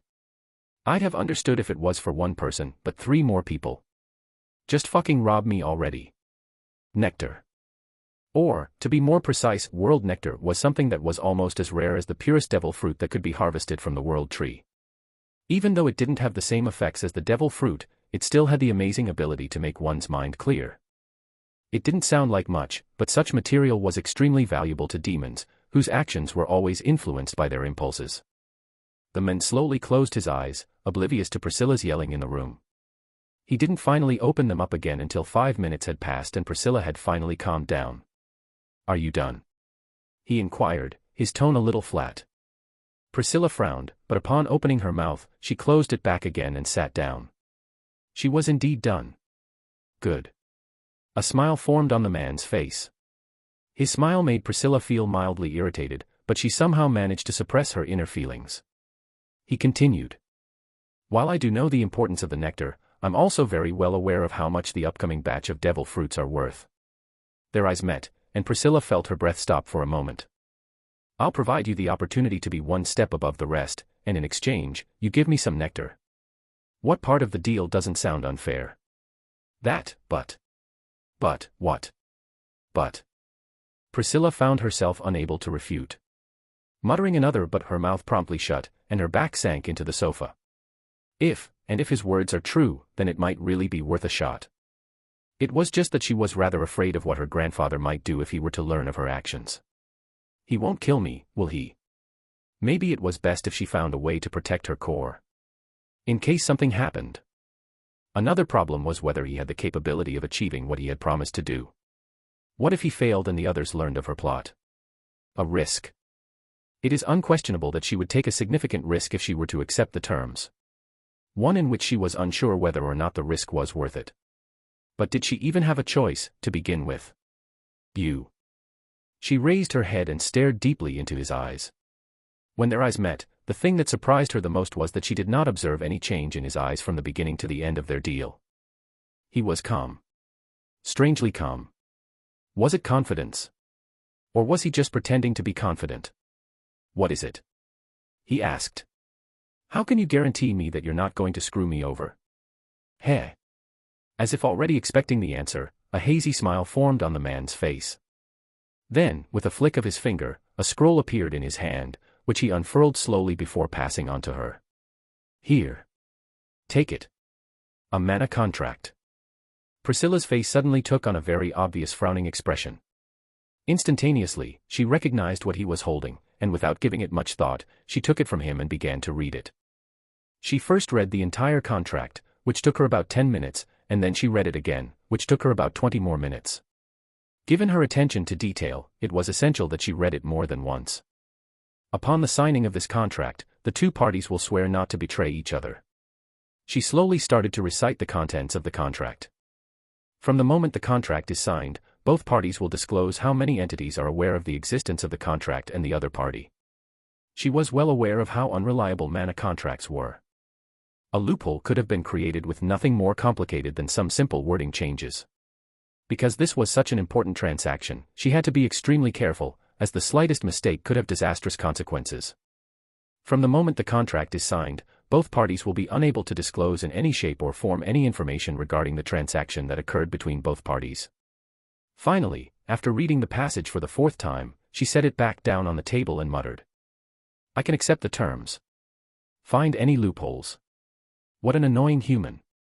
Priscilla found it hard to contain herself at the moment. The amused look on the human's face annoyed her to no end. Especially when it seemed to say, I know you found nothing because there was nothing to begin with. Secretly balling her fist, her face blossomed into a smile.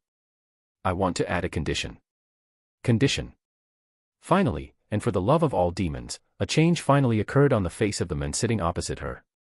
With his brows knitting together, his voice started to deepen. Let's hear it then. What's your condition? It's nothing much. Raising her hand, Priscilla's gaze shifted, stopping directly before a familiar cloaked figure. It was the one that had saved her back then. With her smile enlarging by the second, her head cocked a little. Let him stay with me for a bit. 706 Nectar, 2.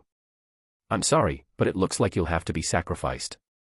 If possible, I would have shed a few tears at this time. However, I was a man, and men don't cry. Okay. You can take him. I felt a potent glare at the back of my head, but I disregarded it. Certain sacrifices were required for the greater good, and Jean was that one sacrifice. Priscilla's expression changed to one of surprise the moment I gave in and agreed. She looked at Jean first, then at me, with an open mouth as she alternated her gaze back and forth between us. You're agreeing. Why not? What's with you? She displayed a surprisingly wide range of expressions today, especially for a demon of her stature. The poise that she displayed in the very beginning had long since vanished, and what I saw in front of me was nothing more than a misguided child. Come to think of it, if you push her buttons correctly, Angelica isn't that much different. We're all demons like this. I'm fine with giving him to you. Of course, I won't be fine with it if you're planning on doing something bad to him. Her objective was not hard to discern at all.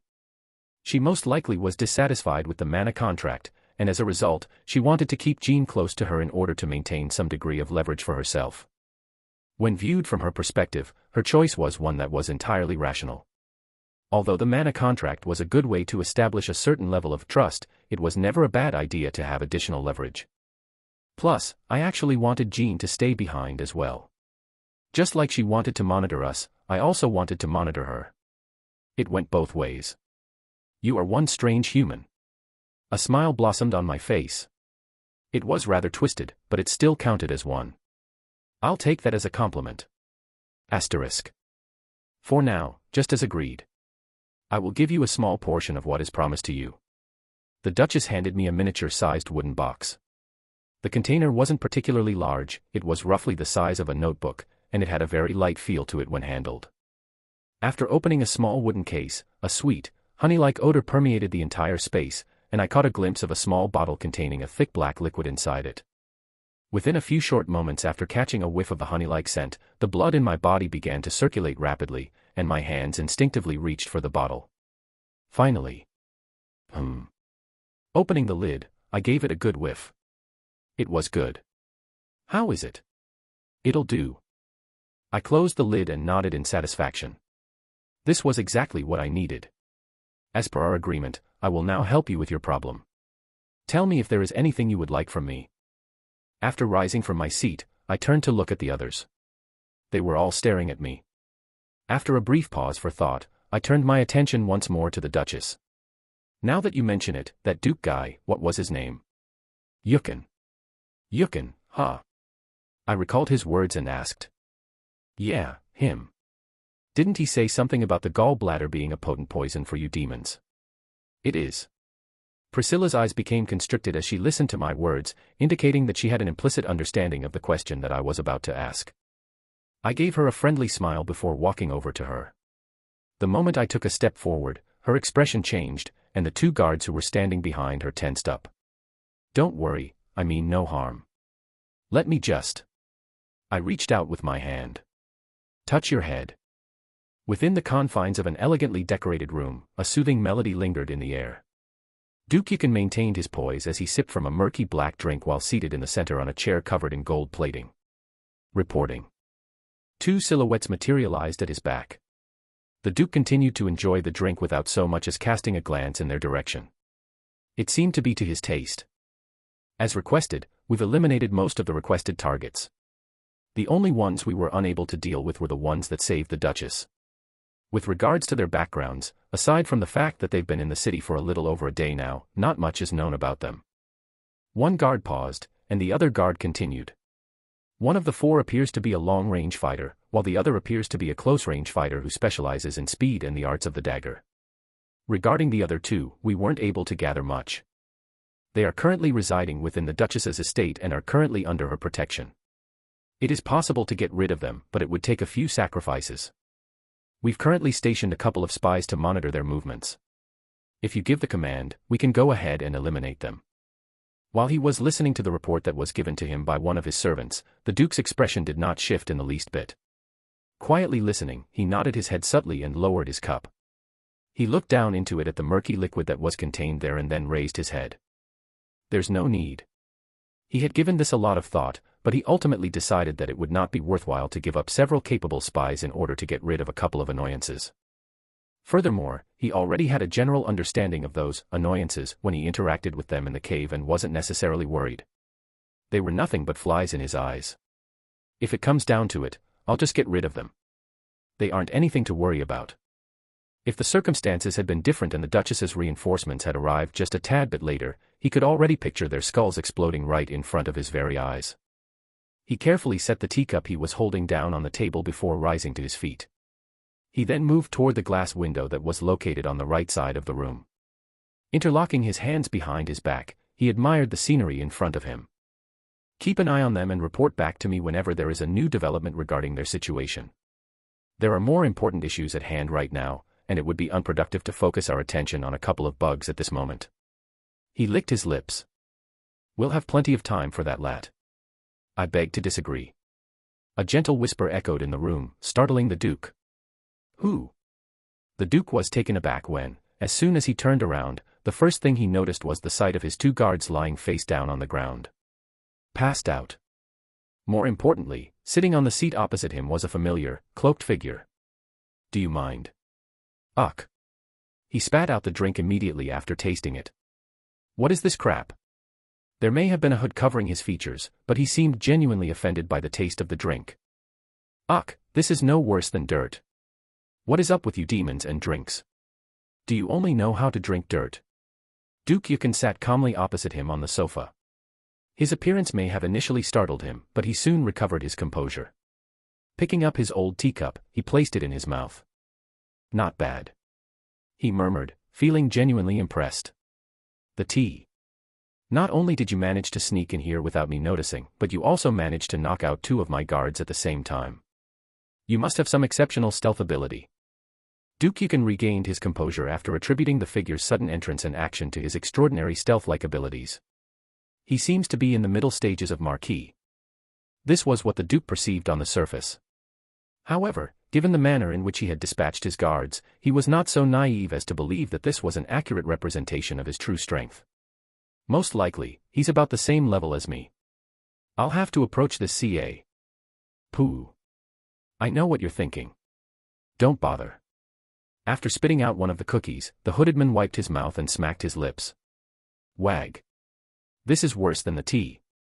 It wasn't until after he swished some water around in his mouth that he finally turned his attention back to the Duke. When he did so, the Duke, who was still uncertain, had the sensation that he was smiling, and he felt a hand rapidly approach his direction. How dare you? Bang. The chair collapsed, and the Duke lunged forward. His sharp claws were pointed squarely in the direction of the man's face. Calm down, will you? The Duke suddenly felt weak all over his body, and just as his claws were about to reach out, he stumbled forward.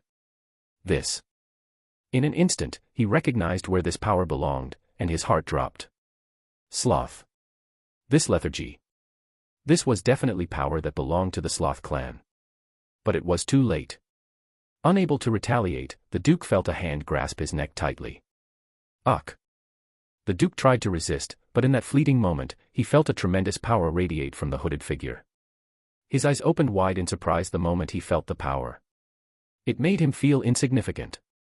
He had only ever felt this much power from his father. Just who was the one hidden behind the hood? HOW. What's the point in asking? The hooded man looked down on him, seemingly finding the situation amusing. Doesn't this situation remind you of something? The man laughed.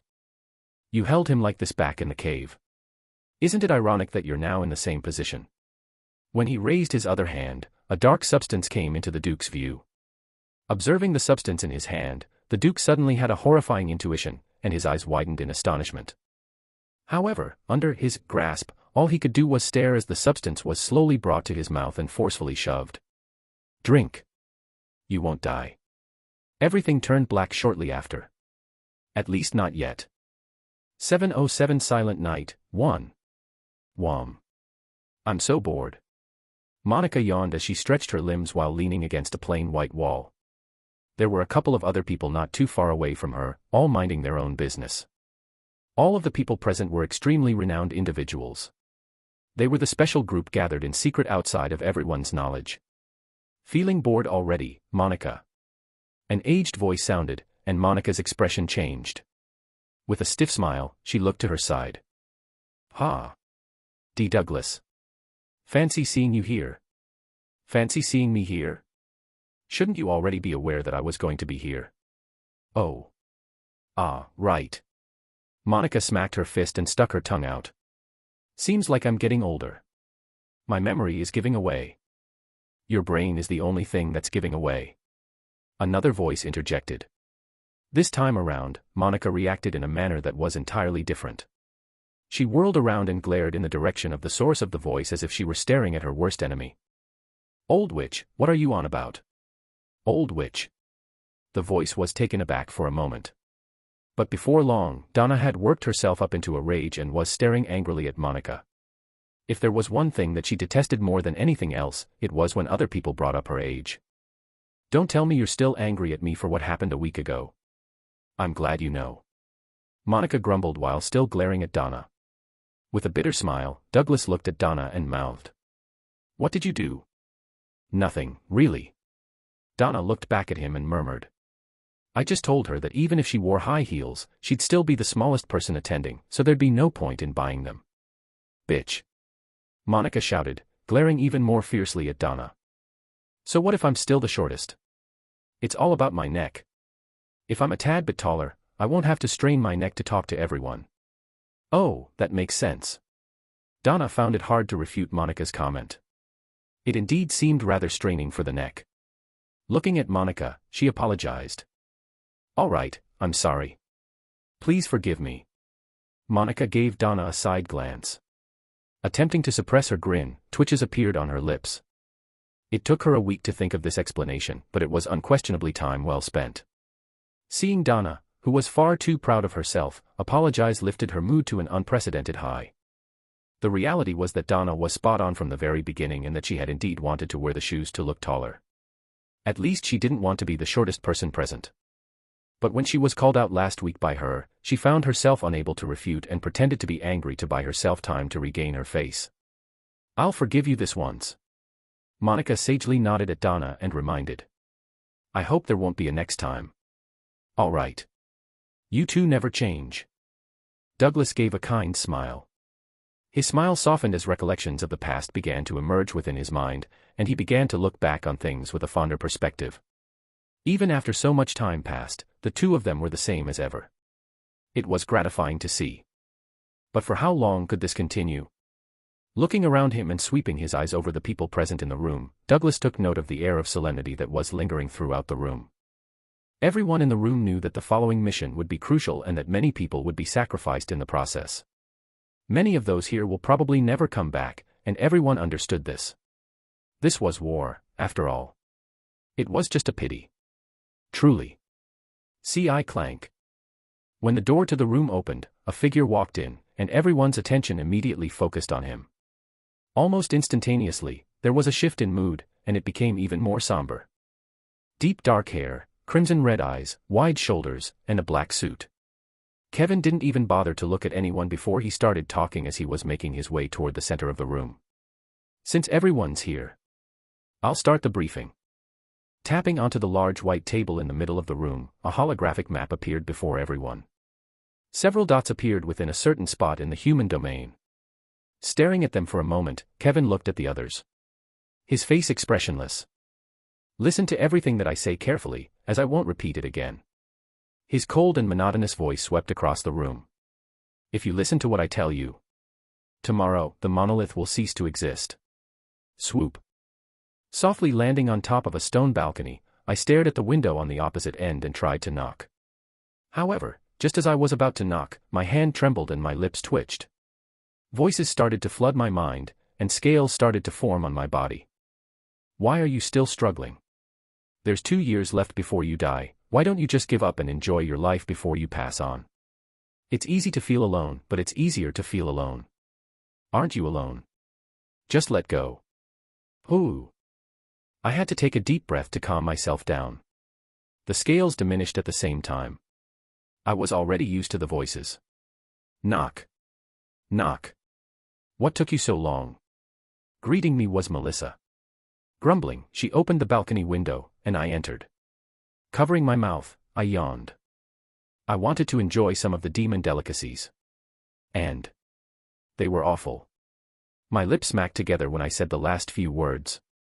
Thinking back at the taste of the tea and cookies, I found myself unable to stop my face from contorting. They were really terrible. Anyway, the concoction seemed to work. Have you prepared the rest? I sat on a nearby stool. On the large table that was directly across from me were a number of test tubes, each of which contained a dark substance. Yeah. Melissa took out one of the test tubes and shook it. The concentration is higher than the one I previously gave you. It should be able to kill anyone around Duke rank if ingested. Nice. When I looked at the test tubes, I couldn't help but crack a grin. They were made by utilizing the gallbladder of the abyssal mammoth. Melissa and the Duchess worked together to create a potent poison that, when consumed, was capable of killing someone in the Duke realm. Of course, just because it could kill a Duke-ranked demon didn't mean that the poison was very useful. Despite it being a powerful poison, it only worked upon ingestion and could not be sneaked into food or drinks due to how potent it was. Due to its potency, it was easily detectable by just about anyone. The only way it worked was through forceful feeding or some other extremely complicated method. Because it didn't immediately shatter one's core, it didn't immediately alert the others to the fact that someone had died, so while it wasn't exactly useful, it still served a purpose. Here's 5. This should be enough. I've diluted the farthest one on the right as you've requested. Melissa slipped 5 of these test tubes into my hands, and I thanked her. Thanks. I gave them a cursory glance before thinking about the information that the Duchess had provided to me. There are 7 major powers within Kamankut. Each belongs to one of the respective major clans. The most powerful clan is obviously the Clan of Envy, which also happens to be Yukin's clan. For the past 3 world decrees, they have been the ones that have hogged the most benefits. Among the clans, apart from the 7 princes that run the place, there are 7 successors. 2 of the 7 are Duke Yukin and me. After giving Melissa one final look, my vision began to blur, and I suddenly found myself outside of the mansion. Ugh. The moment I stepped out of the mansion, my head started to throb intensely, and a groan escaped from my mouth. Hugh, ha. I grasped my chest and gasped heavily for air. I was finally suffering the consequences of letting go of my seals. Ugh. I laid down on the grass and looked up. The whispers in my head were becoming stronger by the second, but I paid them no mind. The night sky was filled with stars that shone brilliantly against a backdrop of indigo.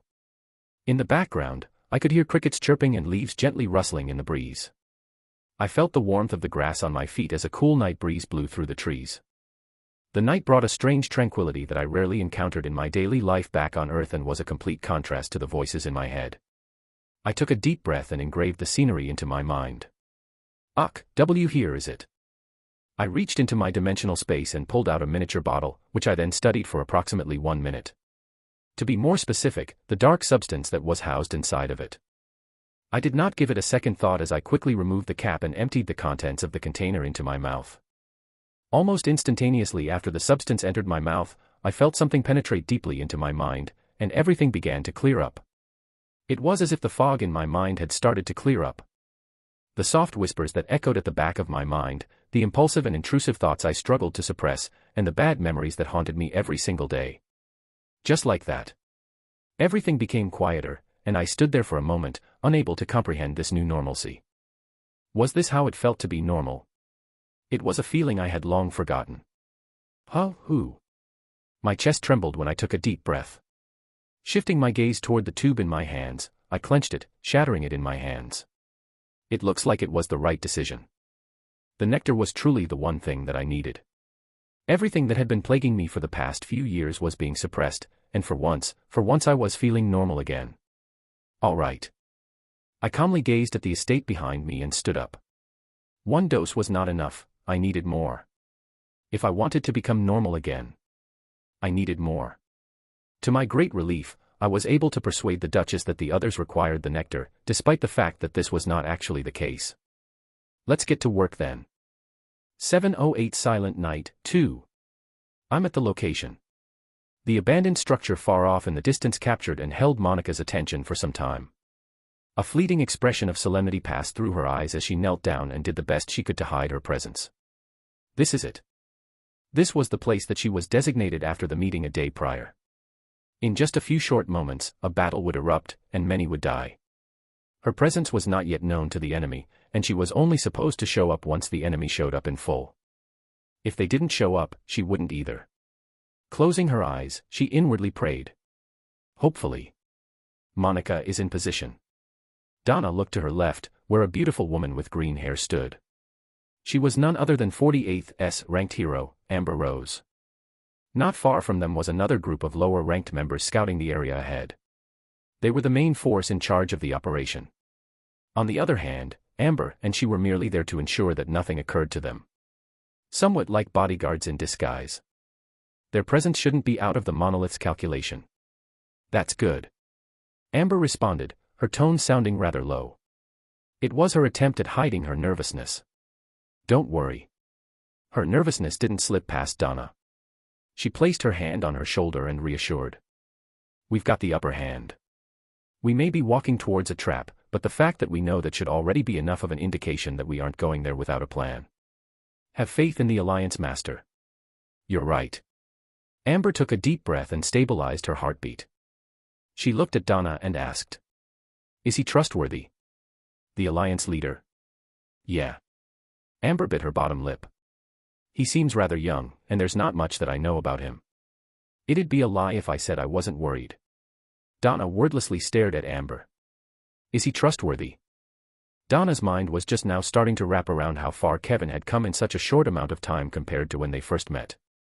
From having a rank of around A less than D to now being on par with her. Then there was Ren as well. Nothing needed to be said about his accomplishments, which surprisingly overshadowed Kevin's already absurd ones. Now that I think about it, what kind of monsters did I train? Is my teaching that effective? She shuddered at the thought. Perhaps she was a way better instructor than she had expected. We're here. Amber's voice brought her out of her delusions. Raising her head, Donna's eyes focused on an enormous beacon that was deeply etched in the ground with 4 clamps by its side. An invisible beam shot out from the beacon, directly shooting into the sky and absorbing the mana around it, releasing small threads of black. Mana compressor. The main target of their excursion. As long as they destroyed it, their mission would be considered completed. It was just that. Scouting report. There appear to be no adversaries. It was completely deserted. There was no one in sight. I feel several presences beneath the ground. There's more than 20. Hearing Amber's murmur, Donna found her body tensing. A subtle hue spread from her amethyst-colored eyes. Can you tell their rank? No. Amber shook her head with a tense look. With thin vines secretly spreading from her fingertips, she furrowed her brows tightly. However, I can feel several threatening auras. About 7 of them to be exact. That many. The unexpected revelation left Donna completely taken aback. The monolith seemed better prepared than they had initially anticipated. Amber retracted her vines from the ground and cast a solemn look in Donna's direction. What do we do now? I don't know. Donna bit her lips while staring at the attack force ahead of her. They were currently pretending to scout the location while, in reality, they were just waiting for their orders. Donna briefly furrowed her brows as she turned to face Amber. She finally took a deep breath, and then her eyes grew sharp. Do you know the exact location of all those that are lying in ambush? More or less. It wasn't entirely clear to her whether or not she had tracked down all of the individuals hiding in the ambush. Her vines might not have been able to extend to the spot where a being with a higher rank was possibly hiding. She looked at Donna. So what do you want me to do? Start a direct attack. Donna responded in a stern manner. Her amethyst-colored eyes shone brighter than before, slowly extending to the area around her. Since we know their location and that they're waiting for us, it's best if we attack directly to have the initiative. She looked down at her watch. I'll let the combat team know. Got it. Amber tore her gaze away from Donna and fixed it on the opposing combat force that was off in the distance. Seeing their bodies tense, she knew that they'd received the direct orders from Donna, and the vines that were coming out from her fingertips started to thicken. Closing her eyes, Amber carefully sensed the auras of her opponents. She couldn't help but feel rather tense at the moment. The feedback she was receiving through the vines led her to believe that there were a significant number of powerful adversaries lurking in the distance. I hope I didn't miss anyone. Making sure she was locked on all the auras, she looked directly at Donna. I'm ready. Donna lowered her hand and fixed her gaze toward the distance. Her amethyst eyes exploded with color. Okay, get them out. You got it. Amber, obediently carrying out Donna's instructions, channeled all of her mana into the vines, which burst forth from the ground and hurled toward the targets. Rumble. Rumble. The ground began to shake violently, and out of the ground came thick vines that were about the size of 3 tree trunks. The very tip of them was extremely sharp, and following their appearance, several figures emerged from the ground. We have been discovered. Engage with the Enum. They were the monolith forces. Stop. The sound of Donna's voice quietly spread across the entire battlefield, and the figures that emerged from the ground froze on the spot. Click. The ground clicked at her step, and she brushed her black hair back. As she opened her eyes wide, the world took on a purplish hue, and her voice took on an extremely alluring quality. Do me a favor and quietly die. They were just a couple of words, but the moment they spread, the eyes of many shook. A few of the weaker individuals found themselves tempted by her voice, and they brought their weapons directly toward their throats.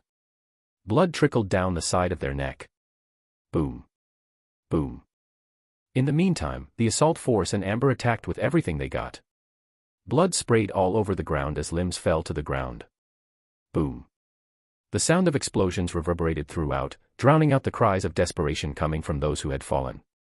In the space of just a few seconds, more than half of those who emerged were gone, leaving behind only those that held a considerable amount of power.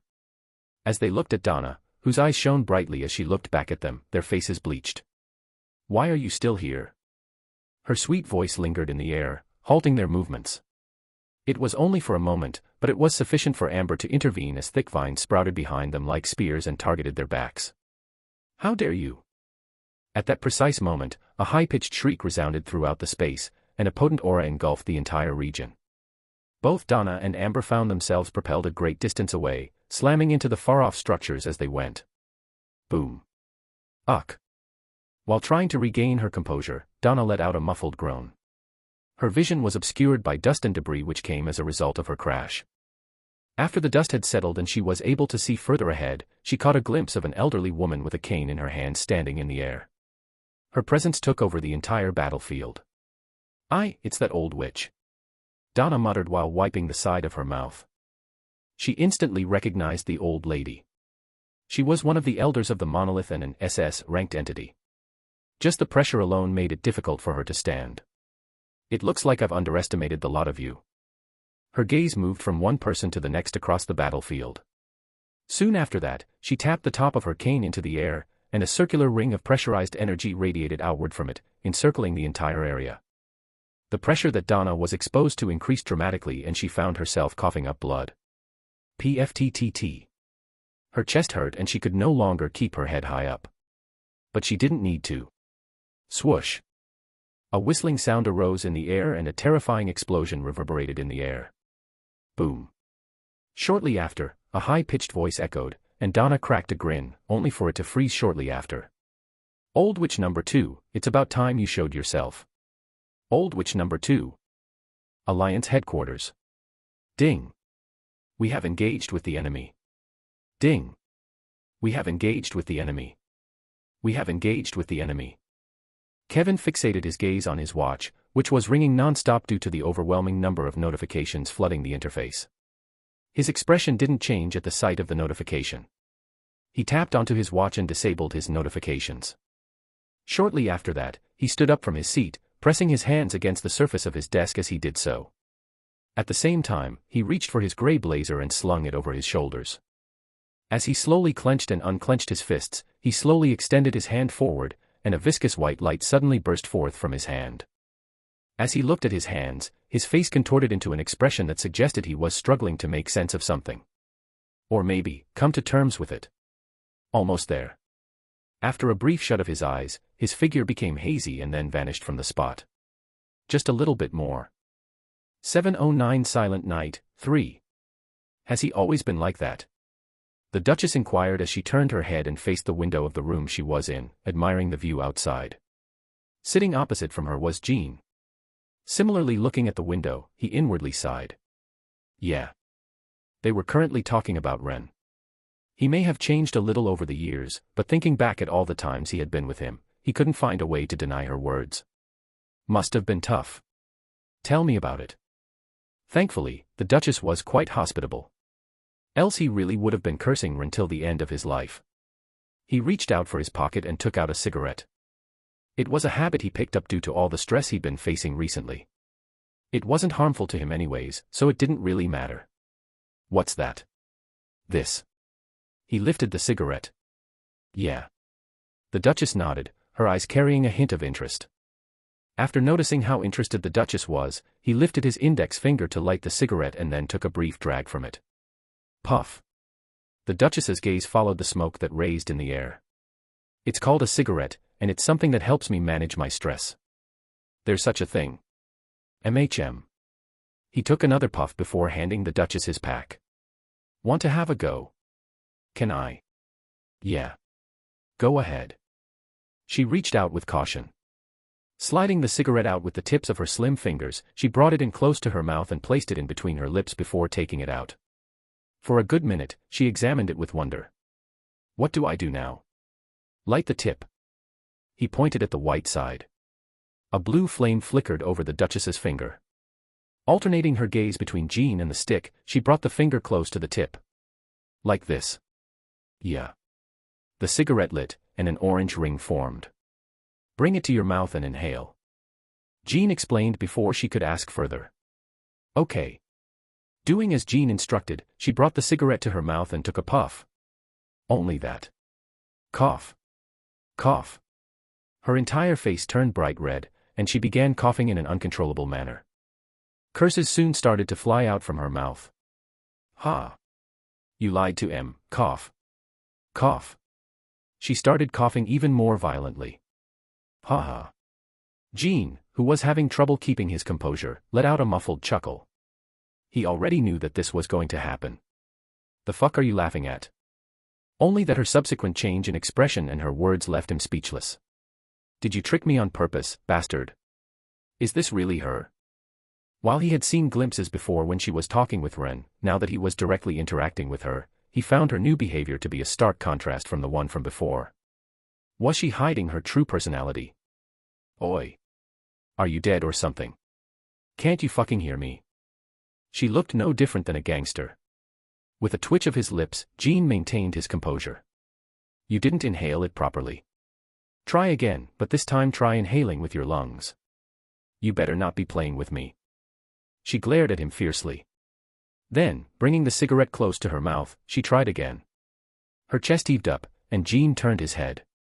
They were quite big. Puff. The Duchess's exhalations caused a cloud of smoke to float in the air, and Jean could very clearly hear her letting out a series of muffled coughs. Nevertheless, it was a marked improvement over the first attempt she had made. Cough, it burns a bit. She massaged her chest while staring at the cigarette. Then, bringing it to her mouth, she took another puff. She continued to draw on the cigarette in this manner for an ensuing couple of minutes, up until the point where there was nothing left. What do I do with this? She showed the butt. Jean looked at it before casting his gaze away. Throw it away. With a light flick, it disappeared out of thin air. The Duchess then extended her hand in Jin's direction. What? Jean looked at her strangely. He somewhat had an idea of what she wanted but found himself rather taken aback when he thought about it. It couldn't be, right? She didn't reply and bobbed her hand a little. Pursing his lips, Jean took out a cigarette and placed it on her hand. She glanced at it for a moment before looking back at Jean. More. Now, this. He took another cigarette and placed it on her hand. This time, she didn't even bother looking at her hand before directly staring at Jean. Her gaze and expression were clear. She wanted the whole box. Opening his mouth for the first time in a long time, Jean was left speechless. Was this seriously the same girl from before? Whatever. After weighing the pros and cons, he shook his head and placed the pack in her hand, which she graciously took. Very generous of you. Motherf. Meet me at the Red Peak, Duke Velmout. I'd like to discuss with you about a possible partnership. Priscilla. Interesting. A demon muttered while staring at the letter in his hand. While he stood there wearing a flawless black suit and holding a clear glass that was filled with a crimson liquid, his long black hair reached the back of his attire. With his back leaning against the stone edge of the balcony, he twirled his cup. So she finally couldn't wait any longer. A smirk formed on the demon's face. Seemingly already having predicted such a situation. The stunt that Dukyukin had played on her earlier in the day had already made its way to his ears, so the letter did not come as a surprise to him when he received it. Had he been in her portion, he too would have resorted to an alliance. After all, by that point, the only thing on his mind would be revenge rather than the benefits coming from the world decree. This was extremely advantageous for him as it would mean he could leverage as much as he could from Priscilla, granted that he would help her get revenge, which was also within his interest since Dukyukin was also a major competitor. All right, then. With a flick of his finger, the letter vanished into thin air, and he returned to his mansion. Fixing his suit, he mumbled with a smile. Let's see just how much I can squeeze from her. Asterisk. Master, are you sure it's not a trap? It's possible. Duke Velmout smiled at his bodyguard's question. He answered before the guard could ask any further. I've already set up several backup procedures. If something does happen, it'll reveal that I was headed to a meeting to meet with Priscilla, plus. He paused and looked at the guard. With the two of us here, what could possibly go wrong? In all of Kamankut, I can barely count the number of people that can deal with us without making a scene. If there really is an ambush, then the aftermath of our fight wouldn't go unnoticed. Especially since this is the Red Peak. The distance between the main city and the Red Peak wasn't all that great. It was not very wooded and did not have any particularly large boulders or trees. It was not the kind of location one would normally choose for an ambush. You don't have to worry too much. I doubt anyone would be so bold as to make a move against us. I've also confirmed that the letter is indeed from the Duchess, so it's even more unlikely for this to be an ambush considering her personality. Priscilla was famous for her cautious personality. She tended to think a lot before acting, and practically everyone understood this about her. It was exactly because of this that Velmout was relaxed. That may be so, but I still have a bad feeling. The guard warily looked around him. For some reason, ever since they'd stepped foot onto the peak, he felt as though someone had been watching them from afar. He couldn't quite explain it, but it sent chills down his spine. You worry too much. Unfortunately, it seemed as though he was the only one feeling this way, as the Duke didn't even seem to be the least bit concerned about the situation. Being one of the few successors of their house, and a Duke-ranked demon, he deemed himself as invincible. As though nothing could hurt him. It was a dangerous train of thought. Duke, how about you let me scout ahead? The guard offered, still not feeling relieved about the current situation. He wanted to scout ahead and make sure it was just a feeling. He couldn't afford to let anything happen to Duke Velmout. He was a successor after all. You worry too much. The Duke dismissed him with a wave of his hand. Like I said, I've made the... Yes, so it's best if you don't repeat yourself. A voice cut the Duke off. All of a sudden, the two of them froze on the spot. Thump. Before either one of the two could even say anything, a figure materialized in front of the Duke and grasped him by the head. The Duke let out a pained cry. Whack! Let go of him. Seeing the Duke in danger, the guard quickly drew his weapon. It was a long silver sword. Raising it up, he prepared to slash it at the figure, but before he could even do that, the figure looked at him and slashed in the air with his finger. Quiet. Ugh. Why is the world spinning? For some strange reason, the moment the figure swiped his hand, everything turned upside down for the guard and he lost control of his body. Thump. Ah. It was only after he saw the ground that he realized he'd been decapitated. While he wasn't dead, he was also unable to do anything. Who are you? What do you think you're doing? He could only watch on as the Duke he was meant to protect squirmed under his firm grasp and a white light pulsed into his head. "You talk too much." That was the last thing he heard before he found his core shatter. He didn't understand when it happened, as it all happened in a flash, but within moments of his head decapitating, something pierced his core and it shattered. 710 Unfolding of Events, 1. Thump. Done. I patted my hands while a body fell flat on the ground in front of me. Taking out one of the tubes Melissa had given me moments prior, I opened the Duke's mouth and poured the contents into his throat. Uka. His body jerked immediately after pouring the substance into his mouth, seemingly rejecting its existence. But I didn't care and forced the contents in. His complexion gradually began to fade away, becoming paler by the second, while at the same time, scales began to form on his skin, and black veins began to emerge. It looks like it's working. The poison did indeed look rather effective. My body is a lot sorer than I thought. Stretching my back, I felt every part of me ache.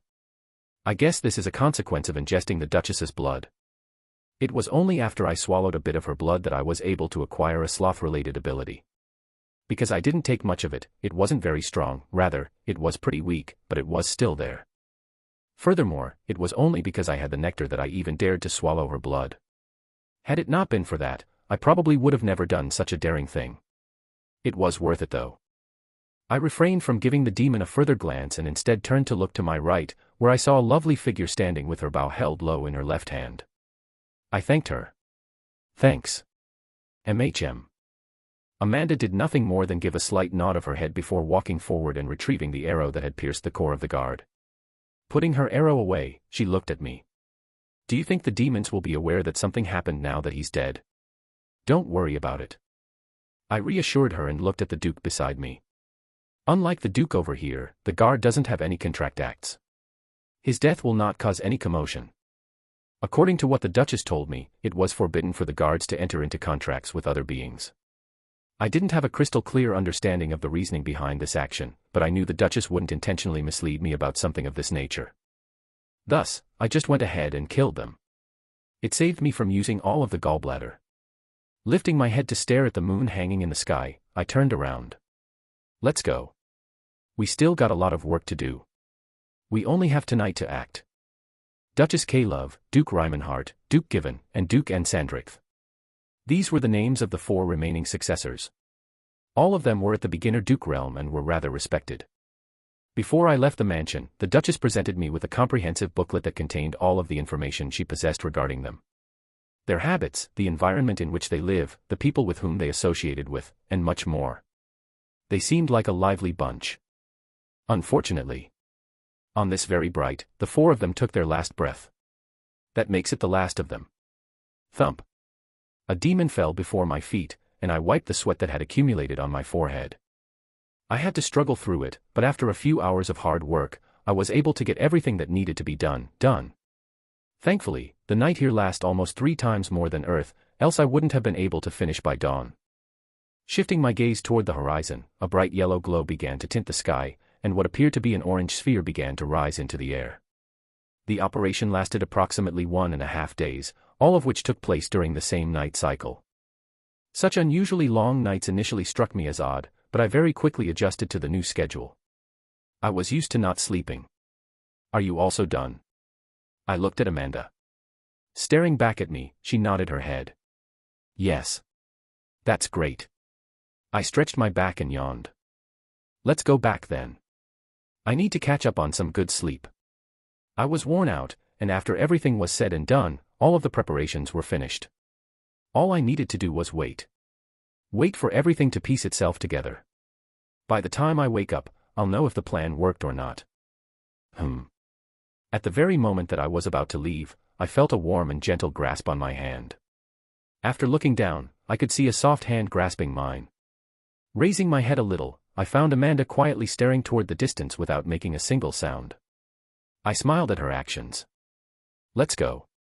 I guess you could still be cute while under the influence of demonic energy." Ambush at point Z has failed. The enemy seemed prepared. Requesting backup. Ambush at point X has failed. The enemy seemed prepared. Requesting backup. Ambush at point U has failed. The enemy seemed prepared. Requesting backup. Hemlock's device was inundated with a tidal wave of notifications, all of which came in the form of an alarm signal. The continuous notifications were the only sound that rang within the confines of the now empty hall. Staring at the message, cracks formed on Hemlock's calm face. What's going on? It came as a bit of a surprise to him that the Alliance had discovered the trap that they had laid. It was something that they had meticulously prepared in order to take advantage of the ability that one of 870 SIX's companions had. The one to control animals. That wasn't what surprised him the most, though. He was taken aback by the fact that they were aware, in some way, that they had elder-ranked individuals hiding close to the mana compressors. Such information wasn't something they should have been aware of. A traitor. It was the only explanation he could think of. Other than someone betraying him, how could such information be leaked? This makes things rather problematic.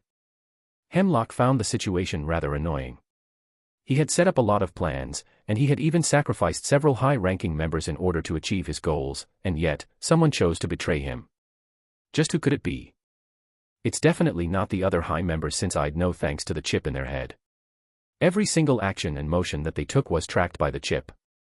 Be it when they ate, slept, or went to the bathroom, the chip knew it all. In addition, they each had a specific team that was constantly monitoring everything that they were seeing and hearing. Furthermore, he had made it so that if he died, all the chips would simultaneously explode. It'd be stupid of them to try anything against him. It was also because of this that Hemlock was reasonably confident that it wasn't them. Just who? Don't dwell on it for too long. A crisp voice sounded within the empty space of the hall, startling Hemlock. When he raised his head to stare in the direction of where the voice came from, he was surprised to see two crimson-red eyes staring back at him. His figure was cloaked by the darkness of the hall, but Hemlock recognized him immediately. It's you. Surprised. Tap. Tap. Tap. The rhythmic echo of his steps reverberated throughout the empty hall, and shortly thereafter, Kevin made his way beneath the seat that Hemlock was occupying. For a moment, neither of them spoke, allowing the silence to permeate the entire room. The two were carefully studying one another. The silence didn't last for long, however. Soon, Kevin broke it. You're rather ruthless, aren't you? Killing your own high-ranking members in order to conquer the great cities fast. I did what needed to be done. Hemlock replied, his gaze never leaving Kevin's. It sure did. Kevin took a few moments to survey his surroundings before settling down in one of the hall's empty seats. He made himself comfortable. It caught me off guard a little bit. I didn't expect you to use such a method. It was rather refreshing. How did you get here? Hemlock questioned in an icy tone. How was it that he was able to approach the monolith without attracting anyone's attention along the way? Additionally, in order to prevent the others from discovering the location of the headquarters, they moved it without anyone else's knowledge. It was no longer in the same place it was in the past, and only he and a few others knew the exact location of the monolith. Was it the spy again? There's no spy. His thoughts were broken by Kevin's words. Looking up at him, Hemlock frowned. Then how did you get here? Even if you were in SSS-ranked, you'd still be noticed by the system in place. A special dome surrounded the headquarters. It would detect any movement and wasn't something that anyone below SSS-rank, let alone lower, could bypass. It was a technology directly given to him by the demons. Did you find a flaw with the system, or did someone let you in? Neither. He answered, prompting Hemlock's frown to deepen. Then what gave you the confidence to come here with your meager strength? Meager. Kevin looked at him oddly. Pressing his hands against the armrest and slowly lifting himself up, he took a deep breath. Turbid air slowly diffused into the air.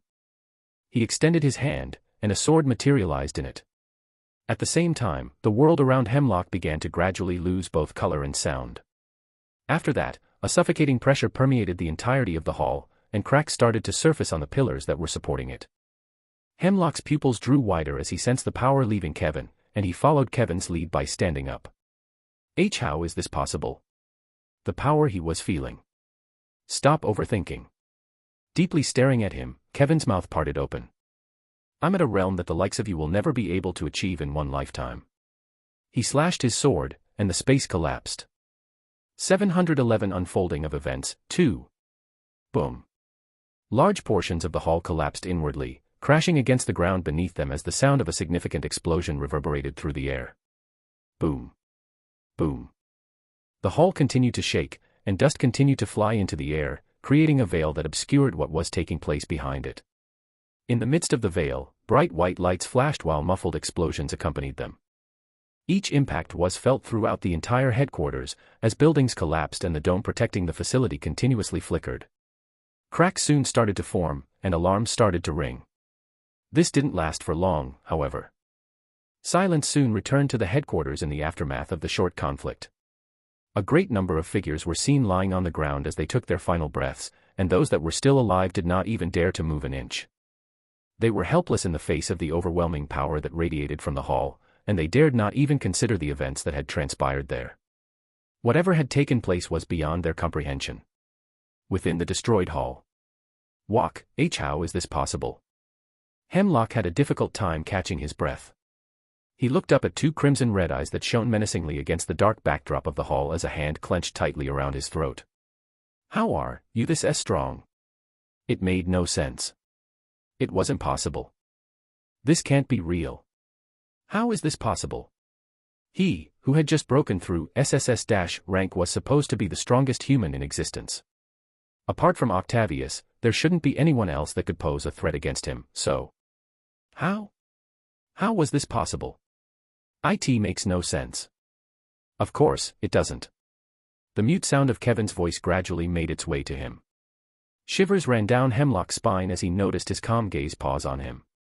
He continued. The sacrifice and pain I underwent to get to where I am isn't something that the likes of you can ever hope to understand. Far from it. It was a skill he had acquired through a million distinct regressions. Throughout the centuries, he died over and over again. Endlessly. To the point where death was merely a number to him. All of it was for this one moment. Be glad you got to live as long as you did. If not because I allowed it, you wouldn't have lived as long as you did. Had he not recovered his memories and power this late, he would have long since killed him. What he was doing now was something he should have done a while back but didn't. It was the last thing that he needed to do. Kevin tightened his grip on his neck, staring deeply into Hemlock's eyes, which shook with what appeared to be fear. He still seemed to be able to get a few words out. Why are you doing this? He wasn't asking why he was trying to kill him. He already understood why. What he wanted to comprehend was the reason why Kevin would attempt to conceal their strength and only act now. What benefit would such action bring him? Don't worry about such a trivial matter. Kevin replied in a soft manner, further tightening his grip on his neck. Once again staring deeply into his eyes, his gaze softened for a moment. You know, your approach wasn't crazy. Had it been another time, maybe you would have been able to accomplish what you set out to do. Perhaps humanity wouldn't really go into extinction like you wanted, but... Crack! Hemlock's body limped over Kevin's hand as the sound of bones breaking reverberated throughout the space. It directly conflicts against my interests, and for that, you have to die. Just like that, the leader of the monolith, and an SSS-ranked entity, died. Thump. Kevin threw his body to the side, and as he did so, his limp trembled, and he quickly brought his hand up to cover his mouth. Pfff. Immediately, blood began to spurt over his hand as his face began to turn pale, and he fell to the ground on both knees. Boo. Thump. Boo. Thump. Boo. Thump. As he struggled to breathe and move, he was almost able to feel his heart thumping against the back of his throat. He felt a sense of powerlessness wash over his body, and he fell to the ground while in excruciating pain. Ugh, eh. He moaned out in agony, unable to overcome the pain that he was experiencing. Every single second seemed like an eternity to him, and the pain in his chest increased with every breath he took. It felt as though he was being burned alive. Clutching his shirt tightly, he rolled around and supported his body up. Pfff. Even more blood came up in his vomit, and his arm was nearly rendered completely limp. It took everything that he had in him to prevent himself from passing out at that precise moment. He couldn't allow himself to pass out. Not yet. I don't have much time left. Human domain. The ominous clattering of metal could be heard all along the derelict streets and buildings that were falling apart. Clank. Clank. There was a fierce battle going on between the members of the Alliance and the members of the Monolith. There was blood everywhere on the ground, and significant casualties were sustained by both sides. The ground was covered in severed limbs and blood, and one could faintly hear the screams of desperation coming from those who had managed to survive. Elsewhere, up above in the sky. Boom. Just die already, you old witch number 2. A high-pitched voice echoed through the air. It belonged to a girl with orange hair who was covered in orange armor. The armor complemented her body perfectly and covered all areas of her body, not leaving a single spot exposed. She glared at the elderly woman who was standing in the opposite direction from her, and as she did so, a soft hue floated out of the corner of her eyes. "You." The elderly woman shot Monica an angry look. Her white hair was all over her face, and her clothes were in pretty bad shape. How? How did you know? She wasn't supposed to be here. This was meant to be a trap set up for them in order to eliminate their forces. How was it possible for someone of Monica's stature to show up? She wasn't supposed to be here. She was supposed to be guarding Ashton City. It didn't make sense. Why would they take such a risk? Did he betray us? A faint memory of what happened a little while back resurfaced in her mind. The woman's body came to a halt in midair after she had an abrupt realization about something. It was the only explanation she could come up with at the moment, and her eyes grew startlingly large as she uttered it. "Don't tell me." Beep. Beep. Beep. The woman's expression morphed dramatically as an alarming beeping sound suddenly reverberated throughout the space. Damn it. Damn it. No. She barely had time to finish what she was saying before her body began to rapidly expand, and boom. The sky was suddenly illuminated by a blinding light, which was accompanied by a deafening boom that seemed to travel in waves and shook the entire landscape. The force of the explosion was so strong that it lifted the ground from underneath it, resulting in a mushroom cloud of ash, rubble, and smoke filling the sky, which in turn made the day appear darker. Wind and heat rushed outward from the explosion site, igniting everything in its path and destroying it. A desolate landscape was left behind after the explosion as a result of the shockwave that traveled for miles after that. The explosion was followed by an eerie silence, followed by what was comparable to the cracking sound of a shell. Crack crack. With her forward hand, the shield that surrounded Monica shattered into pieces, scattering in the air into millions of particles. H-A-A-A. Her complexion was extremely pale, and her orange hair was in a tangled mess all over her head. The once orange armor that she had been wearing was now riddled with cracks, and her body swayed as it swayed through the air. His is much more than I expected. Never in her life did she believe that the blast would be this powerful. She lucked out in that she had been given prior warning and was consequently somewhat ready. Regardless, she had a much more limited understanding of the situation than she had originally thought. Cough, cough.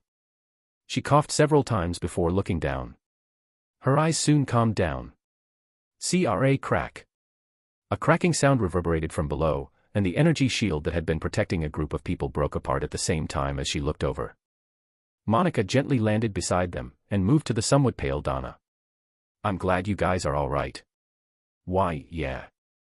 Donna gave a small nod, and her gaze shifted toward the town that had been completely leveled. Lowering her head to look at the device in her hand, she felt secretly relieved. Never before had she felt death so close. "I'm glad we came prepared.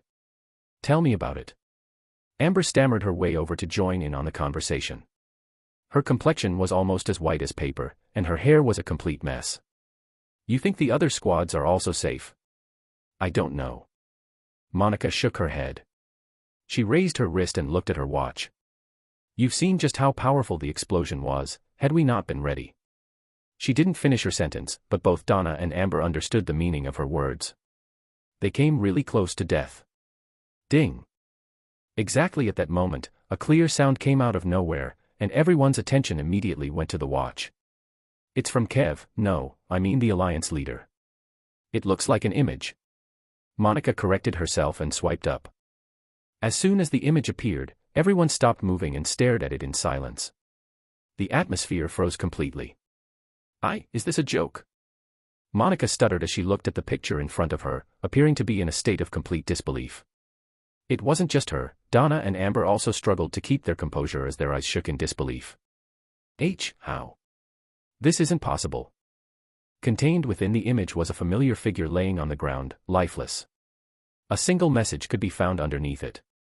However, the very moment that they read the message, their hearts stopped. Done. 712 Unfolding of Events, 3. What's going on in here? When I got back from my trip, I was greeted by a thick cloud of smoke. Did the mansion catch fire?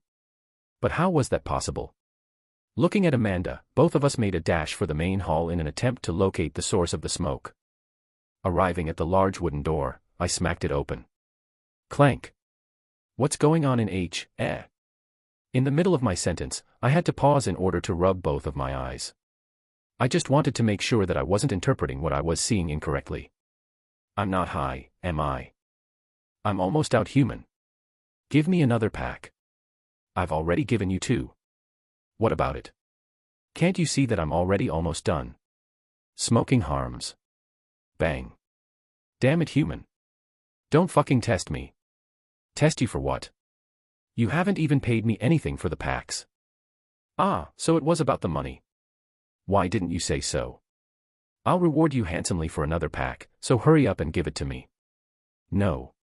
I only have 1 left, and that's for me. Damn you, human. Bang. The table fell apart, and the Duchess got to her feet immediately. The anger visible on her face was accompanied by a heaving motion in her chest. In her mouth was a half-lit cigarette. Didn't you just say that you'd sell it to me? You a swindler. When did I say I was ever going to sell it to you? I just pointed out the fact that you took 2 packs from me for free. Bastard. She cursed again. Do you have any idea as to who I am? I don't care. I'll fight you. What in the world happened during the time Amanda and I were out? I pinched the middle of my brows. The room was a complete disaster, and the scattered pieces of what appeared to be chairs, in conjunction with the conversation that I had overheard, helped me get an understanding of what was happening. It's just that I found it hard to believe. I can't believe this is what I returned to. Before stepping in between the 2 of them, I let out an internal sigh. Despite how entertaining it was, I had no choice but to put an end to this. There were more important things at hand. Bastard, are you going to sell it to me or not? No. You fuck. Let's stop this for a moment. Ah, maybe I shouldn't have interfered. After being suddenly glared at by the 2 of them, I was at a loss of what to make out of the situation. It was, if anything, a fairly burdensome situation. I still raised my hands and tried to calm them down. Relax for now. I more or else understand the problem. When I have time, I'll get you as many packs as you want. Thankfully, it appeared that the solution was fairly straightforward. Everything would get back to normal as long as the Duchess was pleased with the outcome. Really? The Duchess's eyes lit up and she became noticeably less angry as a result.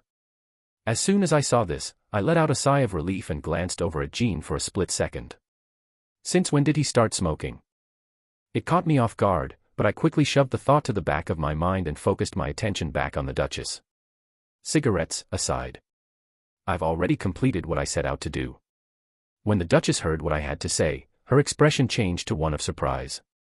You finished already? This quick? Yeah, I've already completed everything on my end. The Duchess looked at me with a suspicious expression on her face. She then took the finished cigarette out of her mouth and flicked it in Jin's direction before replacing it. This caused him to narrow his eyes at her, but if anything, this was the response that she had hoped for, thus her expression changed to a happy one. Clearing her throat, she looked back at me. Don't get me wrong, it's not like I don't believe you. It's just that I still didn't receive any news from my side, so I find it rather hard to believe you. That's understandable. I smiled, but I didn't go into further detail. Whether or not I took the time to explain it to her, she would eventually figure it out on her own, regardless. All right then. On to the next step. I happily clapped my hands and stared at the Duchess. When I extended my hand in her direction, she immediately retreated 1 step. What are you doing? Don't worry.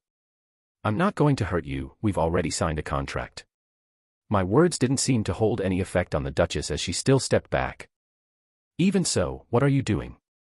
Why do you want to suddenly touch me? You'll soon find out. Don't worry about it. STOHGKH. Channeling my demonic energy and mana, the Duchess froze on the spot, and my hand soon came into contact with her head. After a moment, a bright white glow appeared on my fingertips, and I activated memory manipulation. My vision suddenly became hazy, and what appeared to be millions upon millions of spheres of varying hues filled the space in front of my eyes. I glanced through them very quickly before reaching out with my hand and having several of them fly in the direction in which I was standing. This is it. After seizing one of the orbs and inspecting the contents contained within, I channeled my mana, causing a layer of dark threads to begin covering the orb, which I then tossed to the side. Next.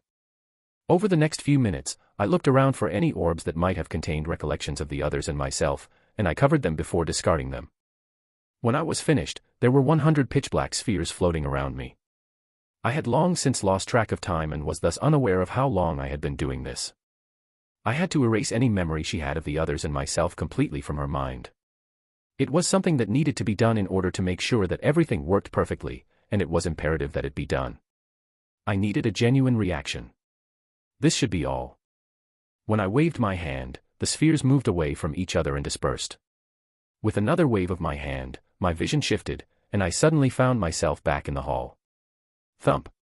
Priscilla's body fell next to me. Jean was able to grab hold of her just in time and place her safely on the ground. After gazing at her for a brief moment, he turned his attention back to me. "What did you do?" I looked at him strangely. "You worried about her?" "No." "Then. Just answer." I sighed and waved my hand. "Don't worry about it. I just made her forget about us for now. I'll return her memories later." "I see." Jean nodded, then picked up the blunt that had been left on the ground. He flicked his hand, and it vanished into thin air. "I assume you also want to erase all evidence of us ever coming into contact with her, right?" I smiled at Jean. "You sure pick things up fast." As I looked around, I pointed out all of the blunts that had been thrown around. There were quite a lot of them. Just how much did the two smoke? Get rid of all of them. What about the mess? He pointed at the broken chairs and tables. Good question. After pondering for a moment, I eventually waved my hand. Leave it be. When she wakes up, she'll come to think that she did it out of rage over what happened today with Duke Yukin.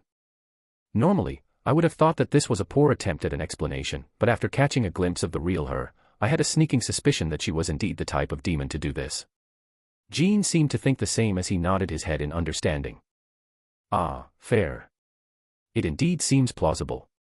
He soon found himself chuckling while looking around him. The corner of my lips twisted upwards. It was rare to see Jean act like this.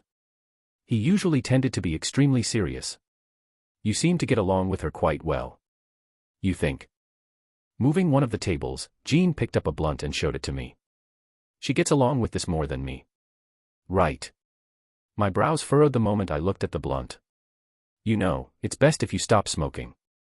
Why? It's not like it can kill me. Right. Indeed, in this day and age, smoking does not kill. The problem was that about half of my memories were completely fabricated, and despite my best efforts, I was unable to fully differentiate between those memories and the real world. Thus, I felt a natural sense of rejection toward smoking. It was just nasty. Do whatever. Just don't smoke next to me. I relented in the end. It was ultimately his decision to smoke, and I had no real influence over his behavior in that regard. I should start dealing with the rest. I stared out the window. Toward the sun, which didn't seem to have moved more than an inch since I had last seen it. Turning around, I headed for the door. Where are you going? Jin's voice echoed from behind. I answered without looking back at him. She's not the only person that knows about our existence. Aside from her, there were a number of other demons who were aware of our existence, which was something that I couldn't allow for this to work. I had to remove their memories as well. I was, thankfully, already prepared. According to the Duchess, there aren't many who know of my existence. Just 5, so just a couple of hours worth of work. In accordance with one of the terms of the agreement, she was required to disclose to me the names of everyone who was aware of my existence. It was a clause I had placed in the contract just for this. From the moment the contract is signed, both parties will disclose how many entities are aware of the existence of the contract and the other party. It's nice to be prepared. I smiled in satisfaction while lazily stretching my shoulder. Clank. I opened the door and left the hall. Just a bit more. A bit more before I could finally rest. 713 Unfolding of Events, 4. The next day. Ugh. As soon as Priscilla opened her eyes, she was hit with a severe headache. It was excruciatingly painful, and for a good minute, she was forced to do nothing more than lean against her couch. What happened over here? While she was massaging her forehead, she noticed that her room was in utter disarray, with every piece of furniture in shattered pieces. Ugh. She blinked several times, trying to recall all the information. Ah, right, it's about that fucker. Faint memories started to enter her mind, and she soon came to the conclusion that this came as a result of her rage toward Duke Yukon. Her memory was still hazy, but the more she thought about it, the more convinced she was. It wasn't the first time that something like this had happened. Bastard. She muttered an expletive as she recalled what had transpired in the cave the day prior. It was difficult to put into words exactly how irritated she was at this very moment. I should have someone clean up this mess. Throwing one last glance at her surroundings, Priscilla gradually stood up. She ruffled her hair and started walking toward the door, but just as she took the first step toward it, the door suddenly burst open and one of her servants walked in. Duchess. His tone of voice carried an air of panic, which caused her pretty features to contort into a frown. What is it? It's. The servant took a deep breath just as a look that could be interpreted as fear crossed his eyes. The manner in which he carried himself piqued Priscilla's interest even further. That. The servant stumbled over his words as if he was having trouble articulating a sentence. His actions annoyed Priscilla. She glared at him. What is it? Spit it out before I get annoyed. She had no idea what was causing it, but for some unexplainable reason, she found herself becoming irritated by everything at the moment. Be it her servant, the smell that lingered in the air, and the sunlight filtering through the windows. Even when facing the servant, whom she usually treated with courtesy, she found herself unable to hide her true self. The words coming out of her mouth were rather crude. What's going on with me this morning? She smacked her lips. It felt as though she was missing something. It's. The servant kept stuttering, but it wasn't long before he gathered his composure and was finally able to utter a few words. The patriarch is present and would like to speak with you. The words of the servant echoed in her mind like a clap of thunder. Her mind went completely blank. Ah. It was at this point that Priscilla finally understood why the servant was behaving the way that he was. To talk. Priscilla rapped on the heavy wooden door in a submissive manner. As she dipped her head, she dared not look directly out the door. The door induced in her an unexplainable feeling of suffocation. She waited for what seemed to be hours until a voice finally sounded from the other side. Come in. Something eerie and powerful was housed within the speaker's voice, making her blood boil as a result. It was so suffocating that she felt paralyzed and unable to move until a few seconds after the voice had ceased to be heard. If you'll excuse me. She did not linger and immediately opened the door. Almost immediately after that, she was presented with the sight of a sizable office area. The entire room was illuminated by two large windows and a large chandelier that hung above the ceiling. But the person seated in the middle of the room was the thing that drew her attention. A demon with long, pinkish straight hair, red eyes that glowed brightly, a black suit, and extremely handsome features. He sat behind the desk in a relaxed manner, quietly writing over a couple of papers. Priscilla's anxiety was only exacerbated by the unnatural serenity that he exuded, which, despite giving the impression that he was not dangerous, only served to heighten her concern about him. She bowed her head and greeted. Greetings, grandfather. You're here. The strange feeling of oppression that had lingered in his words faded away, and in its place was a voice that was calm and clear. He stared directly at Priscilla, his gaze hazy. Something big has happened. Yes. Priscilla was taken aback by his words, and she immediately pulled herself together and stood up straight. She immediately thought of a possibility. Has the meeting with the World Decree gone badly? With the World Decree soon coming up, her grandfather, the patriarch, had set out to meet the other patriarchs in order to discuss the terms of the event. It had been about a month since she'd last seen him. Had something gone wrong with the meeting? Were the other houses planning on joining together against them, or was the House of Envy up to something again? It's not what you're thinking. The patriarch swiftly put an end to her train of thought. When she looked up, she was taken aback to see a rare frown appear on his face. Something that she'd only witnessed a couple of times in her life. At that very moment, she had the sudden realization that the situation was a great deal more serious than she had anticipated. If grandfather shows such face, I'm afraid that things are a lot worse than I expected. Her heart dropped at the thought, and she kept her mouth shut, waiting for her grandfather's instructions. This didn't take long, as he soon spoke. The contents of his words stunned her completely. Something very big happened last night. On a scale large enough to alarm all of the patriarchs. Priscilla experienced a brief pause in her breathing. She was just starting to get a grasp on how dire the situation really was. While she was already somewhat prepared, things were far more serious than she had originally anticipated, and she already thought things were serious. But for some reason, Priscilla felt something was amiss with the current situation. Why is grandfather looking at me like that? His gaze was odd in a number of ways. She was at a loss for words, but she tried her best to keep her composure. Whatever it was, she would just follow his instructions. His next words shed some light on the situation. I had originally come here expecting the worst. However, seeing that you're still safe here, it seems like we've fallen for a scheme. A scheme. With a nod of his head, the patriarch stood up from his seat and waved his hand. There's no time to explain. You'll get a better understanding of the situation soon. After hearing his words, Priscilla's surroundings began to change and become more drawn out. Everything around her started to stretch and distort. It was an odd sight, and she sensed that something powerful was pulling her body in a certain direction. It wasn't long before everything began to take an unexpected twist, and before she knew it, the landscape had shifted. Why are we here? She had been there a few times before, and she found that she instantly recognized the location upon arrival. Rottenheart Hall. The holiest site on the entire planet and the location of the most important gatherings presided over by the patriarchs of the 7 houses. After entering the hall, she cast her gaze in every direction. 2 magnificent marble columns that reached almost all the way to the ceiling stood to her left and right, respectively. The passageways, which were adorned with sumptuous velvet curtains and ornate gilded mirrors, extended off into the distance in either direction, while the center of the room was a swirl of activity. A grand chandelier hung suspended from the center of the ceiling, throwing a brilliant cascade of sparkles from hundreds of suspended crystals across the entire space. A grand staircase swept down from the balcony above, leading to a stage that was set up at the edge of the room. Had it not been for the sudden appearance of several people at the moment, she would have taken more time to admire the place. Swoosh. Swoosh.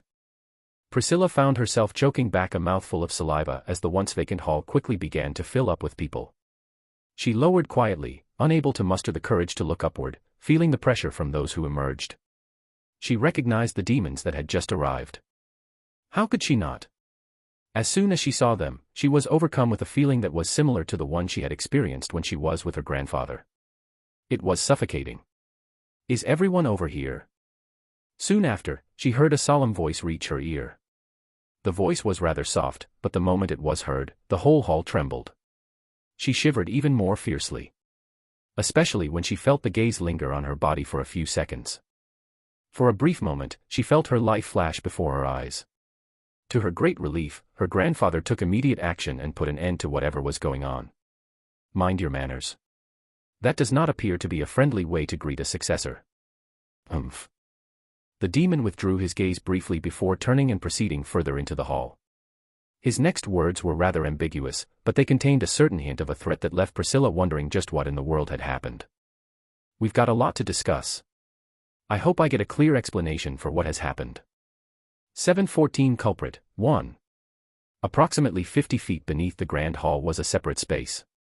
Typically, discussions between the parties would be held above the surface, in the main hall. Only rarely would the lower level ever be used. And when this occurred, it almost always indicated that something of an extremely grave nature had taken place.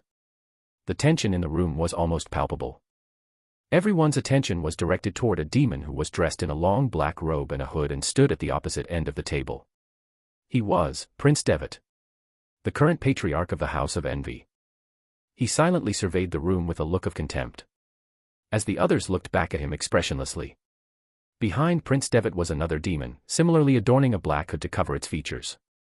The demon seemed somewhat out of it, as they held onto the chair to support themselves. In spite of that, their gaze was currently focused on Priscilla, who was standing behind her grandfather. Their gaze wasn't a friendly one. Prince Devitt spoke again. Judging from how there's only 10 of us, the situation is a lot more serious than anticipated. His voice resounded throughout the room as soft, repeated whispers that uncomfortably tickled the ears of those present. It caused Priscilla a great of discomfort, but all she could do was remain standing in silence. More serious than anticipated. One of the seated demons spoke, his voice bordering on amusement. Similarly, there was another figure standing behind him, but compared to the one standing behind Prince Devitt, he wasn't wearing a hood, and everyone was able to see the state he was in. It wasn't good. His skin was as white as paper, and he could hardly keep his eyes open. He appeared to be in a lot of pain. It was likely that he would have collapsed to the ground had it not been for the thin white film that was covering his body. It also seemed like he was being forced to stay awake. Another demon glared at the demon that spoke. Is there something funny about the situation, Prince Arian? I do. Prince Sorling. Prince Arian covered his mouth to hide his smile while addressing Prince Sorling. You may not find it amusing, but it's nothing short of amusing to me. Unable to hold it in anymore, he started cackling out loud. Kakik, I never would have expected to, see a day where you all look so troubled. Such amusement. His laughter lasted for a couple of minutes, during which time none of the demons displayed any reaction to the behavior he was displaying. It was as if they were already used to it. Are you done laughing? Eventually, another demon spoke. He was a burly-looking demon with muscles the size of melons. Briefly glancing at Prince Arian, he looked toward Prince Valing of the House of Sloth and paused his gaze on Priscilla. His eyes immediately narrowed. Catching his gaze, Prince Valing called out. Is something the matter, Prince Atten? You seem to be looking at my successor an awful lot. She's pretty, right? A smile lingered on Prince Valing's face as he addressed Prince Atten. He didn't seem too bothered by the fact that everyone was now looking in his direction. Or to be more precise, Priscilla. He maintained the same cool demeanor he had been displaying up until this point as he looked around at the others and mocked. Is something the matter? Have you all been charmed by her beauty? Charm. A voice that was both mellow and crystalline floated through the air. Instantaneously, the two demons who were standing behind Prince Devitt and Prince Arian fell into a daze. Both of them were instantly brought back to themselves by a wave of Prince Devitt's hand, and he then turned to address the person who was responsible for the little stunt. This isn't the time for your little jokes, Princess Ran. With long black hair and a face that could not be described as anything but the word beautiful, Princess Ran, the head of the charm house, covered her mouth and laughed. Her laughter was like the sound of pearls being clinked together. It was crisp and pleasant to the ears. I was just trying to respond to the comment made by Prince Valing. While the young lady is indeed beautiful, she still has a long way to go before reaching the point where she can charm everyone in the room. Removing her hand from her mouth, the smile on her face disappeared and her eyes squinted. What I want to know, however, is why she is totally fine. Almost immediately, everyone turned to look at Priscilla, who looked around in confusion. Are you implying that she shouldn't be fine? Directly staring at her, Prince Valing's voice lowered. Ren looked at him, unamused. Her eyes extremely narrow. Don't pretend like you didn't understand my words. She cast her gaze in all directions. To be more specific, toward the vacant seats behind a few of the princes. Something happened last night while we were having our meeting, and out of everyone present, your successor is the only one that is completely unharmed. Her normally soft tone suddenly took on an iciness as she turned her head. Is that a coincidence? Are you implying that I'm the one responsible for all of this? The smile that had been plastered across Prince Valing's face vanished, and he looked around at the other demons coldly. I was with all of you for the past month. Do you really think I have the ability to go undetected by the lot of you? That's not it. Prince Sorling interjected. He was a rather lanky demon with short green hair and the head of the Pride House. We know that it's impossible for you to have done it by yourself. He didn't finish the sentence, but the meaning was crystal clear as everyone's focus once again shifted toward Priscilla, who shuddered at their gaze. She felt everything turn on her at that moment. Chat's going on. Priscilla's mind was a complete mess. It all happened so quickly that before she knew it, she had been indirectly accused of killing 4 dukes and severely injuring 2 others. How had everything turned out this way? She had no recollection of this ever happening. She was being set up. So you're saying that Priscilla is the one responsible for all of this? Prince Valing looked behind him, taking a good look at her. He soon shook his head. That's impossible. I'm well aware of her capabilities. He leaned forward and carefully looked at everyone. Seeing their eyes, he knew that their accusations had some ground behind them. I'm sure you guys wouldn't be accusing her without any evidence. Get to the point. Tell me exactly what made you think she's the one behind this. It looks like you've finally caught on. Prince Arian beamed a grin. After that, he looked at Prince Devitt, who nodded in response, and then both of them turned around to look behind them where two demons stood. Prince Arian spoke. While the plan did indeed work and I meant the culprit, was somehow able to kill 4 successors, they were unable to complete their jobs. 2 of them still managed to survive. Everyone's attention shifted toward the 2 dukes. Sadly, the only one that seemed to be in a state to move or talk was Duke Yukon, who lowered his hood to display his pale face. He was currently glaring at Priscilla. You didn't think I'd make it, did you? What? Priscilla looked all around her, utterly bewildered by the events unfolding in front of her. She had the urge to scream out that this was all a setup and that she wasn't responsible for any of it, but she knew that whatever she said, no one would listen to her and that her words would be ignored. She had no choice but to remain still and helplessly gaze upon her grandfather, who showed no sign of being shaken by the allegations. He turned his attention squarely on Yukon, who was staring at Priscilla with a look that was filled with killing intent. He didn't seem to be acting. Opening his mouth, Prince Valing asked. What makes you sure that she's the one who did it? Did you see her do it? As soon as he started speaking, a wisp of his power erupted, and it exerted pressure on the Duke, whose face became even paler. Even so, he kept glaring at Priscilla. He's the one who did it.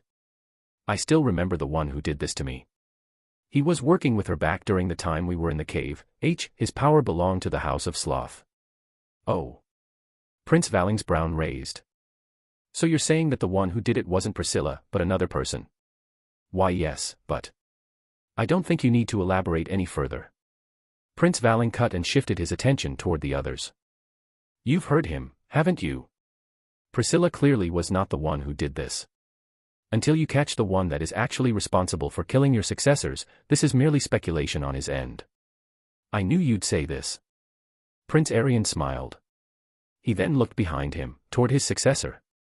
The smile on his face grew with amusement. Did you forget that he's not the only one that survived? 715 culprit, too. You see, for once, I agree with you. It's just that. Prince Arian paused, with his arms crossed and a thoughtful look. With a sideways look, he gazed at his successor. Duke Velmout.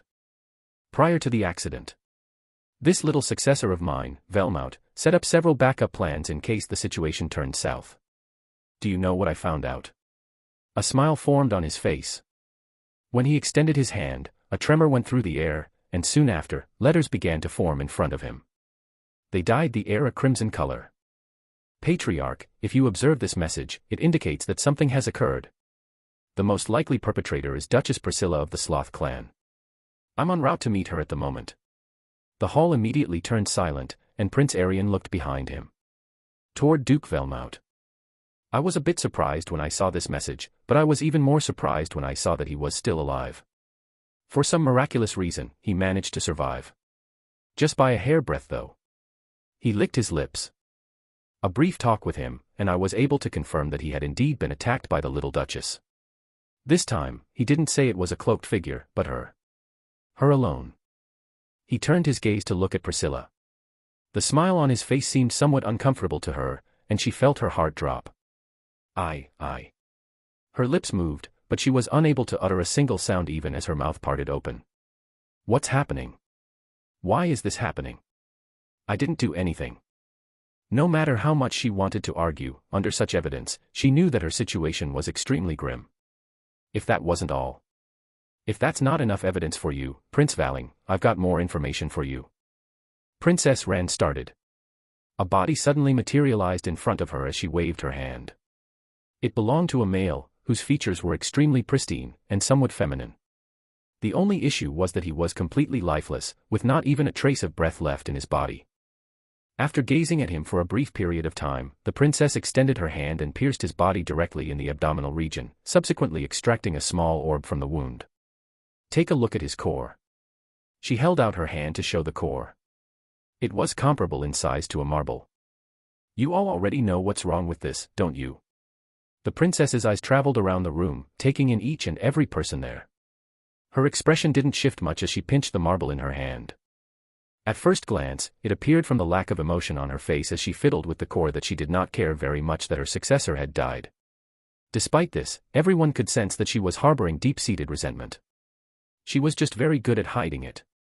Abyssal mammoth bile. Only with such means can you perfectly mask the death of someone. She drew out each word in a slow and concise manner. While fiddling with the core she was holding in her hand, she looked around at the other players and asked, "Was it the same for you?" "Yes. Yes. Yes." Her inquiry was met with a number of affirmative responses, after which the princess pulled out a flyer. Mass event quest, Quest assigner, Duchess Pertinal. Reward, the reward will depend on the contribution, with at least 5 more guaranteed for each participant. Minimum requirement, Marquis rank. Description, request to aid Duchess Pertinal in taming the Abyssal Mammoth, a Duke-ranked monster. The minimum rank required to participate is Marquis, and the quest takes place on the 300th planetary revolution.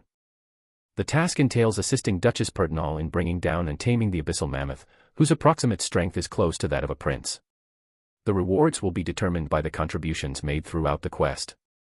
If the Duchess is pleased with the performance, several jor could be rewarded.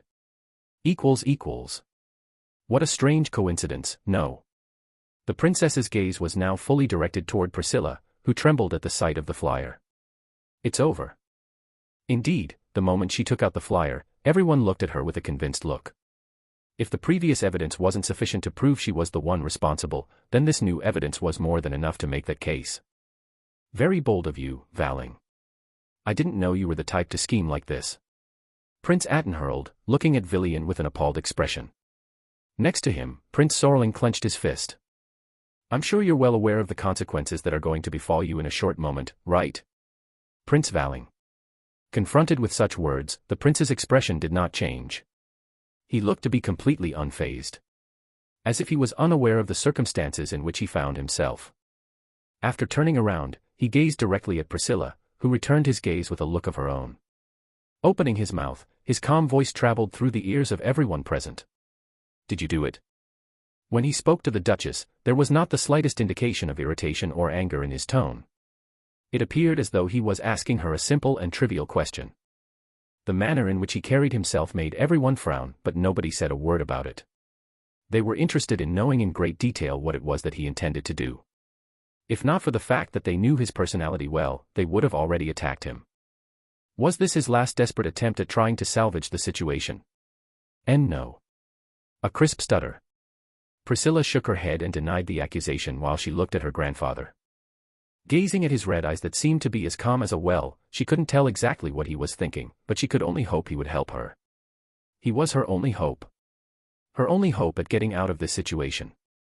After maintaining eye contact with her for a few more seconds, he turned his head around to face the opposite direction. She only caught a fleeting glimpse of it, but Priscilla thought she saw a smile on his face. She wasn't certain about it, but his subsequent words caused her to exhale a sigh of relief. There. It looks like she wasn't the culprit. He had not abandoned her. It seems like you've become delusional. Are you trying to protect her, or is this part of your scheme? As the princess's demeanor shifted, the room's atmosphere underwent a radical transformation. Her previously expressionless face had completely changed, and her gaze turned fierce. She was now at the point where she was finally beginning to show her anger. You should be well aware of what will happen now, right? And what is that? Are you pretending that you don't know, or are you just trying to delay the inevitable? No, not at all. Prince Valing shook his head, showing no sign of being bothered in the least by the words that were being hurled in his direction. The utter calmness and confidence in his voice somewhat managed to calm the princess, who snorted and sat back down. It was already a miracle that none of the other elders had exploded into a rage as a result of what had occurred, but despite their lack of action, it was clear that they were experiencing feelings that went beyond those of the princess. They were probably doing their best to hold themselves back. They were saving it for when the time came for them to finally make a move. If there was something that everyone was aware of, it was that no matter what transpired during this meeting, by the time it was over, there would be only 6 houses left standing. They had time to spare. Isn't it weird? Prince Valing suddenly asked, his collected tone reverberating through the entire space. Well, none aside from Prince Arian, whose face carried a hint of a smile. His thoughts were hard to read. It had always been like this. What's weird, if I may ask? Valing spared him a glance before answering. Everything. Everything about the situation is weird. Is this really the best you can come up with to save yourself? Prince Sorling spat. Unlike the others, he wasn't as patient. He was growing increasingly irritated, and he soon began to speak more loudly. A thin layer of darkness began to form around his body at the same time, spreading across the area around him. I've had enough of your bullshit. Either come clean, or I'll personally make you. Calm down. Prince Valing didn't seem disturbed in spite of the clear threat. Rather, he grew even calmer.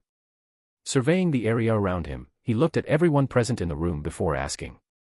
I'll ask again. Don't you all think that the situation is too perfect? He continued before anyone else could speak. From the bile to the messages to the fact that she is the only one unharmed. Isn't it a bit too obvious? He looked toward Priscilla. I've known her for quite a long time, and I've personally taught her. If we were to really plan all of this, we wouldn't make such obvious mistakes. It's so intricately set up to point toward us that it just feels unnatural. Is this really your argument? Prince Sorling looked at him with a distorted look. He slapped the table and glared. That's the flimsiest of excuses. Own up to your actions. You weren't careless, you were just fucking stupid. As he looked around, his face turned bright red with anger. Look around you. Do you really think any one of us will be? But I do. A hushed voice interrupted Sorling at that precise moment. When he turned his head, he was taken aback to see Prince Aaron grinning and staring at Valing. His next word causes the entire room to turn quiet. Not only do I believe him, but I also think that he's not the culprit. 716 Culprit, 3. The words spoken by Prince Arian brought about complete and utter silence in the room. It was so quiet that one might have been able to hear a pin drop. The focus of everyone's attention quickly shifted to him, and all he did was smile in response to it. He had long anticipated that his words would elicit such a reaction. And he was all for it. Is this some sort of joke to you? Prince Aten raised his voice and looked intently at Arian. It was common knowledge that Arian took pleasure in pulling such stunts. It wouldn't come as a surprise to find out that he may have been pulling one of his typical pranks at the moment. Unfortunately, it didn't seem to be the case this time. Rather than looking at them, Prince Arian looked behind him, where Velmout stood. Although he was barely holding on, he was still conscious. This was enough for Prince Arian, who started speaking. I found something rather interesting last night while I was trying to save him. Turning his head, Arian looked at the others with a hint of a smile in his eyes. It almost slipped past me. Had it not been for my strength, I would have probably missed it, but... Suddenly, a dark glow materialized on the prince's hand and encased Velmout like a cocoon. At the same time, the duke's limbs shot up and straightened out in an unnatural manner. KHG, Uck. Velmout let out a series of groans that could only be described as wretched and agonized, but the prince paid them no attention and continued with whatever it was he was doing. The procedure was completed in a little under 2 minutes. When Prince Arian withdrew his hand, the duke helplessly fell to the ground. Unconcerned, he extended his hand to the others, revealing a thin silver thread. What's this? What in the world? Immediately, everyone's pupils shrank. Seeing their reactions, Arian smiled in delight. He had been waiting for this moment ever since the start of the meeting. The only reason he hadn't revealed it to them from the very beginning was because he wanted to see their reactions, and seeing exactly how they were reacting, he knew that it was all worth it. I'm sure all of you understand what this means, right? Bringing the thread forth, he casually threw it on the table before looking down at Duke Velmout. While he had lost consciousness, his core was still intact. He'd just need a couple of days to fully recover. His situation wasn't serious. It was only through sheer good fortune that he was able to find it.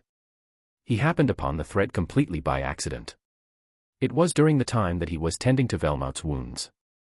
Without his prince-level strength, discovering the thread would have been nearly impossible. It was so small and well concealed that it might have escaped his notice if it had not been situated near one of his major veins. One could say that his luck was rather good. When he looked at Velmout again, any trace of a smile that had previously been on his face vanished completely. The thread was an obvious giveaway of what had happened. Someone tried to tamper with his memories. Such skill, while uncommon, wasn't unheard of. This thread that contained faint demonic fluctuations was the best evidence of it. Someone tampered with his memories. A voice abruptly spoke, sharing the same thought as Prince Arian, who turned to face the speaker. It was none other than Prince Valing, who appeared as composed as he'd been previously. It was his calmness that bothered Prince Aryan, but he decided to let it go for now as he nodded his head in agreement. You're right. It's very likely that someone has tampered with his memories. Such power is extremely rare, but once the source is removed, one can easily identify it as such. With a nod of the head, his focus shifted to Duke Yukin and Priscilla. Before continuing, he interlaced his hands and drummed his fingers over his interlocked hands. He probably isn't the only one that's been affected. Following his words, all but Prince Devitt turned to face Priscilla. Even Prince Valing turned around to face her. Feeling countless gazes fall toward her, Priscilla almost felt her breath stop. Thankfully, in contrast to before, their gazes were not menacing, and this was the reason why she was able to maintain some semblance of composure. Looking around her, she looked at her grandfather. Staring at each other for a couple of seconds, he extended his hand in her direction. Don't move. Wait. Before her grandfather's hand reached her, a voice interjected. It belonged to none other than the princess, who stood up and walked up to her. She looked at Valing. Let me do the test. We can't have you manipulate the results. Go ahead. As cool and collected as ever, he took his hand back and sat still in his chair. Princess Ran didn't want to make things too difficult for him, and so she immediately turned her head to face Priscilla, who stared back at her. Relax your mind. She did not put up any resistance, and a force ended up enveloping her entire body. The force penetrated deep into her body, and all of a sudden, her body straightened itself out as she slowly felt herself being lifted into the air. HMH. It was painful, but she was somewhat able to suppress her groan. It felt as though countless needles had punctured her body and traveled through her veins. It was extremely uncomfortable. Thankfully, the process lasted no longer than a couple of seconds, and it wasn't long before she felt the princess let go of her. Immediately after she recovered, she noticed that the entire room was quiet. When she looked up, she saw that everyone's attention was concentrated on the thin thread that was floating above the princess's palm. She fiddled with it for a few seconds before tossing it to Prince Valing, who caught it, and then turned her attention to Prince Aryan. It looks like your guesses weren't wrong. Prince Valing's expression didn't change much, but Priscilla could tell from the way he was reacting to the unexpected information that he was taken aback in some way. It was clear that he had not planned for such an occurrence. Prince Aryan crossed his arms and leaned back in his chair, musing to himself. Not until some time later did he look at Prince Devitt. There was no trace of a smile in his eyes as he gazed at him. Understanding the meaning of his gaze, Prince Devitt turned around to look at Duke Yukin. Let me. Prince Aten offered himself up. Standing up, he walked toward the Duke and carried out a similar procedure. It didn't take long before a glow appeared all around the Duke's body, and shortly after that, his body began to fall to the ground. The expression on Prince Aten's face did not change as he withdrew his hand from Duke, however, when he extended his hand again, subtle changes appeared as nothing appeared on it. This was enough for everyone to understand something. Prince Devitt and Duke Yukin found themselves the center of everyone's attention all of a sudden, as Priscilla and Prince Valian now found themselves thrust into the background. Their expressions were anything but friendly. Surely this isn't a coincidence, right? Prince Sorling's gaze was fixed intently in the direction of Prince Devitt as he posed the question. Prince Devitt remained silent as he calmly absorbed their gazes. With the hood covering his face, no one could discern his expression. In light of the upcoming world decree, I'm not surprised that something like this happened. It all makes sense now that I think about it. Prince Aryan did the honor of speaking, his voice finding hints of amusement once more. He looked toward Prince Devitt. Having won the previous 3 world decrees, you are well aware that this world decree will be detrimental to you if we join forces to stop you. Since you don't want that to happen, you've devised a plan to eliminate all the successors and blame the House of Sloth in the process. Killing a successor is the same as creating internal problems, as infighting will start in order to determine the next successor. Typically, succession takes a lot of years to nurture, and during that time, you'd be the only winner. While Yukin is indeed injured, unlike Velmount behind me, his injuries seem a lot lighter. That couldn't be a coincidence, right? Prince Aryan smiled. The more I consider it, the more I realize that you are the greatest winner among us all. With the House of Sloth eliminated, the House of Envy would indeed be the biggest winner. A succession war usually took place over the course of many years and cut down on a lot of resources and personnel in the process. By the time the next world decree occurred, everyone's forces would have been drastically reduced, except for Prince Devitt's. How ruthless. Prince Aryan couldn't help but comment as the smile on his face dissipated. You are truly unlucky. If I hadn't discovered the thread, then your plan would have actually been successful. You left Velmont alive in order to obtain an alibi in order to shift the blame to the Duchess. Prince Arian's eyes narrowed. From the gallbladder to her being unharmed while the others were, to the letters. The plan was slowly starting to unravel before his eyes. Duke Yukon purposely instigated the Duchess into a conflict with him. The purpose behind it was to anger her and give reason to the others to believe that she'd want to form a partnership with them. Then, once the others took the bait, he'd kill them off individually while also using the gallbladder to hide how they died. Of course, hiding wasn't the only intent. No. Duke Yukon spoke up all of a sudden. He was still recovering from the sudden intervention, but he managed to utter a few words. It's a scheme. I'm innocent. No one paid any attention to him. His words were meaningless to them. Prince Arian's words continued. In the process, he purposely left Velmont alive, just barely, before altering his memory so that he could make for the perfect alibi. When all is said and done, he also injured himself, which in turn would make things more suspicious towards the Duchess's side. His eyes narrowed as they shifted toward Priscilla. The flaw in all of this came down to the fact that, as Prince Valing suggested, everything was too flawless. It was too perfect. Even without my findings, I would have probably assumed that something was framing the Duchess. The hall turned quiet. Thereafter, they all turned to look at Prince Devitt. Do you have anything to say? 717 settling down, 1.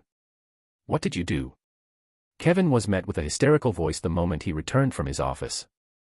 This is no laughing matter. My head hurts. The moment he heard Emma's voice, Kevin felt his head throb. This was the last thing he'd wanted to experience after having just killed Hemlock, otherwise known as Malik al-Shaytan. Hello. Are you listening to me? Ugh. He secretly groaned, trying his best to keep his head sane. Did you really defeat him, or did you Photoshop the picture? No, in the first place, how did you even manage to defeat him? You're nowhere near his level of strength. It doesn't make sense. Are you hiding something from me? She was like a machine gun. He was unable to keep up with the rate at which the words were coming out of her mouth as she continued to speak. At some point, Kevin started to question whether Emma was a human. Can you please slow down for a second? For his own sanity, he had to stop her. And thankfully, she stopped. Are you finally going to answer my questions? No. A flat-out refusal. Before she could continue speaking, he added. Not now. I'll tell you later. Can you leave me alone for now? I need some time for myself. Emma didn't say anything but just stared at him. Her eyes pierced through him.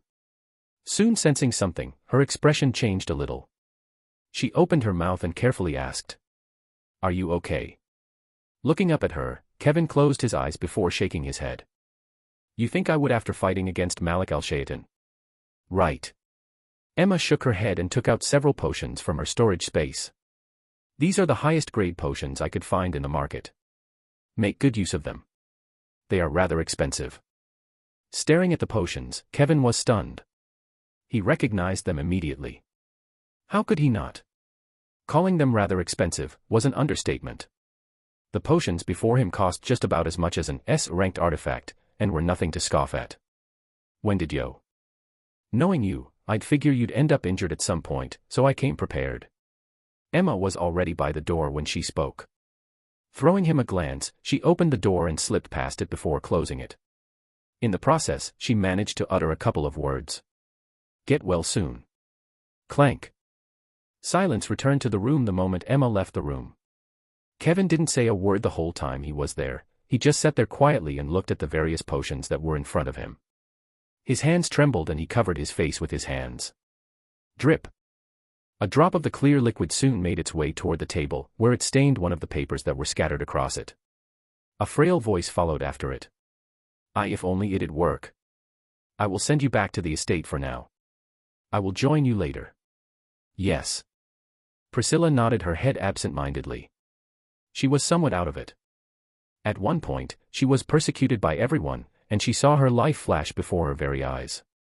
She thought it was over then, and yet, for some strange reason, everything turned around, and it turned out she was the victim of Duke Yukon's elaborate scheme. It was a very ambitious and vicious one, but in the end, due to what was described as a stroke of luck, his plan had been found out. Duchess. If not for Prince Arian, who knew what would have happened? The truth was that she would almost certainly have been murdered on the spot, and the sloth house would have been destroyed. Duchess. Ah? Ah. Priscilla was startled by the sudden mention of her name. When she looked around her, she found a familiar figure standing before her. Duchess, is everything all right? It was her servant. Looking around, she was surprised to see that she was back in her own estate. She was in such a daze that she didn't really realize that her grandfather had already sent her back. From the moment that everyone turned their focus on Prince Devitt, her memory turned hazy. She was in too much shock to pay attention to what happened next. She was just glad that she wasn't dead. Duchess. Ah, yes, everything is all right. You can go now, I need some time alone. Waving at her servant, she dismissed him and turned toward her room. Clank. Has everything been sorted? She had just walked into the room and shut the door when she was startled to hear a voice whispering from behind her. It startled the living daylights out of her. W.H. Shoo. A hand grasped her face before she could utter a single word. Her eyes widened in horror. I couldn't react at all. She, a duchess, was unable to react at the hand. It instantly became clear to her that she was facing an extremely powerful individual. One who was almost certainly stronger than she. Opening her mouth, she managed to utter a few words. What do I? Didn't I tell you to be quiet? But the man immediately silenced her. His voice powerfully reverberated inside her ear, and shortly thereafter, a white glow materialized in his hand and traveled directly into her. It all happened so fast that she could only watch as her world turned white. Yo, you. Not like this, fucking. Desperation soon started to surface within her mind, and her vision soon turned black. The last thing she caught sight of before darkness overtook her vision was a pair of deep blue eyes. They seemed familiar. Thump. The Duchess's body limply fell to the ground before my very eyes. Staring at her body, I stretched my body and yawned. What perfect timing. By the time I was done sleeping, she was already back. What convenient timing. As I looked around her room, I quickly located a chair and made myself comfortable there. It wasn't going to be long before she came to her senses again. Judging from the fact that she's still here, it seems like everything worked out perfectly. Sitting down on the chair, I made myself comfortable while crossing my legs together and leaning my cheek over my fist. Hearing the Duchess moan, I smiled. I wonder what kind of reaction she'll give me. From initially believing she was about to be duped by another person's scheme to eventually realizing there was never any such scheme in the first place. She would, for sure, show a nice reaction, right? What's going on? Hearing her voice, I smiled. Welcome back, Duchess. Pound dollar percent caret and asterisk, and caret percent dollar pound dollar percent caret and caret percent. It's best if I bleep that out of my mind. There were far too many colorful words floating around for me to take note of all of them, some that I'd never heard of before, but at the very least, I was able to get the response that I was looking for. Asterisk and caret percent dollar, asterisk and caret percent dollar pound. Are you done? As much as I wanted to continue hearing her curses, I decided to stop her. My feelings were starting to hurt. You. Heavily gasping for air, she repeatedly pointed at me with a red face. I shook my head when I looked at her. Is this how you thank me for all I've done for you? Setting everything up was not easy. Just a little bit of carelessness, and everything would have failed. It took several minutes, but eventually, the Duchess was able to calm down. She stared at me for a good minute, seemingly unsure of what to say. When I saw how she was reacting, I decided to break the silence. Do you want me to explain what I did? No. She shook her head. I already understand what you did. That's good. I smiled. This saved me quite a bit of time. Removing my cheek from my fist and sitting up, I took one of the seats beside me and pushed it out. Have a seat. Throwing me a glare that seemed to say, why are you acting like that when this is my room, the Duchess eventually resigned herself and took a seat. I waited for her to collect herself before speaking. I've held my end of the deal, shouldn't it be your turn to do so as well? She still didn't say anything. She just quietly stared at me for a good minute. Thankfully, it didn't last long enough for me to feel uncomfortable, as she soon nodded her head. Very well. A look of resignation crossed her face. She looked like she wanted to say a lot of things but eventually gave up. She stood up from her seat. I'll have someone deliver your end of the deal. About that. I stopped her from leaving. If possible, I'd like for you to give it to me personally. It's best that fewer people know about me. Very well. She didn't seem to be that annoyed by my sudden request as she nodded her head. You're very cautious. I have to be. While I was indeed a lot stronger than her, and most other dukes with the aid of the demonic blood inside of me, I was still far from being strong enough to match up against the patriarchs of the houses. I wasn't that delusional.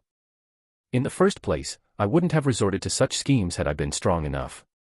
I'd probably just have killed them on the spot or threatened them if that was the case. Sadly, I was still not in the same realm as them and could only opt for such action. Is there anything else you need from me? The Duchess's crisp voice brought me out of my thoughts. Raising my head to look at her, I nodded my head. Yes, actually. 7:18 settling down, 2. Tisk. Coming out of the Duchess's room, I clicked my tongue. I tried at least. Lowering my head, I looked at the 3 other tubes in my hand before putting them away. Moments prior, I tried to negotiate for a devil fruit, but I was flat out rejected by her. In the end, all I could do was leave with my head lowered. I can't be too impatient. I could have negotiated for a devil fruit before, but the nectar was far more important to me. While I wasn't completely healed, I felt far more refreshed than I had in a very long time. I even had a very good night's sleep for once. Plus, it's not like there won't be an opportunity later. You're back. Yeah. As I made my way back to our residence after secretly escaping the estate, I was greeted by the sight of Melissa tinkering with an odd substance. Nothing unusual. Already used to this, I found a chair not so far from her and took a seat. Have you found what you've been looking for? Not really. Melissa shook the test tube in front of her and quietly observed it. Though faint, I caught sight of a couple of bubbles on top. Just what sort of potion was she making? When are we going to leave? When the time comes. The only way back was through Kevin, so until the designated time, we'd be stuck here for a bit more. Thankfully, I'm already finished with what I needed to do, so I guess we can take it easy until the time is right if that's okay with you. That's fine with me. Melissa nodded her head without a change in expression. It seems like she was enjoying her stay here. That's great. I stood up from the seat. Since we have time, it's best we make the most out of it. We've got plenty of time. I had originally assumed that we'd only have about 5 months on our trip over here. While it wasn't long, it wasn't short. However, I only realized later that I had grossly underestimated something over here, and that was the fact that one day here wasn't actually the same as one day back on Earth. The length of a day on this world was significantly different from that on Earth, consequently, the amount of time we had over here was significantly greater than the 5 months we had originally intended to stay for. It's perfect. With how grim the situation back on Earth was, I originally thought there wasn't enough time, but given the time I had, maybe, just maybe, by the time I returned, I'd be strong enough to defeat Hemlock. I made a motion with my hand and pulled out several bottles, each of which contained a substance I was familiar with, then I took several deep breaths. I can only try. While I might not be able to rank up due to the lack of mana in the air, I no longer relied on mana alone. I could use my time to train with my newfound power. Demonic energy. PFTT. A sudden laughter broke the silence in the room. Recalling the face the human made when she rejected his request, Priscilla found herself unable to hold her laughter back. He deserves it for not telling me he'd erase my memories. She was still bitter about it. Even though she did comprehend the reason he acted in the manner that he did, it would have been nice if he had informed her of it in advance. Nonetheless, the past was the past, and what was done was already done. She had made the right bet in the end. Thankfully, he was on my side. She shuddered at the thought of being on the opposite side of him. Not only was his strength extremely terrifying, but so were his schemes. All it took him was a single day. In a single day, he managed to do what she had deemed to be impossible. When one looked at it from the Sloth House point of view, then they were the biggest winners. With the other houses busy with the succession war, and the House of Envy being the main target of everyone, the House of Sloth was the one that gained the most from the whole ordeal. Not only did they not lose any of their forces, but they were also the house with the greatest advantage during the upcoming world decree. Unlike the others, they weren't infighting. The more I think about it, the scarier this is. The fact that he had managed to fool 7 prince-ranked entities was enough to prove just how scary of an individual he was. Huh. Priscilla exhaled and gazed at the moon outside. She then brought 2 fingers to her mouth. Huh. Only to realize that she had nothing in her hand. Immediately her face changed. Shit, I forgot to ask the other human for another pack. A figure restrained by chains hung in the air. The world around him was devoid of any light as darkness restrained every inch of his body. He had a lifeless look on his face and the only movement that could be seen was the very slight contraction of his diaphragm. A figure appeared before him. It's been a while. His features were strikingly similar to that of the chained men. No, rather, they were identical. It was none other than Ren. Staring at his other self, who showed no reaction to his appearance, Ren calmly sat down in front of him. He didn't say anything and just stared at him for an unknown period of time. It was as though he was trying to check if he was still alive or dead. He eventually let out a sigh and spoke up. Until when are you going to be like this? He received no response. Nonetheless, he continued. I know you want to die, but is that really all there is to it? Do you have no goals that you want to achieve before dying, like, perhaps killing Jezebeth for good? Is it because there's something wrong with your mind? Extending his hand, several tubes appeared. Looking straight ahead, he asked. I have something that may potentially help you. I won't ask anything in return, but, if it truly helps you and your sanity returns, will you listen to my request? Once again he was met with no response. Is this not enough? Ren took a look at the tubes he was holding in his hands. Even though he couldn't be absolutely certain, he had the impression that if he presented this to his other self, he might be able to help him in a way. Unfortunately, it didn't seem like it enticed him. Or so he thought. Ren felt a sudden twitch in his body, and as he did so, he watched as his other self began to move very slowly, and he raised his head up. Their eyes met, and soon, his dry lips parted open. It won't work. His voice was frail, almost feeble, but Ren managed to hear it. Will it really not work? I've tried it before. He responded in a dull manner, staring at Ren in an expressionless manner while doing so. I'm far too broken to be fixed. Ren frowned. He was cut before he could say anything. I'm fundamentally already broken. I'm not something that can be fixed, and I understand that. I have long understood this, but I just want to be thrown away as all broken things should. The frown on Ren's face deepened when he heard his words. They weren't pleasant. And it finally made him realize that there really was no way out for him. His feeble and cracked voice continued to echo within the void. Death is cold, Ren. You and I both know it. To me, however, it's the warmest thing I could ever hope for. Ren bit his lower lips when he heard his words. Looking up at him, he asked one last question. Do you have any fears? This was a question he already knew the answer to, but he just wanted to ask anyways, and as expected, he wasn't surprised by the answer. Fear? I've no such emotion. He paused. No, that's a lie. I do have a fear. And that's the fear of not being able to die. I'm currently relieving my fear every day. And that's all on you. I understand. Ren put the test tubes away and turned around. He vanished from the void without saying anything else. It was at this moment that Ren gave up on his other self. There was no other way for him. And even if there was, it wasn't something that he could do. 7:19 Settling down, 3. A gentle breeze blew past, scattering the leaves of the nearby trees that made up the vast majority of the land. The trees had enormous trunks, and their gnarled, twisted branches stretched up to the sky, intertwining with one another to form a canopy of green. There was a stillness in the air that resonated with the silence that lingered throughout, and the forest floor was like a damp carpet of leaves and earth that stretched endlessly. It was an ever-changing place, filled with life and movement that constantly changed throughout the day, birds hopping from branch to branch, rabbits nibbling on an unsuspecting tuft of grass, and the occasional distant rustle from some unknown creature lurking in the shadows. All of a sudden. Thump. Thump. Repeated muffled thumps disturbed the stillness around the forest. Thump.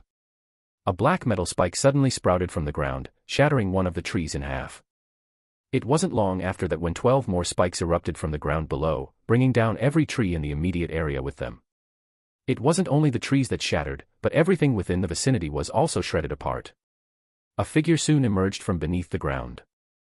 Extending his hand forward, the black spikes that stuck out from the ground slowly shrank back and merged with his hand. Almost there. Jean muttered while retracting his hand. Although he hated to admit it, ever since he contracted with Ren and gained access to demonic energy, his control over the black threads improved by a large leap. And this was only a month into the trip. By the end of the 5 months, things might be completely different. Not bad. A voice sounded from behind, startling Jean, whose head snapped back. The moment he turned, he saw a figure leaning against a tree not so far away from him. She waved her hand. It's been a while. You're a lot more handsome than I expected. It's you. He immediately recognized the figure. It was the Duchess. Her appearance immediately made him wary as the thin threads that had receded into his hand suddenly started to cover his hand once more. What are you doing here? Is this how you humans greet each other when they see an acquaintance? The Duchess stepped forward, exposing her beautiful face and pink hair that curled at the ends. Or is it that you're wary of me? Yes, I'm wary of you. Jean didn't deny it. Although he had indeed interacted with her for a bit back in the estate, it didn't mean that he had lowered his guard against her. It was very much still there, and the fact that she had found him when he had come here to train caused him to be even more cautious. How did you find me? He had left to train by himself. Apart from Ren, no one else knew where he was. Actually, not even Ren knew where he was. He probably only had a general idea. The Duchess crossed her arms and smiled at him. Where do you think you are? Jean frowned. He seemed to understand something. You have an artifact that allows you to spot me. Close. Priscilla took another step forward. Extending her hand, she revealed a white orb. I can't really spot you, but this artifact will allow me to scout certain areas from above. With all the commotion you were making, it wasn't that hard to spot you. I see. Jean had a general understanding of the situation. He looked back at her. So, what do you want from me? The Duchess suddenly smiled, her eyes carefully scanning Jin's body. Her lips soon parted open. You should already have an eye. Then no. Jean cut her abruptly. It wasn't hard to guess what she wanted. I already told you, I don't have any more to give you. There was no change in the Duchess's expression despite Jin's rejection. She remained strangely calm. Jean wasn't fooled in the least bit by her demeanor. He had already seen her true nature. That's fine. I'm not asking you to give them to me for free. I can pee. Not selling. Motherfucker. The Duchess's expression crumbled, and Jean secretly smiled. As expected. She was quite easy to anger. I've come all the way here to greet you and ask you to sell me those sticks, and yet you don't even bother listening to my offer. Am I a joke to you? Not a joke, but a very amusing demon. Jean obviously kept those thoughts to himself and didn't say them out loud. Although he was enjoying himself, he didn't have a death wish. It's not that I don't want to sell it to you, it's just that I've run out. He raised both hands in the air. If you want more, then you'd have to wait until I go back to Earth. Earth. Priscilla's face calmed down the moment she heard the unfamiliar yet familiar word. Is that where you come from? Oops. A slip of tongue. He turned his head and looked at one of the broken trees. What happened to trees? The Duchess stared at Jean speechlessly. Looking around, she found herself unable to say anything. Turning his head, Jean eventually resigned himself. Tapping on his ring, 2 cigarettes appeared, and he handed her one. All right, have one. Oh. The Duchess's eyes lit up. She didn't even hesitate and went ahead to grab the cigarettes. I said one. Jean retrieved his hand when he saw her attempt to take both cigarettes. He immediately placed one in his mouth. What an arrogant demon. Tisk. The Duchess clicked her tongue and snatched the cigarette. Placing it in between her 2 lips, she flicked her finger, and it soon lit up. Puff. The scent of smoke lingered in the air as it slowly diffused into the air. Lowering her hand, the Duchess exhaled. I needed that. Busy? Jean asked, taking a small puff of his cigarette while leaning against a tree. The Duchess looked at him and nodded. Very. After what your friend, leader, or whatever he is pulled his stunt, a lot of things changed. Although most of them have been good, it's still a lot of work. I only just barely managed to get myself some free time. I can understand. Jean somewhat understood her predicament. Back on Earth, with his guild, he too was burdened with a great deal of responsibility. Sometimes, all he needed to do was take some time off and relax by himself. It was also why he started smoking. It helped him relax a lot. He probably wouldn't have picked it up if it weren't for the fact that he was in such good shape. Also, given that it didn't hurt him in any way, he reasoned that it was a pleasant way to unwind. Say. The Duchess suddenly spoke up, and he turned to look at her. How long are you planning on staying in this planet? About 4 more months. That little. Not up to me, so there's not much that I can do. I see. The Duchess thoughtfully nodded her head before taking another puff of her cigarette. She looked at the slowly diffusing smoke in the air. Do you know there's a bounty on your heads? From His Majesty himself. Yeah. It was mentioned in the discussion that took place inside the mansion a few weeks back.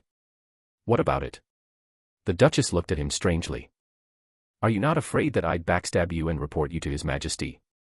Jean didn't answer immediately. Taking a puff of his cigarette, he lowered his hand and exhaled. You can try. The Duchess raised her brow. She carefully studied Jin's face before speaking. I don't know whether you're bluffing or actually serious. Think of it as you want. Tapping the tip of the cigarette, Jean showed no change in expression. If you didn't figure out his intention in helping you, then you must be pretty stupid. What did you say? Priscilla furrowed her brows. Jean didn't mind and asked. Do you really think he didn't think things through when helping you? What do you? Jean rolled his eyes. It really did seem like she didn't think things through when signing the contract. The moment he helped you was the same moment he roped you into his side. Regardless of whether you report him or not, you've directly benefited from him. Whether you like it or not, you've unofficially allied yourself with him. Jean, as the heir to his guild, found himself in a variety of similar situations. Naturally, he grasped the concept of what Ren was trying to accomplish with his actions. Although he had asked for a heavy price for his cooperation, he didn't push it as much as he could have. If he wanted to, he probably could have asked for a devil fruit, but he didn't. The reason for this was because he had intended to provide assistance to them right from the start. This was especially the case after he found out that the Patriarch was away. He probably would have seen through his intentions. Let's say the Demon King forgives you for working with him, what about the other demons? Do you really think they'll treat you the same after learning you've worked with the enemy to cause chaos with the other houses and benefit from it? Jean flicked the cigarette in his hand and stomped on it. Whether you like it or not, you're now on the same ship as us. Although your grandfather didn't say anything, I'm sure he knows that something is up. I suggest you talk with him before he meets him directly. In fact, your Patriarch probably knows about our meeting. After that, he didn't really say much more. It wasn't necessary for him to. With just one glance in her direction, he was able to deduce that she had just now realized the gravity of the situation she found herself in. I'll look forward to our cooperation. His voice didn't seem to be directed toward her. To whom it was meant to, it wasn't really hard to guess. P. She eventually covered her face and cursed. Shiite. 7:20 Settling down, 4. I should have thought things more thoroughly. Priscilla masticated her lower lip as she reflected on something. At the time, she was so intimidated by his power that she readily agreed to work with him without giving it further thought. What choice did she have? In the end, things turned out exactly as he had said, and she directly benefited from his help. She didn't think much after that. She thought that their collaboration was over. She didn't become aware of the nature of the circumstance in which she found herself until after she had a conversation with the other human. Shit. She let out another curse. Her footsteps eventually came to a halt in front of a substantial wooden door. It was a door that she had been to numerous times before. To talk. She knocked on the door once. Come in. As if expecting her, she heard her grandfather's voice and she pushed the door open. Clank. She didn't say anything and kept her head lowered. She just waited for her grandfather to say something. What have you come here for? She didn't have to wait long to hear his voice. Raising her head, she bit her lips once more. Just as she was about to say something, her grandfather's words rang. Have you come here regarding what happened a month ago? She raised her head in surprise. How did he know? Setting his pen down, Prince Valing smiled. You think I wouldn't know? It was very obvious from the start that something must have happened since I know very well of your capabilities. He continued. Although you are powerful, in no way are you capable of defeating 7 Duke-ranked demons. Especially by yourself. He lowered his head, eyeing her directly. If our secret forces were used, I'd know. Priscilla lowered her head. Indeed, the other houses might not suspect a thing because everything was directly pinpointed toward Duke Yukin, but her grandfather must have suspected that something was up because the gallbladder that she brought back with her was missing. Since her uncle must have previously reported that they had brought one back, when he realized it was no longer there and everyone seemed to have completely forgotten about it, he must have realized that their memories had also been tampered with. Plus, the fact that a sizable amount of nectar had vanished was a significant indication that something had transpired. It really wasn't that hard for him to suspect that something had happened. Thankfully, things worked out in their favor. At first I suspected that the other party acted on their own since your memory also got distorted, but... He retrieved a mirror from one of his drawers and turned it toward her. I'll look forward to our cooperation. That petty bastard. Hearing the familiar voice, Priscilla knew that she was busted. As expected. Her grandfather already knew everything. She still had so much to learn. What do you think I should do? She raised her head in surprise. Unexpectedly, instead of getting angry at her, he asked for her opinion. Yuri not angry. He smiled, putting the mirror back in the drawer. That'll depend on your answer. If you can give me a satisfactory answer, then I won't be mad, but if you don't. Her grandfather's eyes suddenly blackened. All of a sudden the pressure inside the room started to increase dramatically, and Priscilla found herself unable to take a breath. Compared to the human, this pressure was far worse. On a level that made it seem as though the pressure given out by the human was insignificant. The only thing she felt was pure dread at the moment. He didn't need to continue the sentence for her to understand what he meant to say. Thankfully, the pressure didn't last for long, and she was soon able to catch her breath. Hap, hop. She felt sweat run down the side of her face as she clutched her chest and clenched her fists. Swallowing a mouthful of saliva, she recollected herself and raised her head to meet her grandfather's. He looked back at her. His gaze and expression were as calm as they had always been. It was this feature that made him so terrifying to her. We have 2 options. Priscilla started to speak. She had already thought about the situation on her way back to the estate. Thus, she wasn't completely unprepared. The first option is the obvious option. We report everything to His Majesty. In doing so, we'd have to disclose everything that had happened, and gain his protection. She paused and looked at her grandfather. Unfortunately, the moment we disclose the information, the other demons will probably become aware of what happened, whether it gets leaked by the humans, or eventually found out due to the actions of the Demon King. It is highly likely that what happened will spread. She originally thought this wasn't going to happen. Especially since they had signed the mana contract and agreed to keep silent regarding their cooperation. Unfortunately. Once again, opening up the contract and reading its contents, she realized something. From the moment the contract is signed, both parties will be unable to disclose in any shape or form any information regarding the transaction that occurred between both parties. I've been duped. She never thought there'd be a loophole. Especially considering how thoroughly she had looked through the contract, but when she thought back on it, she could recall a few of his words. Sorry for my tardiness, I had to deliver a letter. You don't mind, do you? If this wasn't a hint, what was? He had purposely said it back then for her to eventually realize when the time came. The foresight he had made her shudder, and she realized that she was truly helpless. The fact that they had collaborated with an individual who was regarded as an enemy and remained silent throughout this entire process was sufficient justification for them to look for trouble and target their resources. We could set up a trap, and lure the human to us and capture him, but... She didn't dare think any further. She'd already witnessed firsthand the human's capabilities. He was crafty and powerful. He wasn't someone who'd fall for their scheme. I understand. Thankfully, her grandfather seemed to have understood something. Explain to me the second option. Okay. Priscilla complied. The second option is to buy their silence and secretly work with them. It was a simple solution, and probably what the other party hoped to achieve. All they'd have to do was pay an appropriate price to keep them silent about their deal and have some sort of cooperation with them. That was probably what he was looking for the most. While it is indeed risky, so long as no one finds out, we'd have no problem, it's just that. She stopped speaking there.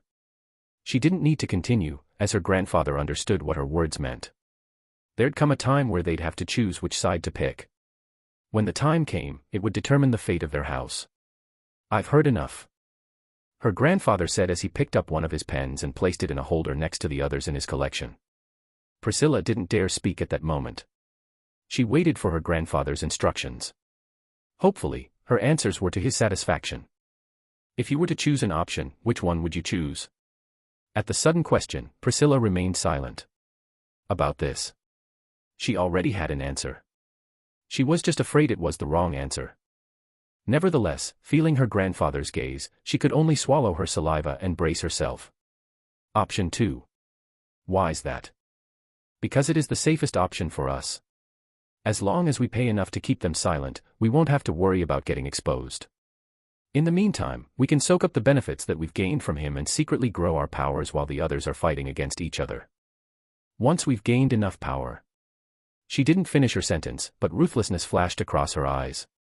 The main problem stemmed from the others learning of their deal and turning their attention towards them. But what if they got rid of them? Oh. Her words appeared to have taken her grandfather by surprise, as his normally placid face broke into a faint grin at the end of what she said. "So you're saying we shouldn't join a side?" "No. That's impossible." Priscilla shook her head. "Realistically speaking, once we've sorted everything out, we shouldn't have a problem joining His Majesty's side. It's just that, do you think he will let us off? The Demon King wasn't the ruler of all demons just because of his strength. No, the reason why he was so terrifying was because he could see through everything. What they've done.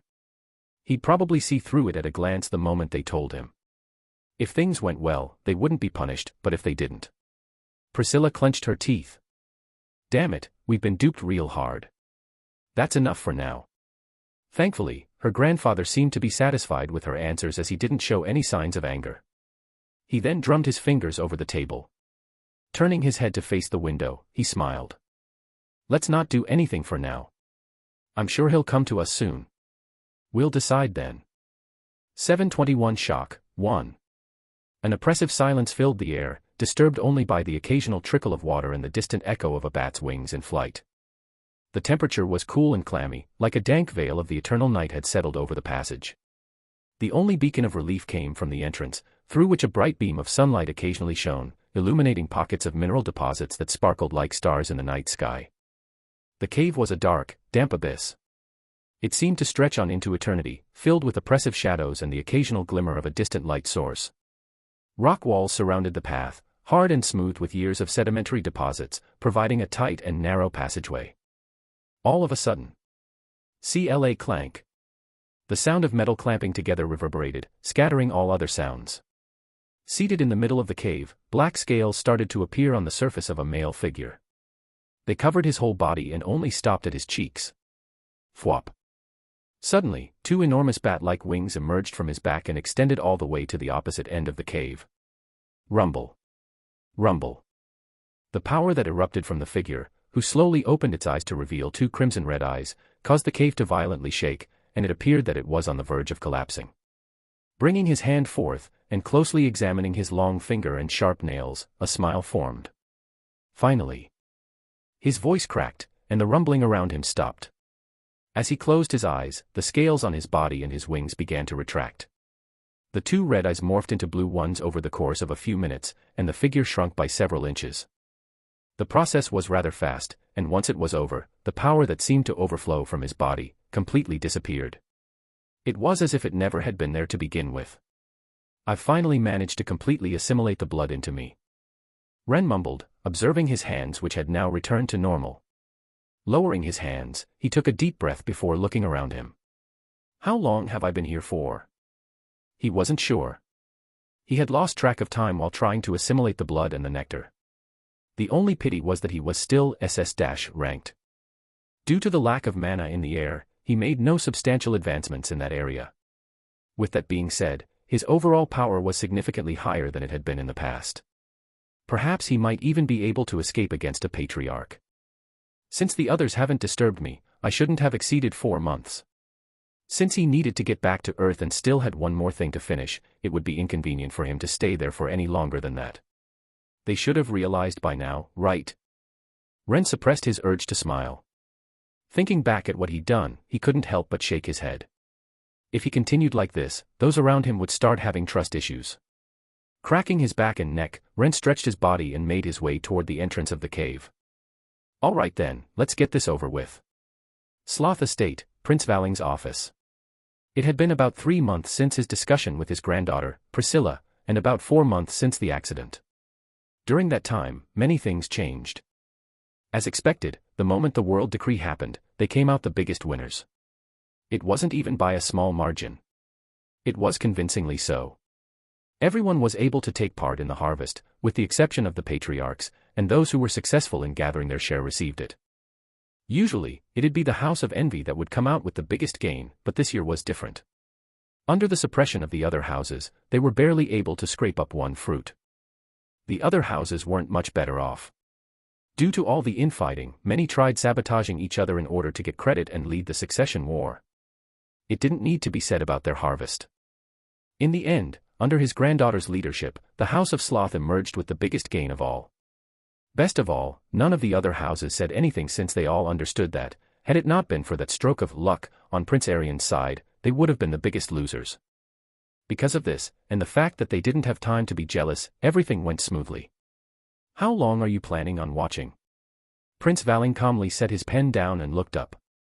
Not long after, a figure appeared from out of thin air and pointed toward the seat opposite him. Do you mind? Go ahead. Thank you very much. It was a simple exchange. A friendly one. Pushing the chair back, Ren sat down. He looked around the place, before turning his attention back to Prince Valing, who looked back at him with a calm expression. There were hints of curiosity in his gaze. You don't seem surprised. He asked. Should I be? No. Ren smiled and shook his head. I've made my intentions pretty obvious. Of course, you wouldn't be surprised. He leaned back on the chair and drummed his fingers over the wooden armrest. I'll cut straight to the chase. Have you come up with a decision? No. Prince Valing shook his head. Still calmly observing Ren, he tapped once at the table. I needed to see you once before coming up with a decision. Oh. Ren raised his brow. And are you satisfied with what you saw? Maybe. The prince mysteriously smiled. His calm demeanor made it hard for Ren to discern his real intentions. Not that he cared. Well, it doesn't really matter to me. There'll eventually come a time when you will have to make that decision, and luckily for you, that time is not here yet. If there was one thing that Ren was aware of, it was the fact that he was not even close to being an appropriate piece to gamble on. Especially when the other side was the Demon King, the one being that stood at the pinnacle of the universe. Of course, that was only for now. The reason why I came here is not because I want you to choose sides. I just want to negotiate with you. So. I can't offer you more than one devil fruit for your silence. We've gained quite a lot from the world decree, but I still can't offer you more than that. I hope you can understand. Ren felt at a loss for words. Prince Valing was more straightforward than he had originally anticipated. Not that he disliked that. Rather, he quite liked that. It saved him a lot of time. He smiled from ear to ear. I wasn't going to ask you for more. Then it looks like we have a deal. Prince Valing smiled. Extending his hand, a scroll appeared in his hand. It was a mana contract. I prepared this beforehand. You can have a look at it yourself. He's come prepared. As expected, it isn't easy to fool someone like him. Priscilla was enough of a warning. Smiling, Ren took the scroll and read through its contents. In the meantime, he heard the prince's voice in the background. It was tinged with amusement. Have a look and see if there are any loopholes. Of course. Ren didn't appear to be bothered by his words and read the contents with great attention. Because he was simulating all possible outcomes through the chip in his head, it took him approximately 10 minutes to complete each line. Only when he was satisfied with it, would he go to the next line and repeat the same process. Overall, it took about 2 hours for Ren to read just about 12 lines. Throughout the entire time, the prince didn't interrupt him and answered any question that he had. The process was rather smooth. Feeling content with what he heard, he signed the contract. A glow appeared, and a mana contract between the two parties began to take shape. Because the contract was of the highest possible quality, the instant that it was activated, Ren experienced a heavy feeling in his heart. Looks like we have a deal. As soon as Prince Valing saw the contract floating through the air, he opened a drawer in his desk and took out a small box, which he promptly gave to Ren. Here's my end of the deal. Thank you very much. After retrieving the box, Ren cracked it open only a little bit. After looking through the narrow opening, he was content with what he saw and decided to close the opening. He was very satisfied with what he saw. The trip was worth it. I heard you will be leaving soon. Prince Valing's voice echoed once more. Raising his head, Ren put the box away and nodded his head. Yes, I'll be leaving in less than a few days. It's about time that I go back. I see. The prince nodded his head with a smile. Turning his head, he gazed toward the window, his thoughts unknown. When the time comes that the two of us meet again, I hope you won't disappoint me. Ren didn't say anything. His smile said it all. Standing up, his figure quickly vanished into thin air. A few words lingered after his departure. Let's hope I'll meet your expectations then. 722 Shock 2. Thump. A silver stake tore through the air and directly pierced through one of the targets that were located some distance away. One more. If one looked closely, one noticed that next to the arrow were several other arrows. They were all distanced just about the same distance from each other and covered each one of the rings above the bullseye's mark. The only spot left was the bullseye. So long as she got that, she'd get the perfect score. KHHHH. Amanda drew her bow. It was a big bow. Significantly heavier than any bow she had ever used before in her life.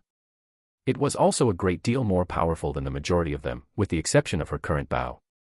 A gentle breeze flew past the area around her, bending the grass ever so slightly. She didn't pay attention to her surroundings. Her sole focus was the target in front of her. More specifically, the bullseye. The only area that she didn't fill yet. Her OCD was flaring up. She needed to hit the target and fill the empty spot. She couldn't afford to miss. Whoo! She inhaled deeply and focused on bringing calm to her mind. As time passed, everything that was once moving around her became completely still, and the only thing that she could see was the target. The wind blew once more, scattering her hair lightly. She paid it no mind. She was waiting for the breeze to subside. The wait didn't last for long. The surrounding turned still, and her fingers raised. The arrow was about to leave the string. It was just an inch away. Clank. Amanda, are you here? Someone suddenly entered, and Amanda's concentration broke. Thump. A whistling sound arose. The arrow flew through the air at a tremendous speed and struck the target dead on. Only that. It didn't hit the bullseye. Amanda blankly stared at her bow before looking back at the target. Oh, it looks like you're training. Ren, who had just walked in, turned his attention to the target, totally oblivious to what he had just done. A storm was brewing. Looks like you've improved a lot. He was rather impressed. Anyways, I'm here to tell you that we're about to leave soon. We need to leave in a couple of hours since it'll take us a while to get to the right plaque. Bang. Amanda abruptly smashed her bow against the ground. Damn it. Fuck. She let out a string of curses before turning her gaze to Ren, who looked at her with a combination of utter dread and horrified fascination. He took several steps back. Let's talk about this. Crunch. Juices flowed down her chin. Throwing the apple in her hand and catching it again, Priscilla soon took another bite. She glanced at Jean, who was meditating not so far from the tree branch she was sitting on. Crunch. Hearing the crunch for the nth time, Jin's left eye twitched. He opened his eyes and cast her a glance. Aren't you supposed to be busy? I am. Priscilla said, taking another bite of the apple and further irritating Jean. Can't I be? Crunch. The apple was rather juicy. You're doing this on purpose. Jin's expression started to change. Lowering his head, he glanced at the area around her. It had over a dozen apple cores. Huh. He had to take a breath. It had been roughly 5 months since he had arrived on this planet, and the one thing he deeply regretted doing was giving the Duchess her first taste of a cigarette. Ever since that day, she hadn't stopped hounding him. At first, she probably came for just the cigarettes, but lately, it seemed like she just likes to make his life more difficult. He sighed when he thought that far. Thank God I'm about to leave. If not, I don't know for how long I'll be able to handle this. His patience was running thin. Well, whatever patience he had since he couldn't even beat her to begin with. Want an apple? The Duchess offered only for Jean to wave his hand and refuse. I'm good. You afraid I poisoned it? Yes. How rude. The Duchess hopped off the tree branch and moved toward Jean. Her every movement exuded boundless charm, but it had no effect on him at all. She stopped a couple of inches away from him. Have you finally thought of a price? Again with that. Jean stood up from his spot and covered his face with his hand. I told you, I'm not selling anything. If you want some, come to Earth. If not, be on your way, I'm going to go back now. He patted his body and prepared to leave, surprising the Duchess. You're leaving? Yes. My time here is over. Jean nodded, feeling a bit relieved that the trip over here was finally over. He had learned and improved quite a lot here. Especially with the demonic energy lingering in his body, which increased his perception over his mana control, but as good as it was, he wanted it out of his system as fast as possible. It was a bit too much for him to handle. Why is it only now that I learned that you're leaving? The Duchess didn't seem to take the news of his sudden departure very well. We've known each other for the past 4 months, I think I deserve to know. Did you, now? All he could recall was her bothering him for the past 4 months. If it wasn't the annoying sound of apples being bitten or the constant nagging about selling her the cigarettes, she'd find a new way to find trouble for him. He was really looking forward to leaving. Throwing her one last look, he waved his hand. I hope we don't see each other again. He disappeared after that, leaving Priscilla utterly astonished. This. She found her teeth clenching very hard against each other as she muttered through her clenched teeth. Ungrateful bastard. Was this his idea of a goodbye? What a heartless human. Especially after helping him so much over the last 4 months. Had it not been for her, he would have never been able to control his demonic energy as well as he did. She was the main reason he had improved so much. See if I see you, AG. She stopped halfway through her sentence. Turning her head, she caught a glimpse of a small box, and her mouth curled up. It looks like you have some conscience. Looking around, she moved up to it and picked it up. It was rather light. I didn't take him for the shy type. He's kind of CU. She stopped halfway. Opening the box, she realized there was nothing inside. Her face twisted like never before. You fucking human. PFTT. What's wrong with you? We were currently gathered and prepared to return to Earth. From time to time, Jean would let out an occasional chuckle, which he failed to hide in spite of his attempts. I looked at Melissa. Do you have something to do with this? No. Why are you even looking at me? I didn't even bother looking at Amanda. She had no sense of humor, so it probably wasn't her. I finally get it. Jean murmured, turning his gaze toward me. I suddenly grew curious. What did you get? I get why you always tease Kevin. Huh. I was caught off guard by his words. What was he on about? Did the demonic energy finally consume his head? Me, tease Kevin? I'd never do that. He didn't elaborate any further and just laughed. His behavior made me even more curious, but seeing that we didn't have much time left, I decided to let it go. I'll just ask him when we return. What was most important at the moment was returning. Thinking back at what would await me back on Earth, my mood sobered up. I hope Kevin was able to stabilize the situation. My strength increased a lot over the past few months. While I wasn't entirely confident, I was sure that I could now at the very least put up a fight against Hemlock. With Kevin's and Octavius's help, beating him wasn't impossible. Let's go. I turned to look at the others before heading out of the city. It was a short trip, but it was well worth it. Asterisk. It took us several days to return to the gathering spot.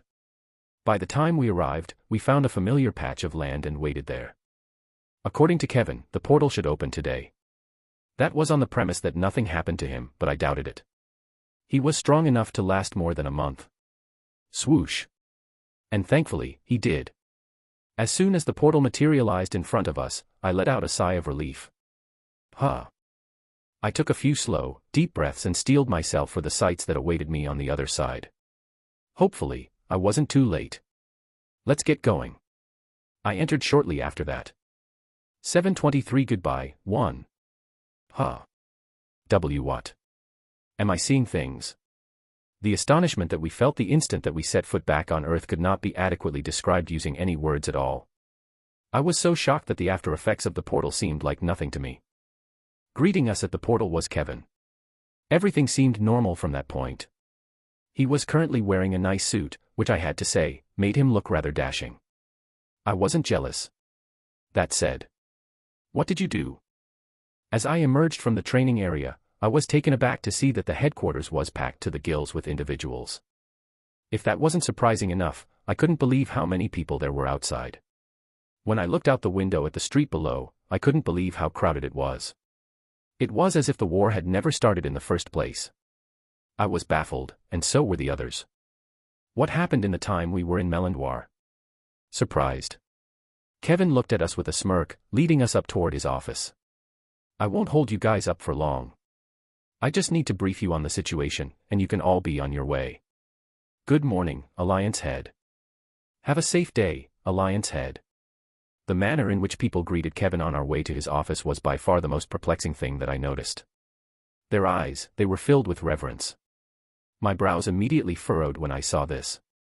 I slowly started to get an idea of what had happened, and I felt my heart drop for some reason. Everything seemed to be too good to be true. Come, relax in my office for a bit. As we entered Kevin's office, he graciously offered us a few drinks before taking a seat in one of the chairs there. What happened? Jean was the first one to speak, asking the question that was lingering in the minds of everyone present. I just quietly observed Kevin from my seat. The more looked at him, the more I felt that things were off. Nonetheless, I still quietly listened to the conversation. I could just be overthinking things, though I doubted it. We got lucky, and we managed to defeat all of the high-ranking members of the monolith. Of course, we didn't completely rid of the entire organization, as some went into hiding, but we were able to deal a large blow to them. Kevin looked at me and smiled. It was no thanks to your help. What is he on about? Everyone looked at me, and Kevin elaborated. Had it not been for your letter before you left, we would have fallen for their trap. Thankfully, we managed to turn the situation around and reverse the trap by sending all of our high-ranking members out. It was a risk, but it paid off. He spoke in such a nonchalant tone that it made it seem as though he had dealt with a trivial matter. Still, that didn't explain everything. I understood how he defeated the elders, but what about Hemlock? He was the type of guy to die despite falling for an ambush.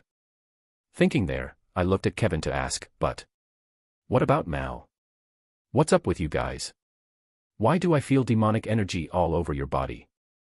I was interrupted by Kevin, who stood up and looked at us with a frown. After he waved his hand once, a shadowy radiance began to emanate from each person's body. He turned his head to look at me. Seriously. He wasn't impressed. I shrugged. I had no choice. The demonic energy was far too thick over there. I wouldn't have made them sign a contract if they could have handled it. HAAA. Kevin let out a long sigh. This is rather troubling. He grumbled. You do know that while we won the war, the situation is still rather sensitive. I understand you, since everyone knows you and they probably can't beat you, but then. Kevin alternated his gaze between Melissa, Jean, and Amanda. Let alone their positions, they can't even hide their demonic energy properly. It's practically leaking out of their bodies. Thankfully, you're with me, and even if the others noticed, they wouldn't have said anything. Is that so? Perhaps it's because I became accustomed to the other world, but I honestly didn't even notice that they were leaking demonic energy. Melissa looked at her arms and frowned. She then turned to look at me. I was speechless. You do know I can't just get rid of it at the snap of my fingers, right? She had signed a contract. The demonic energy would linger until the contract expired. Don't worry though, since I already knew when we were going to come back, the contracts will expire in a few hours, so you won't have to wait for long. Actually, if there was anyone who was looking forward to the expiration of the contract more than I was, it was going to be me. This whole experience traumatized me in ways that I thought weren't possible. Never again will I offer contracts to others. Especially the lot of them. All right then. Since we've got all of this sorted, I'll have you guys rest in the rooms I have prepared for you. Kevin stood up and pressed the phone on his desk. Once the contract expires and you get over the side effects, you're free to go. Clank. You called me. Almost immediately after that, Emma burst into the room in an abrupt manner. As she looked around and noticed us, a change came over her expression. What are you guys doing here? It's a long story, Kevin said with a smile. Fixing his tie, he fell back into his chair and lazily turned. Arrange the lot of them in a room. Don't bother asking any questions, they probably won't answer. Ah. A worried expression appeared on Emma's face. As she turned her head, her gaze eventually fell on Amanda, and she let out a sigh at that point. All right then. Come with me for now. She turned around and left. Standing up, everyone but me followed her. I waved at them before they could ask anything. Don't mind me, I still have something to talk to with Kevin. Emma's feet came to a sudden pause and she turned to look at Kevin. It's all right. He waved at her, and she nodded. She never once bothered to glance in my direction throughout the entire time. I didn't even need to think of why she was acting the way that she was. Just a look in Kevin's direction, and I knew she was still holding a grudge against me. How petty. Clank. The door closed, and silence reigned over the office space. Kevin eventually got to his feet and moved to the large window that was behind him. There, he turned his attention to Ashton City. Want some tea? Only now do you offer. He had all the time before to offer, and only when the two of us were alone did he offer. Kevin laughed a bit. Tea's expensive. Did you gamble all your money away? No. Then. Emma. It was a short answer. But then everything became clear to me, and I stopped talking. Why are you looking at me like that? No, I understand. Stop looking at me like that. No, I get it. Don't worry. I'm not pitying you. Your looks say otherwise. Does it? And here I thought I was keeping a very good poker face. What a shame.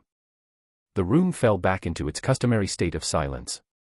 Although it wasn't awkward, the situation was definitely tense.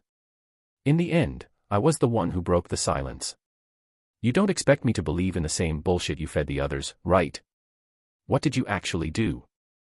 I knew Kevin, or I thought I did after some point. He wasn't someone capable of defeating Malik al-Shaytan. Even with Octavius's help. The whole situation was rather fishy. Heh.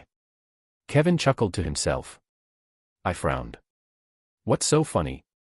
There was nothing funny about what I said.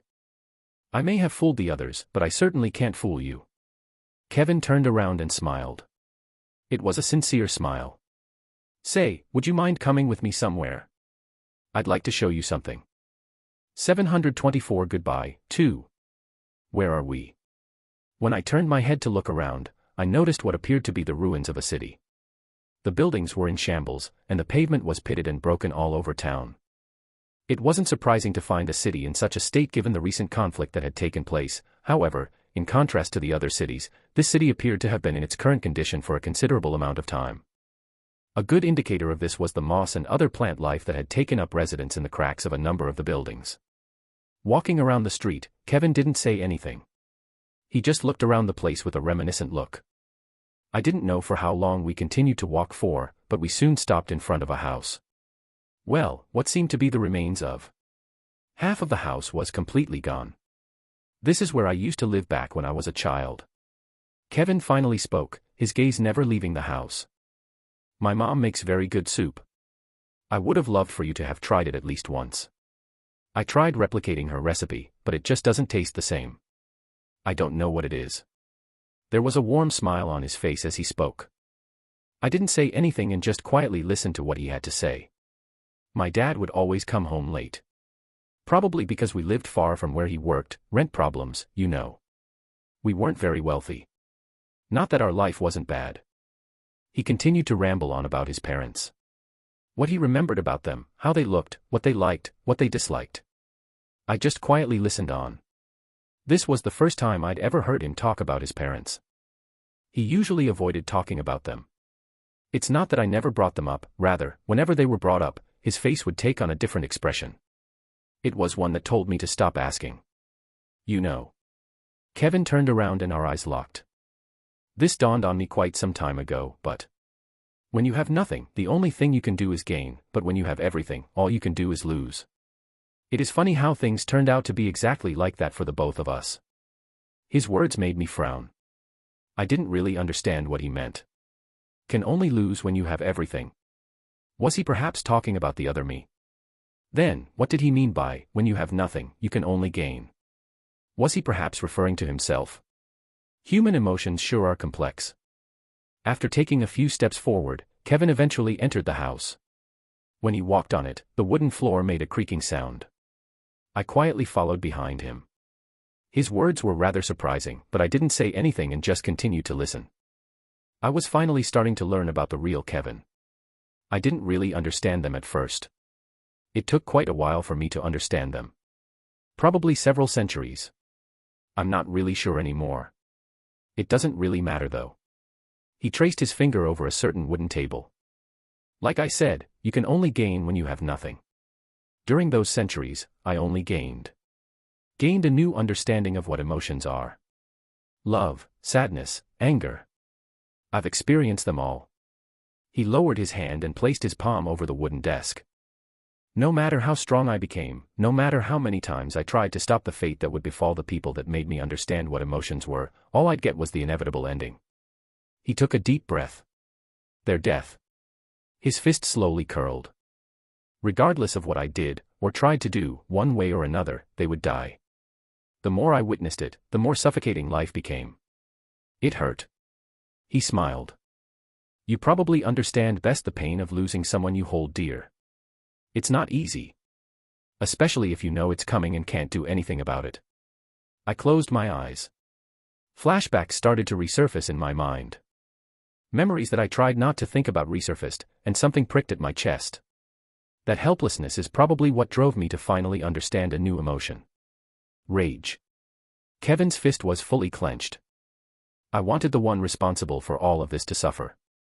I wanted them to feel what I felt. I wanted them to disappear from this world. I wanted a lot of things. It's just that, I knew it was impossible. Raising his head, he looked at me. His smile was bitter. Extremely so. There's no way I can go against what created me. It's just not possible. Kevin stopped himself mid-sentence. I was startled not long after that when I noticed a line of blood running down the side of his mouth. He staggered a couple of steps as his eyes opened widely. Kevin. My eyes opened up and I moved toward him. I'm fine. Only to be stopped by Kevin, who raised his hand. What do you mean you're fine? You clearly. Trust me. His voice was weak and carried a hint of pleading in it. Staring at him, I clenched my teeth. Thank you. He returned me a smile before weakly sitting down on a chair next to the table. I don't really have much time to explain everything. I don't have to anyway. You'll eventually understand. You're smart anyway. I'm sure you'll come to understand I'm sure you already have an idea. Kevin grimaced as he rubbed some blood off his chin and looked at me while shaking his head in bitterness. There's not much that I need to say. I'm sure you already have an idea of what's going on. I didn't reply. His words held some truth. While I was indeed confused by everything he said, I had a general idea of what was going on, and where his story would lead up to. Ha, ha. Kevin's chest trembled as he leaned back against the chair and admired the house. There was a serene smile on his face at the moment. For some reason, I couldn't muster myself to say anything at the moment. Too afraid of breaking the peace that Kevin was basking in. I've lived a long time. Spent countless years just for this moment. Sacrificed many things to have this work, and made many people suffer in the process. Closing his eyes, he smiled. I got a lot of things that I don't deserve or are too good for me. Even if I try to distance myself away from them, they keep sticking to me like glue. I'm no good guy, but hey, who is? It's all a matter of perspective. Be it you, me, Hemlock, or Jezebeth, one of us is the bad guy in their story, His voice became softer and softer with each passing second. His eyes were becoming increasingly blurry, and his skin tone was visibly deteriorating. I've killed people whom I never wanted to kill. I still did it, and paid a price for it. His state was alarming me. Hey Kevin. He continued. I was angry. I wanted to destroy it, and at the same time, run away from it. I was scared of what I was gaining. The more I gained, the more it hurt. Unlike you, who slowly started to lose, I continued to gain. The pain got worse with time, and I couldn't stop it. I wanted it to stop, but couldn't. He weakly raised his head. Remember, Ren. From this moment forth, nothing will be the same. Everything will change, and you'll be at the center of it. All the dots will start to connect, and whether you wish to die, or destroy the records, it's up to you. I'd love it if you did. After all, it would all be in vain if you didn't. I've already done what I've set myself to do. The smile that had been on Kevin's face for a while started to fade away as time went on, but just as it was about to disappear entirely, he managed to coerce it into the form of a smirk. I still think I'm a push. He never got to finish his sentence. By the time he forced a smile, his heart had already stopped. I didn't know how long I just stood there, staring at Kevin, who was quietly resting in the chair with a tranquil look. He looked to be sleeping. And he was. It's just that. It was the type of sleep where one wouldn't wake up afterward. My chest trembled. Raising my hand, I clenched my clothes. A familiar pain resurfaced within me. My eyes started to sting, but nothing came out of them. I forced everything back. I had no intention of letting anything slip. I had already vowed to myself ever since Small Snake's passing that I would never again demonstrate any sign of weakness again. Maybe once everything was over. Maybe then I could afford to be weak. Already, I had a sneaking suspicion that this would turn out to be the case. Even so, despite the fact that I had some kind of mental preparation for this, it hurt a lot more than I had anticipated. It fucking sucked. Slowly, everyone was leaving me. I knew from the beginning that deaths were common. I just didn't expect Kevin to be one of them. Still, I forced a smile. Right, you wanted to know if you were still a pushover. I walked up to him. I knew he couldn't hear me, but I still spoke. Extending my hand, I closed his eyes. Well. Regardless of whether you've gained your memories or not, you'll always be a pushov, huh? Suddenly, Kevin's entire body started to tremble violently. It exploded into a million particles, which quickly began to swirl inside my head before I even had the opportunity to process what was taking place. Everything turned black after that. 7:25 Goodbye, 3. The sun rose slowly in the east, its rays piercing through the morning mist like spears of light. As it climbed higher in the sky, it transformed the dark world into a vibrant tapestry of colors, painting the clouds with fiery oranges, pinks, and yellows. In a quaint, cozy chapel nestled in a peaceful cemetery, soft instrumental music played in the background. The center was occupied by 3 baskets. There were also 3 portraits placed next to them. 3 people, a man in his middle years, a young woman, and a young girl. They all wore bright smiles on their faces. Sat on one of the wooden benches of the chapel, a young man gazed at the pictures. His shoulders trembled. There weren't many people in the chapel. Just 3 people. It was rather quiet. The only sound that could be heard was the mumbled cries that were eventually made audible by the young man who was at the front. Seated 2 rows behind, Kevin quietly stared at Ren, who mournfully cried. In the end, they still died. Despite his meddling and giving Ren the Zurin fruit, his family still died. This world wasn't a kind one. Just like his parents, there wasn't much he could do. Nothing could change the inevitable fate that awaited them. There wasn't much emotion on Kevin's face as he gazed at Ren. He could somewhat understand what he was feeling, but it wasn't to a high degree. He was still trying to understand. Understand what he was feeling and what others were feeling. He was slowly getting there, but it would still take some time. After propping himself up with his hand on the wooden bench, he stood up on his own. While staring at Ren as he sobbed, he straightened his clothes and then left. He had seen enough. What would you do if you had the power to reverse back time, even if in the end, your effort will be for naught? It was a simple question. A question he had asked out of simple curiosity. There wasn't much of a meaning behind it. Nonetheless, the answer he got was an unexpected one. I'd spend every second of it thinking that it would be my last. Do you not have higher aspirations? Like perhaps wanting to be the strongest? With my talent? He scoffed. Regardless of how much I try, I'll always stop once I reach my limit. If I can reverse time, then I'll just make sure every day is my last. I'll make the most of it. Make the most of it. Kevin started to ponder over those words. He eventually shook his head. That wasn't the answer he was looking for. Turning his head, he stared at Ren. What if, every time you died, time would rewind and you'd witness everything happen over and over again? How would you feel then? I don't know. Ren gazed up at the sky. I'd probably be happy at first. Grateful, even. But maybe, at some point, I think I'll lose my mind. I'd probably end up cursing the one who did this to me like crazy. You think so? Yeah. There might be new happy times, but in the end, I'd still be watching my family die. I don't know if I can bear through the pain again. But wouldn't you see them again once you die? So what? All their memories of me will be gone. Ren tilted his head back. They might be the same people, but in the end, everything we've gone through will be different. They will be them, but not the same them, if that even makes sense. Is that so? Kevin lowered his head and appeared to be deeply ruminating over Ren's words. He couldn't quite understand. It didn't surprise him though. He would only get to interact with his parents as a baby. Their behavior was generally the same, and he never really did anything much with them considering their circumstances. It would have been nice to see how they'd react to his current success. Too bad it wasn't possible. Still, if the opportunity presented itself to you, would you take it? As in being able to go back in time. Ren turned his head and looked at him strangely. Oddly enough, Kevin nodded his head seriously and sighed. Well, yeah. Even if you end up losing your mind in the process. Even if I end up losing my mind in the process. Ren repeated absent-mindedly. He was probably trying to imagine such a future. I see. Kevin slowly stood up and patted Ren on the shoulder.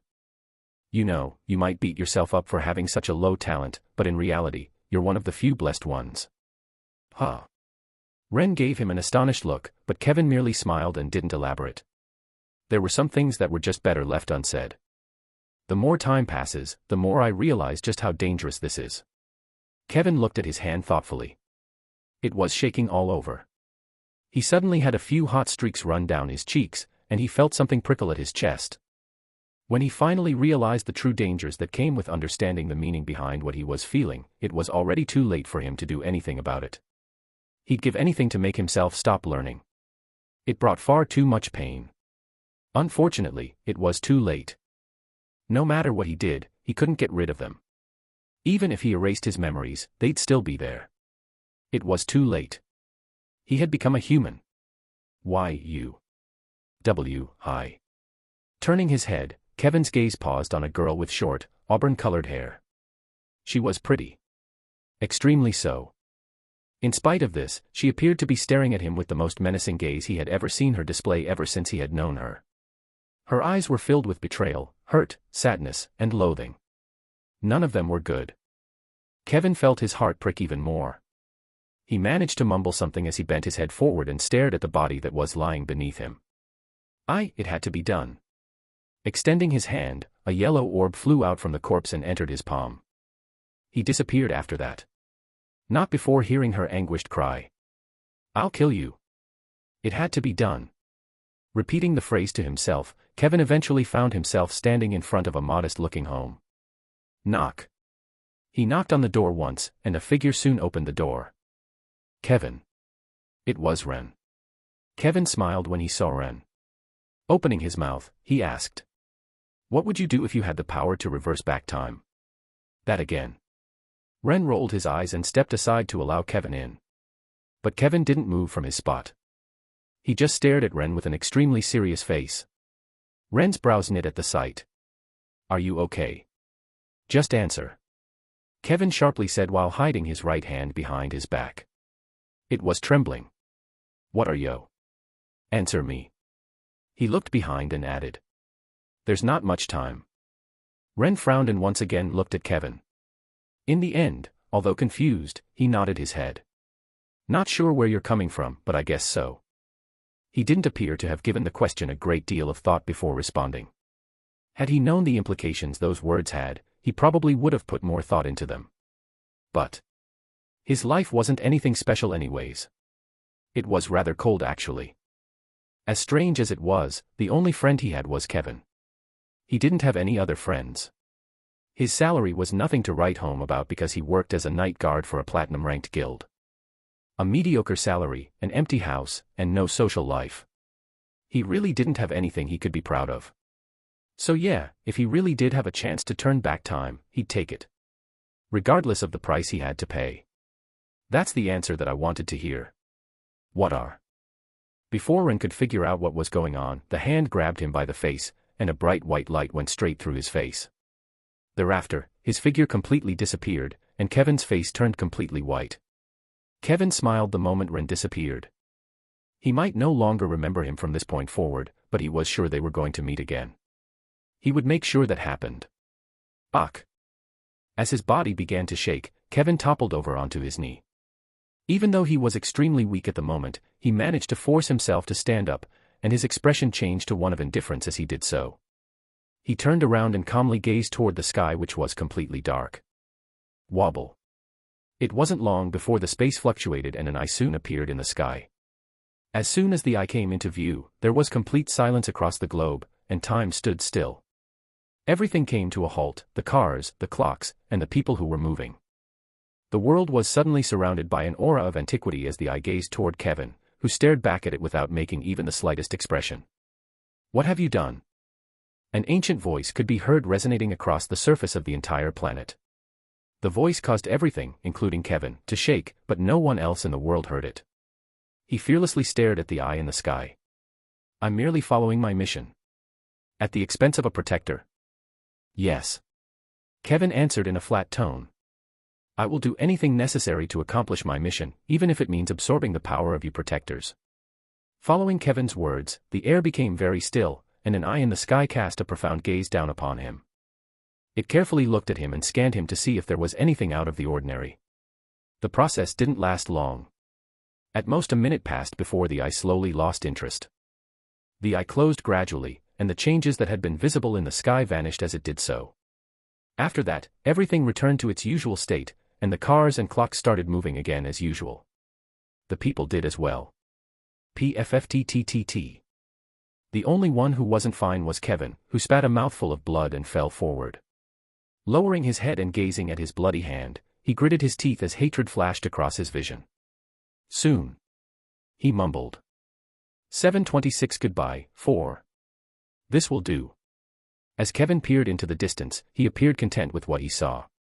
Since that day, he had experienced a few setbacks, but today he was at last prepared to move things forward to the next level. It's not that far from the main city, and it should be pretty hard to find unless you know the place. All in all, this place was perfect. Looking around him, Kevin eventually let out a long breath. Ooh. Shortly after that, his eyes became sharper, and the rest of his body began to glow with a mysterious cream color. It spread throughout the entirety of the cave. When he put his hand out in front of him, the cream-like hue that had been circling his body began to move toward his hand, forming a white orb. Kevin's face paled considerably at the appearance of the white orb, and the black dye that was covering his hair faded, revealing a set of white hair that flickered from white to black before finally settling toward black. PFTT. Blood spurted forth from his mouth, and the orb gradually condensed into the palm of his hand. Thud. Taking a knee, his chest trembled and more blood spurted toward the ground. As he continued to clench his fist, the light emanating from his body gradually dimmed, and the room reverted back to its previous state of complete darkness. However, the darkness began to lift as soon as a glimmer of light began to flicker from the orb he held in his hand. Kevin gazed at it with complicated emotions. There's no turning back. A portion of his power was contained within the orb that he held in his hand. As soon as he removed it from his body, he experienced an overwhelming sense of weakness, and he was aware that, without it, it would be impossible for him to defeat Jezebeth. He was also aware that without it, his life would slowly drain with each regression. He was essentially killing himself. Still. He had to do it. Walk. Kevin clenched his teeth and brought the orb forth. Throwing a punch, a small hole formed on the ground, and Kevin placed the orb inside. He slowly covered the orb by scooping the ground around it. This lasted until the light disappeared entirely, at which point the cave was plunged back into darkness. Hoo-ha. Feeling his chest tremble, Kevin leaned against one end of the cave and gazed toward where he planted the orb. It was dark and quiet. The only sound he could hear would come from the occasional drop from the side of the cave. It was oddly peaceful. Something he'd doubt he'd ever feel after today. The path he chose, it was one of suicide. He couldn't see the light at the end of the path he had chosen, and he knew it was a path that would lead to endless suffering. Both to him, and he. But he had no choice. It was the only way. Did he feel guilty? No. He only just recently came to understand human emotions and how to be a human. His actions were those of selfishness, and he understood that. He was only human after all. Heh. A soft chuckle escaped from his lips. No use regretting. He closed his eyes, and the ground started to tremble. It didn't last long, and soon he could hear a faint rustling sound as a faint light penetrated the narrow gap in between his eyelids.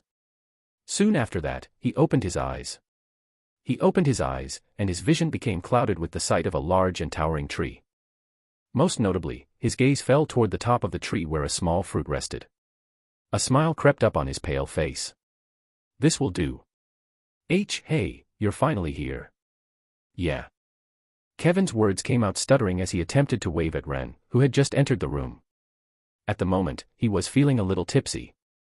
I didn't know someone as powerful as you could get drunk. Well, it's strong. Kevin motioned with the bottle he was holding while also tapping the couch next to him. Come sit. Though his face carried a frown, Ren shook his head and sat down. He soon smiled. It's rare for the two of us to gather these days. I guess I can drink a little. PFTT. Kevin laughed. As if you're busy. Compared to you who's living the life in luxury, I'm getting overworked to the point where I'm forced to drink in order to make myself forget that I'm this busy. Ren cringed at his words. I retract my previous statement. You better. Kevin took another sip. HAAA. He wiped his lips. That did it. And passed the drink toward Ren. Want some?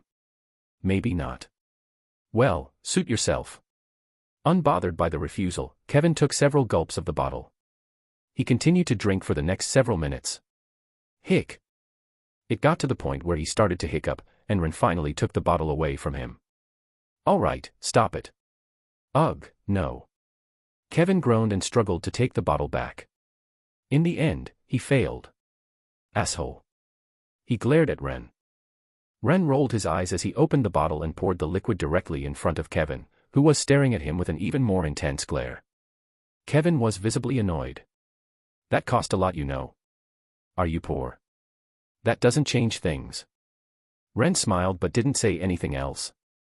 From then on, neither one of the two talked as they just sat back and stared toward the empty space in front of them. You know. Ren was the first one to speak. I'm a bit envious of your talent. Kevin raised his head and looked at Ren. Don't get me wrong, although I'm envious, that's as far as it goes. I know very well just how much you have to go through because of your talent and the amount of responsibility you have to bear because of it. He sighed and lowered his head. Even so. I guess you can say that I hate myself for being so weak. Ren lowered his head to stare at his hands. Because of my abilities. I am powerless to prevent the passing of those I hold dear in front of my eyes. I can only watch as they die before my eyes without being able to do anything. He closed his eyes. The feeling sucks. Hearing Ren speak, Kevin merely listened and didn't say anything. It was only after he was done speaking that he finally opened his mouth. Actually, the talent you seem to envy is not as great as you think. Kevin smiled bitterly. It seems like you're already aware, but once you have a certain degree of power, regardless of whether you want it or not, people will place their expectations on you. I never asked for it. It was forced upon me, and it is taxing. I just wanted to be normal for once. Kevin lowered his head. Closing his eyes, he exhaled while murmuring in a low voice. If only I hadn't taken that damn seed. Seed. Despite saying it in a whisper, Ren still overheard it. Why are you talking about seeds? The moment Ren asked him the question, Kevin's face hardened, but not long after, while staring at him out of the corner of his eye, he bit his lips and sighed. I might as well tell you since it's already happened, and I trust you. Tapping his feet on the ground, Kevin interlocked his hands together. A long while ago, back in our locked days, during a certain expedition in the Clayton Ridge, I stumbled across a certain cave. Kevin's brows furrowed. I think it was in the third highest peak of the ridge. I'm not too sure. During the expedition, Jean and I stumbled across a certain cave. In there we found a fruit. It glowed a mysterious color, and while I was observing it, Gene went ahead before me and took the fruit. He laughed a little. I didn't even have enough time to understand what was going on before he ate the fruit and left. I can still remember the face he made after he ate the fruit. I'm sure you'd easily imagine it. Yeah. Ren nodded a little. It really wasn't hard to imagine what expression Gene had after stealing the fruit in front of Kevin. As I was saying, I didn't have a chance to process what was going on before Gene left the cave. I was baffled then, but what could I do? He already ate the fruit, only leaving behind a certain seed. It was at this point that Kevin frowned. That seed. It wasn't normal. He looked up toward Ren, who was staring intently at him. He continued. It was weird, it made no sense, and it honestly was not much use to me, but... Kevin suddenly frowned and muttered softly. It removed my talent limiter. 727 goodbye, 5. He's gone. Kevin slightly raised his head, which was previously resting against his arms. Blinking his eyes, he found that it was already morning. Thinking back at the things he revealed to Ren, Kevin's face slowly started to become complicated. With that, everything should be done. Thinking about what he'd have to go through because of him, Kevin felt something prick at his consciousness. He slowly closed his eyes and bit his lips. At the very least, he'll have a chance to keep everyone he cares about alive. Something I'll never have a chance to do. He felt jealous, but at the same time, he felt glad. If it can atone for what I did. He smiled and shook his head. He was just making excuses to make himself feel better for what he did. Dragging one of the few people he was close to into his selfish agenda. If possible, he'd have chosen someone else to receive his power. Someone more powerful and more talented, maybe. Unfortunately, that wasn't an option. It could only have been him. It's funny how he complains about his talent when it's the exact thing that's saving him. Taking one last look at the room he was in, he placed 2 of his fingers over his forehead. A white glow suddenly spread from them, enveloping the room in its entirety. His hair gradually began to stand on end, and as it did so, it vacillated between black and white before resolving itself to black. Several screens flickered within his vision shortly after that. Synchronization, 100%. Synchronization, 75%. Synchronization, 50%. Synchronization, 25%. Synchronization, 0%. Asterisk. Asterisk. Asterisk. Yua. Yua. A newborn infant's cries reverberated in the background as 2 gentle hands wrapped around the small frame of its body in an attempt to soothe its cries. Hush, Kevin, don't cry. Mommy's with you. Your turn. What are you waiting for? End him. Turning his head to glance in the red-eyed figure's direction and then looking toward his surroundings, Kevin's lips trembled. Is this the outcome that you wanted? What are you talking about? The white-haired figure replied back. His brows furrowed tightly, and his voice became even colder. Clenching his teeth, Kevin pointed in the distance. Take a look at the world. It's completely destroyed. Almost all of humanity has been destroyed because of your actions, and yet, you don't seem to care. Kevin's voice rang powerfully throughout the world as his fists clenched tightly. He didn't mean any of the words he said. It was merely an act. He had done far worse in the past. For the sake of killing him, you decided to sacrifice the whole of humanity. What's the point of killing him when there's no one left? What's the fucking point? Quietly listening to Kevin's words, the gray-eyed figure answered. Because I don't care. You don't care. Kevin felt his chest prick at those words. Especially when he looked at the state his friend was in. He had watched him lose everything over and over again for the past few centuries. He also witnessed him grow stronger and stronger each year. The speed at which he progressed far surpassed his expectations. So much so that he was on the verge of exceeding his peak. He was happy, but he was also troubled. It's too early. I have no choice. A powerful red hue suddenly sprang out of Kevin's body. The hue that sprang out of his body was very faint and almost invisible, but the pressure that came out of it was nothing to scoff at. You don't care about the fact that, because of your actions, humanity is on the verge of extinction. He continued with his acting. What are you doing? Ignoring his words, the gray-eyed figure dully asked. Raising the palm of his hand, Kevin pressed his hand onto the space next to him and replied. Something that I should have done the moment I remembered everything. Clank. Clank. Clank. Clank. Clank. Right as his words faded, much to the shock of the gray-eyed figure, black chains suddenly sprang out from the ground beneath him, clasping onto his legs and arms. Finally, for the first time in a while, the gray-eyed figure's face crumbled apart as he looked at Kevin, who was staring back at him. "What do you think you're doing?" Raising his hand, the gray-eyed figure tried to move his body, but regardless of how much force he applied, he couldn't move it at all. The mana inside his body had been sealed completely. Realizing just how much of a predicament he was in, his voice rose. "What did you do to me?" Ignoring his words, Kevin turned to look at the other white figure, who was watching the scene with an amused look on his face. Although he was also on the verge of death, there was a triumphant look on his face as he looked at Kevin and the gray-eyed figure. Kevin took his eyes away from him not long after. KHH. Stumbling forward, he could feel his vitality slowly leaving his body. The hue around his body slowly started to fade as Kevin's figure paled. "Kill him now, end this now. End it. You know full well that you're the only one who can stop him. What are you waiting for?" Again, the gray-eyed figure's words echoed loudly as he looked at Kevin with a fierce glare. A look similar to one of desperation flashed across his face as he shouted those words. Taking one more step forward, Kevin's feet came to a pause a couple of meters away from the gray-eyed figure. Clank. Clank. Clank. As he walked, the chains wrapping around the gray-eyed figure became more numerous as his whole body stopped moving. Seeing that his words couldn't reach Kevin, the gray-eyed figure stopped shouting. His face, which was originally cold, dulled completely. Lowering his head and glaring in Kevin's direction, the gray-eyed figure stared monotonously. "You think this will be enough to stop me?" "I don't know." Kevin shook his head.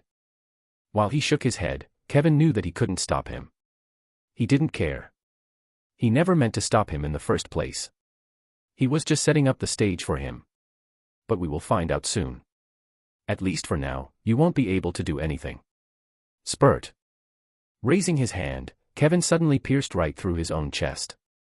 Instantly, blood leaked out of his body. He felt a pain that was all too familiar course through his body. One that he had experienced countless times before. At first, it wasn't something he looked forward to, but at some point, the discomfort, it became something that he looked forward to. Staring at Kevin, the gray-eyed figure's eyes grew colder. Howdy. The moment Kevin's life slipped away, the world turned white, and everything crumbled. In the pitch-black world. Crack. Crack. Crack. The chains that were shackling Ren began to show signs of wear and tear. His head began to gradually rise, and he looked down at the chains that were shackling him before turning his attention to the distance, where a figure was taking shape. He had a smile on his face as he gazed at him. "It's been a while."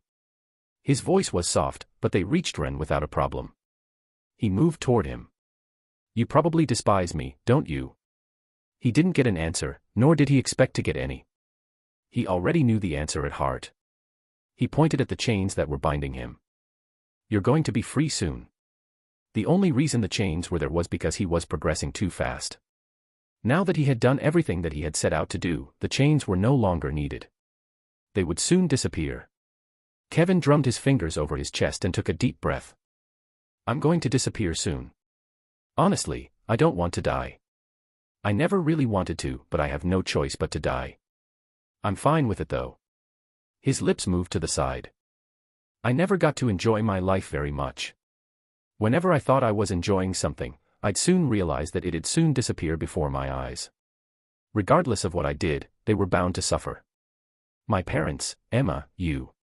Kevin laughed a little while scratching the side of his face. "I don't know. I guess it makes sense.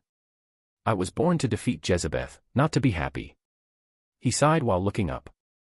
His lips trembled, and he looked toward Ren. "I've watched as everyone that I was ever close to look at me with eyes that revealed nothing but hatred at some point in my life. I've been scorned and spat at by those that I love the most, and the funny thing is that I can't even feel any sympathy toward myself. The things I did." Kevin shook his head and stopped speaking. This is probably the last time the two of us will ever see each other. I didn't come here to apologize to you. Whatever I say will probably only make you hate me more. Although I'm used to being hated, scorned at. I don't really want my last moments to be like that, haha. Well. I guess maybe that's a bit too late." He took a deep breath and extended his hand. His finger soon touched Ren's forehead, and images entered his mind. I just hope that you will change your mind after seeing this. Ren, the other one, he can't do this alone. His creation was out of my expectations honestly. I was honestly baffled by what you did, but I guess this isn't the first time that you surprised me. The process didn't last long, and once he moved his finger away, his body turned transparent. Finally, Ren looked at him properly. His hazy eyes regained some clarity, and it was there that he saw Kevin stare at him with a forced smile. The corners of his eyes were wet, but he'd repeatedly raise his head to hide the fact. Once their eyes met, Kevin's smile grew deeper. Despite all the words he said and the forced smile, he was happy. He'd been hated and scorned by all those he cared about. But he didn't mind that. Thinking of their possible future, he only felt relief. Everyone was a bad guy in another one's story, and he was the bad guy in many of those. He didn't mind that. Good, bad, he didn't care. He just did what he felt was right. His smile relaxed. Goodbye. His form shattered into innumerable fragments, and the void fell back into its previous state of utter silence. Crack. Crack. Crack. The chains binding Ren slowly broke apart, and he fell to the ground. Ren struggled to lift his head slightly. His eyes were drawn to the spot where Kevin had been standing, and he raised his head to look up. He soon felt something warm streak past the side of his cheek,